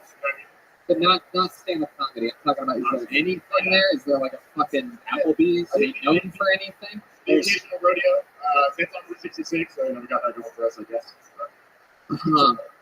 All right. I'm like, we're trying to make it better. $500 a month. My goodness. You have a roommate there in your 2-bedroom house? Yeah, Just you and your girlfriend. How long have you been with your girlfriend? 12 years. Who's got the longer beard out of you and your girlfriend? You do. 12 years. Where'd you meet her at? In Needles. What? In Needles. Well, I know, but like, what were you doing in Needles? Going to school. Yeah. High school? Yeah. Wow, you met her in high school. My goodness. And what does she do? She's an aspiring author right now. She kind of self-published her own book. Wow. So she's going for that right now. She's doing it. Goodness, an author in Beatles. What is she writing? Her name? Ooh, so impressive. Yeah, Larry, Chris, you should be an author. It's a person. You might be an author if you can write your own name in Beatles. Yeah, what's the crime rate in Needles? Is there a lot of crime or drugs? There's a fun little sheriff report that goes on in that town, like on the Facebook for the local page, and it's like, the random theft charge. It's the occasional domestic abuse situation. The occasional domestic.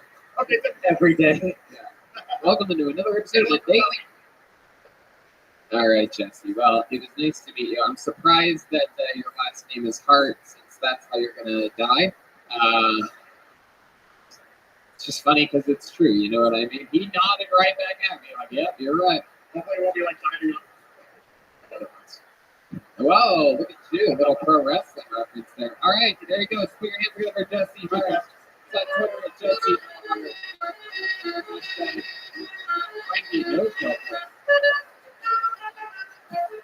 So sweet.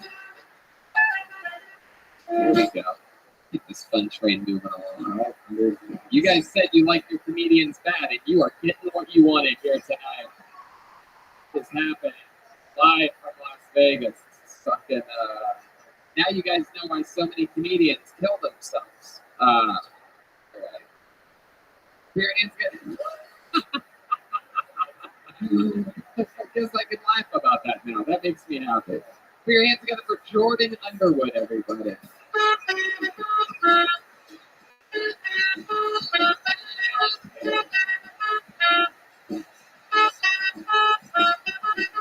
Jordan Underwood. This should be in this thing. He's got good handwriting over there. Here he is, ladies and gentlemen. Jordan motherfucking Underwood. How we doing? Fucking hate famous people right now. Right now I can't stand Nicolas Cage. All Nicolas Cage does in every single movie is he finds a map on the back of like everything and anything and make a whole movie about it. I can picture hanging out with Nick would be something like, dude, Jordan, stop, there's a map on the back of that. They're like, yeah, dude, it's MapQuest, it's my iPhone, chill out, everybody has one, you know? But I have to give it up to Nickelodeon. Because what Nickelodeon did is they took every National Treasure movie and they casted a Mexican bitch to play Nicolas Cage. And Dora the Explorer went on for 9 fucking seasons. I'm super poor. I'm so poor, like right now I wish I was a gay 7-year-old.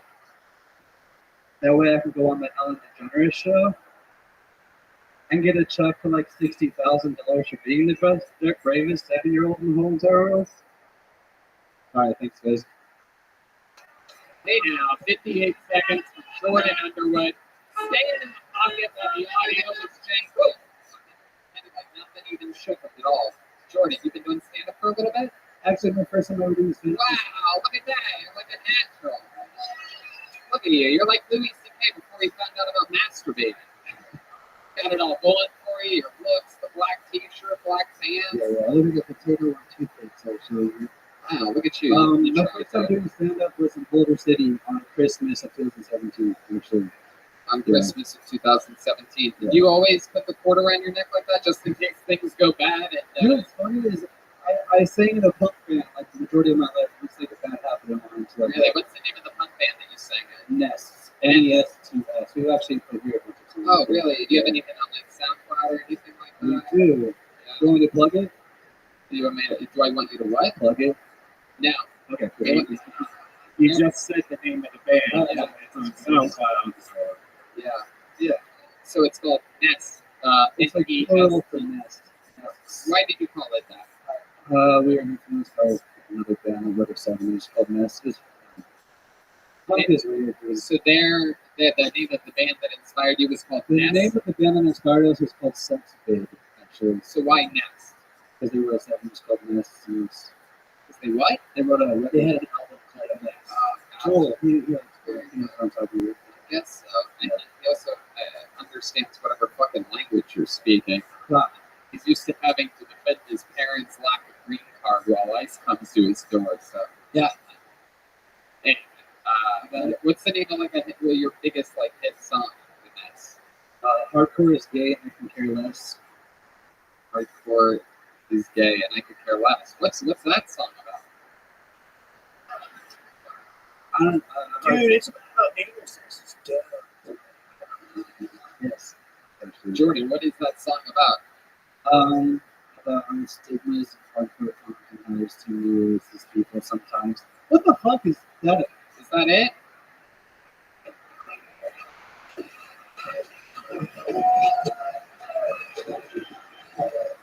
Can you sing us a little? No, that last dude was fucking Punisher. I'm not gonna try and do that. You don't think you could do better? You're gonna call him Punishing and then say you can't follow it? He's like a metal weirdo with Asperger's. Like, it's just.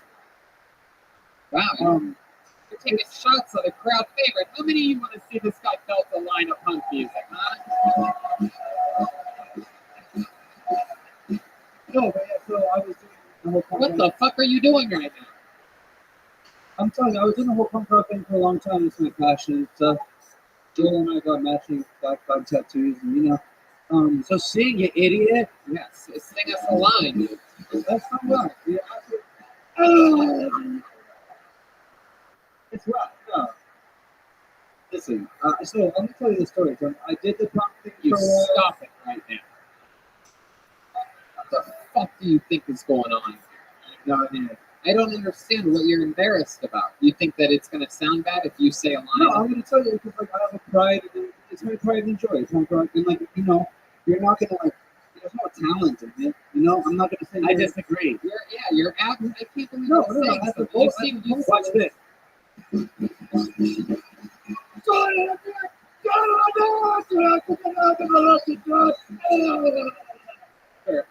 I'm not buying it. I don't think you're the singer in the band, dude. Jordan Underwood. You seem like. Whoa, Jordan. You fuck. Dude, I'm bringing Joel into this, dude. What is happening? I'm a huge fan of Joel doing this, guys. I'm so sorry. All right, his name is Joel Jimenez. First of all, so you're not that big of a fan. You called him Jimenez. Man, just another white man not knowing how to pronounce names, man. Oh, okay. Here we go. We have all the puppets. Jordan. So let's talk about it. You seem like you have good parents. They're still together. They're happy. No, I have good parents who are not happy or together. Yeah, I was right. My dad was a comedian. Really? Yeah, he was. And now he does punk music. Now he does cocaine. Really? Is that true? He was a comedian and he got addicted to cocaine? I mean, he's a great guy. I mean, he's just a comic, and it came with the lifestyle. My parents are no longer together. But I do have great parents, and they're the reason why. Jordan, what do you think is happening right now? What the fuck am I doing? Yes, Jordan, you're you're treating these interview questions like you're running for congressional office. I just asked you if your dad was a fucking comedian that got addicted to cocaine, and you're like, "Those were great people, great family, great times, and I will make changes that." Yeah. Like, what the fuck are you talking about? Man, that's good though. Yeah, you're bad. Now you're out of it again. You just did it again. You're just out of it. Out of on a whole other thing. So Jordan, let's talk about you. Your dad was a comedian for how long? From 91 to 2004. All right, I'll do the math. 13 years. Sure. Yeah, Let's do it. Was he famous? Did he have a name? Probably locally. He had residency in an old venue here called the Beach. He's down here with Stanley back in the day. Oh, okay. Now we're talking. Yeah. That's a good fucking thing. You see. And what happened exactly? Tell us about it. You hung out with Stanhope. Okay. To be honest, him and Stanhope have similar issues with the drugs and stuff. So. But you're not willing to talk about that because what? It's interesting and compelling. You don't like to go in that type of territory. He was a comic at a younger age, and he actually killed really hard. He was kind of like half pop, half like. Okay. Yeah. And yeah, he just ended up. He just ended up doing drugs and getting out of the comedy. And what does he do now?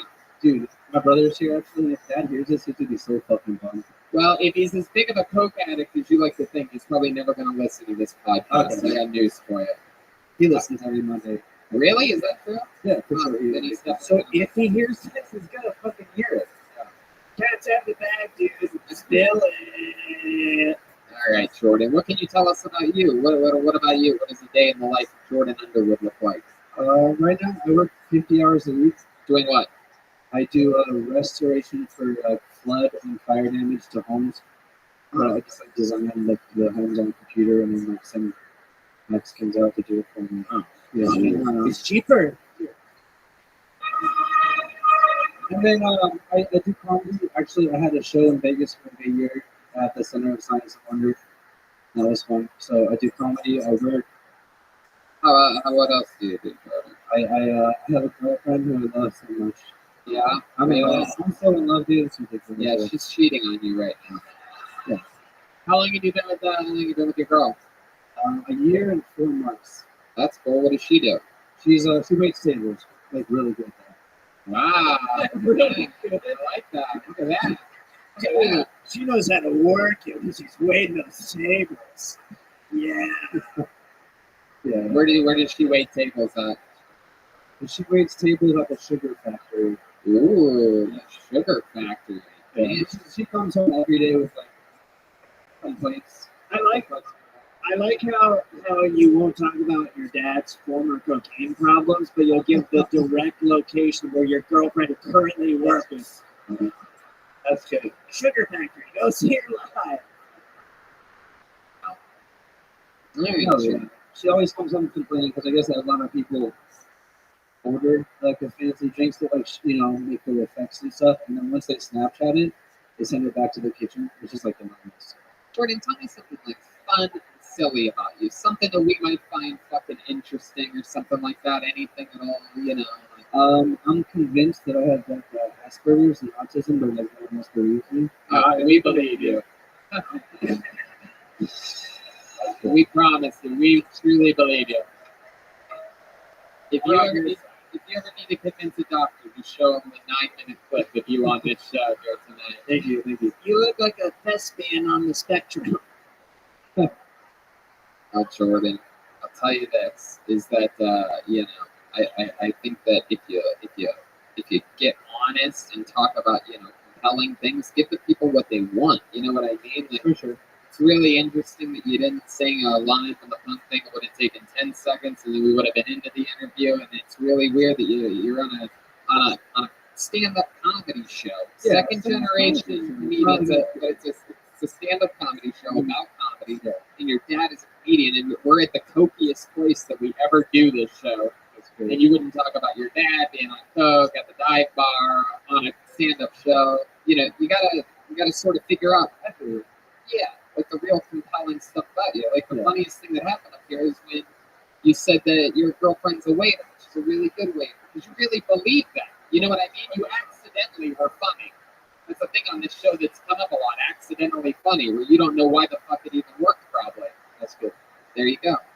So you just gotta listen, give the people what they want. Talk about the most compelling things about you. Because as of now, we're way off things. Really? Yeah.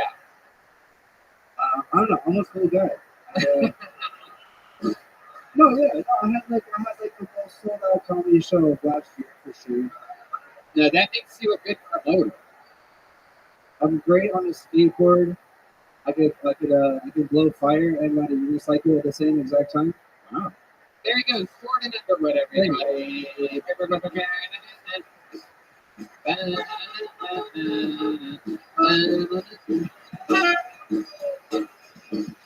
There he goes. There's a fist bump of Duncan. Fuck yeah, it's a fucking legendary show. Almost reminds me of Detroit, Michigan, Danny Brown.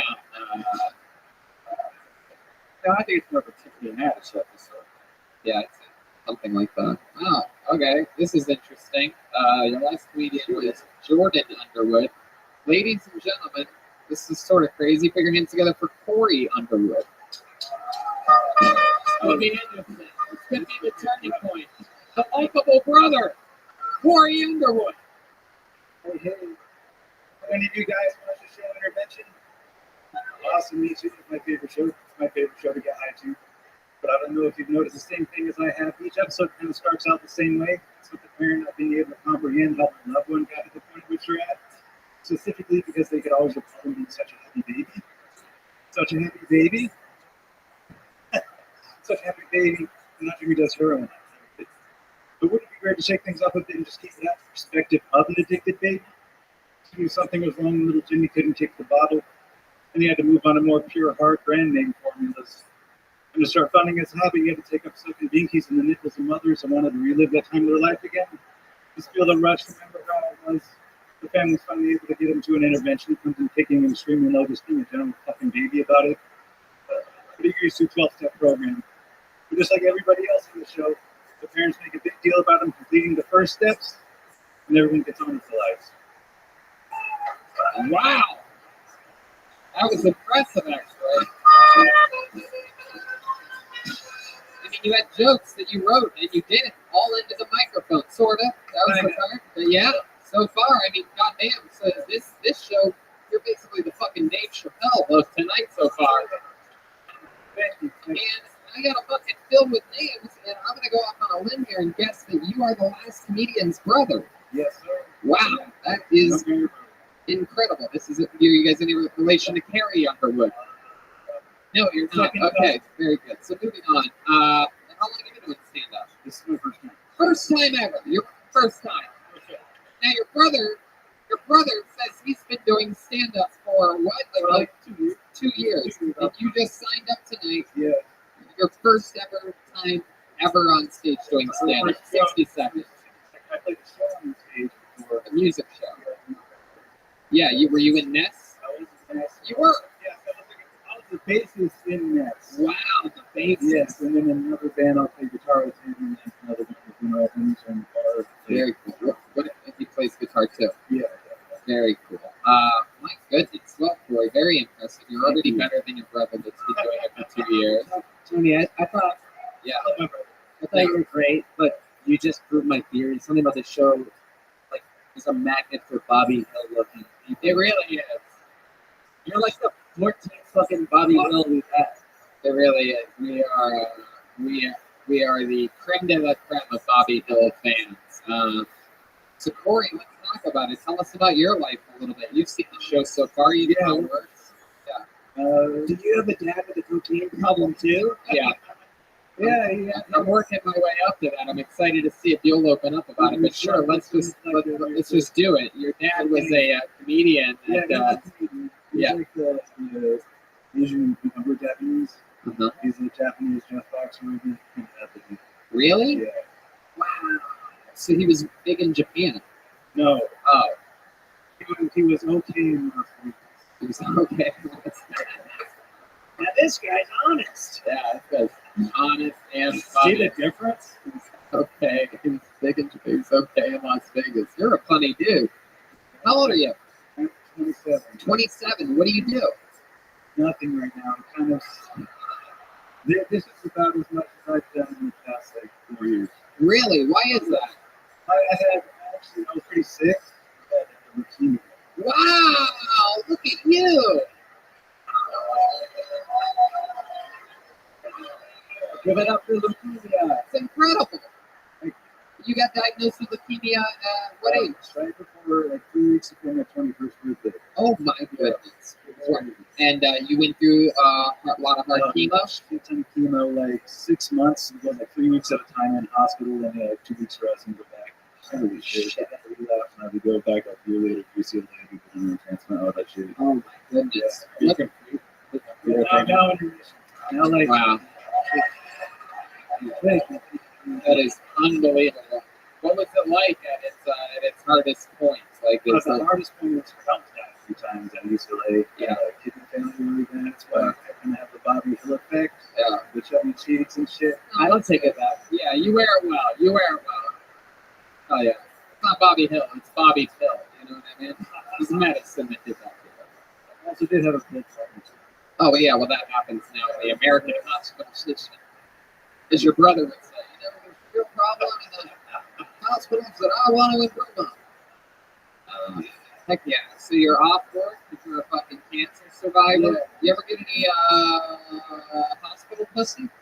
You ever get one of those naughty nurses or anything like that? I always see it in porn, but I never see it in real life.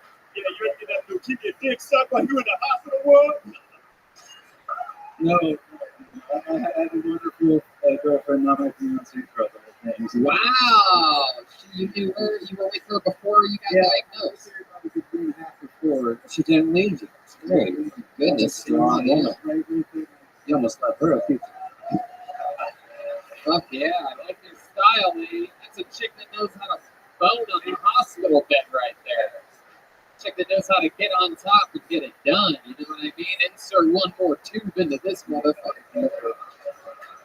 All right, wow, that's fucking cool, man. So, what's your plan? I mean, I can't even fathom what that must be like. This was fun. Yeah. I guess I got a lot of things. I was pretty took my job seriously for. Yeah, what was that? I was a manager at a movie theater. Yeah. Town Square. You were good at it too. Fucking awesome. Heck yeah. Well, you were tearing tickets then, and you tore it up here tonight. So, very exciting. I'll say it. I'm going to say it right now. Is that pound for pound in my eyes, I think this cancer survivor so far has had the son of the night. One more time for Corey Underwood, everybody. There he goes. Please keep doing it. Come back. Very excited. His brother's probably going to kill himself tonight, but he survived cancer. So that's exciting. How about one more time for Corey Underwood? Okay, one word name. I believe this guy might be some relation to some of the puppets that we've had up here perhaps tonight. Put your hands together for Chauncey, everyone. Chauncey. Oh, here he comes. Here comes Chauncey. Nope, okay. Some guy just said shit. Is it you, dude? Oh, yeah, just fucking do it, dude. Yeah, you're right there, bro. One more time for Chauncey, everyone.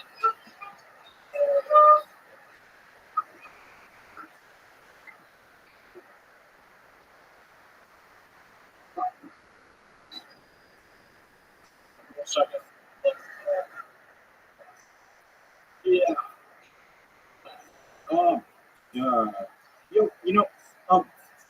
When I was in the hospital, come on, guys. Give me a second.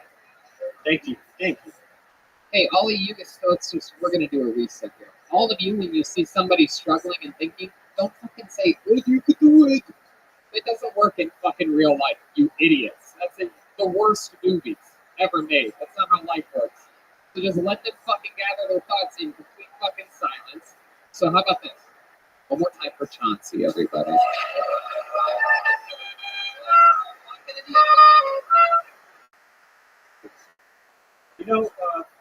I think porn has really fucked up a lot of people. At least me. Because, when I wound up in the hospital, hospital with a brain tumor, all I could think about was the nurses and how nice they were and how bad I wanted to be. But that never happened. I also think that motherfucker is a terrible, terrible insult. Because if I'm out here fucking homeless, I feel like that's pretty cool. Yeah, fuck. Yeah. That was my set. Thank you, Chauncey.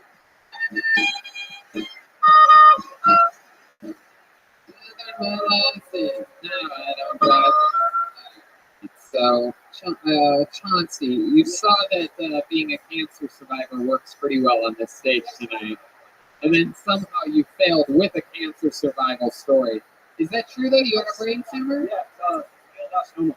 Stage 4. Wow! Oh my God, I believe you. Wait. The cancer. Right, the cancer. Yeah. So, Chauncey, how long ago was that? Little over a year now. Did they tell you your odds of remission or anything like that? Stage 4, that's a serious brain tumor. So the glioblastoma, the way it works, That's what John McCain had, right? Yes. Yeah. It grows like a spider web in your brain, and so you can't really get it all out. A cyst grew around the tumor. Wow. And so like the doctors aren't sure if it spread to out of my brain, but like according to my timeline that I had, I should have been degenerating and I had to be involved. Wow. Well, there you go. Absolutely. What was your first symptoms like when you first got it? Eyesight, your vision got a little bit shaky, right? Anymore, and I'm like colorblind. And what you just asked? We were asking you what the symptoms were. The first symptoms that you noticed. Was it blurry vision or something like that? Bad migraines. Bad migraines. Really bad. Yeah. For how long? Every day for months, years and years. And I always thought it was just my vision. Look out that way to the audience so that you're looking at I always thought it was like my vision that was fucking with me. Like that made my head hurt. Yeah. It turns out it was a fucking tumor. Right. So for years you had migraines, and you finally go to the doctor, and they're like, "Holy shit, dude!" Well, no, I came back home from Reno down here, and I don't remember well, but I passed out, and my dad tells me that I was like on the floor with how much pain I was in. Yeah. And when did Arnold Schwarzenegger come in and go, "It is a tumor"? I don't know. When did he do that? When did Arnold Schwarzenegger do that? He hasn't yet. No, still hasn't. So you had a full-blown tumor. Do you know how big it was? It was just sort of like a slice. No, but what I know is, so it was all over here on this side of my head. Yeah. And my left side of my brain was on the right. That's just how much pressure and fluid Smushed it over. Yeah. Oh my God. Yeah. And my head was filling up with fluid. Right. It couldn't drain down. Okie dokie. So, Chauncey, yeah. How about the rest of your life? What else you got going on? Did you retire? You one of those retired cancer guys? I don't work anymore. I got cancer. I can't work ever again. I want to work. I'm on disability, Right. I want to work. Yeah. I want to do something. I'm just kidding. What are some of your hopes and dreams? I don't know. I really like helping people. So maybe like being a teacher or something one day. I don't know, helping people that have disabilities worse than mine. Yeah. Hopefully they would be worse than yours. Yeah. Yeah. Because if there were people like smarter than you, then that'd be fucked up for them. You know what I mean? Like if it's people. All right. What is there anything that you did to pass the time while in the stay at the hospital? Anything fun to figure out how to jerk off with the left side of your brain or something like that? No, yeah, there's a lot of fucking laying down and like rehab. Yeah. Like trying to figure out how to walk again, how to talk again, how to brush my teeth and take a shit. And well, you're from Reno, so you didn't really have to learn how to brush your teeth. That was the first time you learned how to brush your teeth, right? Wow, not a lot of luck for the Reno jokes here. I didn't realize we were live from Reno, Nevada here tonight. Vegas. Oh. I went up there for a semester of college. What was one of the symptoms of the tumor coming back looking like a tiny Chuck McDowell? That's what I was going for. Awesome. Oh yeah. That's right. Well, Chauncey, you fucking got through it, dude. It was a rough set at the start, and then you fucking reloaded, and you did it right down the barrel. You fucking did it. Chauncey, thank you. How about another hand for Chauncey, everybody? Come on. 2 cancer survivors back to back. Stage 4 cancer survivor. Heck yeah. This guy survived what killed John McCain. Think about that. John McCain was a fucking prison hero. This guy beat the same exact cancer that he couldn't beat. Oh, yeah, stage 4, and I thought Brian was going to ask me to do stage 2. Oh, wow. We just say everything you think. It is.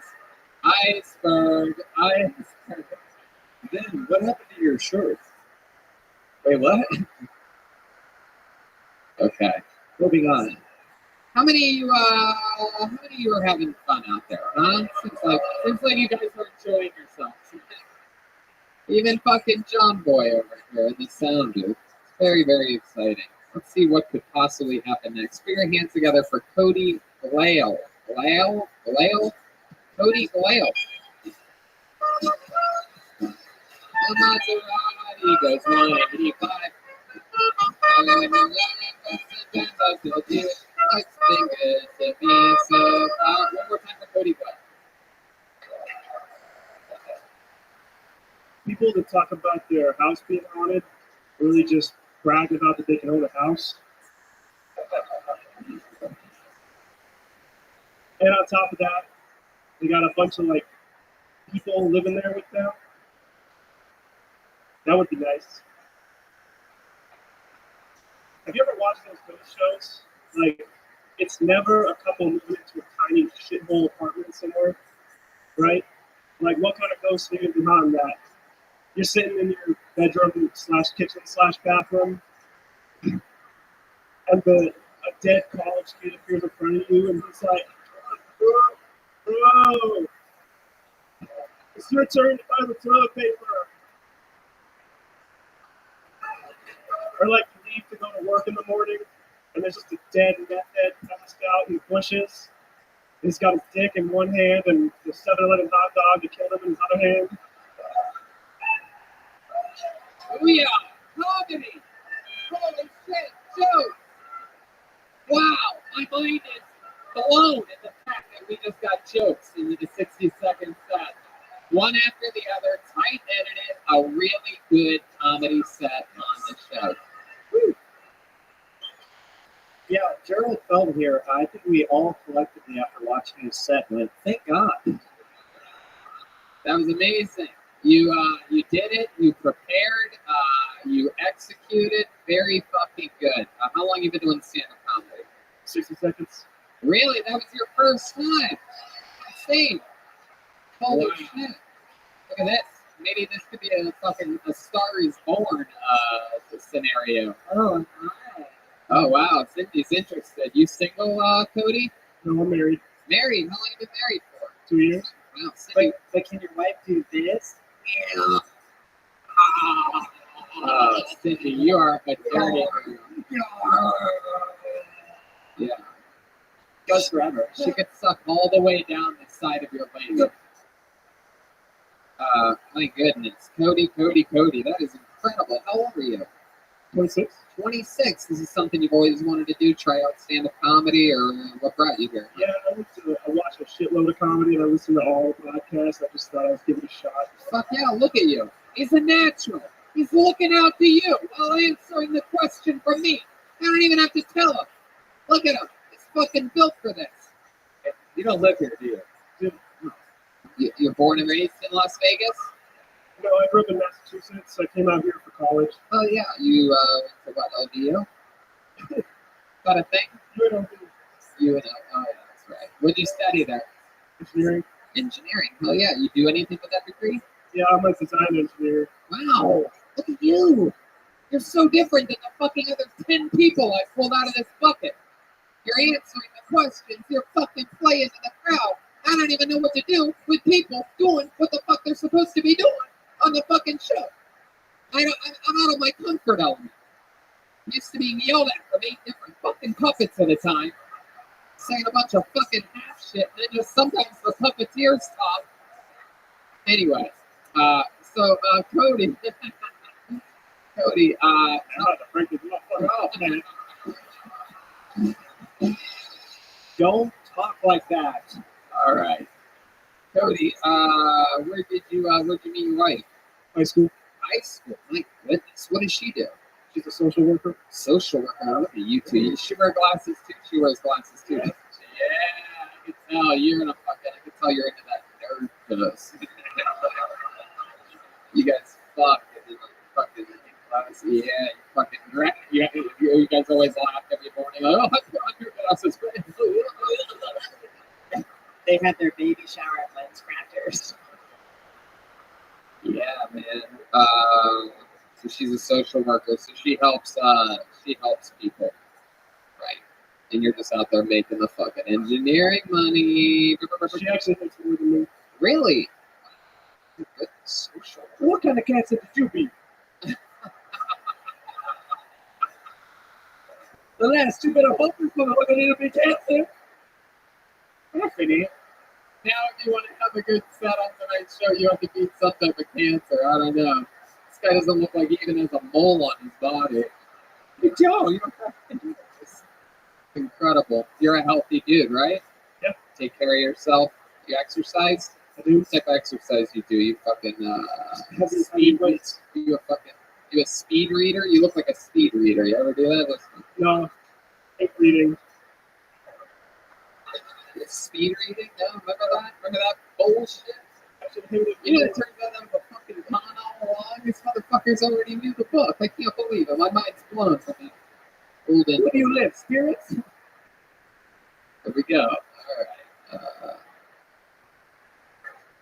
right. So Cody, what the fuck else, man? You're 26. What do you like to do? You seem like a canoeing type of guy, right? Kayak? I do some music producing. Yeah. What type of music? Like electronic and hip hop and stuff. Ooh, really? Any you ever rap or anything like that? I have, but Can you give us a little example? I mean, just you know what I mean. We don't need much. We got Chick Cholo play yeah, he's got you. Is that good? You want a different beat? Oh my God.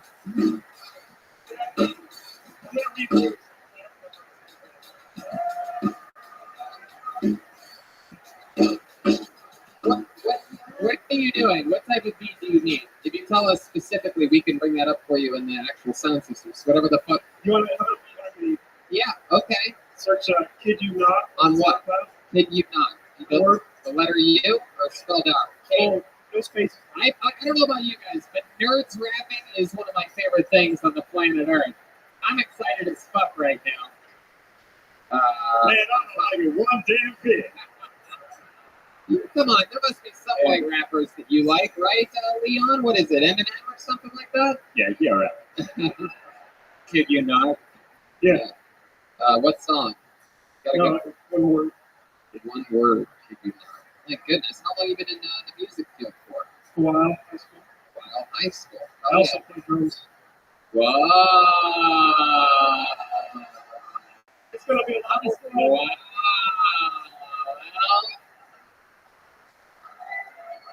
Well, you know what? Wait, everybody relax. Everybody relax. I got this. Okay, everyone relax. Why don't we listen to a rap from Cody, everyone? And if we, how about this? If we like his rap, maybe we'll do a Mexican drama.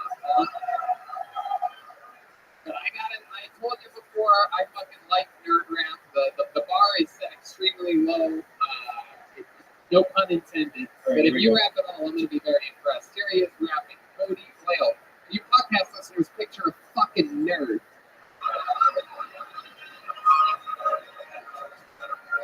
Yeah.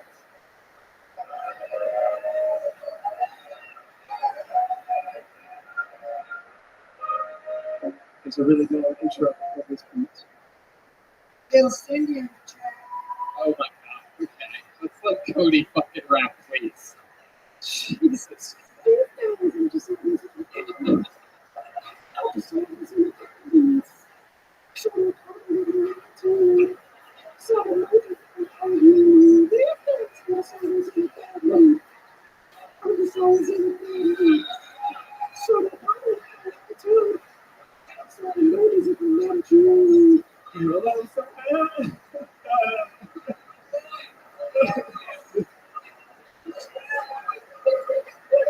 I don't do the verses, I do the choruses. What happened there? Oh, okay. I thought the puppet threw you off. I'm sorry. Sorry, Joe. If that fucking puppet interrupted your rap, I was gonna fucking break her neck. It's gonna be the first time I hit a woman. It was gonna be Lisa, the whore puppet. I don't know if we was listening to the same track, but that was freaky as shit, man. Oh, I completely disagree. A complete misdirect. That was fucking romantic as fuck. I cannot believe that. I like it a lot. It sounds way different with auto-tune, just so you know. I bet it does, Cody. But I'll tell you this, you definitely earned yourself a Mexican drum off. Let's fucking do this shit. Live from Las Vegas, Nevada. Lives could change here tonight. Now wait a second, Cody, while I explain to you, I want to make sure that you know what the fuck's going on here, right? You've seen the show before, but maybe there's someone out there who hasn't seen the show before. And this is a crazy thing that we do where potentially Cody can become a full-time cast member of the show. We're going on a 24-city tour here around America. We play at the Comedy Store every Monday. He would have to leave his wife, leave his job, move to Los Angeles. And Joel would start fucking his wife. He'd stay here in Las Vegas and would take over his job. So potentially Cody can win this thing. Now let me remind you, a Mexican drum off is a drum solo competition in which performance, beat, drumming, overall being funny, being silly perhaps at some point, taking a chance. All these things play into the vote that you, the audience, will eventually give, giving Cody the chance to become the new full-time drummer. But I will warn you, Cody, Joelberg is undefeated at this. And Joel is an audience favorite. He's a favorite of everyone up here. We love Joel. It's a tough position for you. But Cody, so far, you've killed it here tonight. You guys ready for this shit? This is the Mexican drum off. And whoa!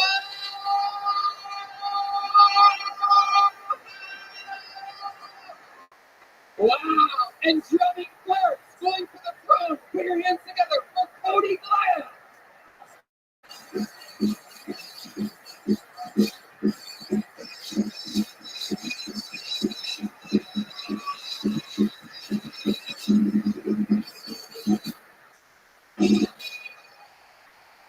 Wow. Cody, before I bring Joel out, since he's had the advantage of being up here this whole time on stage before you, is there anything that you would like to say on behalf of the black female puppet that's on your cymbal drum? If you were going to guess what she would say right now, what would it be? Feel free to put your hand up her ass if you want.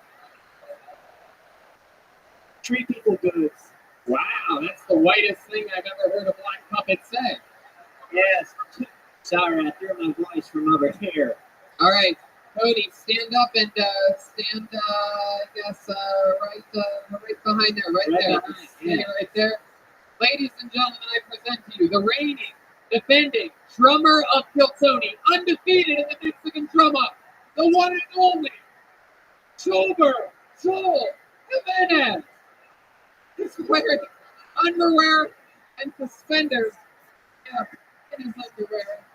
He looks like some type of Australian tourist for some reason. Ladies and gentlemen, I present to you, defending his throne, Joel Jimenez, everybody.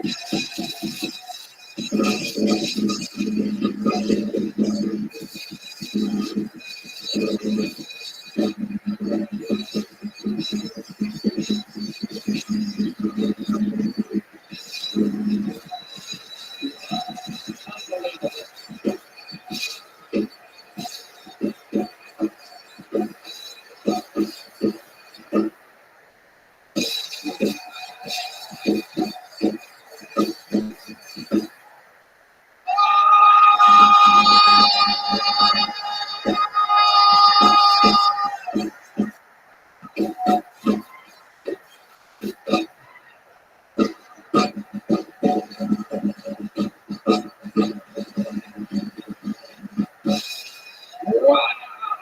ladies and gentlemen, That might have been the best one ever. unbelievable. Get the fuck out of here, nerd. Wow, one of the greatest Mexican dramas ever. For those of you listening that didn't watch it, Cody took his shirt off before his drum solo, and Schulberg made out with the little black puppet in the middle of it, throwing the drumsticks in the air, catching them, getting jungle puppet fever halfway through it all. How many of you got? How many of you got Cody Glale winning that thing? Huh? Oh. How many of you have Joe Jimenez retaining?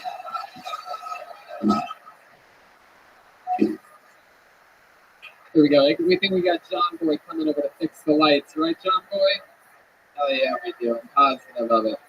How about one more time for Joelberg? There we go. Lights are back on. See, what these people don't know is I'm ready to die for this shit. I'm a high school dropout. Suck on my dick. Yeah, I love that. That's called motherfucking owning it right there. I love it. So great.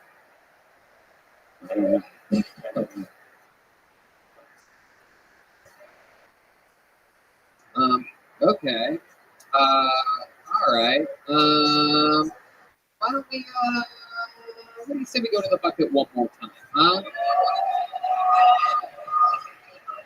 Someone buy me a beer. Think so? You think we should do that? All right, that's a good idea. Then let's do that. Ladies and gentlemen, even though our regular William Montgomery could not make it here tonight, we do have a little something up our sleeve for you.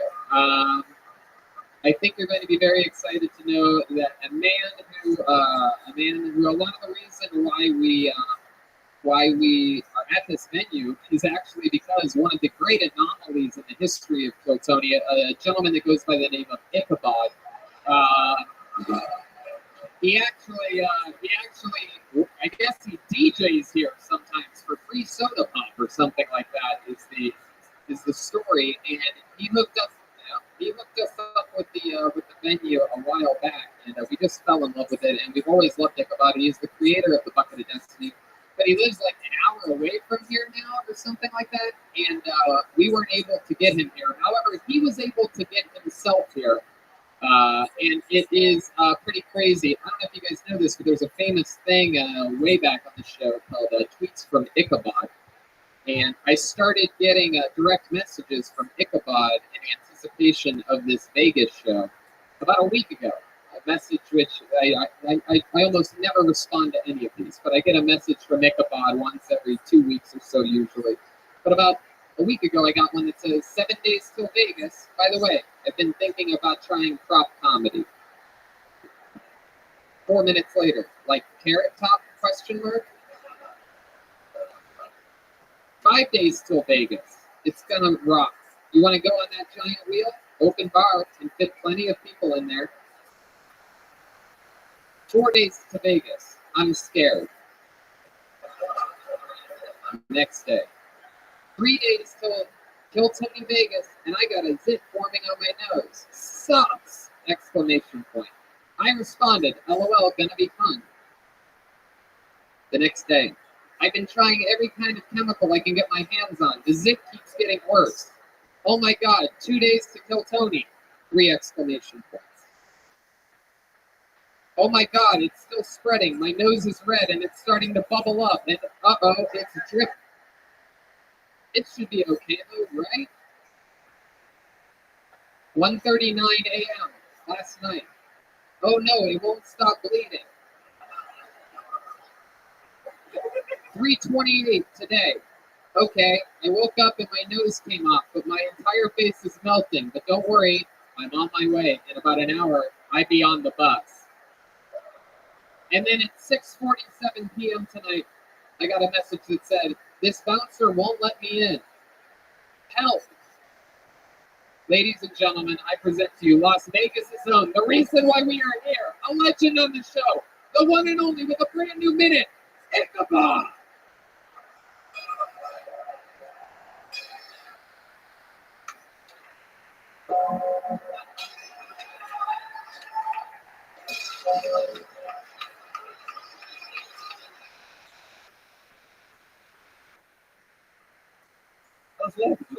Sorry.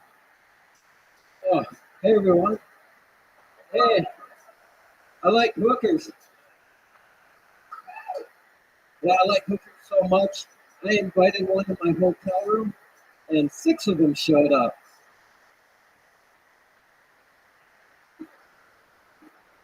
And this was at the Bellagio Hotel. No, this was on Fremont, across the street from the Western. $299 a month, but I like the local humor there. All these hookers offer say, "Hey, Ichabod, if you go run some errands for us, we'll get you as high as fuck." I'm back. Did you ever get so high you're like, shit, I think I got too high? I'm gonna die here in this sleazy hotel room with all these hookers. Fuck, wait a minute, that'd be the best way to go. Surrounded by the people that I love.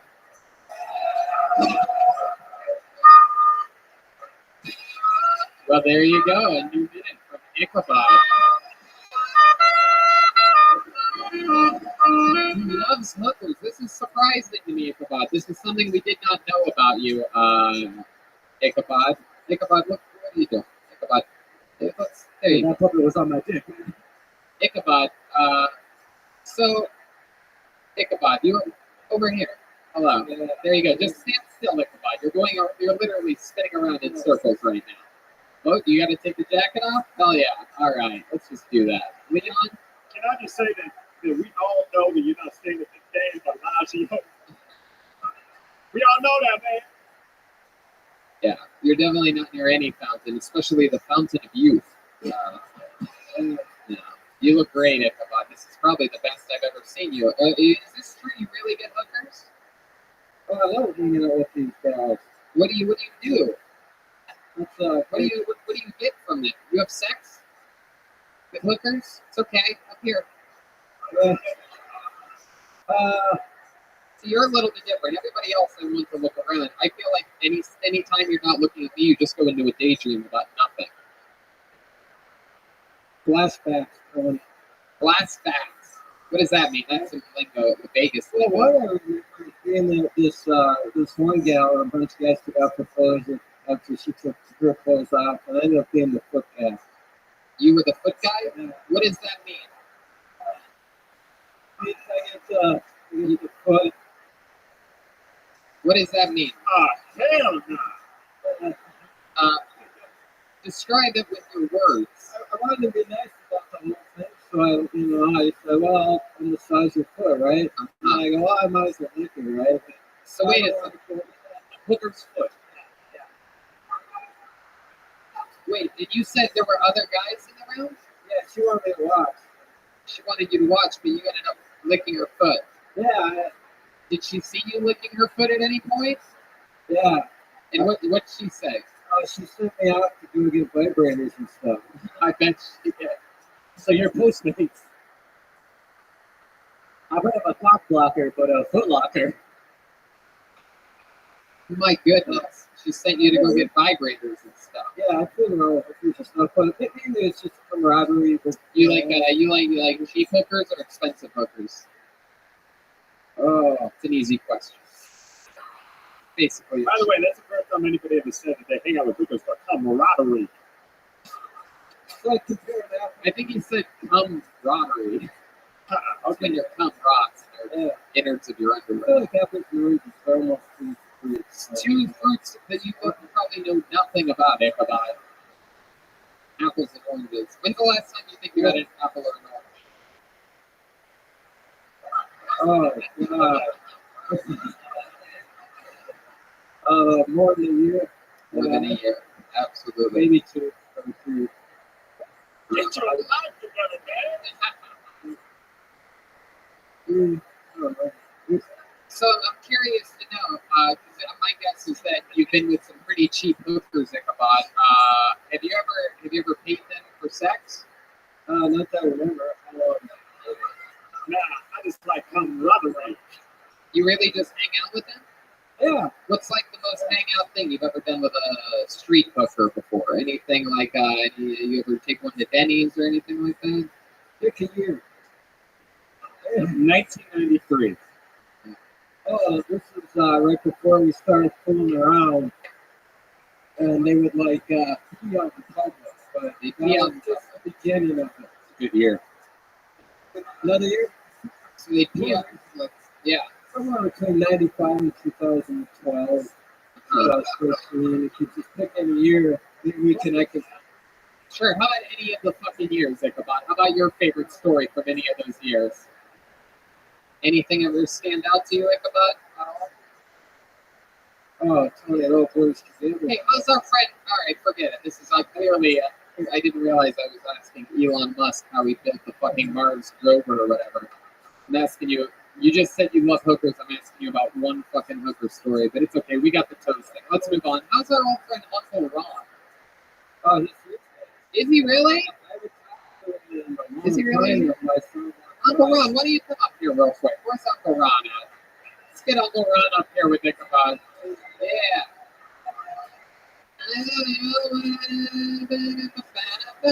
Here he is, ladies and gentlemen. Another Kill Tony legend. Here he is, Uncle Ron, everyone. Oh yeah. An admitted drug abuser. Oh yeah. Over there. Grab the microphone, Uncle Ron. Legendary Uncle Ron. Uncle Ron, say hi to this audience. Say hi to them. Hello. Uncle Ron, why do you look like if Hitler survived? What's going on here? What happened here today? Yeah, it's his real hair, Uncle Ron. Yeah, man, I'm a real person. Uncle Ron, how you been, buddy? California. Killed Tony many times. Killed Tony will tell you. He's the greatest up and coming young. All right, Uncle Ron. Oh my God. Is there somebody hitting everyone in the head with an aluminum bat as they come on stage here tonight? Is Bill Cosby bartending at the dive bar now? What is happening here? All right, you were just behaving yourself. Don't tell anybody. Yeah, Uncle Ron, we're not going to tell anybody. Tell us. Yes. So come see me after the show. You're an actual dealer. And how old are you, Uncle Ron? I lost count. 42. Come on, Uncle Ron. Uncle Ron, we were just okay. Okay. So, No, 69. for those of you that don't know, Uncle Ron played 2 out of the 3 grumpy old men. Uncle Ron, you get any ladies lately? You get any sweet fucking young puss? Oh yeah, for a guy that just picks up random cans of beers, I'm sure that you've been drinking all the pussy, huh? Pussy. Pussy, yeah. What about it? Okay, it's an old joke. No, don't do an old joke. All your jokes are old jokes. You're fucking old. Uncle Ron, I want to know about your real life. Have you gotten laid at all lately? Doesn't need to be a joke. No, old jokes. That's the hooker. I got just like he got a hooker. I got one last year was so hot in Vegas. She gave me $20. It was so hot out that day. She gave me $20 to suck my dick. She just wanted to get in the shade. Wow, I gotta tell you. All right. Hey, man, this is my favorite topic tonight, man. There he is. Some guy just bought Uncle Ron what appears to be a bottle of Pedialyte. I'm trying to get some electrolytes in your system, Ron. That's a Bartles and James. Ron clearly came all the way here via stagecoach. Thank goodness, Ron. People in Vegas do not tell what the cinema feel like. Okay, we won't mention it. If you deal black craft roulette, And cocaine. it's okay. All right. Okay. Very. How about a hand for Uncle Ron, everybody?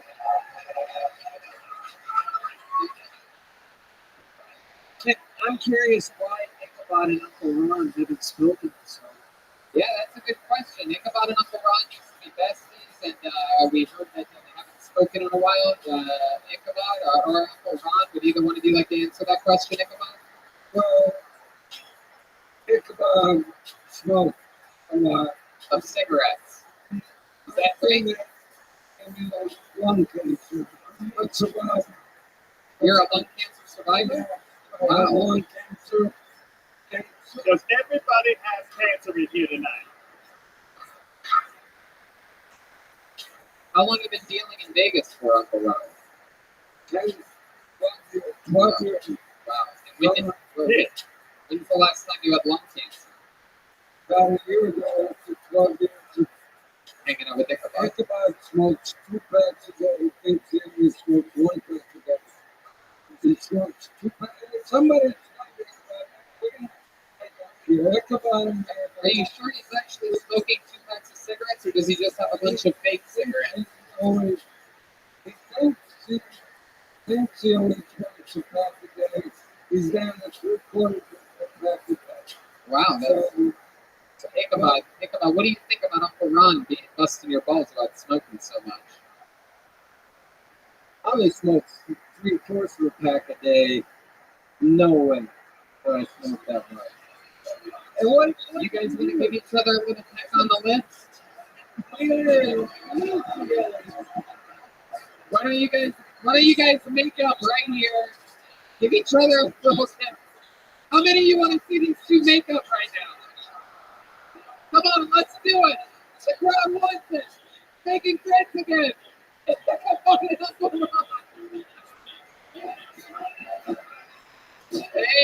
it's happening. Come on, Ichabod.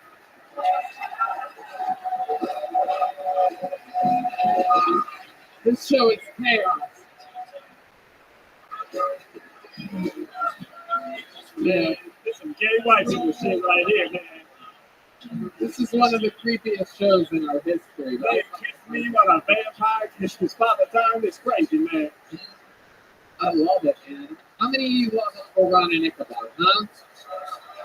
Ichabod, look out there. Take a bow for these people. Ichabod and Uncle Ron. All right, there they go. Might be the last time you see them. So, oh wow! Now that he kissed you, you want to suck his dick, huh? Ichabod, stay for a second. Uncle Ron wants you to stay. He's so famous. I gotta tell you, he's so famous that one day, if it wasn't for Ichabod, who has to teach every Monday night and a plug every Monday night, he's the DJ right there. Young Thomas on this stage for 10 years, you know. He thinks it's a free coat. $2 coat. $2 coat. He's serious. Coca-Cola. He's instrumental in getting Kill Tony last year Yes. on this stage. Instrumental for getting Kill Tony on this stage again next year. This is true. That's him right there. He might look a little stoned. I love it. What a send-off. One more time for Ichabod and Uncle Ron, everybody. There we go. Oh my God. What is it? Ichabod. Ichabod, it's okay. It's okay. Okay, go ahead, Ichabod. Fucking bring us to a big close here, He Ichabod. introduces people as his retarded nephew. Oh, wow. Wow. Looks like we're going to have more next time you guys are both on the show to talk about. There they go. Ichabod and Uncle Ron, everybody.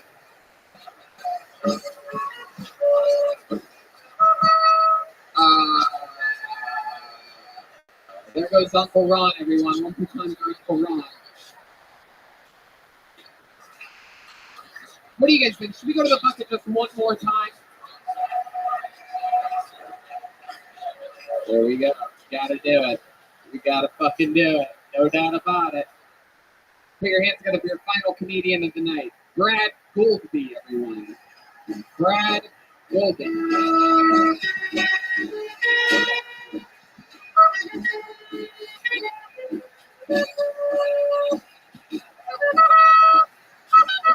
Brad Goldby.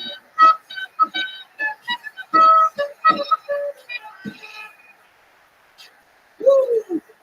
What's up, everybody? I'm Brad Dolby. I'm the inspiration for the first puppet. The first one, not the racist caricature. I'm 24 years old. I figured at this point in time in my life, I have like at least like a deeper voice or something. Like my voice is so like white rappers are hitting me up to do hooks. And no, before anybody asks, I can't sing or play any instruments. I know I look like Avril Lavigne transitioning, but no, just a comic with me. I just deal with mental issues, drink and fucking, talk shit. Making you proud, Mom. She's not down. She's in Reno. I'm just really bad at directions. It's north, right? Fuck, man. That's my turn, right? Fuck yeah, it is. That's a minute. Brad Goldby. Brad, great set, man. How long you been doing stand-up? I actually had 11 months today. Wow, that is so cool. By far one of the funniest, top-young rising female comedians in the world. You are a beautiful, beautiful woman. Just keep facing the audience. I'm checking out your bod. Normally, I don't like to compliment women during this whole Me Too movement, but your ass is You look like that Snapchat filter that makes you a woman. yeah. Brad, yeah. Oh, you and Nick about look up before and after.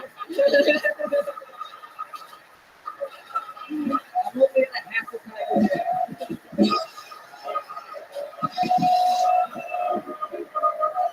Wow.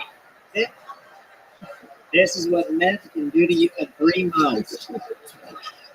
My goodness. Brad, you got a little bit of country. You from Reno? No, Mesquite, Nevada. Mesquite, Nevada. Wow. How weird is it that we sound the exact same and my name is Brad as well? That is great. Because we're saying we need to stop getting Wow. If you guys were really cousins, you're probably about to make out in a second. You ever kiss a puppet before? something. I don't want to start there, though. My goodness. I like your style, Brad. You remind me of Larry the Cable Boy. Yeah.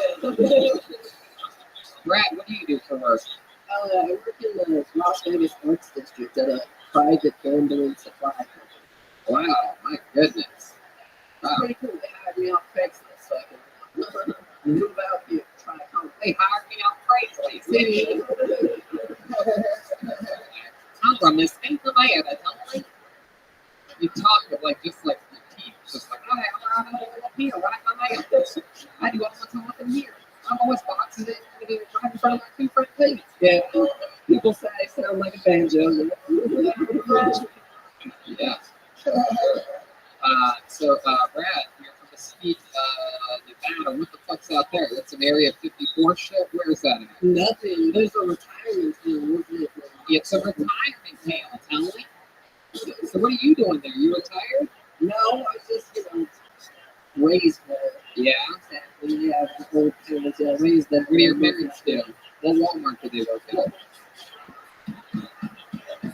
Tony, you nailed it again. They work at the one on Tuscaloosa Avenue. No, my mother does property management. My father's an engineer or something. Wow. Why'd you do them there first? I'm happy. Because I don't even know what an engineer is, to be honest with you. I think he must be working on a train or something like that. Yeah. Are they your real parents? Because you look like a Jodie Foster kid. Wow, you didn't say anything. Silence. Of the lambs and Lord. All right. Brad, tell us something funny you do for fun. You seem like the kind of guy that throws a frisbee in the air and catches it yourself. But you got really good at that. I turned a frisbee into my own special boomerang, Tony. You're actually right again. You nailed me tooth and die. No, I want to play with myself because usually other activities and shit. But once I learned that I can masturbate, I got busy real quick. What's your favorite thing to masturbate to? I feel like you still read magazines. Got a Hawaiian Tropic or something like that? With this accent, what do you think I can read? I think the straightest part about you is your hair. What's your favorite type of porn to watch? You got any guilty pleasures? I bet a guy like you with an accent like that, my guess is probably interracial. Am I right? Oh, yeah. Nothing I like more than watching one of those big black men molest a woman. What are you into? What's your favorite type of porn? Man, what the hell was that about? I've been hearing all of this trash. Lisa it appears like she's giving you oral sex right now. This is Brad over here. I just Oh. know everything, and I got a little bit of girl hair, but it's okay. I'm like my other friend Brad over here. That is incredible. And I thought that was Lisa for sure.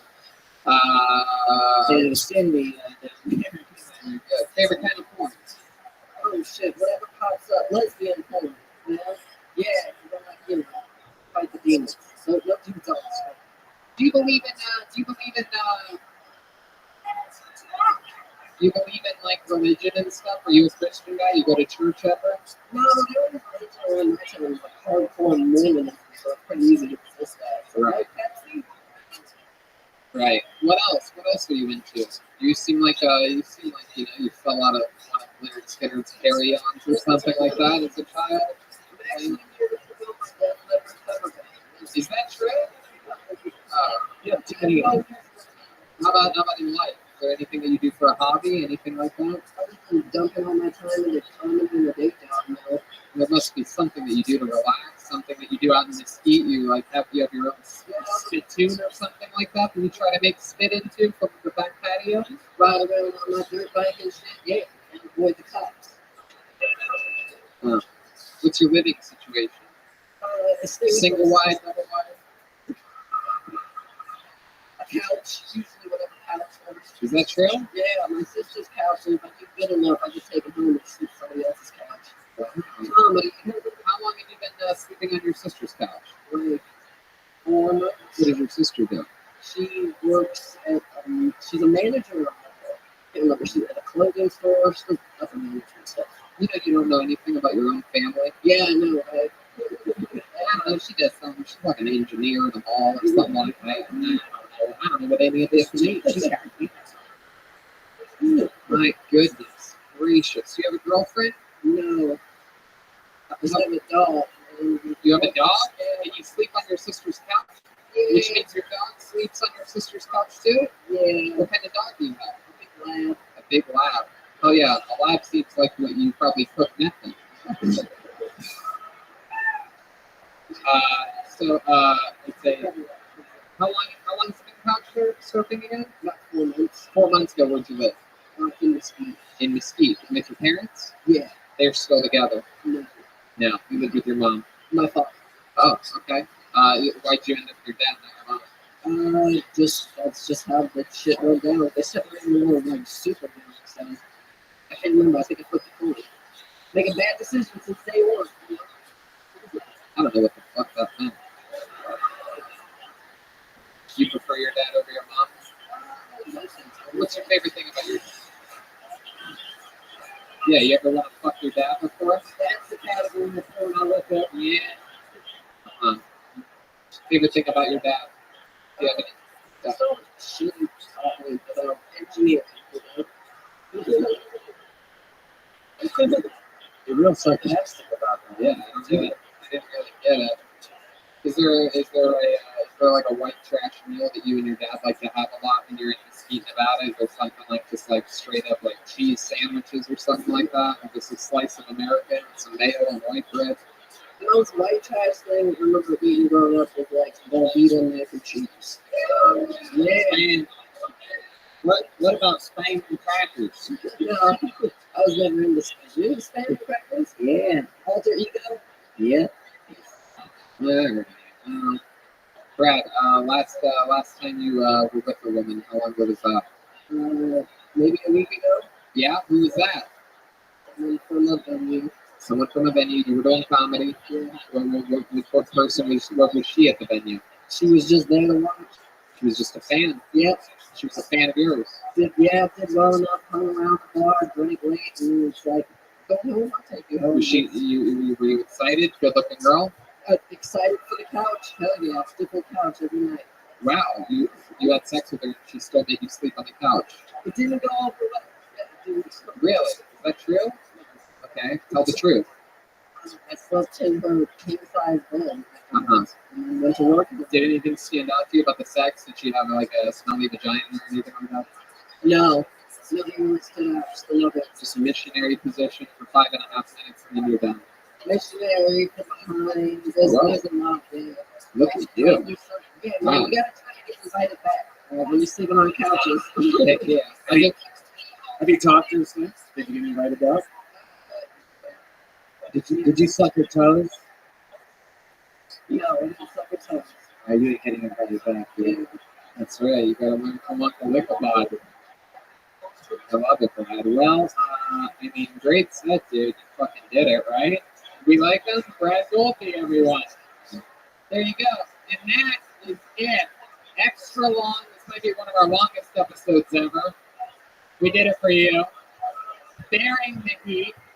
Bearing the insanity. How about another hand?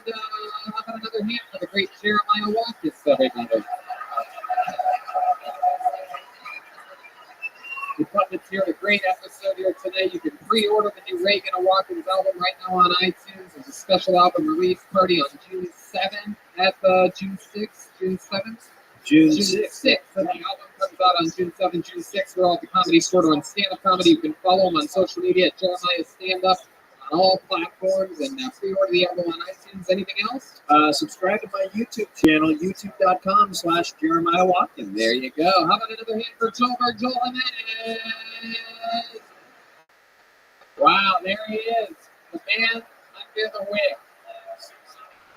There he is, the real guy. Joelberg's on social media. No Sleep Sorry is going to be with us on a lot of these road tour dates. What else, Joel? Shout out to Ludwig. We love you guys. Thanks for coming out. Please. There you go. Joelberg, Joel Jimenez. Don't forget, the chaos continues next week. Salt Lake City, Boise, Spokane, Portland, Vancouver, and Seattle. Anything else, Jeremiah? Yeah, we have original posters from Ryan J. Evo. That's We're right. going to sell that pool table right over there. We're going to be selling them very fast, but I will say this. Is that even though they're only $20 and we'll sign them and we'll take a picture with you, when you get in front of us, just sort of make it quick because we're gonna hit the road tonight and drive back to Los Angeles tonight instead of staying tonight. And I got Feminist Stacy t-shirts if you want those as well. So there you go. Las Vegas, this is one of the craziest venue. You're always a fucking hot crowd. Thank you guys so much for coming out tonight. We absolutely love you. Ryan Rippin, everybody. Bye.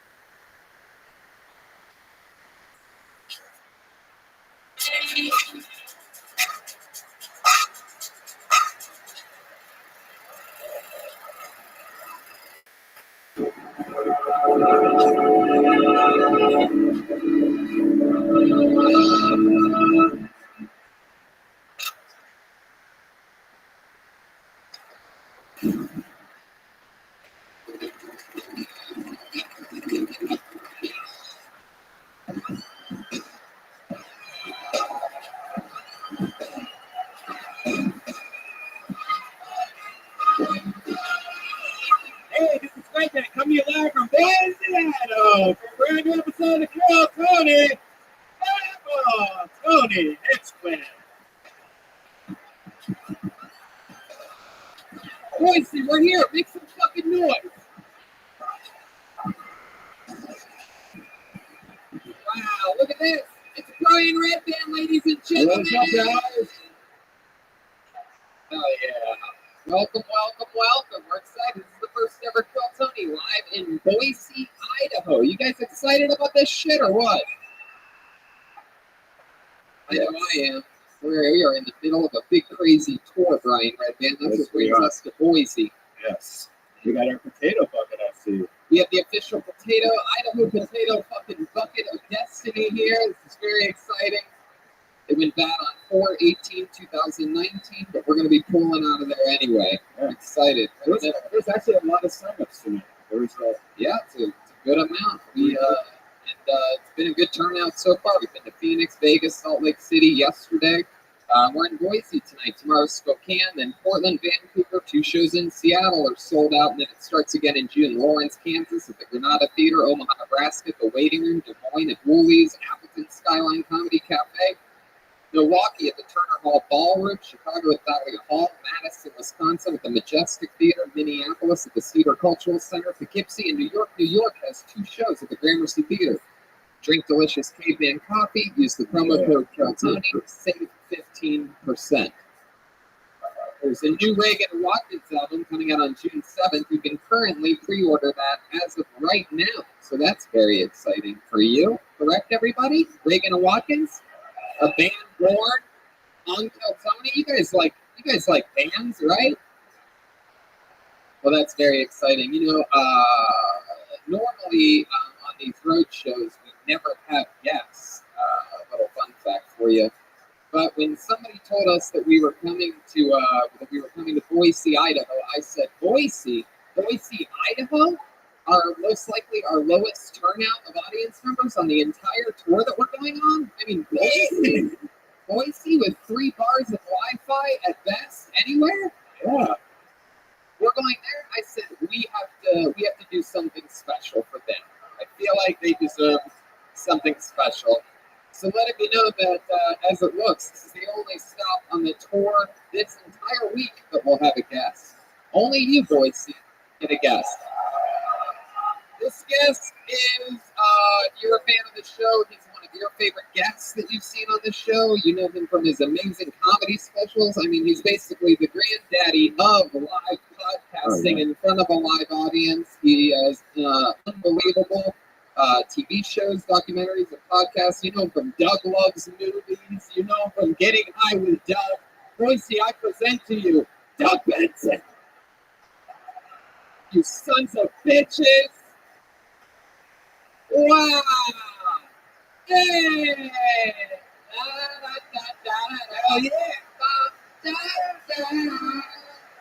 Because we got Doug. Because we got Doug. Because we got Doug.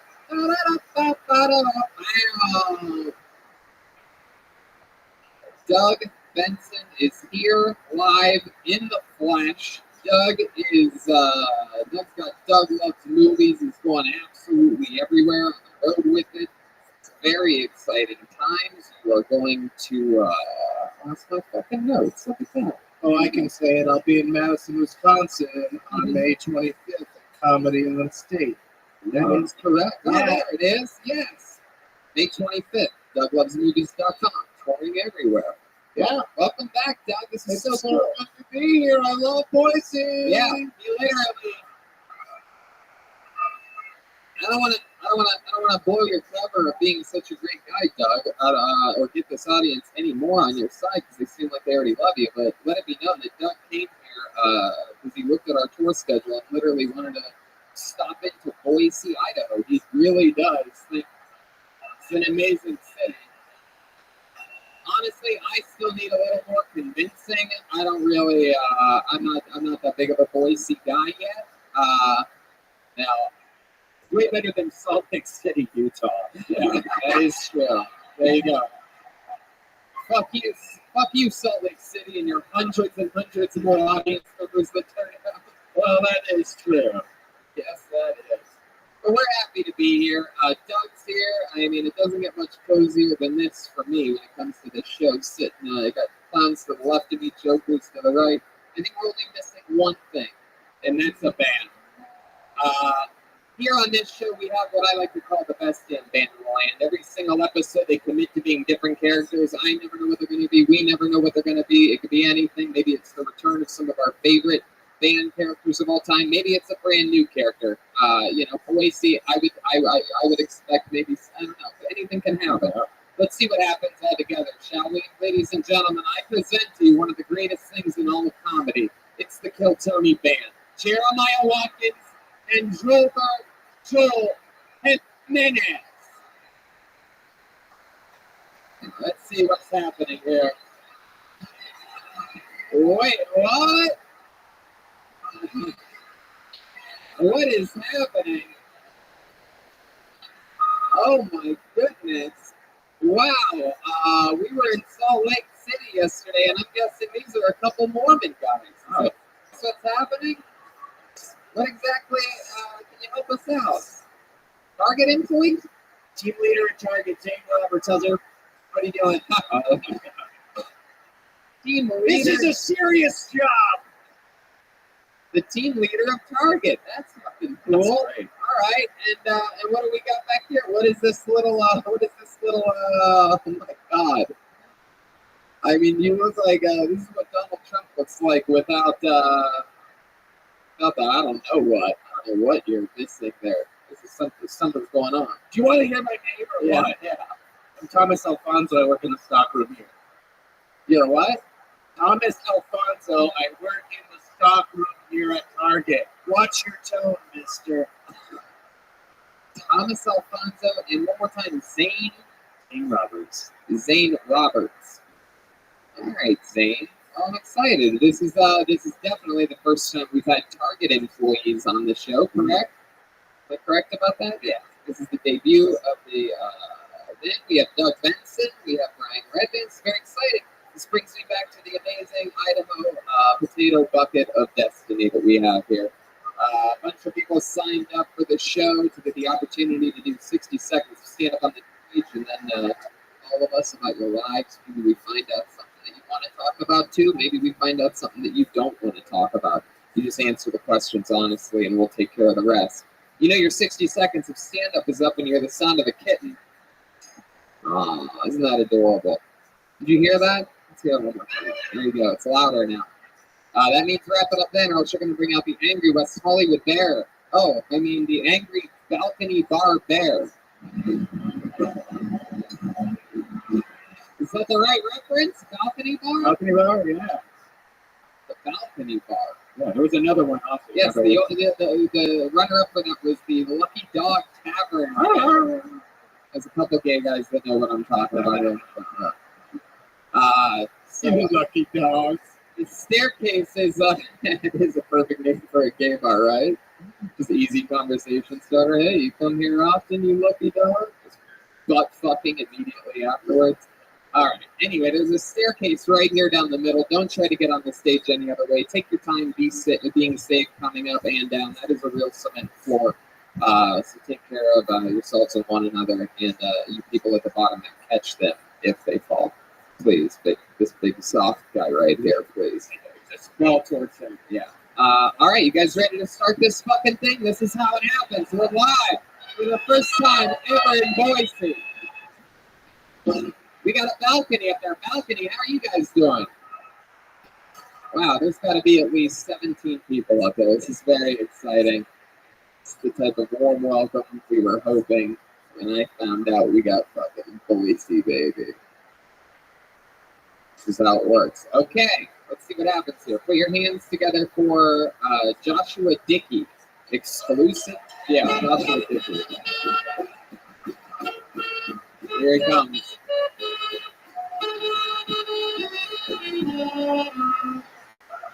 One more time for Joshua Dickey, everybody.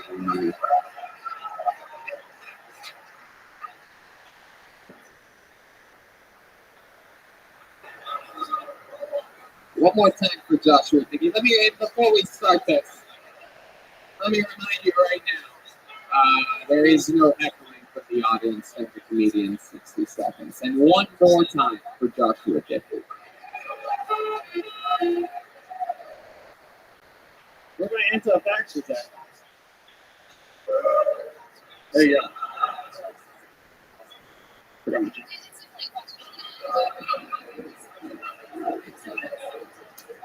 Where are my dead kids at? Same guy. But I don't want to live in a world where black people are allowed to call each other N-words, but mentally handicapped can't call each other R-words. They get one word. So I work in construction, and we got to turn our music down when it gets too vulgar, you know. But the framers one house down just blast drug cartel music. Nobody understands it. Thank you. There you go. That's all he's got. Joshua Dickey. I like your style, man. I've always wondered what my comedy would be like if I had a traumatic brain injury. This is good. You got a good smile, kid. I like your fucking bone structure, dude. Maybe one day when you're a little bit older, you can grow some of this manly facial hair that I ended up getting like that. How old are you, Joshua? 23. Is that your cell phone tone going off right now?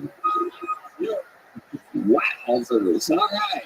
It's the joke truck backing up with some stuff for this guy. There you go. Absolutely.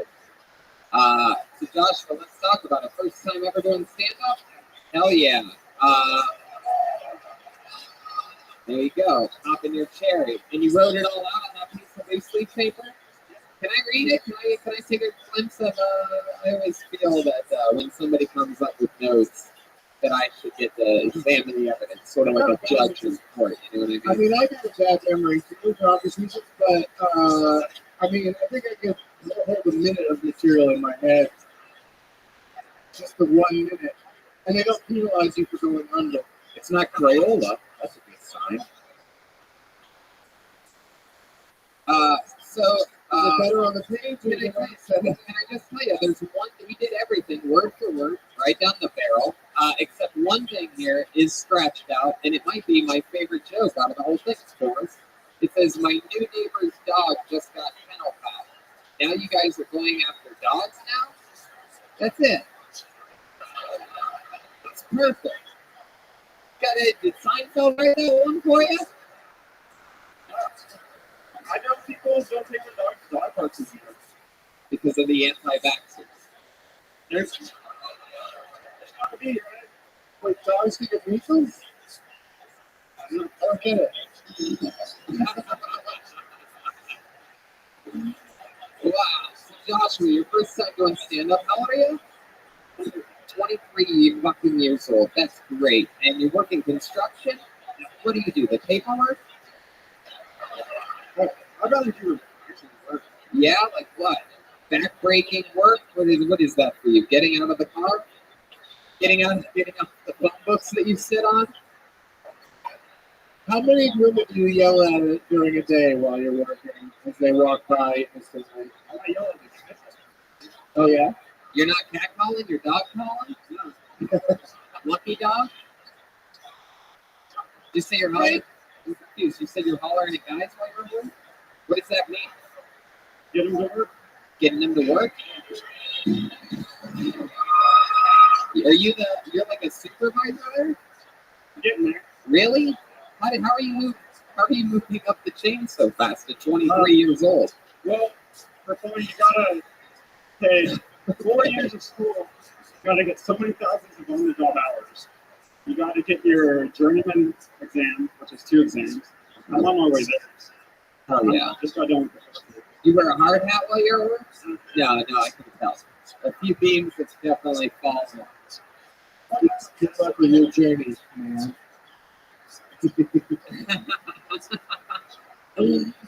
Joshua, tell us some more about you. What do you do when you're not working? What have you been doing with your life up until this point? Usually eat something and crash.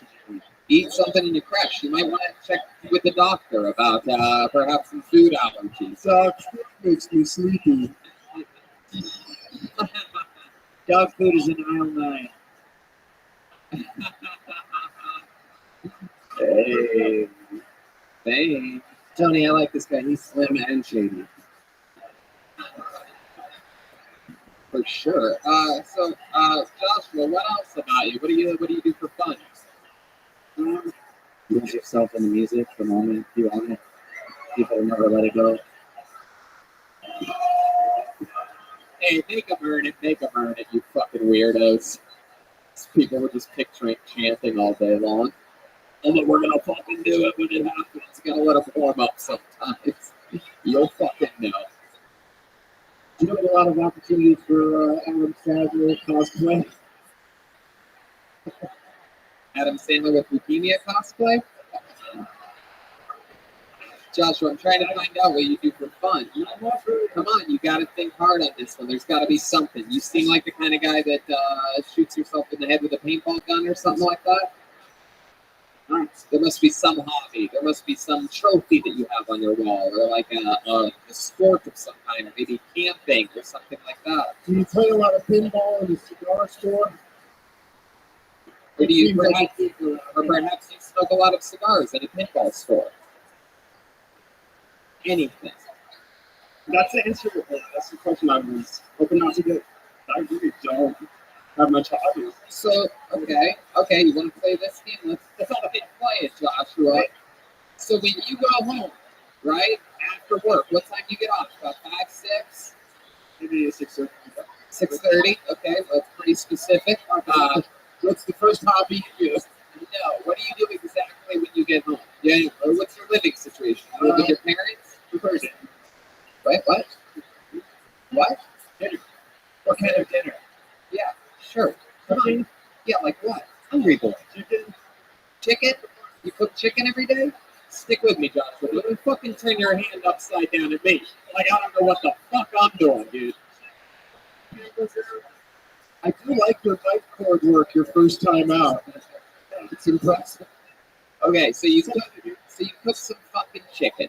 And then where do you eat the chicken? You sit at a table by yourself? Yeah. I was on myself. Yeah, and then what? And then what do you do? No, Joshua. If that's something that you do every night when you get home, then we're gonna get there. We're gonna get there. Do you jerk off while eating your chicken? No. I clean my plate. Some fucking jerk chicken? Is that what we're talking about? So you eat your fucking chicken. Then what? You do your dish. You do your dish. You only got one dish. You do it then. You put it in the sink. No, I'll wait till I run out. Clean dishes. You wait till you run out of clean dishes, then you clean it. So you put it in the sink is the answer, right? Yeah, what are we getting at? You put it in the sink. Don't worry about where the fuck we're getting at. You answer the questions. Look at me. Stop looking around. Stop trying to memorize. This is a great Law and Order SVU. Stop trying to memorize your dreams, Josh. You put a dish on another dish, and then where do you walk to next? You do it. Let me remind you of this hard question. You do it every day. Yeah. Where? Back at the table? I don't have to. So you have a TV tray that you eat on. You eat your chicken. A bar stool. I watch like comedy or whatever. Well, I'm eating, but Yeah, and then what? And then what do you do? oh, I'm on YouTube Music and other podcast apps. Okay, dokie. Yeah. Are you good at cooking? Are you good at cooking? No. No? You just make yourself shit chicken? You jerk off of it? Maybe after I eat it. Because I was going to say that could be a hobby, cooking, but he's not even. That guy doesn't seem like he enjoys a fucking thing in the world. He just likes telling people what the fuck to do. When was your last girlfriend? Have you had a relationship lately? 2 years. Why did that?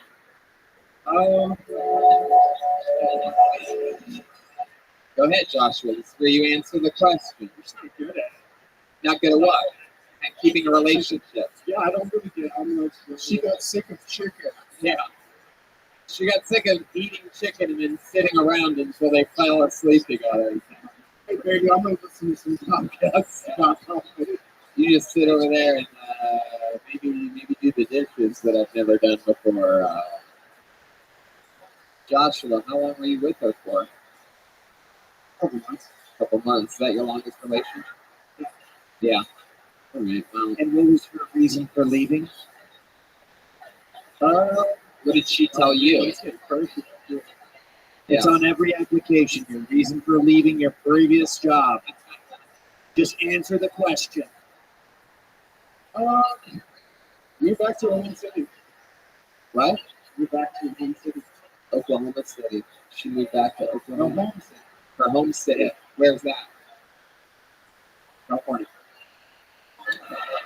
It's one of the best cities out there. Yeah, it really is. The city of California, if you guys get a chance to check it out, it's pretty big. It's cool. So we live there in the city. So you live there somewhere. Joshua, if I could give you one piece of advice, it would be to start wearing a hard hat while you're at work. I demand it. What? If we have to wear a hard hat, we just hang it up outside. You don't have to wear it. One more time for Joshua Dickey, ladies and gentlemen. JD! We did it.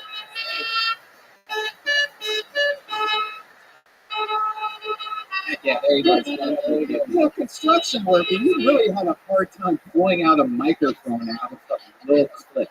Yeah. Well, you know, he's used to fucking, I guess, real man shit. I guess this is yeah. How about another hand for Zane Roberts over here? Thomas Alfonso. Who's running the target while you guys are here? Well, there's a young boy with a bright future who's taking my place at the moment. His name is Dylan. He's 16. Wow. He's my apprentice. If he follows everything that I say, he could be me someday. You see this wedding ring on my finger? I'm not married. All right, I'm glad I asked. I'm married to Target 24/7. You got a problem with that? You need a partner. Then what? Will I blow you? I don't know. I throw the name out of the bucket. You guys having fun out there yet? Huh? All right. Keep it moving along. Put your hands together for Pedro D. Patches. X. Pedro D. Here he comes. Okay, my name's literally Pedro, but I thought I would just put something original for the first time. So can I go? Okay, guys, one of the things I want to say is it's hard to acclimate to this country because I heard about this dating app. It's called Grindr. Dude, the pictures I've been getting are fucked up. That's how I met Josh. It's crazy. And then I tried out for the Olympics. Hey, bro, they disqualified me. They said I had a home fair advantage. I already made it over here. That's fucked up. It's bad. It's bad. Okay, let's go for a real situation. They say this is a land of equal opportunity and it's fair for everybody. But has anybody been to that bathroom? The fucking urinal's like this high, bro. My balls are frozen right now. But the guy that was looking at me, I told him, hey, dude, it's cold. Trust me, it's much bigger than this high. You know what I'm saying? Okay. There he is. Pedro. You did it, buddy. First time? For what? Exactly. That's exactly right. I told the priest I've been here many times. DJ. Wow, that's how that joke would have gone. Had you done it. And I guess you did do it. I'm glad you're up here. This is the first time we've had Mexican Joe Pesci on the show. I'm pretty pumped.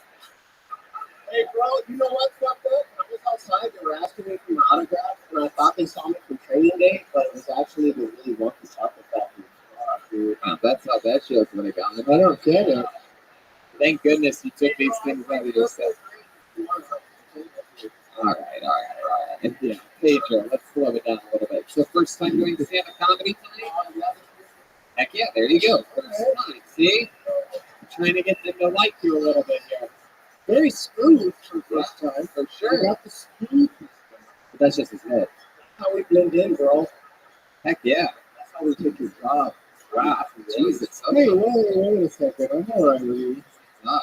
That's because I cut his grass at a discount. All right. Nobody cuts my grass. That's right. I keep all of my grass. Zane Roberts. Yes, this is like if Pedro from Napoleon Dynamite never got elected class president. Hey, bro, but you know what? I still got a backup plan. I'm on Pizza Hunter. Yeah, what? Pizza Hunter. That upper pussy area, we all know what it is. All right. There you go. Clean up on fat.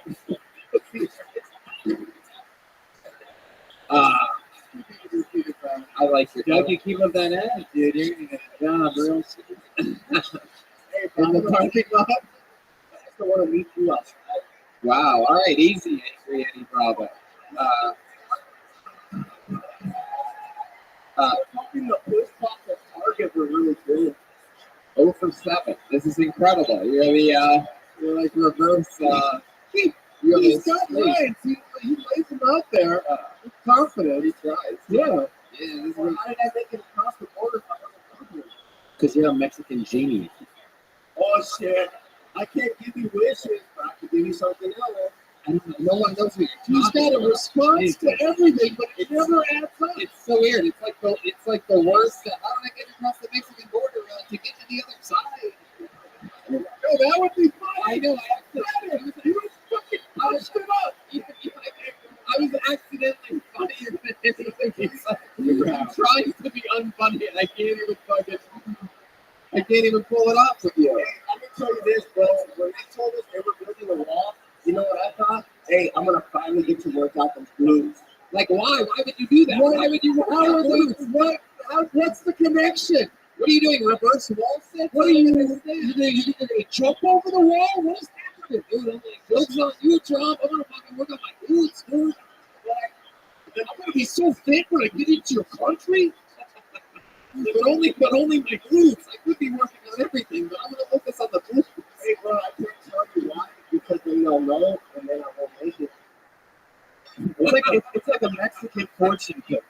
At this point, I'm pretty sure you could say the funniest thing in the world, and we're all gonna hold strong. Pretty much. I've never seen anything like this before. Tony, can I try to do one you asked me? Okay, that's fun. Okay, Pedro number 2. Pedro, so tell me, what have you been doing with your life up until Oh, shit, we got an imposter, people. Wow, Pedro won. Worst thing you could have done is interrupt this part of the segment. You're digging yourself a deeper hole, but of course Mexican guys love doing that. So, whoops, oops, I did it again. All right, we're gonna just talk with Joel for a second here, Pedro. You just relax with that microphone. All right, Pedro number 2. What have you been doing with your life up until this point? Oh, you know, just doing it, and that's it, you know. All right. How about you, Pedro number 1? What do you do for work? My work's kind of shitty. I'm a plumber. Wow, social comedy. Oh, God. I know. No, I'm glad you're here. Are you really a plumber, or do you just want to do that shit too? No, I'm really a plumber. As a matter of fact, I'm a Josh Dickey's boss.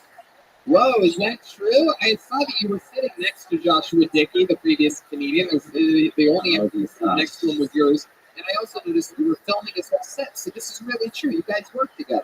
I was just using it for black, you know, but whatever. I think in your case it would be brown now. Were you the guy that heckled him? Did you heckle him? Did you say you look like my parole officer when he went on? Because that also doesn't make sense. You never make sense. It's true. This guy's like a. Like that parole officer, only when his pants were down. Why? Why did he? Just do it immediately after I pointed it out. What the fuck is And happening? the real question there would be, why would you even know what Joshua Dickey's dick would look like? Why would you suck your own employee's dick? The parole officer I would get, but why would you know what Joshua's dick looks like? At least we know one of Joshua's hobbies is him sucking his dick. Yeah, you definitely should be. You definitely shouldn't be inspecting his plumbing. What can I say? I leave time for a living. He's always got one. Oh my god. He's always ready and then fails. He responds in the beats of someone that has something. Yeah, do it again. Right now, that wall is not done because if it was done, I would have came up with a chap fuck out right there. You know what I'm saying? No, we do not understand your jokes. They never make sense. But don't worry, they're working on it. I will be back, and we'll make it work. Nope, yeah, again. Still doesn't have it. Let's check in with St. Roberts over there. Yeah, how does it feel that your boss is way worse at this than you? It's true. Pedro, so you're the boss over there. This is your first time doing stand-up. What do you like to do? You saw how your employee Joshua basically does. He eats chicken and falls asleep. Is there anything that you do off stage when you're not working that's fun, that gives you some relaxation, or that you find some joy in? Yeah, actually, I mow yards. I start at $20 an hour. If anybody's interested in the back when this is all done, I'll get you a discount. You really did a thing with the cord, like you just said a joke. That was more like you really want to mow their lawns. I do. But you really do, right? Like, I believe you. That didn't seem like a joke to me. Do you not mow lawns? What it is, bro? So long, I almost feel like that. I want to dance or Hey, one guy's laughing at that. He might be on mushrooms. We don't know. You can never really count on one guy losing his mind. He may have actually seen hair appear in that joke of the act out that he did. I got some of those legal Colorado mushrooms. Yeah. Sneaking them over the Rockies. He's just like all the other white guys at the construction sites. Those after the drugs. And I did hook them up. Okay, that felt real at least. That felt real. It wasn't funny, but it was, seemed like a true story. So I'm ordering a MAGA hat right now. All right, Pedro. Well, you had your first time up here. You gave it a shot. I love your confidence. We all agree that you have the delivery of a comedian. It's all about voicing. There you go. Yeah, Yes, there you yes. go. There you go. He's going out on a good note. There goes Pedro. You couldn't even win them over with the game of the city. Yeah. Is there any people in the audience that signed up that actually do stand-up comedy? Okay, we got We've only pulled 2 names out there. but also that, so you can't sit out there and heckle anymore. Don't yell shit out. Yeah. You had your turn. Nobody heckled you. Yeah. Don't yell anything for the rest of the show, okay? So there you go. Well, you just All right, put your hands together for your next comedian. Goes by the name of Timmy Coors. Timmy Coors. Here he comes, right down the middle. There he is. One more time for Timmy, everybody. how's it going, everyone? Yeah. Well, I came up here to say a couple things. The first thing is I want to give you a warning. So here in Boise, we like to do a lot of outdoor activities. One thing you should be wary of if you go hiking is what you eat the night before. So I went to go take a hike, real nice casual hike. What I didn't expect is that I went 5-10 minutes into the hike. I went to let out, a little something. It was not that. It was more than that. It was a little surprise that ruined my entire day.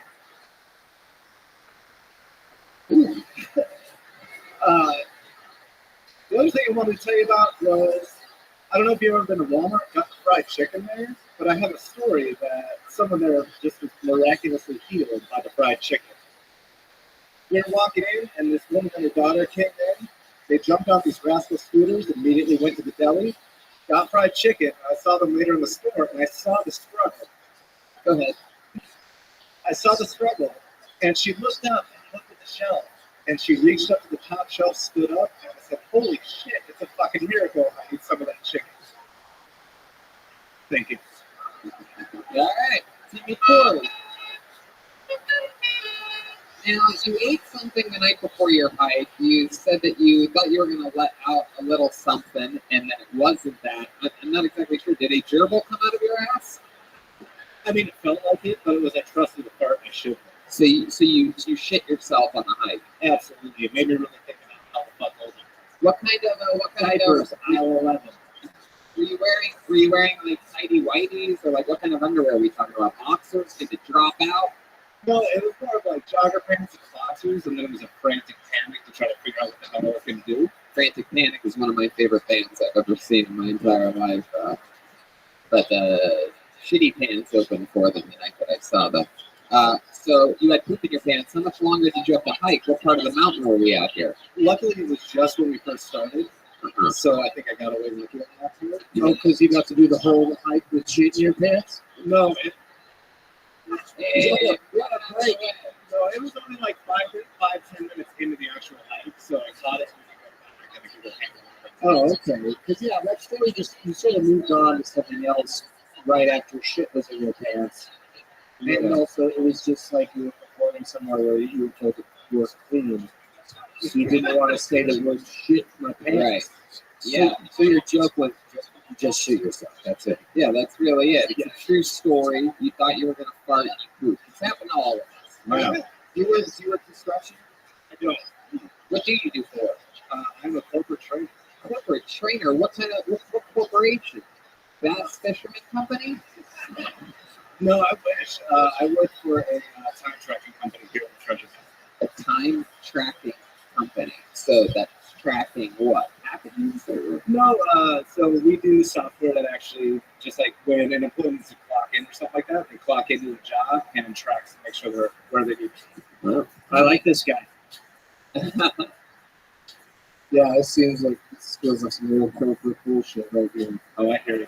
Yeah. And You're too cool to be involved in that kind of thing. Yeah. What do you do when you get there? How do you work in a corporate office? What do you do? Wear a ski mask and a suit? No, I actually, luckily, I'm able to wear just what I'm wearing right here. It's pretty casual. Okay, this job's made up. Time tracking. That's interesting. What were you talking about? Fried chicken. Have you ever eaten it with Josh before? I have not, but I'm really interested in seeing what his recipe is. Yeah, me too. I didn't really ask him. I get the feeling he doesn't cook it all the way through. It's like a gummy bear in the middle. What'd you do last night? Sat home alone eating raw chicken.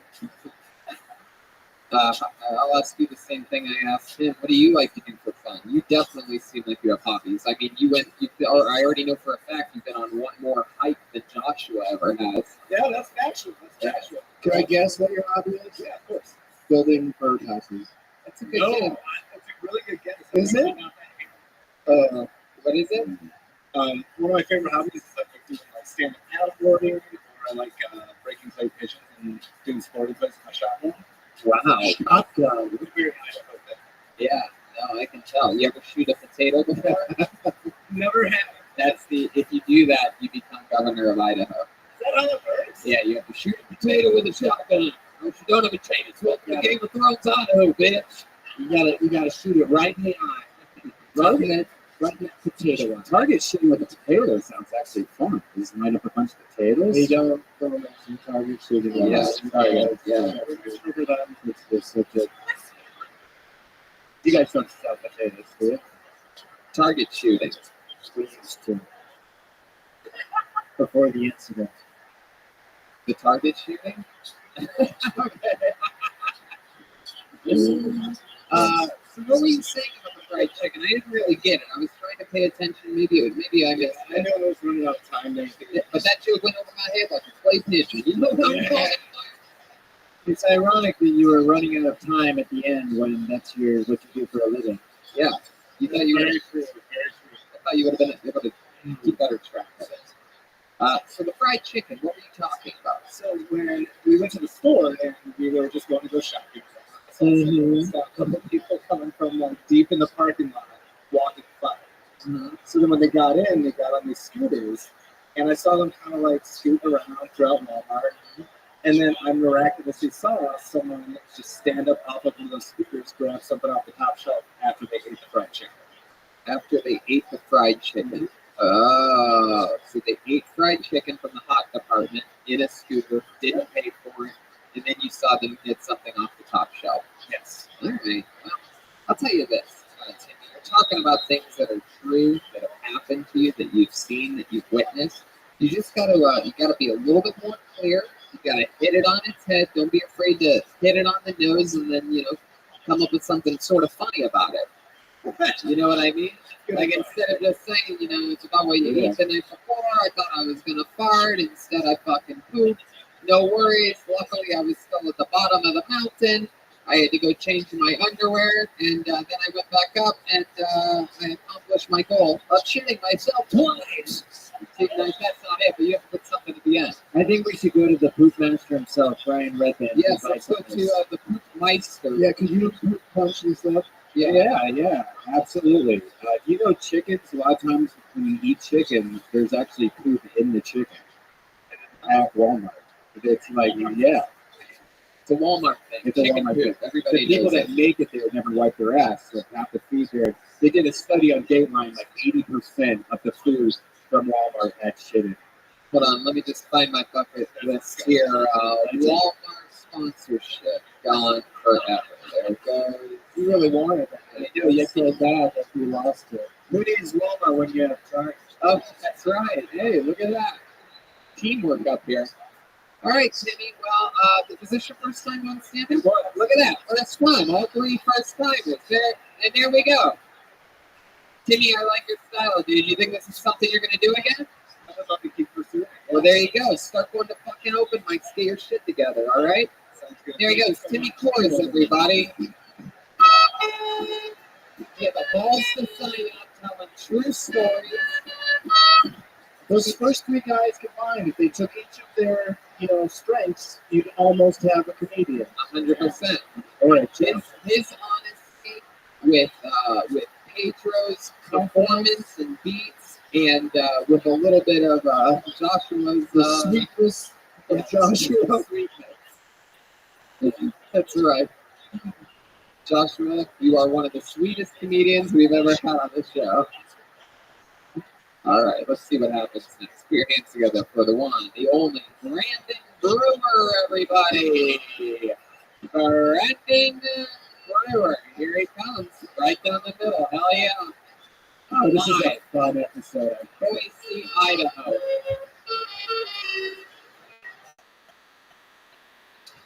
You called me a comedian. I am not a comedian. I just like to make fun of my wife. So,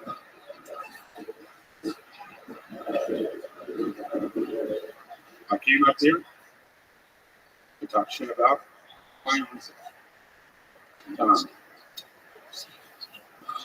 My beer is marriage. We'll talk about the punching first. It hurts like a bushy vagina.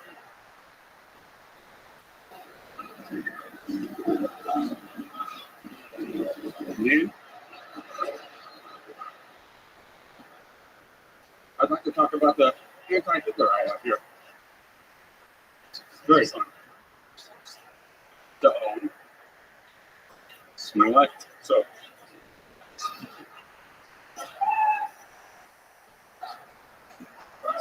there you go, Brandon Brewer. Wow. Brandon, how dare you, everything.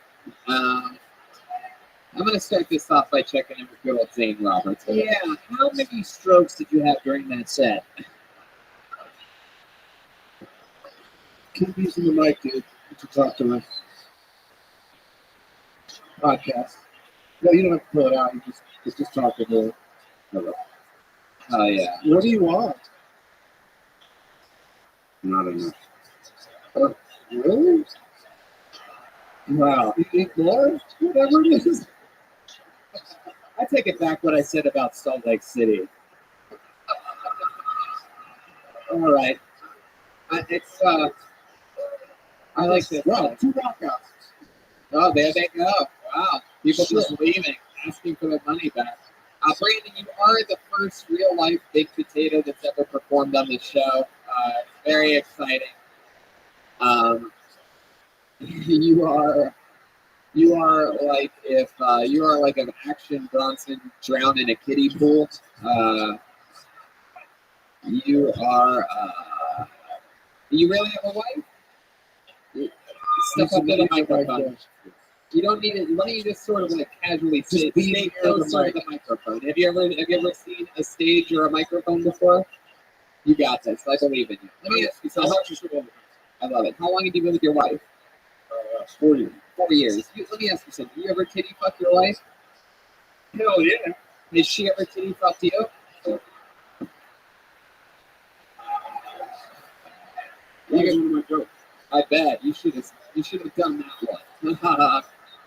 You should have done that joke Tony just wrote for you. Yeah, that joke wasn't the only thing you left hanging. Talking about your giant tits again. Those hangers. You were great in Fight Club, by the way. It's the guy with As Meatloaf. You're also great at Meatloaf the food. Right on target. Brandon, you said that you watched the show a lot, huh? Yes, sir. So you excited about this? You excited to be up here? Oh, super. What do you do for work? I work in a warehouse. You work in a warehouse? Really? See, I knew something was up. Jesus, be careful on your way down the stairs. Yeah, don't fall.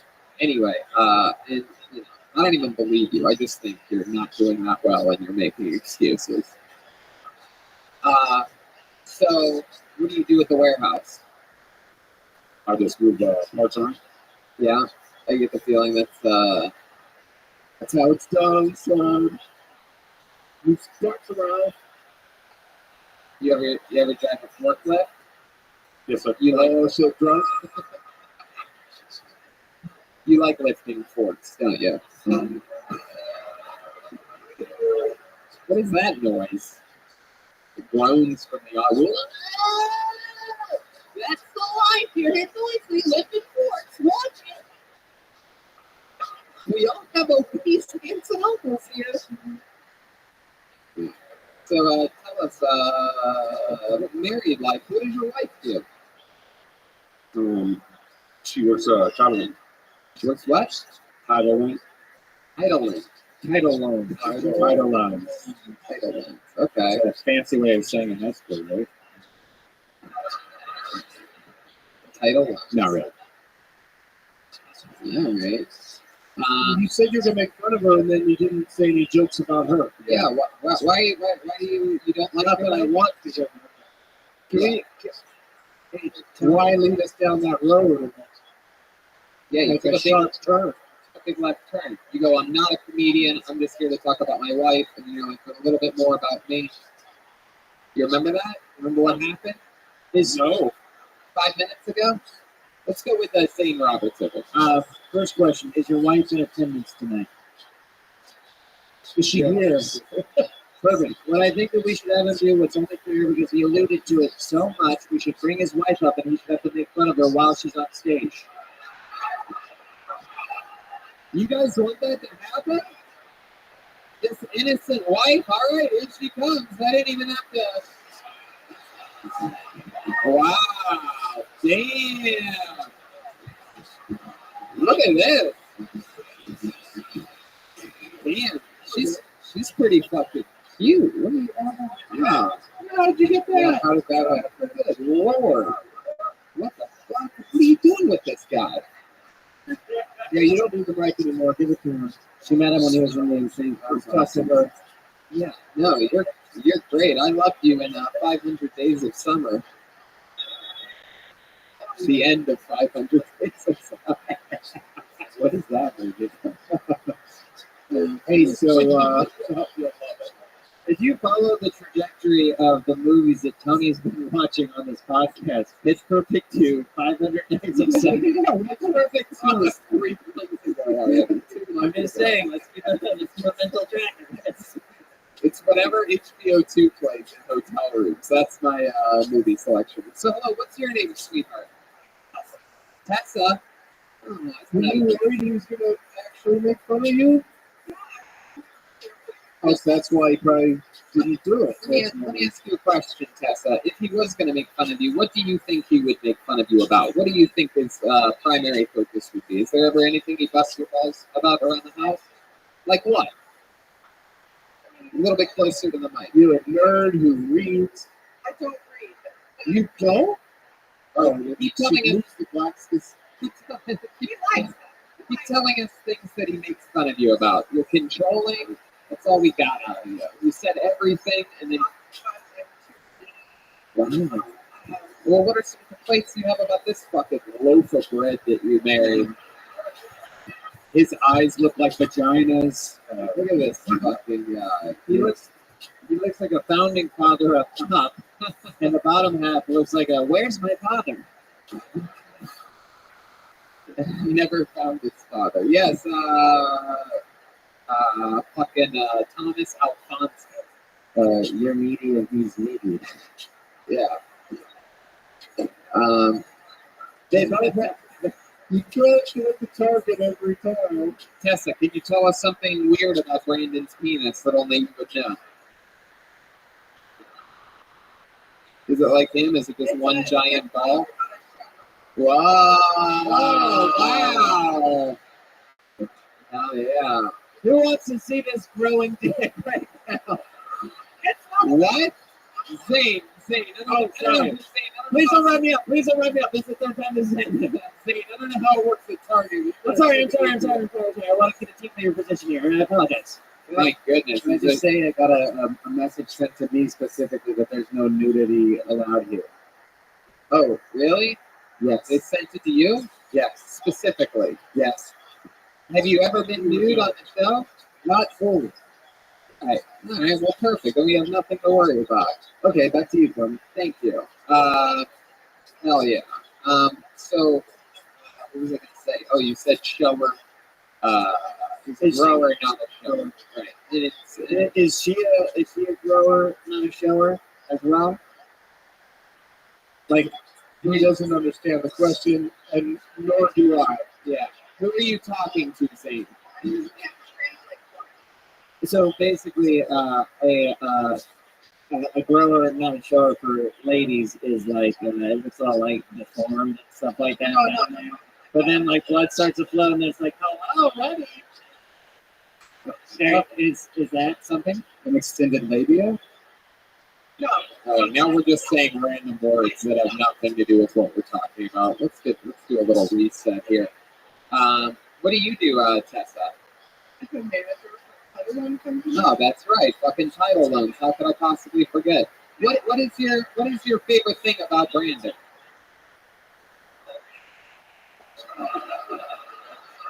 Wow, that was a heavy sigh. This is the most romantic date I've ever seen.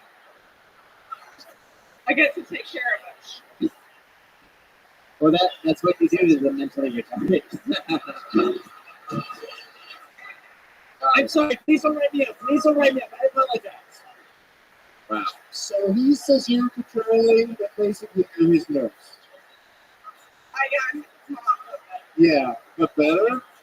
Yeah, because his mom isn't gonna. His mom doesn't know how to drop it like me. My God. You guys get along with each other's parents? Whoa, man, this is like a real life episode of Roseanne going on up here right now. If it was a little bit more white trashy than the original Roseanne. True that. What's the trashiest thing about you guys? What do you guys have, like champagne bottles of Caprice and cargo shorts. Hey, just go whenever you want, Zane. Very good. Just talk whenever. I go with you guys all the time. Is that it? Okay. I like it. That's pretty I good. don't watch you. I don't know who you are. Jesus, I don't watch you either, lady. My God. That's the most white trash thing I've ever heard. Whoa. Way to turn on me. Take it easy, lady. My God. Right, I don't know who the fuck you are either. By the way, that's the meanest thing you can say to Tony. Yeah. I don't know who you are. You'd rather be killed than be treated with indifference. Yes, because I think The that I'm name of the show is Kill Him. super famous. You know me, super. Right, I completely agree. Well, Tony's a preeminent magician, Yes, as his facial hair will tell you. yes, exactly. He got shot on the lip, right in the middle, so no hair grows there. Very good. Yes, absolutely. It's a more common thing than okie dokie. Try it again. I'm gonna clean up this stage a little bit.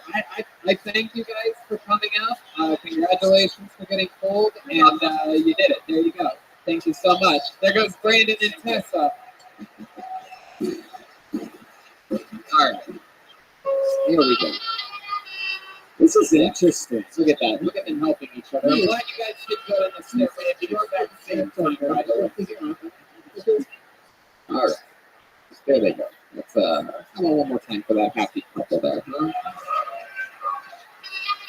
This is so interesting. Come on, they had to pay for 4 seats here tonight. One more time for them. Come on.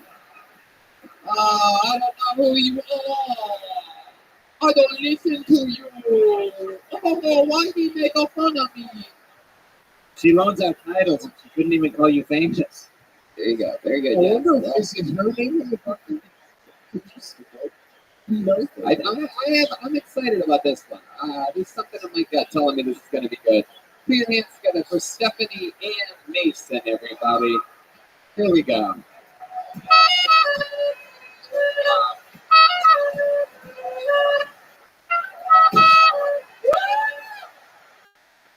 I just start off every show lining with toast.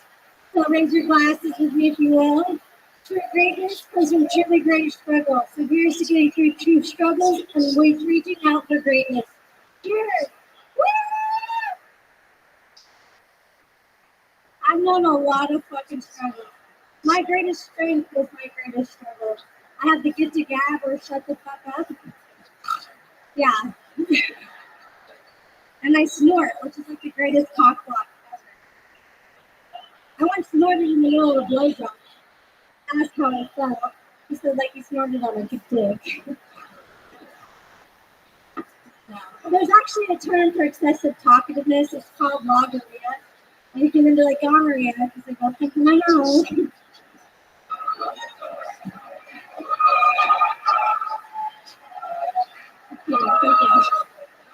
Dear Ollie. Anyways, yeah. So I used to be a prostitute shooting up meth.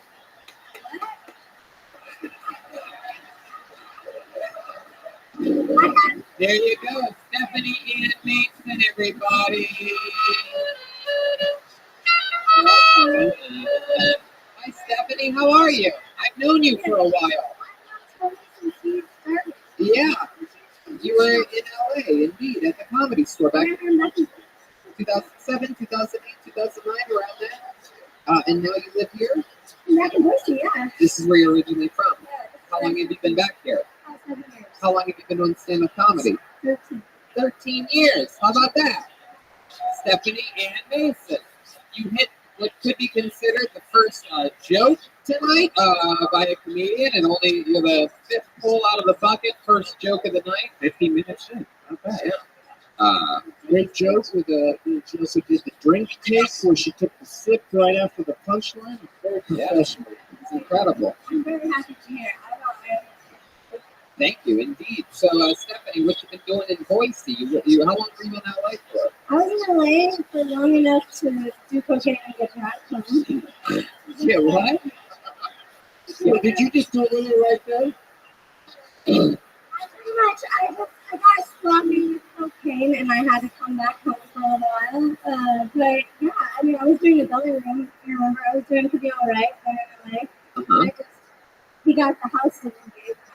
You got the house sitting gig. The 46-year-old person. Is this voluntary? Because I am so turned on right now. I apologize. But no, yeah. So and then I started getting funny about this here a long time ago. Yeah, I did. You know, I was just downstairs. Anyways, yeah. All right. So, yeah. What do you do for work here in Boise? I'm a server. Yeah. Where are you serving at? Work at Terry's Cafe. Whoa, a lot of Terry's Cafe fans here. Very good, dedicated clap from the audience. What's one of the specialties over at Terry's Cafe? By the way you breathe, I'm guessing it's the bacon. Snort? I should have said snort, not breathe. I was like, dude, I need to do more cardio. No, if I was going to make fun of a woman for being fat, it would have been the guy's wife who was up here. What? You don't even see me. You don't even hear me. You don't know what the fuck I am. You don't even know me that fucking hear that. What you don't know can't hurt you. You know, I told you, I think she's going to hop on the roast bandwagon. But she reminded me. Oh, shit. Oh, we're just kidding, Tessa. We make fun of everybody. How about another hand for Tessa? She's beautiful. You're beautiful, Tessa. You're fucking beautiful. 500 Days of Summer has Ellen Page in it. That's a beautiful, beautiful woman. There you go. I bet you do. You look like you stayed out in the sun for all 500 days. So tell us more about you, Stephanie. You're recovering what? Heroin addict? You're a prostitute for real? I came back from LA and I became a prostitute shooting up there. Wow. How much did you charge? Like 40 for like in low job? Yeah, let's You go. don't charge for meth. What a dumb. Let's go over the menu here. So $40 hand jobs. Let's get an answer out of you. So, what are the prices on your menu here? So when From when it started to when it ended. And let's let her answer, guys. I see the wheels turning over there. Well, I started because it felt like cab money was getting paid for it already. I was like, you're giving me $40. Like, I could just pocket that and walk to the fuck home. So I started doing that. Wait, what would you get the $40 for? Cab money. Cab money. So, right. So you were gonna leave with the $40, but then you're like, I should probably charge for sex. So how much was that?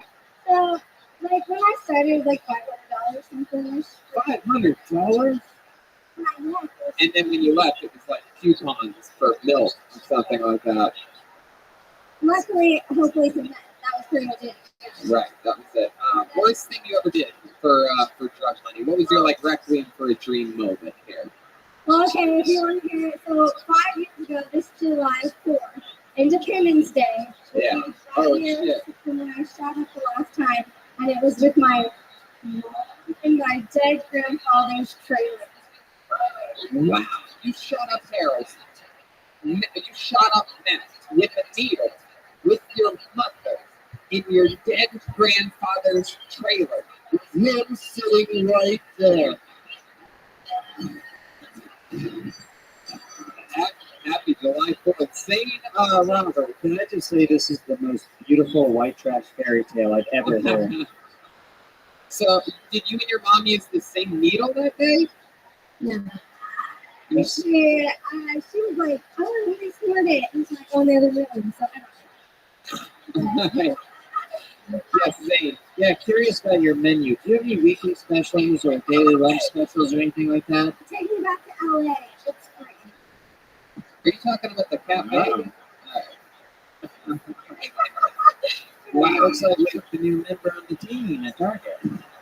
How about so that's during but by the way, July 4th will be 5 years of sobriety for you. How about a hand for that? That's so cool. When you hear fireworks, do you ever jump for another hit of that sweet, sweet fucking? I was horrible. You can only imagine how much I talked down. Like, I don't know. Is this funny something you had your whole life, or is that something like Dick like knocked something loose? I wish that shit was fake. I don't want to be like, you smart. No, like when you were younger, you did. So, Really? A lot younger? I feel like that's from years and years of cocaine abuse. It's true. I don't think I really happened as much. yeah. Right. Did you worry you might snort some of the glitter off your face into your nose? I'm big. I was like, I'm coming to kill fucking Trump. I'm so I love that. Yeah, of course. Yeah, it's super exciting. So we talked about your lowest low when you were doing drugs. What was the worst thing that ever happened to you when you were prostituting? I find it so compelling. We've never, in our almost 6 years of doing this show, we've never really gotten to talk to anyone that has been in the business, and it's so cool. I think you should be so proud of yourself for being out of it for this long. And but is there Is there something that is there like a low in that you remember? Something like that? Anybody Well, ever want you to? actually, I had to quit because I kept getting left in like really bad places. Like towards the end, I was just over everything. I was just like, I don't care how much drugs, money. I was like, why don't you respect me? And you can't do that. So like, I was just like, You kept getting left places. Well, yeah. So I was left in Nampa at a dog park, which is like one of the worst places. I mean, half of that sounds lovely. I don't know if you know, but a dog park. Hey, I mean, hey, after we're done, can you drop me in a dog park? Sounds like a nice, He was like, nice thing. Yeah, man, drop her off to the dog park. We're gonna drop her off at the pig park. Stop snorting the crazy bitch. Get out there and keep along with those dogs. All right, a dog park, man, that is frightening. I never would have guessed that. So what did you do? Did you run around, play? Did you fetch, bring it back, bring it back, bring it back? Good girl. I bet you did. Hello. Yeah, luckily I wasn't arrested, and I just stopped getting left in Nampa. So yeah, that was like the breaking point. I was like, good, you're smarter than this. Wow. Yeah. Yeah. Anyways, yeah, so and yeah, like been ever since, and like moving towards and like working in comedy, and now I feel like I now have something to say. Versus before, when I think you would know before, I'd be like, I'm kind of Right. But, yeah, now I have something to say, which is what I hope. Stephanie, you are charismatic, you are adorable, you are a bright, shining star. I mean, it's just so cool, and it's amazing to hear your honest, incredible, compelling story. Take note, Joshua, so that one day when you're talking in a few years about being a recovering heroin addict, you could talk about it with confidence and swagger. So far, I mean, you're my favorite so far. There she goes, Stephanie and Mason, everybody. Woo! How about that? Good to see you again. Congratulations, Stephanie and Mason. Oh, she just gave me her number. Yeah. Her sleep number? Just kidding. She doesn't have a mattress, guys. I love it. Ooh. Dog park. Okay. All right. Pull another name out of the bucket. One word name. Put your hands together for Pinky. Pinky. Here comes Pinky. From right down the middle. Come on, boys. Let's make some fucking noise in here.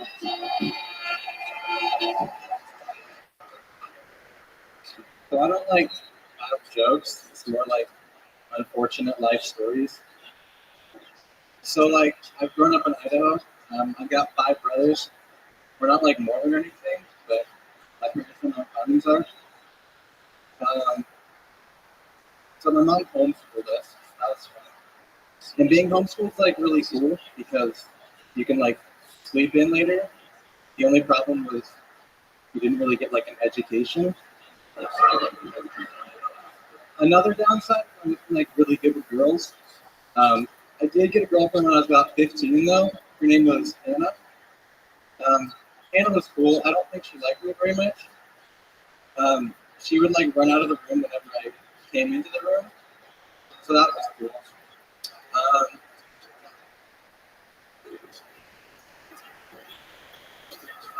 Shoot. I rehearsed like 50 times. The punchline is Anna the cat. I dated a cat. You dated a cat? Yeah, basically. You dated a cat? Yeah. So why did you date a cat? You know, I was homeschooled, so I thought you were getting a lot of girls. You like girls? I do. So you just said I like girls? No, not a lot of girls. Oh, not a lot of. So the options are. Okay, David, let's check in with name. I thought you were going to say you got a girlfriend when you were 15 years old. Her name was Mother. Because she's homeschooled. No, she rejected me. All right, let's talk about it. That's funny. That's funny. You tried to hook up with your mom before? You tried to go back inside of her? Well, I didn't go that far quite yet. I was going to work up to it, like hold her hand, hopefully. Let's see where we go from there. You have 5 brothers, all older than you. Is that what you said? No, You're in the middle? I'm second oldest. Second oldest. And what did you say about Hannah? That you were 15? I was. And how old are you now? 19 years old. Holy shit. Is that your first time doing stand-up? Yeah. Wow. Congratulations. Thank you. 19 is a good age to start. You have a good look too. You have a silly looking face. You sort of look like A young Quentin Tarantino. yeah. You look good. You look goofy. Yeah. Wow, what's that thing you're doing with your hand? Are you sure you like girls? Dude, what's going on? It's that thing. I mean, it's okay if is girls your thing, or are you a little bit more experimental? You in the closet out? Is it okay to come out here in Boise? Will you survive? I heard that there's there you go. I heard that there's a battalion of biker bars around here that might not like to find out there's a 19-year-old, what, walking around there. I saw a guy do one of those things the other day. And he wasn't shooting a jump shot. What Tony's trying to ask, were you homeschooled or were you homeschooled? Well, I was homeschooled and I kind of leaned more towards girls, but I do like it. Oh, you're gay as fuck. Okay. No, I get it. Heck yeah. This guy has a russet potato in his ass right now. Just talking to us like it's nothing. You know what girls really want is to be leaned towards. They want to be in the game. They want to have a shot. I have a question for him. This is totally hypothetical, but what would you do with a target team leader if you had one night left? Probably talk about my feelings. And then stock his shots. Yeah. My guess is he would shoot his load right on your bullseye. The target joke. Pinky, you're 19 years old. Do any of your brothers or any of your family know that you might be a little bit gay? They probably assume. Yeah. Are your other brothers a little bit like tougher, like a little bit more like, hey, why aren't you playing sports, dude? No, they're actually good. They're a little bit more feminine. Yeah, my next youngest brother has a man bun, and he wears a tie-dye t-shirt around the house with like unicorn ice cream leggings. He's just stoked, dude. He just found hot before the rest of you guys did. I used to be that guy myself. Not really the unicorn leggings, but not really the man bun either. And I never owned a tie-dye t-shirt. I'm just lying right now, but I started smoking pot at a young age. You ever smoke pot? No, actually. No, you haven't. I'll let you help you out. It's 19, so Yeah. You ever smoke coal? I'll try. Wow. My goodness. Hey, I ask, what's with Pinky? Why are you called Pinky? Is that what you like to stick in your butt? I like to go middle through that, actually. Wow. Yeah, fuck your butt. Yeah, fuck you, butthole. Fuck you. But Pinky, I didn't really have imaginary friends when I was a kid. Like, I was that low. I had imaginary enemies, and Pinky was my imaginary enemy. So, like, what would you say to your imaginary enemy? Like, what would be something that, like, a everyday conversation that you would have? I didn't really talk to him. I mostly tried to avoid him. Yeah, that's how I feel about anyone named Pinky. It's interesting because you look more like the brain. No. Okay. Well, that's interesting. What do? You study going to school or working or? I'm just starting a job at a moving company. I don't go to school right now. I graduated last year. A moving company. Now, when you guys are moving stuff, like say, like up the like you're going up the stairs, if you in the front of the bike's back, are you like a top or a bottom? I like to think I'm like a power bottom. Hey, there you go. Fuck yeah. Back that ass up. My goodness, Pinky, I'm excited for you, dude. You're 19 years old, you're fucking trying things, you're out and about fucking talking about real shit, your actual feelings.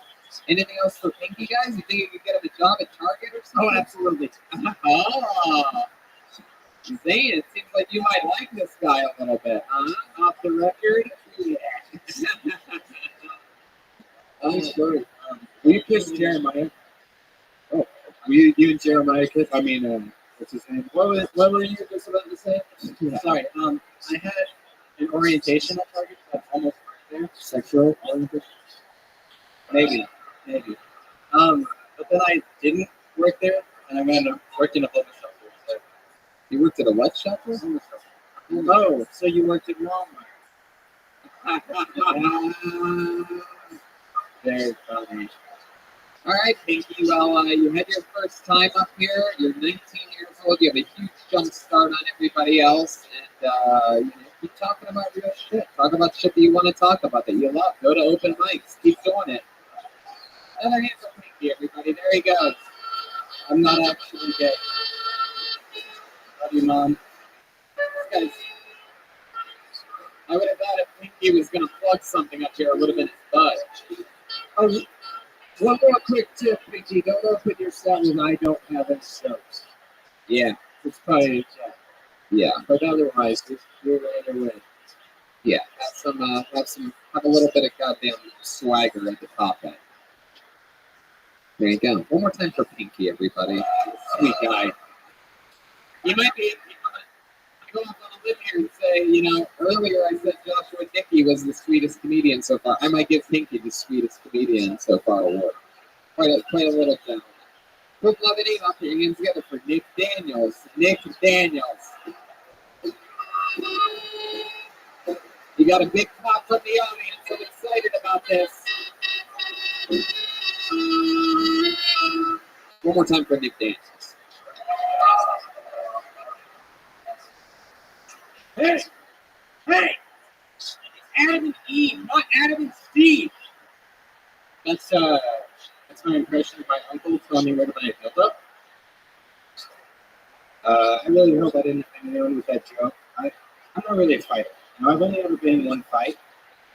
This kid, he pushed me over. I got up, punched him in the head, and that was it. I won, which was honestly surprising even to me, because he was this big, fat fifth grader, and I was just a normal, regular-sized drunk guy.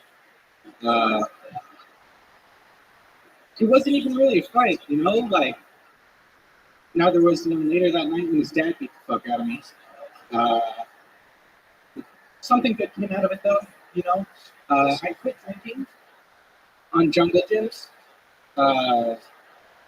during school hours because my weekends are mine. You know what I mean? Hell yeah. Nick Daniels. Fuck yeah. Welcome to the show, dude. That was great. Thank you. Hell yeah. We better hurry this up before you complete turning into a werewolf. I guess I just really didn't understand the first joke. Adam and Eve. It's Adam and Eve, not Adam and Steve. That's my uncle telling me where to buy a dildo. Adam and Eve is the sex shop. Oh. If I had there, don't buy it at Adam and Steve. Those dildos are terrible. Right. Because if you were going to use the dildo, it would be for your butt. Yeah. That's it. Or it would either be for your butt or for pinkies. Have you ever seen Pinky before? Have you ever seen him in Adam and Steve? I haven't, no. Anyway, why would your uncle help you buy a dildo, though? I'm a little confused. Is he... He's a nice guy. Yeah. He's helpful. I like that. How long have you been doing stand-up? About a year. About a year. All here in Boise? Yeah. Right. And what do you do for work? I'm a locksmith. A locksmith? Yeah. A real-life locksmith? Man, you help people in crazy situations. That's interesting. What are some of the crazier things that you've seen or anything like that? Anybody ever lock all their kids in a trailer accidentally or something like that? Or, no trailers yet. you ever walk in on a mom and daughter doing meth together on the 4th of July? No, unfortunately not. Yeah. How long you been a locksmith for? About 6 months. Oh, okay. Have you seen anything crazy yet? One time, this guy hired us to get into his house for him, and we unlocked his garage door, and his wife was on the phone with the police thinking someone was breaking in. Oh shit! Yeah, it wasn't great. She was all sounds. So you didn't try to like the doorbell first or something like that? Well, he didn't tell us that there was anyone in there. Did he know there was someone in there? Yeah, she didn't like him. Oh, yeah.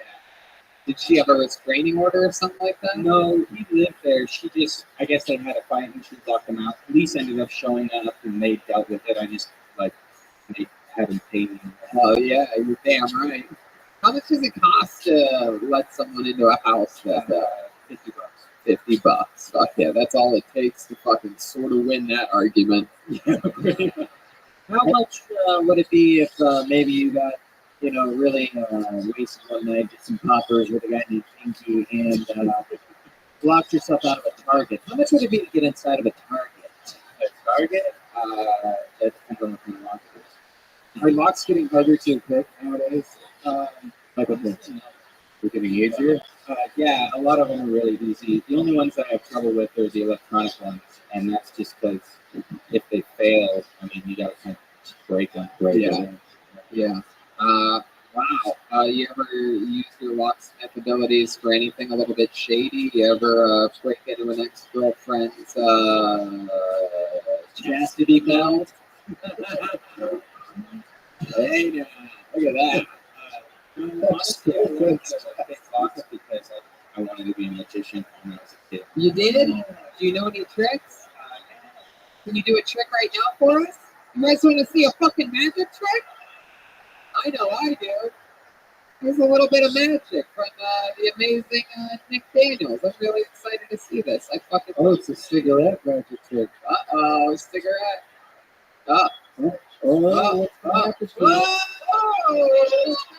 It doesn't work when I'm behind you. Yeah. That was just for the three of us. Everyone else, what happened? You're really not that chick on lock. My goodness gracious. You have a girlfriend, Nick? I do, yeah. You're a good guy. How long have you been with this girl? Wow. Where'd you meet her at? Comedy club. Oh, is she a comedian too? She is, yeah. Oh, interesting. How long has she been doing it? About a month. About a month. Yeah. I was hosting the show that she first did her first set on. Oh, cool. And then that night, you're like, oh, you were pretty funny. What do you say? Pretty much, yeah. I have the keys to your heart. Let's do this. Yeah. What'd you guys do the first night you hung out? Do you remember? The first night we hung out, we went and got some drinks. Yeah. And then went and watched Dave Attell at her house. Wow. Yeah, a little insomniacs over there, huh? Staying up all night. Yeah. Then you went to work on that chastity drum. Did you guys hook up that first night? We did, yeah. You probably only made, 20 minutes through Dave Attell until you started throwing fingers up in that? Yeah. Yeah, that's a longer thing. So you're recording your set and then you just drop the camera. I love it. It's great. Is she in the bucket? Oh, yeah, she is. She's in the bucket. Yeah, that's so cool. Is there any secrets of locksmith, like a vending machine? You could push it twice and open it up. Yeah, is there any special tricks that we would be shocked to know about that allows easy access for anything? There's a type of lock that pretty much every new house has on it. It's a smart lock. You can just open it up with a pair of pliers and it's a flathead screwdriver. I shouldn't have said that. Wow. I'm robbing all of you tonight. Crime skyrockets in Boise, Idaho. Patrick, you'll tell me. That's right. Crime has skyrocketed 1,000% because there was one crime in Boise here today. Police are searching for a male between 5'6" and 6'3", white. Good luck. Hey. There's only white people here. Yeah, it's true. Wow, people are going crazy about that. We got some crowd racists in the audience, wooing at the fact that it's all white people. Jesus, all right. I love it. So, anything else crazy about you, Nick, that we'd be surprised to know? Any fun facts about you? Fun facts. I don't know. I play Magic the Gathering. I beatbox. You beatbox? Can you please, for the love of God, give us an example of the beatboxing that you're able to do?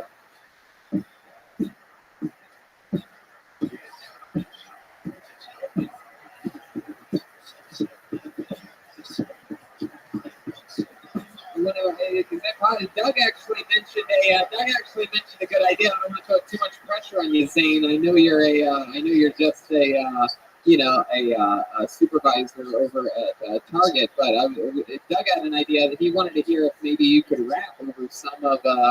You have any Target raps or anything? I guess I could rap about Target. Yeah, probably, right? Would you guys like to hear that? All right. Why don't you give him Nick? Why don't you give him a little beat? Let's hear some Target raps. I'm pretty excited about this. All right, let's fucking do it. I'm gonna hand for Zane Roberts and Nick Daniels, everybody. Be a whole new thing here. Fucking Target raps.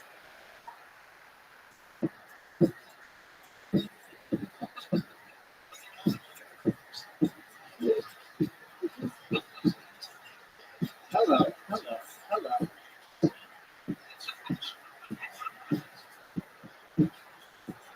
I'm like Target, stock and shelf. I'm like Santa with a lot of elves. Helping people every day, greeting them around. I say what's up, and they're like, I'm like down. Suck a dick in the parking lot. Let's go there, and I'll be boxed. No. Pinky's coming in too. It's threesome with 3 white dudes. Let's go. You motherfucker! I knew you had it in you, Zane. I knew you would summon the fucking devil. Of course he could do it. How about one more time for Zane Roberts? How about another hand for Nick Daniels? Let's get back to this bucket. Back to the bucket we go. This is a fun episode. I like this. What happened? Thomas Alfonso have a little bit too much pepperoni pizza before the show? Maybe a little. Shout out to, I believe it's Gino's Pizza here in Boise. Is that a place? Guido's? It is? Guido's. Yeah, Guido's Pizza. Very good. Very good. Better pizza than we had last night in Salt Lake City. Yeah. We're doing a 6-day pepperoni pizza binge. We're testing out each city, and so far, Boise is in the lead. All right. There's a little something to be. Since you can't be proud of your comedians, you can be proud of your pizza. Here he's going to go next comedian, Trevor Secreto. Trevor Secreto. Here we go.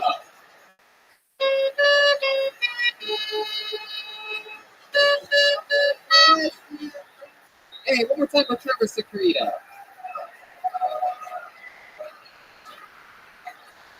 I was traumatized as a child. When I was about 2 years old, I saw this TV show called Tales from the Crypt. Yeah, a few people know it. There's this creepy puppet on that show. It's got rotting skin. And when I saw it, a lightning bolt shot up my spine, and my goose pimples turned into real huge pimples. And I was so scared. And my mom, being the good person that she is, tried to help this little kid out. Like, don't be scared, little guy. It's just a fake puppet. You don't have to be scared of it.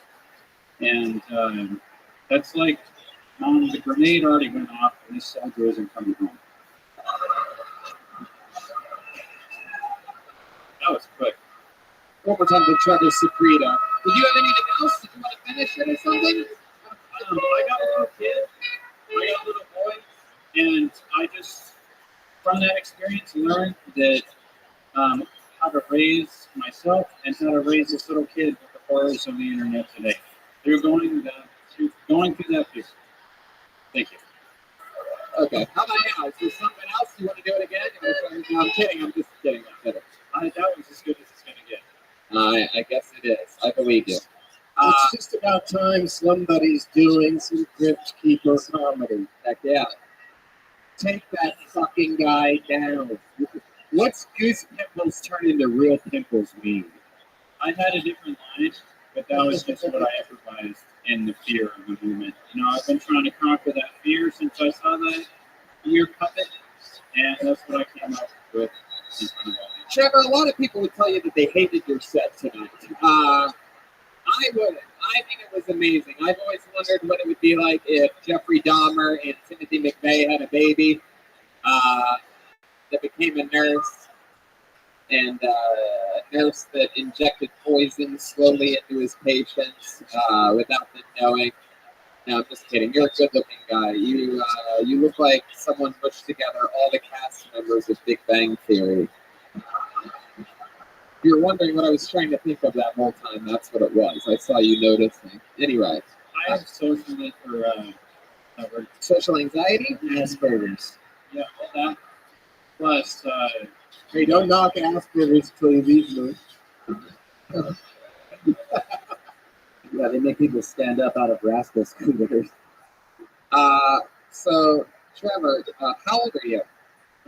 25. First ever time doing stand-up? Yes, sir. Hey, I'm going to hand for that. There you go, Trevor. It's good. That's better than, whatever you did up here was better than 90% of people that start. Oh, yeah. So, is this something you've always wanted to do? You love comedy? Yes, sir. You seem more like a drama guy. I was envious the drama kids, but I was in welding class trying to be a tough guy. You were in what? Welding. This is literally the beginning of a dramatic film. You think you'd do well in drama because you already have a huge part.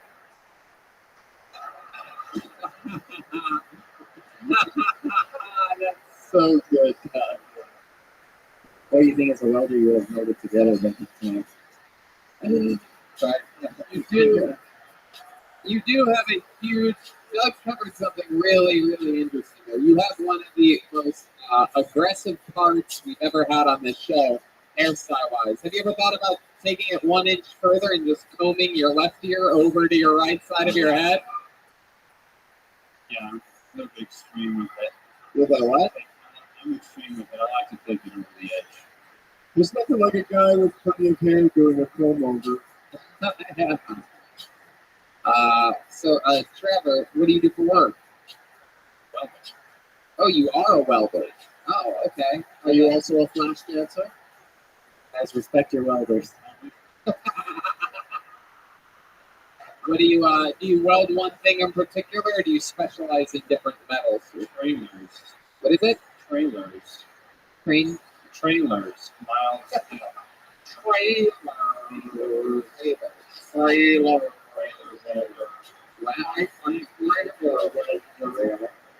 My goodness. I looked at the part. Funny enough, it's Trevor Brown, so it's got a lot of R's in it. Oh, okie dokie. I was just about to ask you how many R's are in your name. He looks like a guy that likes to say a lot of R's. Yeah, a lot of hard Trevor. Wow. Trevor, you ever do any World War II reenactments or anything like that?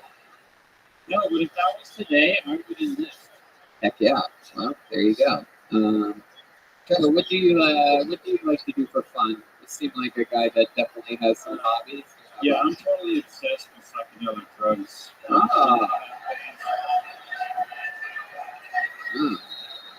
It's my obsession right now. Well, you know, we all play our very, very large part in what are your favorite psychedelic? I mean, what's truly your go-to? Acid? Yeah, acid. The last time I did acid, I communicated with another human telepathically. Wow. Did you see all his particles? Yeah.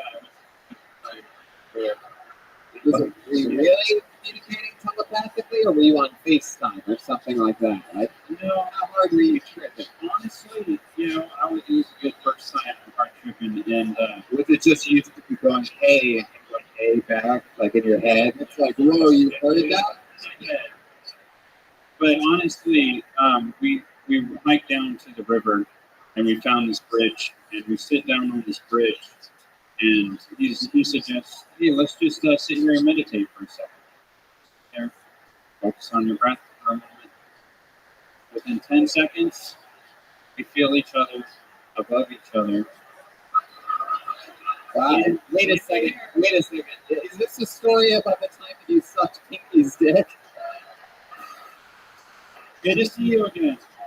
Sitting on a plate, dude. Let's just, you know what, Trevor? Why don't you just sit there and meditate? I'm not going to do anything. You just sit there and open your mouth and close your eyes. That's all.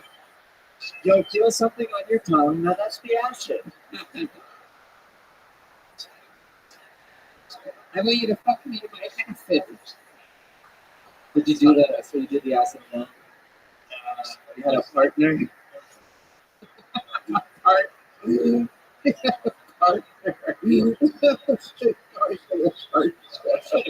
I won't stop. I love it. We're going to keep going until we get a good one. 2 hours later. What's that? Thoughts? Anyway, His favorite movie? The Departed. hey, Park goes the Weasel. Weasel goes Park. Trevor, what else? Other than psychedelic drugs, what else are we talking about here? What kind of cars? What kind of car do you have? You should wear a shirt that says "Who farted?" I'll buy it from DougBenson.com. What kind of car do you have? Bronco. Yeah. I heard that it's really hard to get parts for that. Now, is that a full-time hobby or a part-time hobby? I love it. Everything's part-time with them. Nobody knows how to get the party started other than Trevor. Did you write that book part of the deal?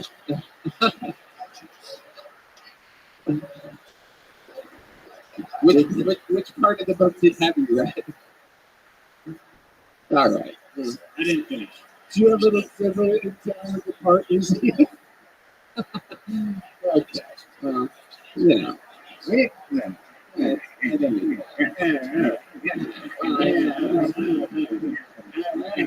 Tony, is it time for us to part? No, it's not. Almost is, but not quite yet. What's that? Jesus, what are you gonna do? Kill yourself? What are you talking about? Yeah, so. Jesus, that's a real Gerard Depardieu. Yeah.